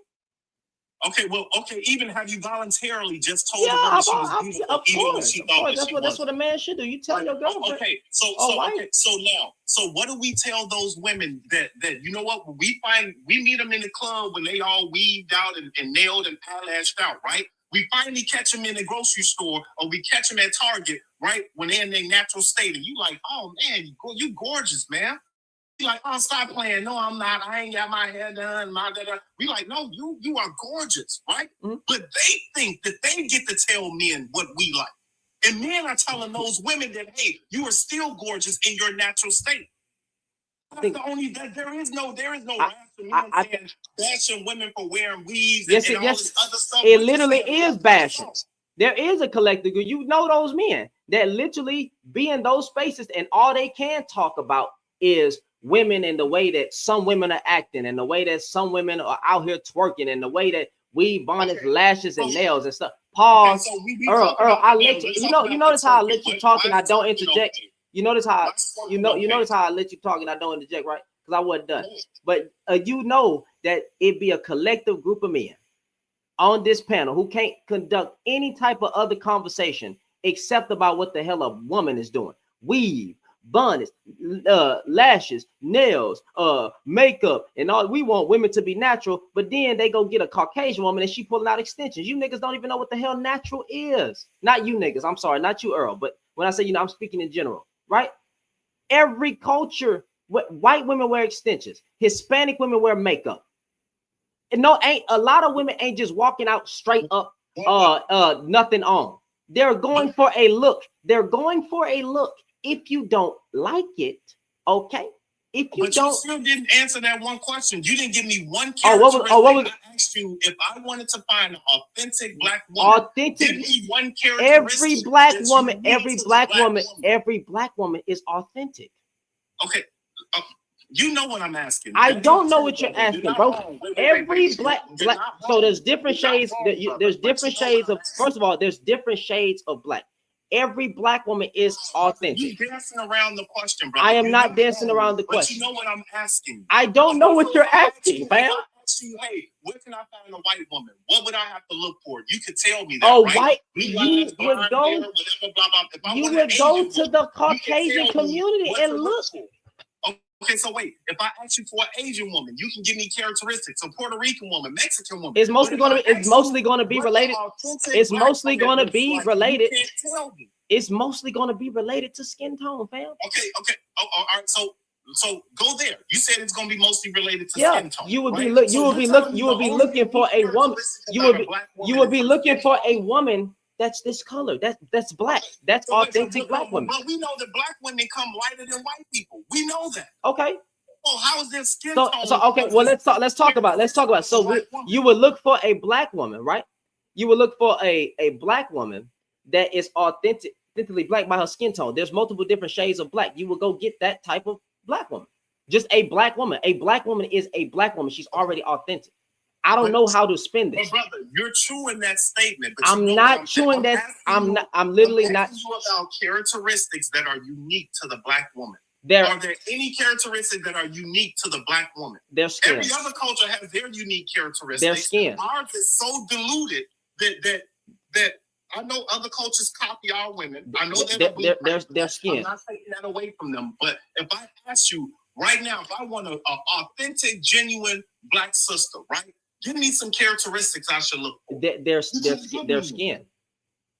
You're saying skin. Bro, there's quote unquote Caucasian people, right? That were born in Africa that are darker than you. But you would okay. What that mean? So skin tone is irrelevant. It's not irrelevant. It's literally not irrelevant. You know what a light skin, wait, come on. You know what an albino black woman looks like. You know what a light skinned black woman look like. You know what a dark skinned woman look like. You know what that is. So yes, brother, I'm agreeing with all of those. So things, if you want to talk about skin tone, but then also, you know, character. You talk about characteristics, right? I don't like saying that because, you know, when you get to describing features, I don't want to say anything wrong. I don't even know how to say. I don't even know how to say anything wrong. I haven't said one thing. I don't even know how. I don't even know how to answer that. So, one would be skin. Two would maybe be of a certain physique, right? I wouldn't say that every black woman is curvy, because black women come in different freaking sizes, weights, right? Just like the man, you know, our penises come in different sizes. So with that being said, I don't know what to tell you. It's just going an authentic black woman is just a black woman. Okay. So now check this out. In the last 5 years, right? This change amongst men, the cultural norms and everything else. We saw it go from the braids to the locks, right? We done seen the trends change, right? So now we're in this whole natural trend, right? Have you ever seen a woman that was drop dead freaking gorgeous? She had a natural hair. It was short. It wasn't that hanging all down her back or whatever. She didn't have a ton of fucking makeup on. She didn't have a ton of makeup on. Any of that stuff. She was still sexy in some jogging pants and a freaking t-shirt. You never witnessed that, brother? What does that mean? What does that mean? What does that mean? What does that mean though? I've witnessed women looking better in weave than they do with their natural hair. I've witnessed it. I've seen it all. I've seen it all. What are we talking about? I've seen bald-headed, bro. I've seen bald-headed women. I've seen bald-headed women. That's okay, cool. But pause, fam. I literally just said that I've seen women who look better with the weave on than they natural hair. I've seen women who bald-headed that look good. I've seen women that got long hair that look good, short hair that look good. I like good-looking women. I don't know what to tell you. I don't give a damn about weave, bonnets, lashes, nails, right? If it look good, I like it, because I'm a man. I don't sit here nitpicking what the hell you got on, because on a heathen day, I'm trying to get you out that shit. So what the fuck? I'm gonna sit on a panel with a whole bunch of niggas talking about what I don't like in women. I am a man. So let me ask you this. If a man falls in love with a version of a woman that's synthetic, right? Can he be upset? That's synthetic? If he switches up on him. You say what? Say it one more time. Okay, if a man falls in love with a version of a woman that's synthetic, right? Can he be upset if she switches up on him? Switches up on him like what? She wake up tomorrow. Okay, he met her with long hair. For the first 3 months, she had long flowing hair. You know, whatever that hair trend is, right? And then 3 months later, she decides she wants to go short. She wants to go blonde, right? So now all of a sudden he's not attracted to short-haired blonde women. Man, listen, you ain't hold on. I got you. Go ahead. He's not attracted to that. Watch this. Right? So now, is he justified in leaving, right? Because he's no longer attracted to her, or did he just use her and then now she says, "Oh, well, I was just being me." This is an easy question. This is an easy question. You were never in love. The fuck are we talking about? You were never in love. No, you literally you weren't in love with her. You were in love with her looks, but you weren't in love with her. Hey, bro, I'm talking about the first 3 months, bro. Earl, you asked, you said, Earl, if the first thing that came out your mouth was if a man falls in love with a woman. You did say that. So I'm answering what you. Let me answer. I'm answering what you asked. You never loved that woman. Okay, or did you love that woman's appearance? You liked that woman. You didn't love her. You said fall in love with her. You didn't say fall in love with her appearance. Fall in love with a synthetic version of her. That was my words. And she switched up. You never fell in love with her.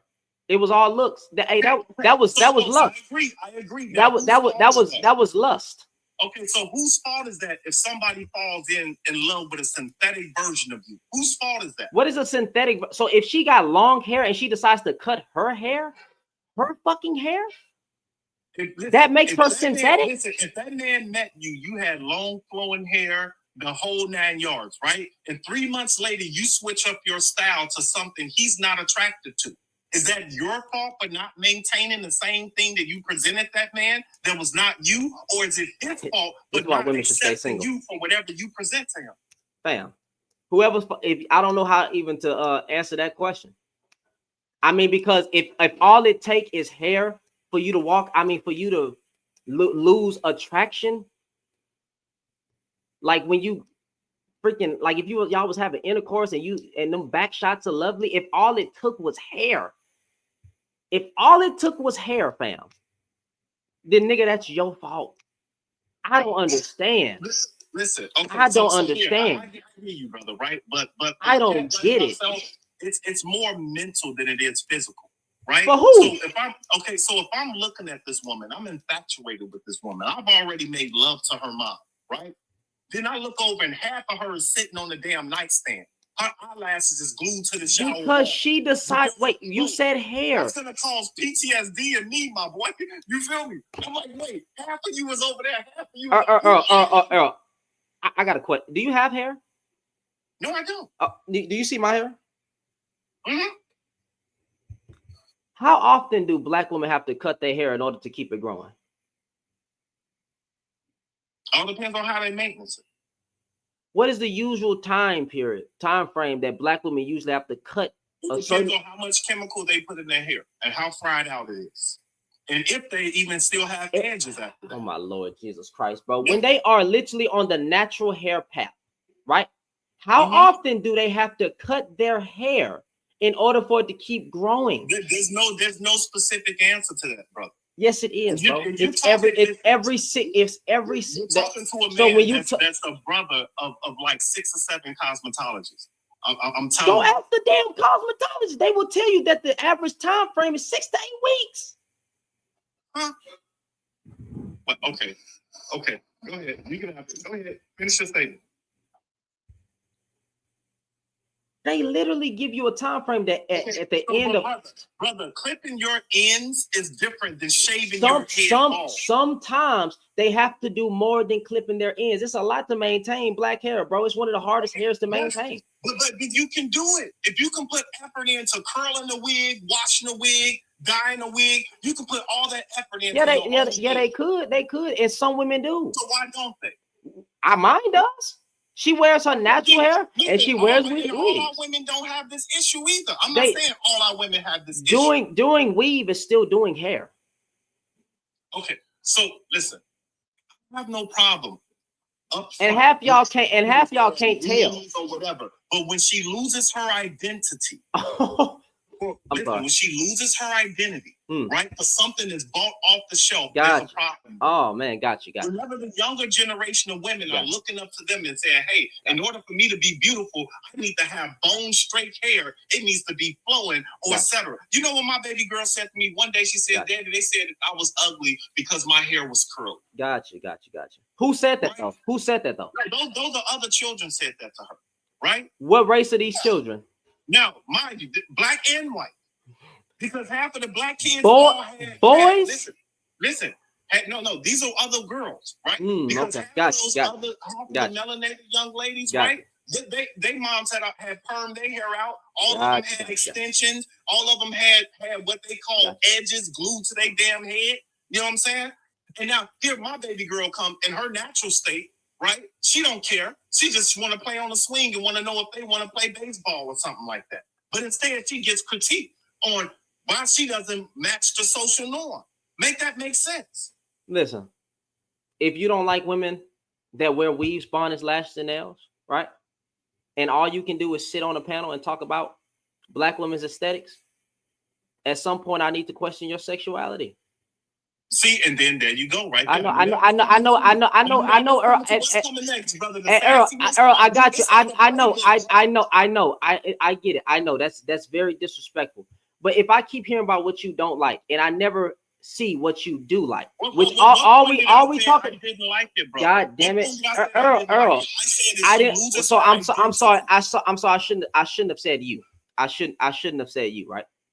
If I see you, Blue Heart fam, we know what you be on. Like, let's stop the cap.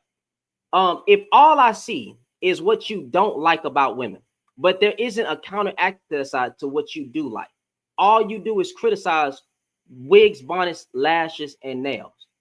Then at some point, right, it's either an obsession or just go get another group of women and shut the fuck up. Okay? Go. There is a whole bunch of black women that wear dreads. There's black women that wear their natural braids. There's black women that wear a fro. All these women exist. There's women that wear bonnets. There's women that wear a weave. There's women that wear lashes and nails. Stop focusing on those women and go get the woman that you like, and stop talking about the woman that you do like. It's not hard to find. Y'all make it hard to find. Not y'all. Not when I say y'all, not you, but men in general. I know. And what is a bonnet and bonnets? When we talk about lashes and nails, right? Why are you wearing bonnets in public? Answer me that. Why the hell I wear bedtime attire out in public? Okay, so it depends, right? I think that's ghetto as hell. Fine, that's fine. I really don't care. So a lot of times, what is a bonnet for? So they don't mess up their hair. Okay, time out. If a woman just got her hair done, right? If a woman just got her hair done, and she needs to take a late night drive to the store to get a few groceries, right? You're going to see a black woman having the bonnet on for protection, right? Y'all niggas don't be, y'all men do not be seeing as a collective group black women going to brunch with a bonnet on, or black women going to restaurants with a bonnet on. If you see a black woman in the airplane, a black woman at the airport, right? And they're going on a cruise or a flight, that bonnet, they will wear the bonnet because their hair is done and they don't want to touch that dirty ass seat because they don't be cleaning them properly. Y'all don't know. See, I have hair. Y'all don't know that. Especially when you bald. I mean, a lot of y'all lost your hair. Not you specifically. Y'all don't know anything about hair. So when women are doing this, I guarantee you their hair is done, or they're trying not to get their hair dried out. There's a reason why you might see them in public with a bonnet on. But you talking about going on a date, going on a date. What are you talking about? A job interview is different from women going to the grocery store. Listen, where do y'all see these women with bonnets on? Where do y'all see? Do I think it's appropriate to wear a bonnet at an interview? I would say I don't think that's a wise choice. Okay, I would say I don't think that's a wise choice. Why do we have women saying they were discriminated against? They didn't get the job, but you showed up in a freaking bonnet. I don't know about any of those cases, and that's not the majority of I don't address these small cases. If you show up to a job interview in a bonnet, that's probably I don't know what to tell you. So I don't know. I've never come across this. You never pulled up in the drive-thru at a Popeyes or something like that, or the fast food restaurant and seen a woman behind the counter with a freaking bonnet, not a hairnet, but a bonnet on her freaking head. How unsanitary is that? So usually, right? I actually have seen that before because time out. So I got your answer to that, Earl. I got your answer to that, right? The manager actually told that woman, right, that she could wear her own bonnet because they ran out of hair nets. It's still that bonnet would keep the hair from getting in the food or something like that because she still has to grab food or something. So y'all again, context. Okay, so you're okay with that? Somebody cooking your food in a public place and they're wearing a bonnet. You don't know that. Now, I'm not saying that doesn't happen. What you just said, it makes perfect sense, right? But as the consumer, I don't know she didn't sleep in that. And what do you mean? And why are you at your? If you gotta, bro, food with something you sleep in. If they ran out of a hair net, bro, it's better than the actual hair getting in the goddamn food. So it's better than the hair. It's better than the hair. Wait, pause. It's better than the hair getting in the goddamn food, Earl. Oh, okay. Listen. How is the hairnet touching the food? Listen, pause. How is the hairnet? Is she going like this on the food or something, like she rubbing on it? Like what is going on? Well, okay. So do you want somebody? Okay. So would you if you have guests coming over to your home, right? You're the host for the night, right? Would you be in the kitchen preparing food in your pajamas that you slept in? Do you think that's sanitary? In pajamas that I slept in. Do you think that's sanitary? If you're hosting, are the clothes clean? Nigga, I'll be in a whole goddamn robe. No. I'm not saying no. I know we all get comfortable around the crib, right? We wear PJs and shit like that, right? But if you're having guests to the crib and you're cooking, right? Do you think it's the food probably gonna be done before I even tell them that it's done? No, bro, you know what I'm getting at, bro. Do you think it's sanitary for somebody to be over food and some ish that they slept in? Is the clothes clean? Brother, if I said they slept in it, obviously it's not clean. Yeah. So they took a shower, put on clean clothes, haven't done nothing all day, but they got up to start cooking food. Oh, then that's not what they slept in. I'm saying if you slept in something and let's say a woman invites you over to breakfast, right? And she ain't washed her ass or nothing, right? But did she take a shower the night before? Okay. Listen, come on, bro, humor me, right? I don't want to humor you. I don't want to humor you. I ain't gonna lie to you, bro. I'm confused. Did she wash her hands? Like, what in the hell are we talking about? What the fuck are we talking about? Literally, bro. What the fuck are we talking about? Okay, so we talked about the hair. Let's get on the nails, right? What do you think is sanitary? Stop muting Earl, please, because I don't know who's muting. I mean, this is crazy at this point. But go ahead. Okay. Do you think it's and humor me for a second, right? Do you think it's sanitary to work in the food business, right, with long nails? If the nails clean, I guess. Are longer nails harder to keep clean than shorter nails? Maybe.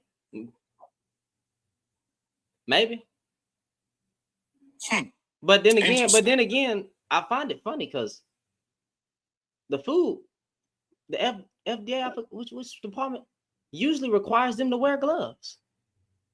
Yeah, but how can they wear gloves with 2 and 3 inch nails? Usually the ones it depends. Like usually the women in the kitchen don't be having long nails.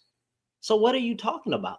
No, and that is usually, right? But every now and then, you come through and scratch your head, especially when you in the hood, bro, and you see that one woman that's back there making your food, and her nails is like 1 inch or 2 inches. You wonder, how the hell do you wipe your ass, let alone you up here preparing food? I'll tell you why. Because women, listen, you can't work with long nails. You can't. You can Says who? You can't work. You can't work in. You can't work with long. You can do a clerical job with long nails, but women that typically have really, really long nails, they don't work.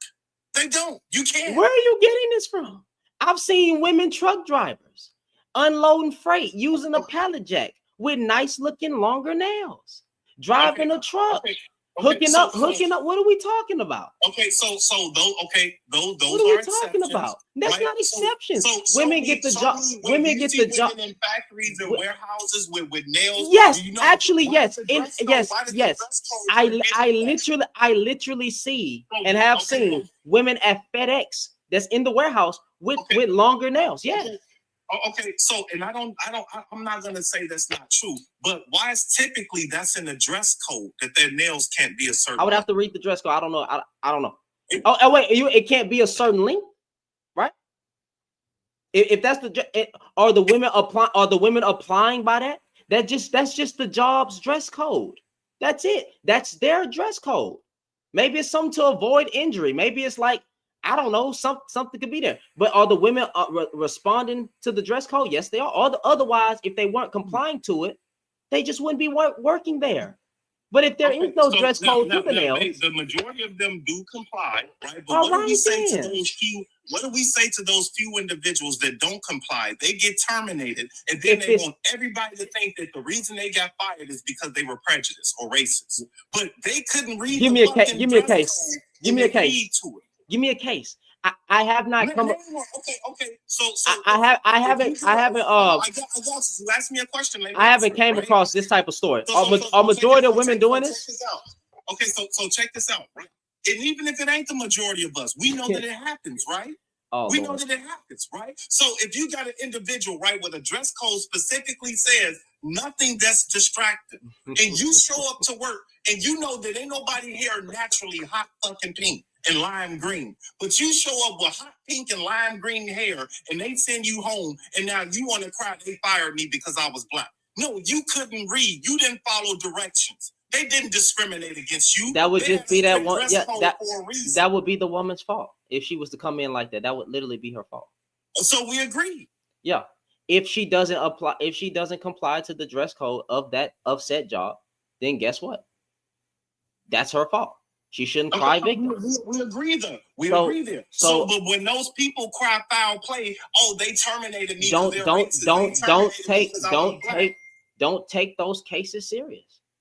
But that's not. But the majority, if majority of women are not following, are following the dress code, then I'm going to focus on the majority. So I don't care about. I have never not ate any food or been scared to go somewhere because a woman. About you. I'm talking to someone else. Go ahead. Yeah, I'm just saying. I've never been scared to eat food because of long nails or because I saw a woman wearing a bonnet. I don't know. I don't. That's so stupid. That's this. Now here, I'm gonna keep it a buck. I was being facetious with asking those questions, right? But those are the conversations that we have when we talk about the hair, the weave, and the stuff like that, right? I'm not gonna take away and say that it's a bad thing, right? I will stand on if you lose yourself in an identity that you purchase, that's a problem. If you don't have the same amount of confidence you do when you're in your natural state than when you do when you're all dialed up and everything else, that's a problem. So why do you think that Black women as a collective group have lost their confidence? And they've been doing this for a long time. So why do you think the collective group of them have lost their self-esteem or their confidence? I don't know. You tell me. Because if I don't say. Wait, Paul. I don't say it. I don't say it. So I'm the bad guy because I said the quiet part out loud. I don't. Wait, time out. I don't say that Black women are not confident because You just said why have Black women? No. Earl. I asked why do you think they are, right? I said why do you think they are as a collective group have lost their touch or lost their self-esteem? I don't think Black women have lost their self-esteem. So for one, right? I think that's a disingenuous statement because it's not what I said. I said if one loses their self-identity. Well, y'all been asking. They've been asking the same. Y'all been asking the same.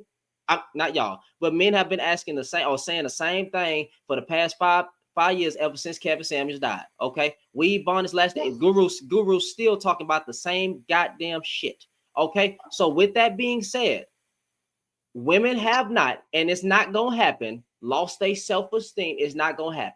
I think y'all just have a problem with what you're doing. So explain to me how that's good self-esteem to put on all this stuff that's not biological. Self-esteem, and that be your representative. Self-esteem is women can aesthetically lie to men, but expect men to be 100% truthful to them. That man is meeting you on that first date, and ain't nothing you got on belong to you. And the only way that man can figure out that ain't your hair, that ain't your eyelashes, everything else, is if you give them the cheeks, right? Yeah. But by that time, hopefully, you all have dated a little bit, and now he's at your crib, and now he gets to see you in your natural state, and now it's like, you know what?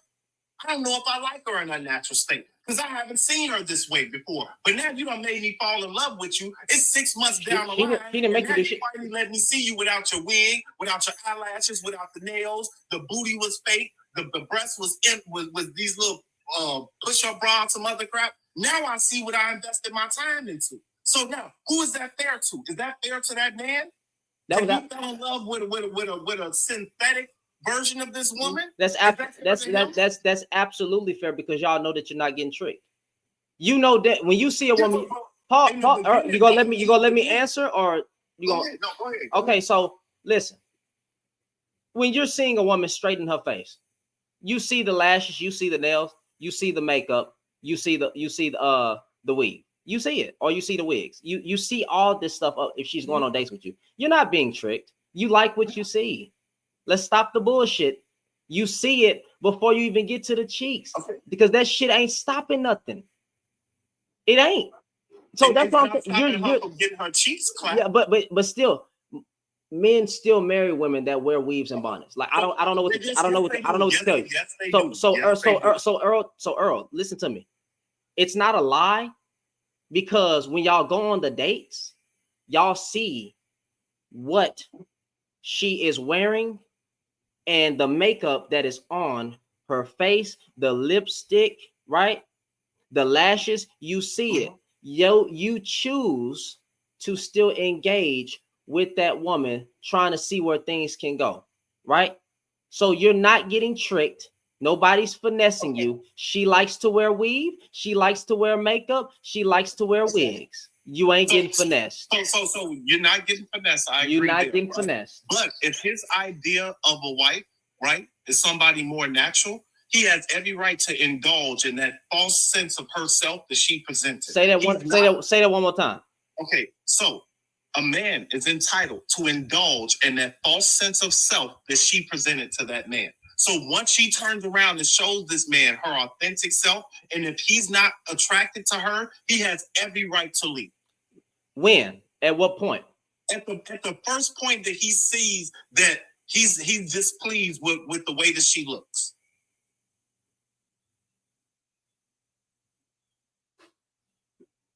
What are we doing? Bye. Yeah, okay, no, there's no wrong Go, with it. bye. I agree. But it's like this, right? No, I agree, right? Don't stick around. Don't continue to clap that woman's cheeks and all that other stuff. If you know you have no plans for this woman, if you know you're not attracted to her when she don't have on weave and makeup and all this other ish, why are you staying there?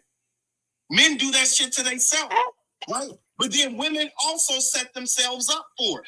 If this man, listen, in the beginning, if you're serious about this man, why won't you let this man see you in your natural state in the beginning? Why would you come out the closet 6 months later looking like a fucking wildebeest? And I say that lightly, sisters. I'm just joking. But yeah, why would you wait 6 months to do that? Exactly. I don't know to tell you. Exactly. Because y'all be seeing these natural states before y'all even get 6 months down the line. Well, if we see half these women in their natural state, they wouldn't have got a second look unless we were thirsty. You niggas would still entertain us niggas would still entertain a goddamn a wall with a hole in it. We don't give a damn. That's why we created terms like butterface. You still gonna try to be with that woman and smash it and all that stuff. Stop. Why do all the men in your circles have lower get downs, bro? That lower sense of why do men in my circles have what? No, okay. I don't know the word I'm looking for. Right, standards. Right. So why if you're saying that this is your reality, right? That men will still pursue anything. They'll stick they pickle in anything. Yes. Right? Why are you in a circle with men that have no sexual discipline? Are you talking to men or talking to women? Like, how are you spinning this? No, I'm just any individual that feels what you just said. That men will stick their pickle in anything. Because y'all will. I mean, that's what they will do. Okay, so what if I told you none of the men in my circles would do that? What's your body count, Earl? I'm not putting this. What's your body count, Earl? I don't. Earl, pause. No, we don't run from it. Don't run from it. Don't run, Earl, Mr. Cherry, hold on. Indulge with me, bro. Indulge with me. Hold on, Earl, Cherry, wait 1 second. Don't run from Earl. Wait a minute. Earl, what is your body count? Why does that matter to the conversation? What? Because it proves the point. What is your body count, Earl? That's personal information. No, we're not gonna do that. We're not gonna don't run from it, bro. It goes to show you. It goes. Why you gotta listen? If your hold on, pause, Earl. Wait, Earl. No, we're not gonna. You say you hold men accountable. I'm trying to prove. But you say you hold people accountable. What? Wait. Time out. Pause, fam. What is your body count? No. Provide yours. I'll provide mine, but I asked you the question. No, and I did not consent to I'll provide my. I have no problem providing mine. But what is your body count? No, see what you know. Here's what you just time out. I was gonna prove a point. Because Errol, I'll ask a question. Majority of the women that you slept with, were they your partner or were they just rocks off? No, at the time, about 98% of them were my partner. Mm-hmm. I've had 2 one-night stands in my entire life. How many times have you been married? Once. What's your body count? You don't get that. It was going to prove a point that men will sleep with everything, right? You will sleep with everything. You will sleep with everything. So, matter of fact, so even the men around you, right? If I was to ask them, what is their body count, right? Because I'm pretty sure. I mean, we know locker room talk. We know all those things. Oh, I smashed this one, smashed that one. It will prove the point that we sleep with anything. No, wait. Whoa. What makes those women anything? What if those women were good, upstanding women? You would have married them. You would have married them. You would have married one of them. You would have married one of them. That's what you would have met. Were they good? Were they good? Earl, were they good women? Have you married every woman you slept with? Were they good? Were they good women? Have you married every woman you slept with? Bro? No, but I don't have. Exactly. So why are you? It still proves a point. It still proves a point. It still proves the point. Jerry, you can throw me. You can throw me in it. You can throw me in it. That's fine. You can throw me in it. You and I come from different. Cherry, you can throw me in it. It still would not. It still would prove the point, fam. Okay, it still would prove the point. That's all I'm saying. What point are you proving, brother? That men will sleep with anything? That we rack up a high body count without marrying these women. We will sleep with anything. Okay, what does that have to do with hair weaves and this, that? Even if that was true, which is not, right? What does that have to do? That's a deflection. It really was. It really was. It really was, Earl. It really wasn't a deflection. Okay, so I was proving that even if she has weave, bonnets, I'm about to prove it. I was proving that even if she wear weaves, bonnets. When was the last time you were intimate with your wife, brother? Don't answer that. Don't answer that. Because I was purposely being facetious, right? That's none of my business. I was going to answer. No, bro, don't answer it because I wouldn't want you to because it was disrespectful. It's not disrespectful. Me asking. Wait, time out. Wait, hold on. As many men and conversations that we have talking about women need to reserve a small. Listen, we on an open public platform, bro. Okay, and most men require a woman to have a low what?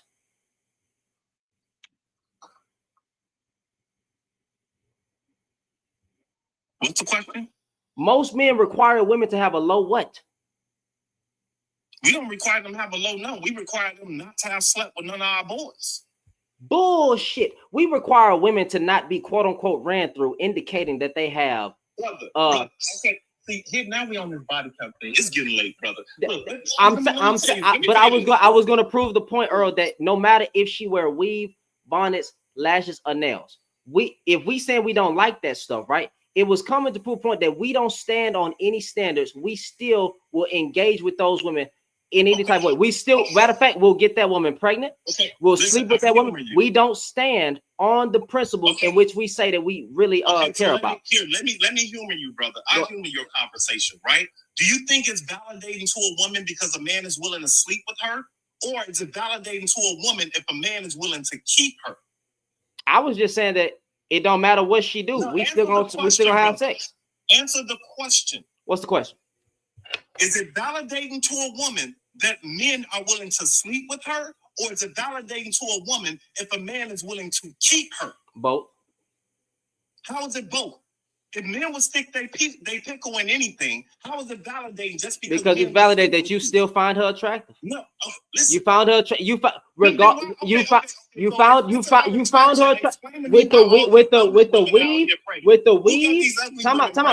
With the weave, bonnets, lashes, and nails. You were attracted so much to that woman that you still had sex with her, even though you don't even like these things. It had no point on keeping her. But you engage, you entertain. But you engage. Right, because you know why? Because you don't. But you don't stand. We don't stand on these so-called TikTok topics that we claim to have. Here's the difference, right, brother? Just because somebody's willing to be intimate with you does not mean that you're worth keeping. Does not mean that you're a good man or a good woman. You're just a warm hole to play in for a little bit, right? I'm glad you view. I'm glad that's the view. I said, okay, so listen. I'm glad that's your view. To be said. So now, because I'm not afraid to say what needs to be said. Right? Just because a man is willing to sleep with you does not validate you. It also means you don't. It also means you don't have any standards. Listen, okay. So that's you don't have any standards. So in the modern today, it also Earl, my God, if you say that you don't like weave, bonnets, lashes, and nails, right? But you are talking to this woman. You've been talking to this woman for 6 months. Who said I did not like? You're talking collectively. Okay, go ahead. Continue. Because you keep doing it. Thank you. If the conversation amongst black men is that we want women to be natural and we want this and we want that and weave, bonnets, lashes, and nails, but you have intercourse with women with weave, bonnets, lashes, and nails, you still found that woman attractive, meaning you liked what you saw. You liked what you saw. That man found her affable. No, you liked what you saw. He found her affable. You liked what you saw. Okay, even if he did like what he saw at the moment, you don't stand on. You don't explain to me why these ugly women out here pregnant. Well, I wouldn't call ugly is subjective, but let's talk about ugly, right? Let's talk about ugly, because again, niggas will put their dick in anything with a hole in it. Okay. So if that's true, then why does intercourse validate a person? It doesn't. I didn't say that it does. I'm just saying what would when I answered your question, what validate? I'm saying both. I was saying both. Intercourse does not validate, brother. It validated that you found her attractive so much to the point where you wouldn't stand on your standards and you still had sex with her. That's what that means. You don't stand on business. So not you specifically, but you as a collective. No. I know. Here's the point. What you're saying, right? If one does have sexual discipline, right? If one does reserve themselves for marriage, right? They have to uphold those boundaries that's being set. But if marriage is not the key, if that person is living their best life, they still young and dumb, right? Sleeping with somebody does not validate. That's why you got all these women out here that think that they still entitled to a high value man and they got kids by 8 different dudes. And they done slept with the whole football team. What percentage? Because it's different men that's still gonna tell them it don't matter how many people you gave that thing to. So I got a question. Which gender has more of a body count? Women. I need you to look up NLH.gov. And then I need you to go look at it. Okay, save me the time. I trust you. Go ahead. Give me what I'm gonna look at. Women have less body counts than their partners, than their lifelong partners. Huh? How is that? And who's tracking that data? NLH.gov. And you think that women were truthful with these people that's tracking the data? When women can look you right in your face and lie about their body count, even when they tell you they're not ashamed of it, they will still lie to you. So now we don't believe the data. It's never going to believe the data. Never going to believe any study. It's just believe social media. Not the women just. I'm speaking from experience, brother. I'm keeping it a buck with you. But yet you couldn't tell me your body. Earl, your body count so high that you couldn't even tell if it was 1 or 2. Wait. How do you know it's high? When I stand on the boundary and say I don't share that type of personal information publicly, I didn't ask who you slept with. I asked what is your count. But why is that anybody? We ask women what's they count all the time. How many times have you heard me ask a woman today? Us as a collective always us as a collective always ask you, oh, she ran through how many body counts. So I'm just flipping the script. Wait. Who is us as a collective, brother? Men as a men as a. You've seen my platform. You know how I rock it. Men as a collective. How many of these conversations do we have? Men as a collective, Earl. In these spaces. Okay, so men as a collective. In these outside spaces. of social media, brother. Listen, the only time a We man still questions a ask that. woman about her body count is if her what's the word I'm looking for? If her demeanor is questionable. If her character is questionable. Nick, men ask women what's their body. Nobody is asking nobody their freaking body count, bro. Literally, men are asking women on dates what's their body count, fam. I've seen this.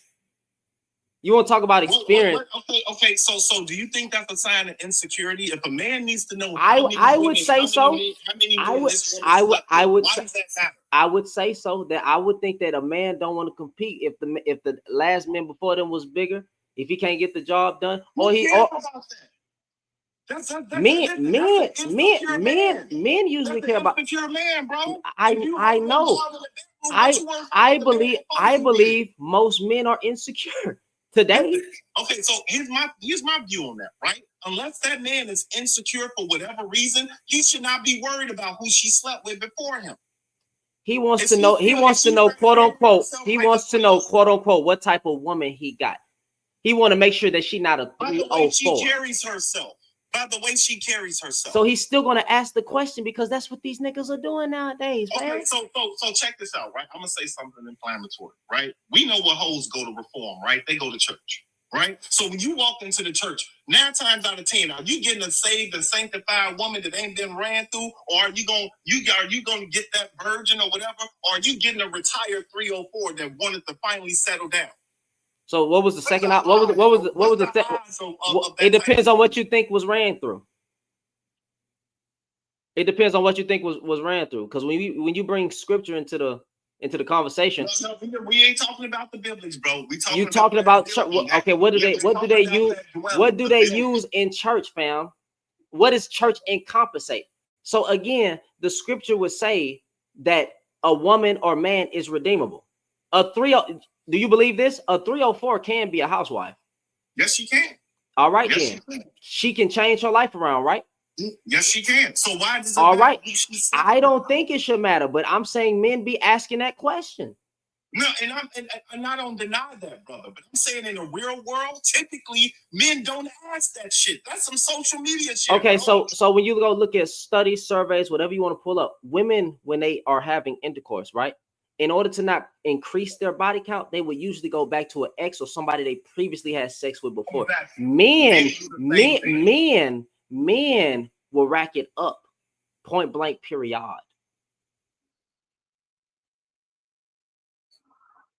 So how is it that women are mostly? So how is it that women have a body count bigger than men when the studies don't even say that?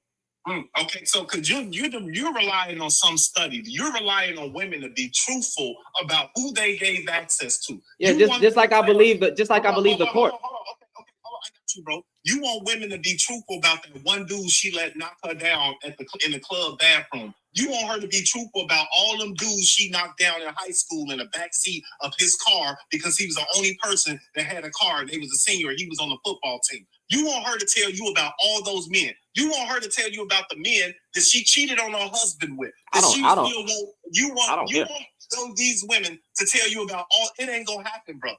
It's not. So why, if you don't want somebody to lie, don't force them to. So if women are telling the truth about, if 98% of women, which we already found out in the court, if 98% of women are telling the truth about being sexually assaulted or raped, you don't believe when they conducted these studies that women are being truthful about a body count? No. And I say that unequivocally. Yeah, you know it's funny, bro. You don't believe that itch either. I do believe it. I do believe it. I do believe it because I talk to women. I do believe it. That's the problem. I don't be up here saying anything just for the fun of it. I really do believe what I say, and I bring up sites. I bring up studies. That's why I say it. Bro, do you think the numbers are the same? Do you think that 98% of women tell the truth about their body count? Yes. I think what I think is going on. I'm gonna be honest with you. Charles, I'm gonna be honest with you because I can see how you would get mad at that. I think 98% of women tell the truth about their body count, because women typically don't need to lie about stuff like that. In this section, in this time, women have more access to sex, right? They do. I got you. They have a plethora of access to sex. And I think what's going on is that because women have access to sex, that they are acting on all of it, because that's what we would sometimes equate ourselves. We had a vagina. That's what we do. Like them little weird conversations that men be having. Okay. But I think that's a perception that we have created in our own mind. Right. So I would admit that some men do think like that. I will admit that some men do think like that. That's not unfactual, right? But I don't think it's the majority of men that think that way. Well, I just don't see what y'all. I just don't understand what y'all. I got you, brother. Here's a laugh. I got you. Here's a laugh. Go ahead. Right? When you get that woman that says, I don't usually do this, right? Da da da da da, and then she got that guac 3000. You feel me? Corn star all day. But she never did this before. You ain't side-eyeing her like, where the fuck did you learn that? This your first time, right? You don't normally do this. You let me clap cheeks on the first date, but you haven't did this to no man before me. She's telling the truth? I normally don't do this. Doesn't mean she hasn't done it before. Normally means she probably hasn't had intercourse within the past 2 years. So do you think that's what she's trying to communicate when women say, I normally don't do this, or I haven't done this before? Or maybe my nigga dependent. Hey, maybe she don't really suck D like that, but she's done it before. I usually have never done this, but I'm gonna do it for you because of the way you make me feel. My love tank has been filled up. I'm finna give you that throat, right? That's probably how she's spinning it, right? She don't usually suck D. But for you, she's gonna make an exception. But what if that woman you just might wait a minute. You just might be that nigga to where she is willing to suck D again. Okay, and that's all factual, brother, right? But let's look at the majority of times, right? Are you, when women tell you you're the first one, are you typically the first one? Oh, when women how factual is it if a woman gives you access with no effort? And I'm just gonna say no effort. The first one, what? Well, hold on, wait, hold on. If a woman gives you access with little to no effort, what is the probability that another man before you experienced the very same? When has a woman that is not a virgin say that you are the first one when y'all haven't said? Okay. Nigga, Paul, I can't even. That's a disingenuous conversation. When that's a disingenuous question. It's easy for you to clap cheeks with no effort. But okay, a woman that even if a woman has only had intercourse one time, why the fuck? Why, think about the question that you just asked. Why the hell would a woman who's already given it up once, then when she meet a new man, be like, "You're the first one"? And nigga, that does not happen. Women lie about that all the time, bro. You know how they're they not saying. They're not saying. My G, they are not saying. He got pictures like, bro, I done clapped her before. Ain't this her birthmark? Ain't this her Instagram? They are not women are not. If they had oh my God, if they had intercourse before, Earl, come on now, right? And they get with a new man. These goddamn women ain't saying you're the first one. And any nigga. Not all of them, but some of them had tried to pull that weak ish, bro. And that's usually when we have to pull our brother's coattail, like, bro, she lying to you, bro. We knew her from back in the day. Gotcha. You feel me? So unless she said she's a virgin right up front and set that standard and that expectation, right? We're already under as adults and responsible adults, right? If this woman didn't tell you she was inexperienced, or she sat there and gaslit you over dinner the whole time on all this stuff she gonna do to you, right? And now you in the bedroom side-eyeing her because you can't even walk past the church because of what she did to you, right? But then she say, you special. I don't do this for everybody. But you ain't did shit for buying some fucking Popeyes. So now you thinking to yourself, if I got this type of get down, which was great, right? With little to no effort, how easy was it for bro, those that was before me. Your little to no effort might be the biggest effort that was given to. Like I said, you might just be that nigga. Okay, no, that's true. Now I hear you, brother. But I've seen dudes that these women know they no good ninjas. I've seen it, bro. And they go for a tray 5 and a pint, bro, and they busting it down. And they end this man meets them calling them BITCHs and 304'S. Damn, trying to come over here and bust it down. Woo, woo. Yeah, you can get it. You gonna smoke me up? Yeah. And then she busts him down. And then want a relationship afterwards. And the man is like, hell no, you just fucked for a tray 5. Why the fuck am I gonna date you? Oh, you a dog? He dogged me out. No, you sold yourself for a sack. That's what you just did. Tell me I'm lying, brother. Tell me I'm lying. There may be a minority. There may be a minority of women that do stuff like that. Yeah. But it happens, whether they're a minority or not, brother. But you know it happens, bro. Got you, Earl. But again, okay, because I know you got to go. But the pandering statement, bro. You think I'm pandering? I already tried to say forgive me for that because it is what it is. You feel me? I like the banter. The back and forth. I like a good conversation. I've enjoyed this conversation. I have to, man, baby. We can do it again. We can try, but I can come on yours next time, man. You got full throttle. You know what I'm saying? Yeah. I'm trying to digress from this app. To be honest with you, bro, I'm trying to do something different in 2025. But I like having the challenging conversations. I don't like the easy conversations. I was facetious in a lot of my statements because that's the way I am. You know what I'm saying? Like for real. What's the point of saying everything comfortable that's gonna make everybody feel all nice and cozy? But right? At the same time, everything don't need to be said. A wise man knows when not to say nothing. Exactly. You feel me? But if we gonna talk about it, let's talk about it. Let's grown folk about it. You feel me? All right. We can agree to disagree, right? Yeah, even if it's not my reality, it doesn't mean that your reality is wrong.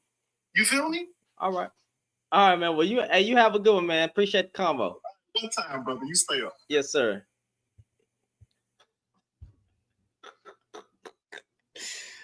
Oh shit, boy. That was funny. God damn, boy. That was funny, man. That was funny, man.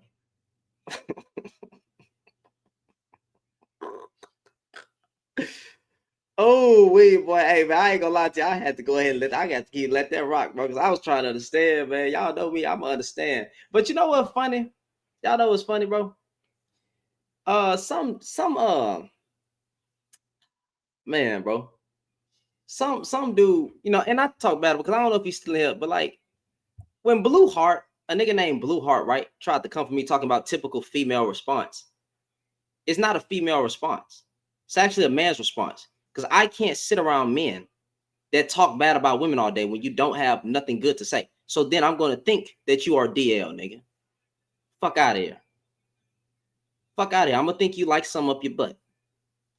If you don't like it, then shit, say something good about women. You can't get mad at me for questioning, do you like what? No real man would ever sit around a whole, and I say real man. I know that's mean, right? I don't respect them niggas. I do not respect you niggas. When you sit on a panel with a whole bunch of men validating each other's experiences, the black woman this and the black woman that, nigga, and women this and women that, I think you want something in your butt. I ain't gonna even lie to you. I ain't gonna lie to you. So I can't respect no nigga sitting around on a panel with a whole bunch of other men. Oh, the women. All right, fam. I got you, fam. Find what you like, whether that be an animal, maybe you into bestiality, right? I don't know.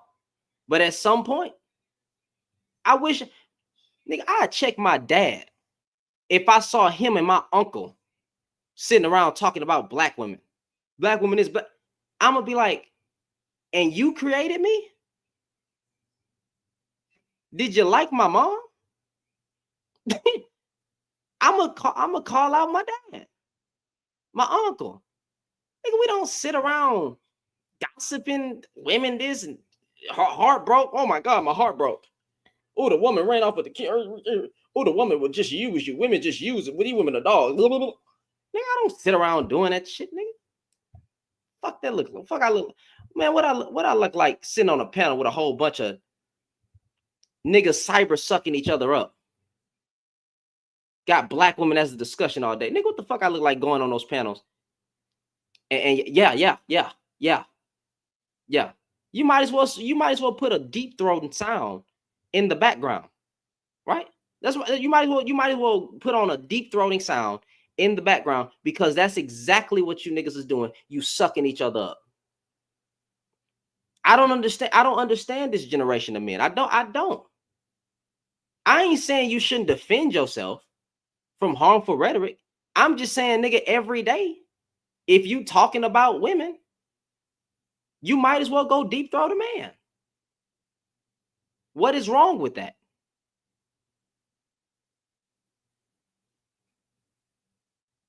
If y'all keep, bro, come on, man. If you keep talking about women and you never say anything good, what then do I say?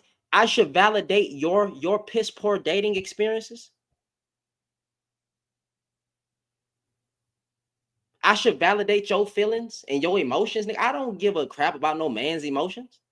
I'll cry with you. I'll empathize with you. You know what I'm saying? If we want to cry about the gospel and how good Jesus has been to us, I'll do that with you too.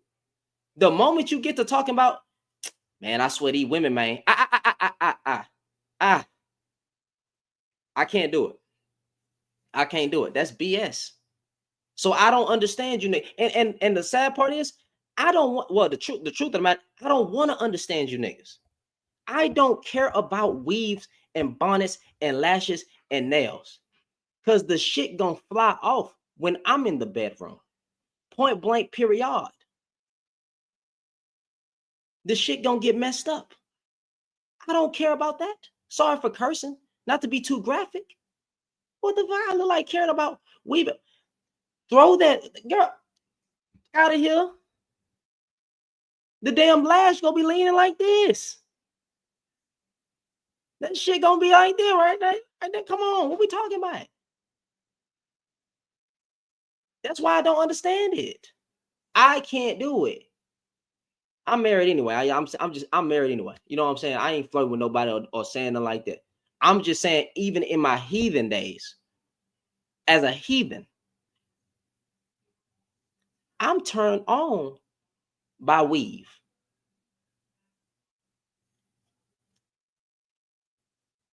Let my wife wear a red wig. I ain't gonna know how the fuck to act.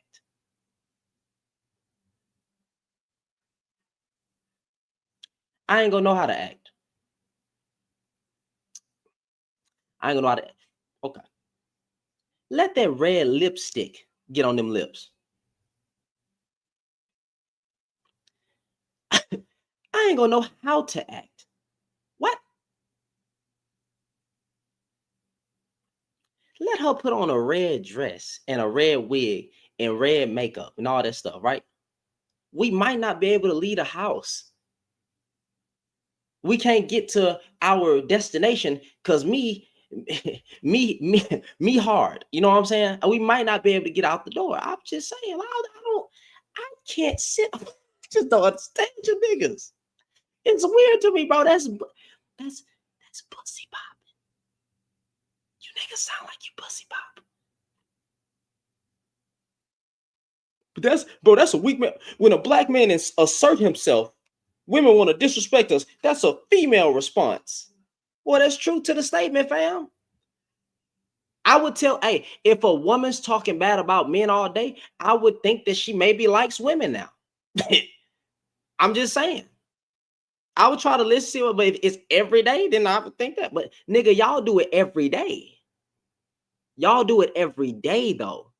Every single day, a black woman is the topic of discussion. Nigga, can you talk about credit? Can you talk about, I don't know, community activism? Can we hold any other conversation where the black woman is not the center of the conversation? God damn it, the center women. Can we decenter women, nigga? Please, decenter women, nigga. Hey, man, center a job application, man. Center grass, nigga. Center how to build something. Can we do that? Please, Lord have mercy. Can we center stock market?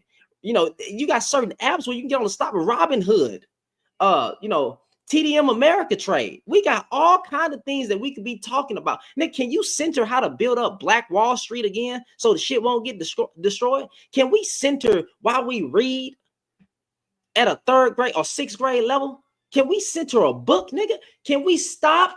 Please. Like, my God, it is 2025. The only reason I keep having these conversations, given the equal side and the equal smoke of what's going on, is because y'all niggas keep talking. The worst thing y'all ever did was open up your mouth and get behind the podcast. Nigga, please.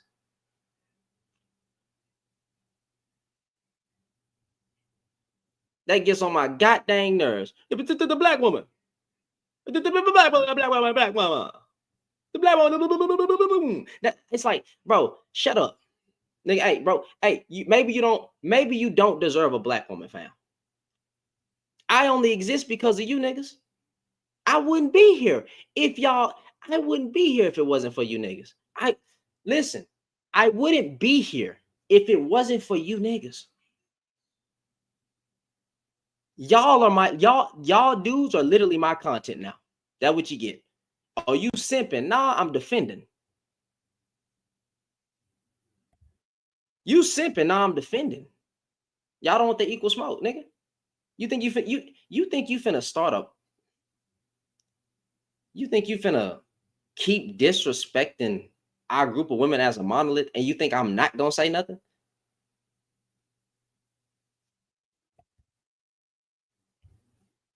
You think I'm gonna be quiet?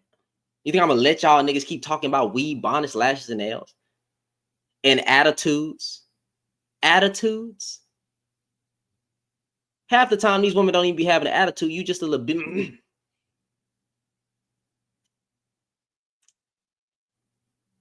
You just a little boy. Half the time, majority of the time, you get tired of it. Black woman, nigga couldn't even address we couldn't even talk, bro. The prompt literally says black men have more smoke for the black woman than the system. That's all it said. That's what it says. That's what it says, fam. We can't even address the goddamn prompt. Nigga, we done talked about grape. We done talked about grape, nigga. We done talked about the minority versus the majority. I was losing brain cells, nigga. I was losing brain cells, bro. I was lost. I was lost, and now I'm found. And I realized having conversation with you niggas it is detrimental to my mental health. I ain't gonna lie. I think, yep, I'm probably finna become like Rick the Ruler at this point. I ain't gonna lie to you. I ain't gonna lie to you. Yeah, that might, yeah. It's just gonna be a whole bunch of women up here talking at this point, bro. Bro, look at me over there with them panel full of weight. Shit, they the only ones who can be balanced, goddamn me. They the only ones not working my nerves. They the only ones that's not working my nerves, fam. I ain't gonna lie to you.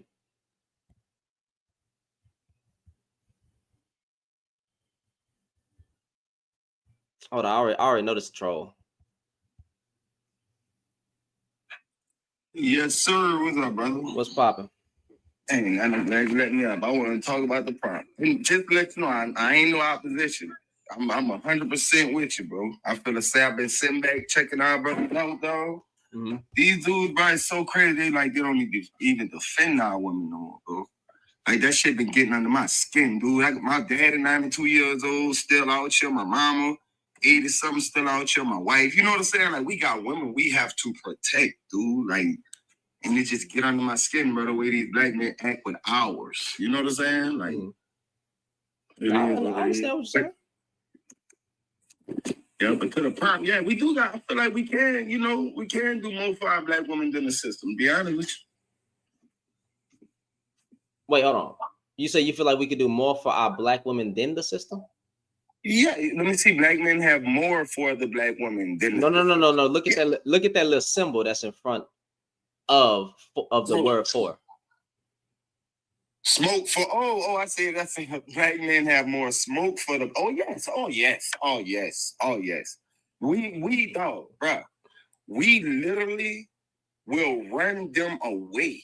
Like, bro, I watch it. You know, like I was raised right. I know a lot of men out here, we all can say that, but bro, I would watch like family members and dudes literally run women away from them by being disrespectful, their tones, the eye contact, like certain things that they just do.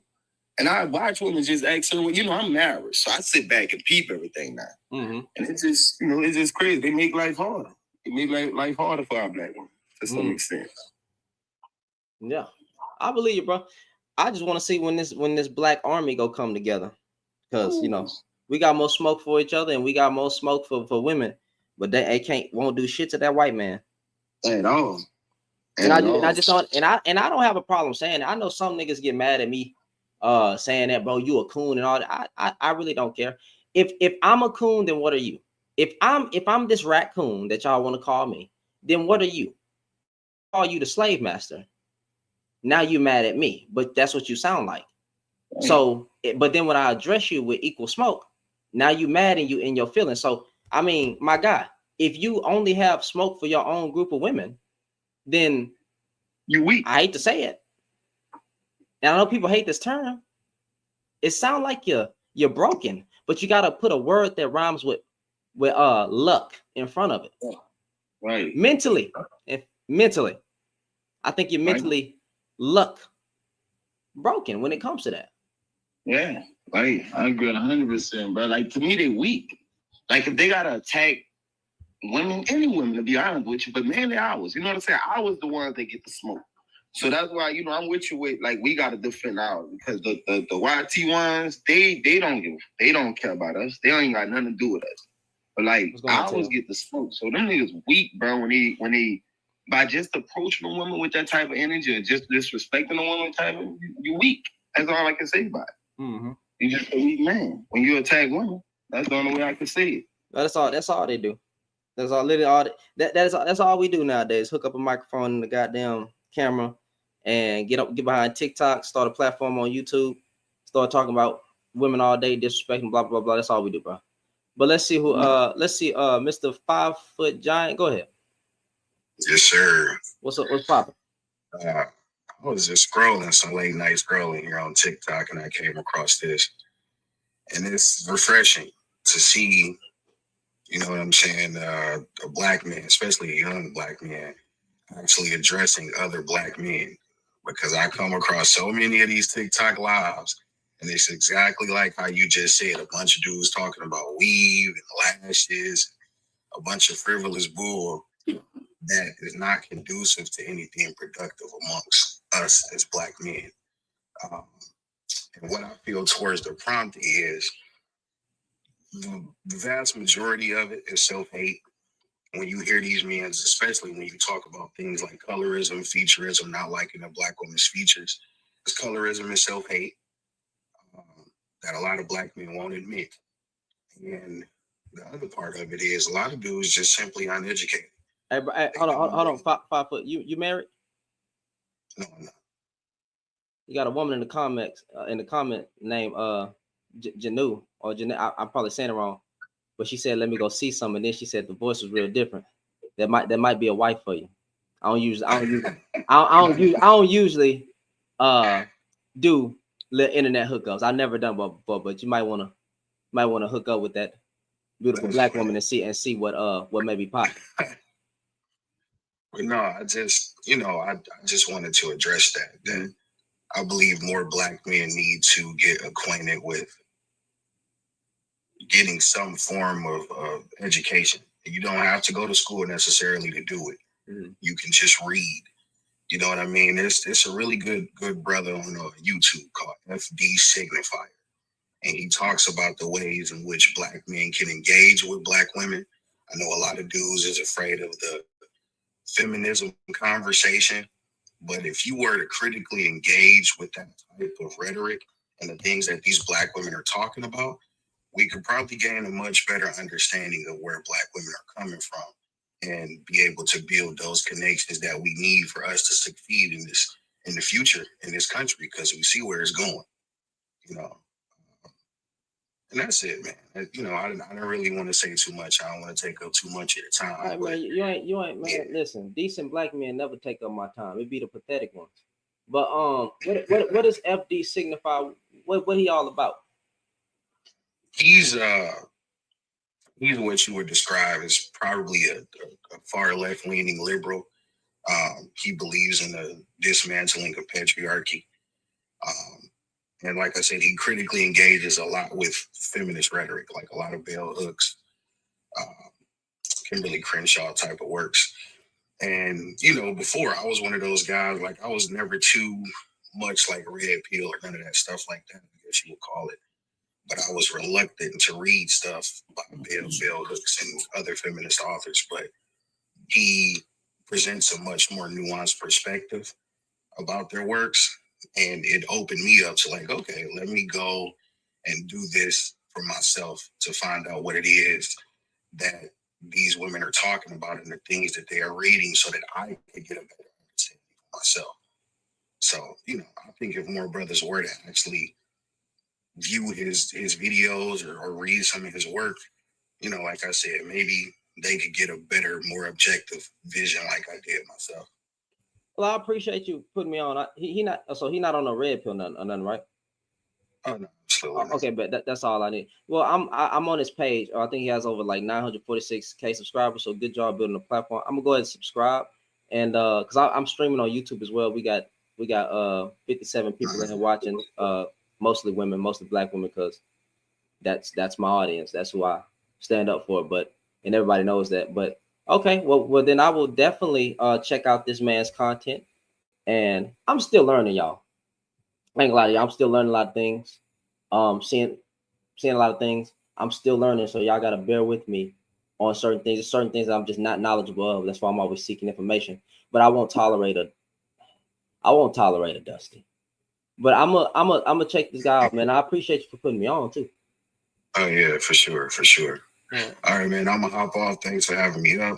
Peace to the panel. Peace to you, brother. I followed you as well. So don't forget to hit that beautiful lady up. Might be a wife. For sure. All right, man. Look, brother, I'm gonna let you have it too, but I just want to come up and speak my piece, bro, about everything. I'm gonna be listening to you, check y'all, looking for you. For real. Okay, man. Appreciate you, man. Thank y'all. Yes, sir. All right. Y'all in the comments telling me FD is super anti-red pill, but then none of y'all be in the comments telling me who to listen to. None of y'all be in the comments saying, Shannon, check this out. Go check this. Well, actually on YouTube, y'all do be doing. I ain't gonna lie to you. Y'all, yeah. Y'all don't ever be in the comments talking about, hey, go check this out. Well, I got some women that slide in my DMs on TikTok and say, hey, can you address this man and address that? But like half of them people that y'all send me, the reason I don't say that because I've already have. So like Guru and all them other, there's no point in me addressing certain men like that. It's over with. Like they don't care. I've addressed Guru 1,500 times. Public is a friend of mine. Not literally, but yes, me and Public have done YouTube lives together. People it's funny because y'all on YouTube, y'all always, you know, the newcomers, y'all always tell me, you and Public should do a live together. Public live every other day. Public come up, address the prompt, make people mad, stir up the pot, and then dip out. But we held a YouTube live with a dude named Alexander Brandon on YouTube, and we chop it up. Me and Public don't actually we haven't found nothing to disagree on. Oh, the only thing me and Public the only thing that we not on is I'm religious. He's not. So that's the only disagreement with me and Public. But if most of the time we addressing misogyny, women, and stuff like that. So we've been pretty cool ever since. And he knows that I'm Christian and stuff like that. And I know that he's not, you know, and we just meet in the middle and address what needs to be addressed.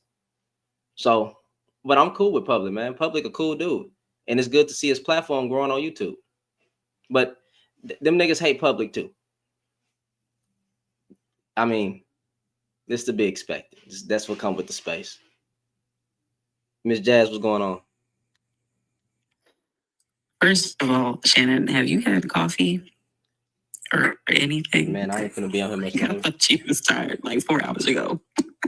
Man, I'm passed out, came back, and this is liver than 4 hours ago. Bro, I literally said I literally came back to YouTube and said that I was gonna be on here for 10 minutes, and then Earl then took me through the goddamn ringer. That okay. I tried. That shiny head man. I don't know his head. I listen. He was aggravating, extremely aggravating. But he thinks he highlights how a lot of men think, and it speaks volumes on who he surrounds himself around, and just like you said, who he entertains. His mentality is sad. For him to, he contradicted himself so much it's not even funny. He goes to one breath claiming that body count doesn't matter to a real man, but will call women ran through, retired 304'S, wouldn't admit how many women he's dated or slept with. And I don't even know how old this dude is. I'm guessing he's at least, 35 with the rhetoric that he was spilling. And it was just giving weirdo energy, to be honest, because what you said was true. And I don't respect men like that. You can't go off on a tangent about what women should and shouldn't be. And I'm sorry, I was reading just have this comment anyway. You can't go on a tangent about what women should and shouldn't be, but you still entertain and sleep with these women. It makes you a hypocrite. It shows that, like, how can you think you're above this person if you're sleeping with them? Like, that literally makes no sense. That would be like me, talking about Pookies and Ray Rays, and that's all I date, and that's all I sleep with, and that's all I entertain, and that's all I surround myself with. Like, his mentality is shaped by dudes that ain't shit, clearly, because they're passing around women that, like what? She's sleeping with him because he got her some alcohol and what else? Like what? Like who does that? That sounds like some weird backdoor, like ew, like just it was clearly hood rats is all he's around, and so now his mentality is shaped that most women are like that and won't even believe basic statistics of average body counts between age ranges. Like it's rooted in some kind of fact. And it's sad. It's so sad that grown men think like this. It's sad. I don't know what to do. I'm honestly lost for. I'm glad I don't date, man.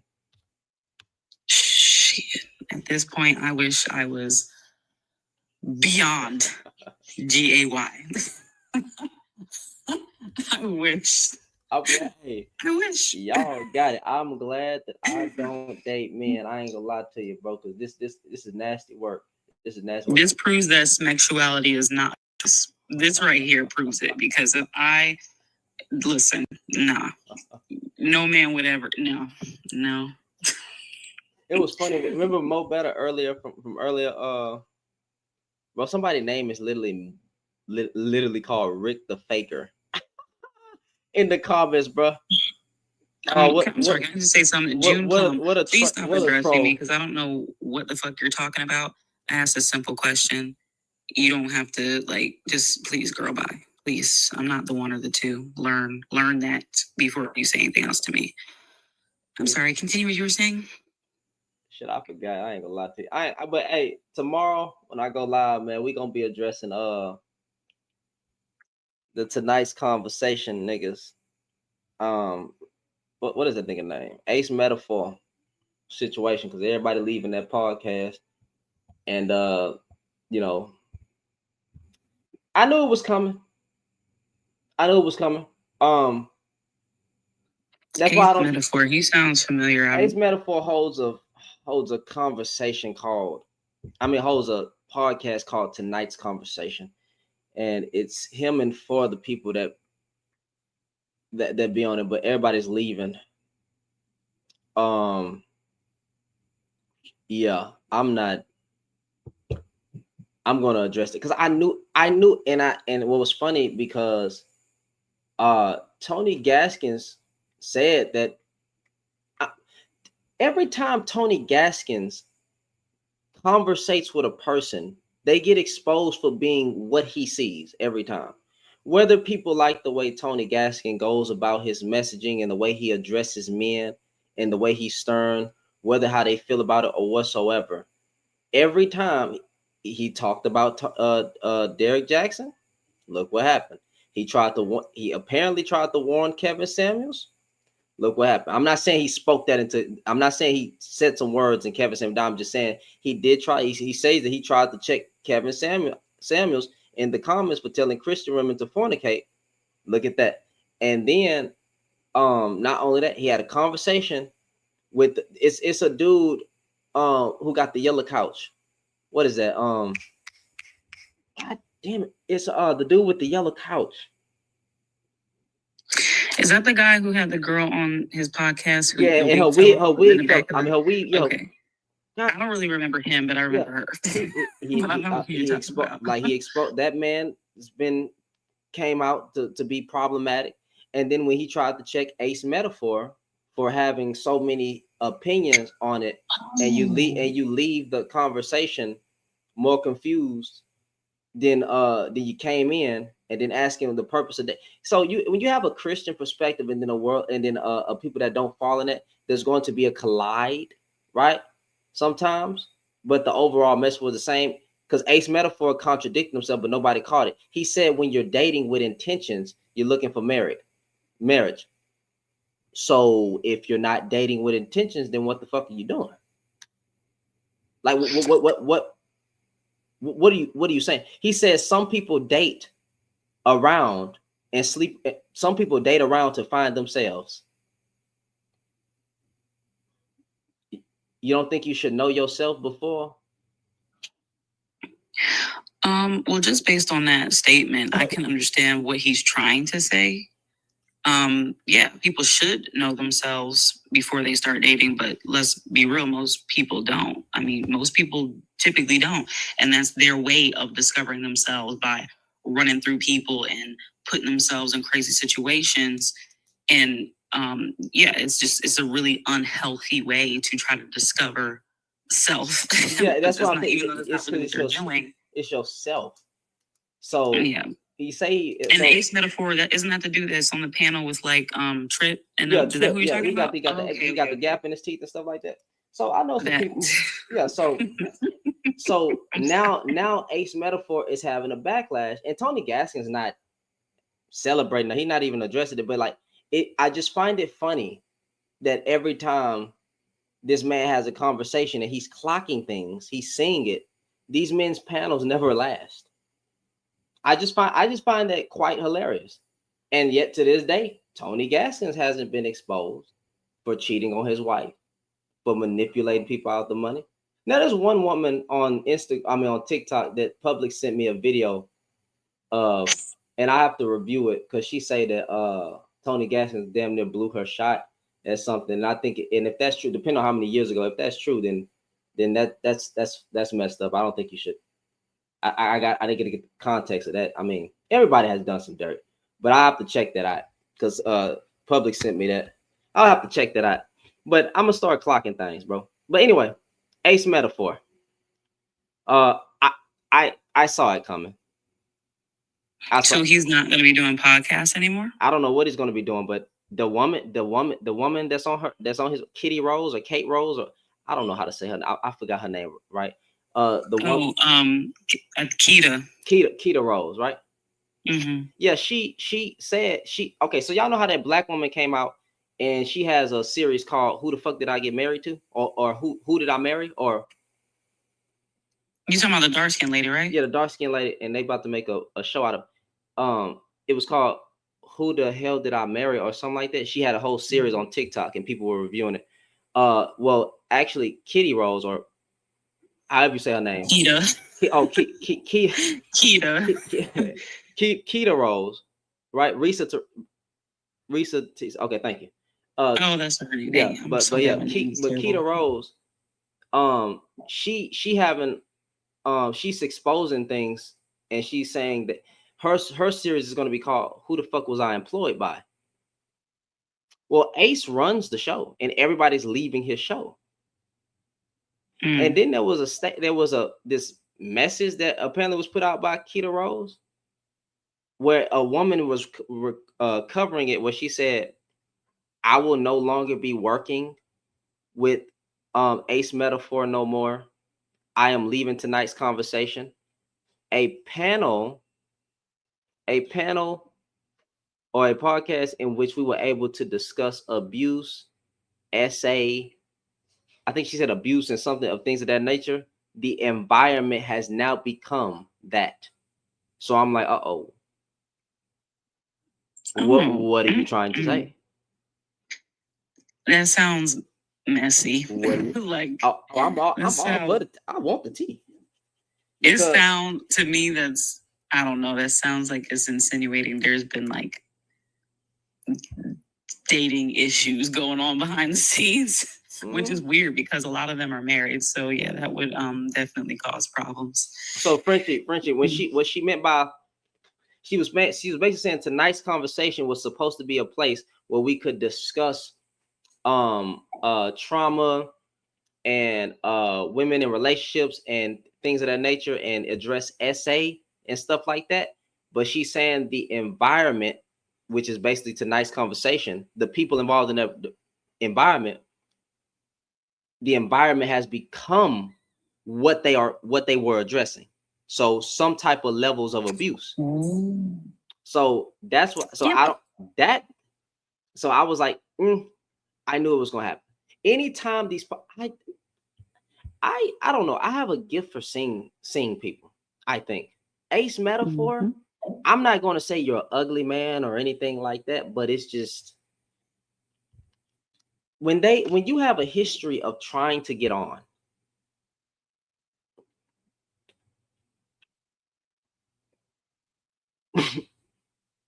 That's all I need to know.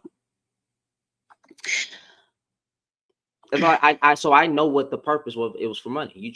When you have a history of trying to get on, and then it took you so long to get on, and then you don't know how to handle, or you abuse your power, and you think you're the show. Majority of the people in the comments, you know what's funny? They say they wasn't even coming to see Ace Metaphor. They was coming to see Trip. Ain't nobody coming to see you, Otis. That's who I come to see. They was coming to see Trip, and they was coming to see Keita or how you say her name, Rose. That's who they were coming to see. They weren't coming for you. So, and then they say something about maybe the money. It's always money. Trip doesn't have to be married, Rick. He makes sense, and he's emotionally intelligent. That's what matters.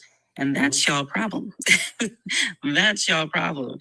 Y'all always want to throw shade at people that's not married. That's making sense. Said Trip is a 304. Just because you haven't been married doesn't mean you haven't been in relationships that teach you things.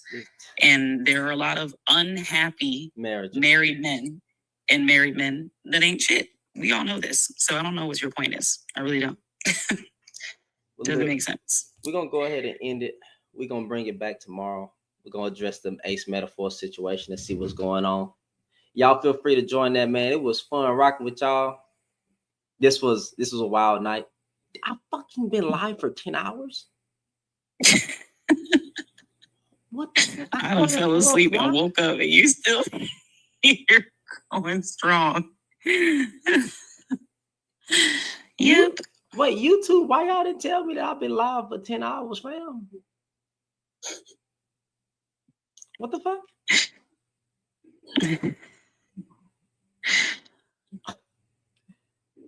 Damn. That's a record for me. I'm gonna have to attempt a 24-hour live, bro. That's insanity. Bro, that's insanity. Hey, I'll go be red and I'm gonna have a freaking coffee just like this, bro. Like it's gonna be a red line going, bro. Oh, yeah, it's gonna be fun. No, I'm not editing right now. I'm gonna cut up clips from this live and upload them. Like the guy who trolled me, he got me, and then I'm definitely gonna clip the conversation with Earl. I'm talking about everything. That's probably 2 hours in itself. But anyway, Jasmine, it was good talking to you. I'll see you tomorrow. I'm going back to sleep. Yes, ma'am. All right, then. All right, y'all. Love y'all, man. Y'all have a good one.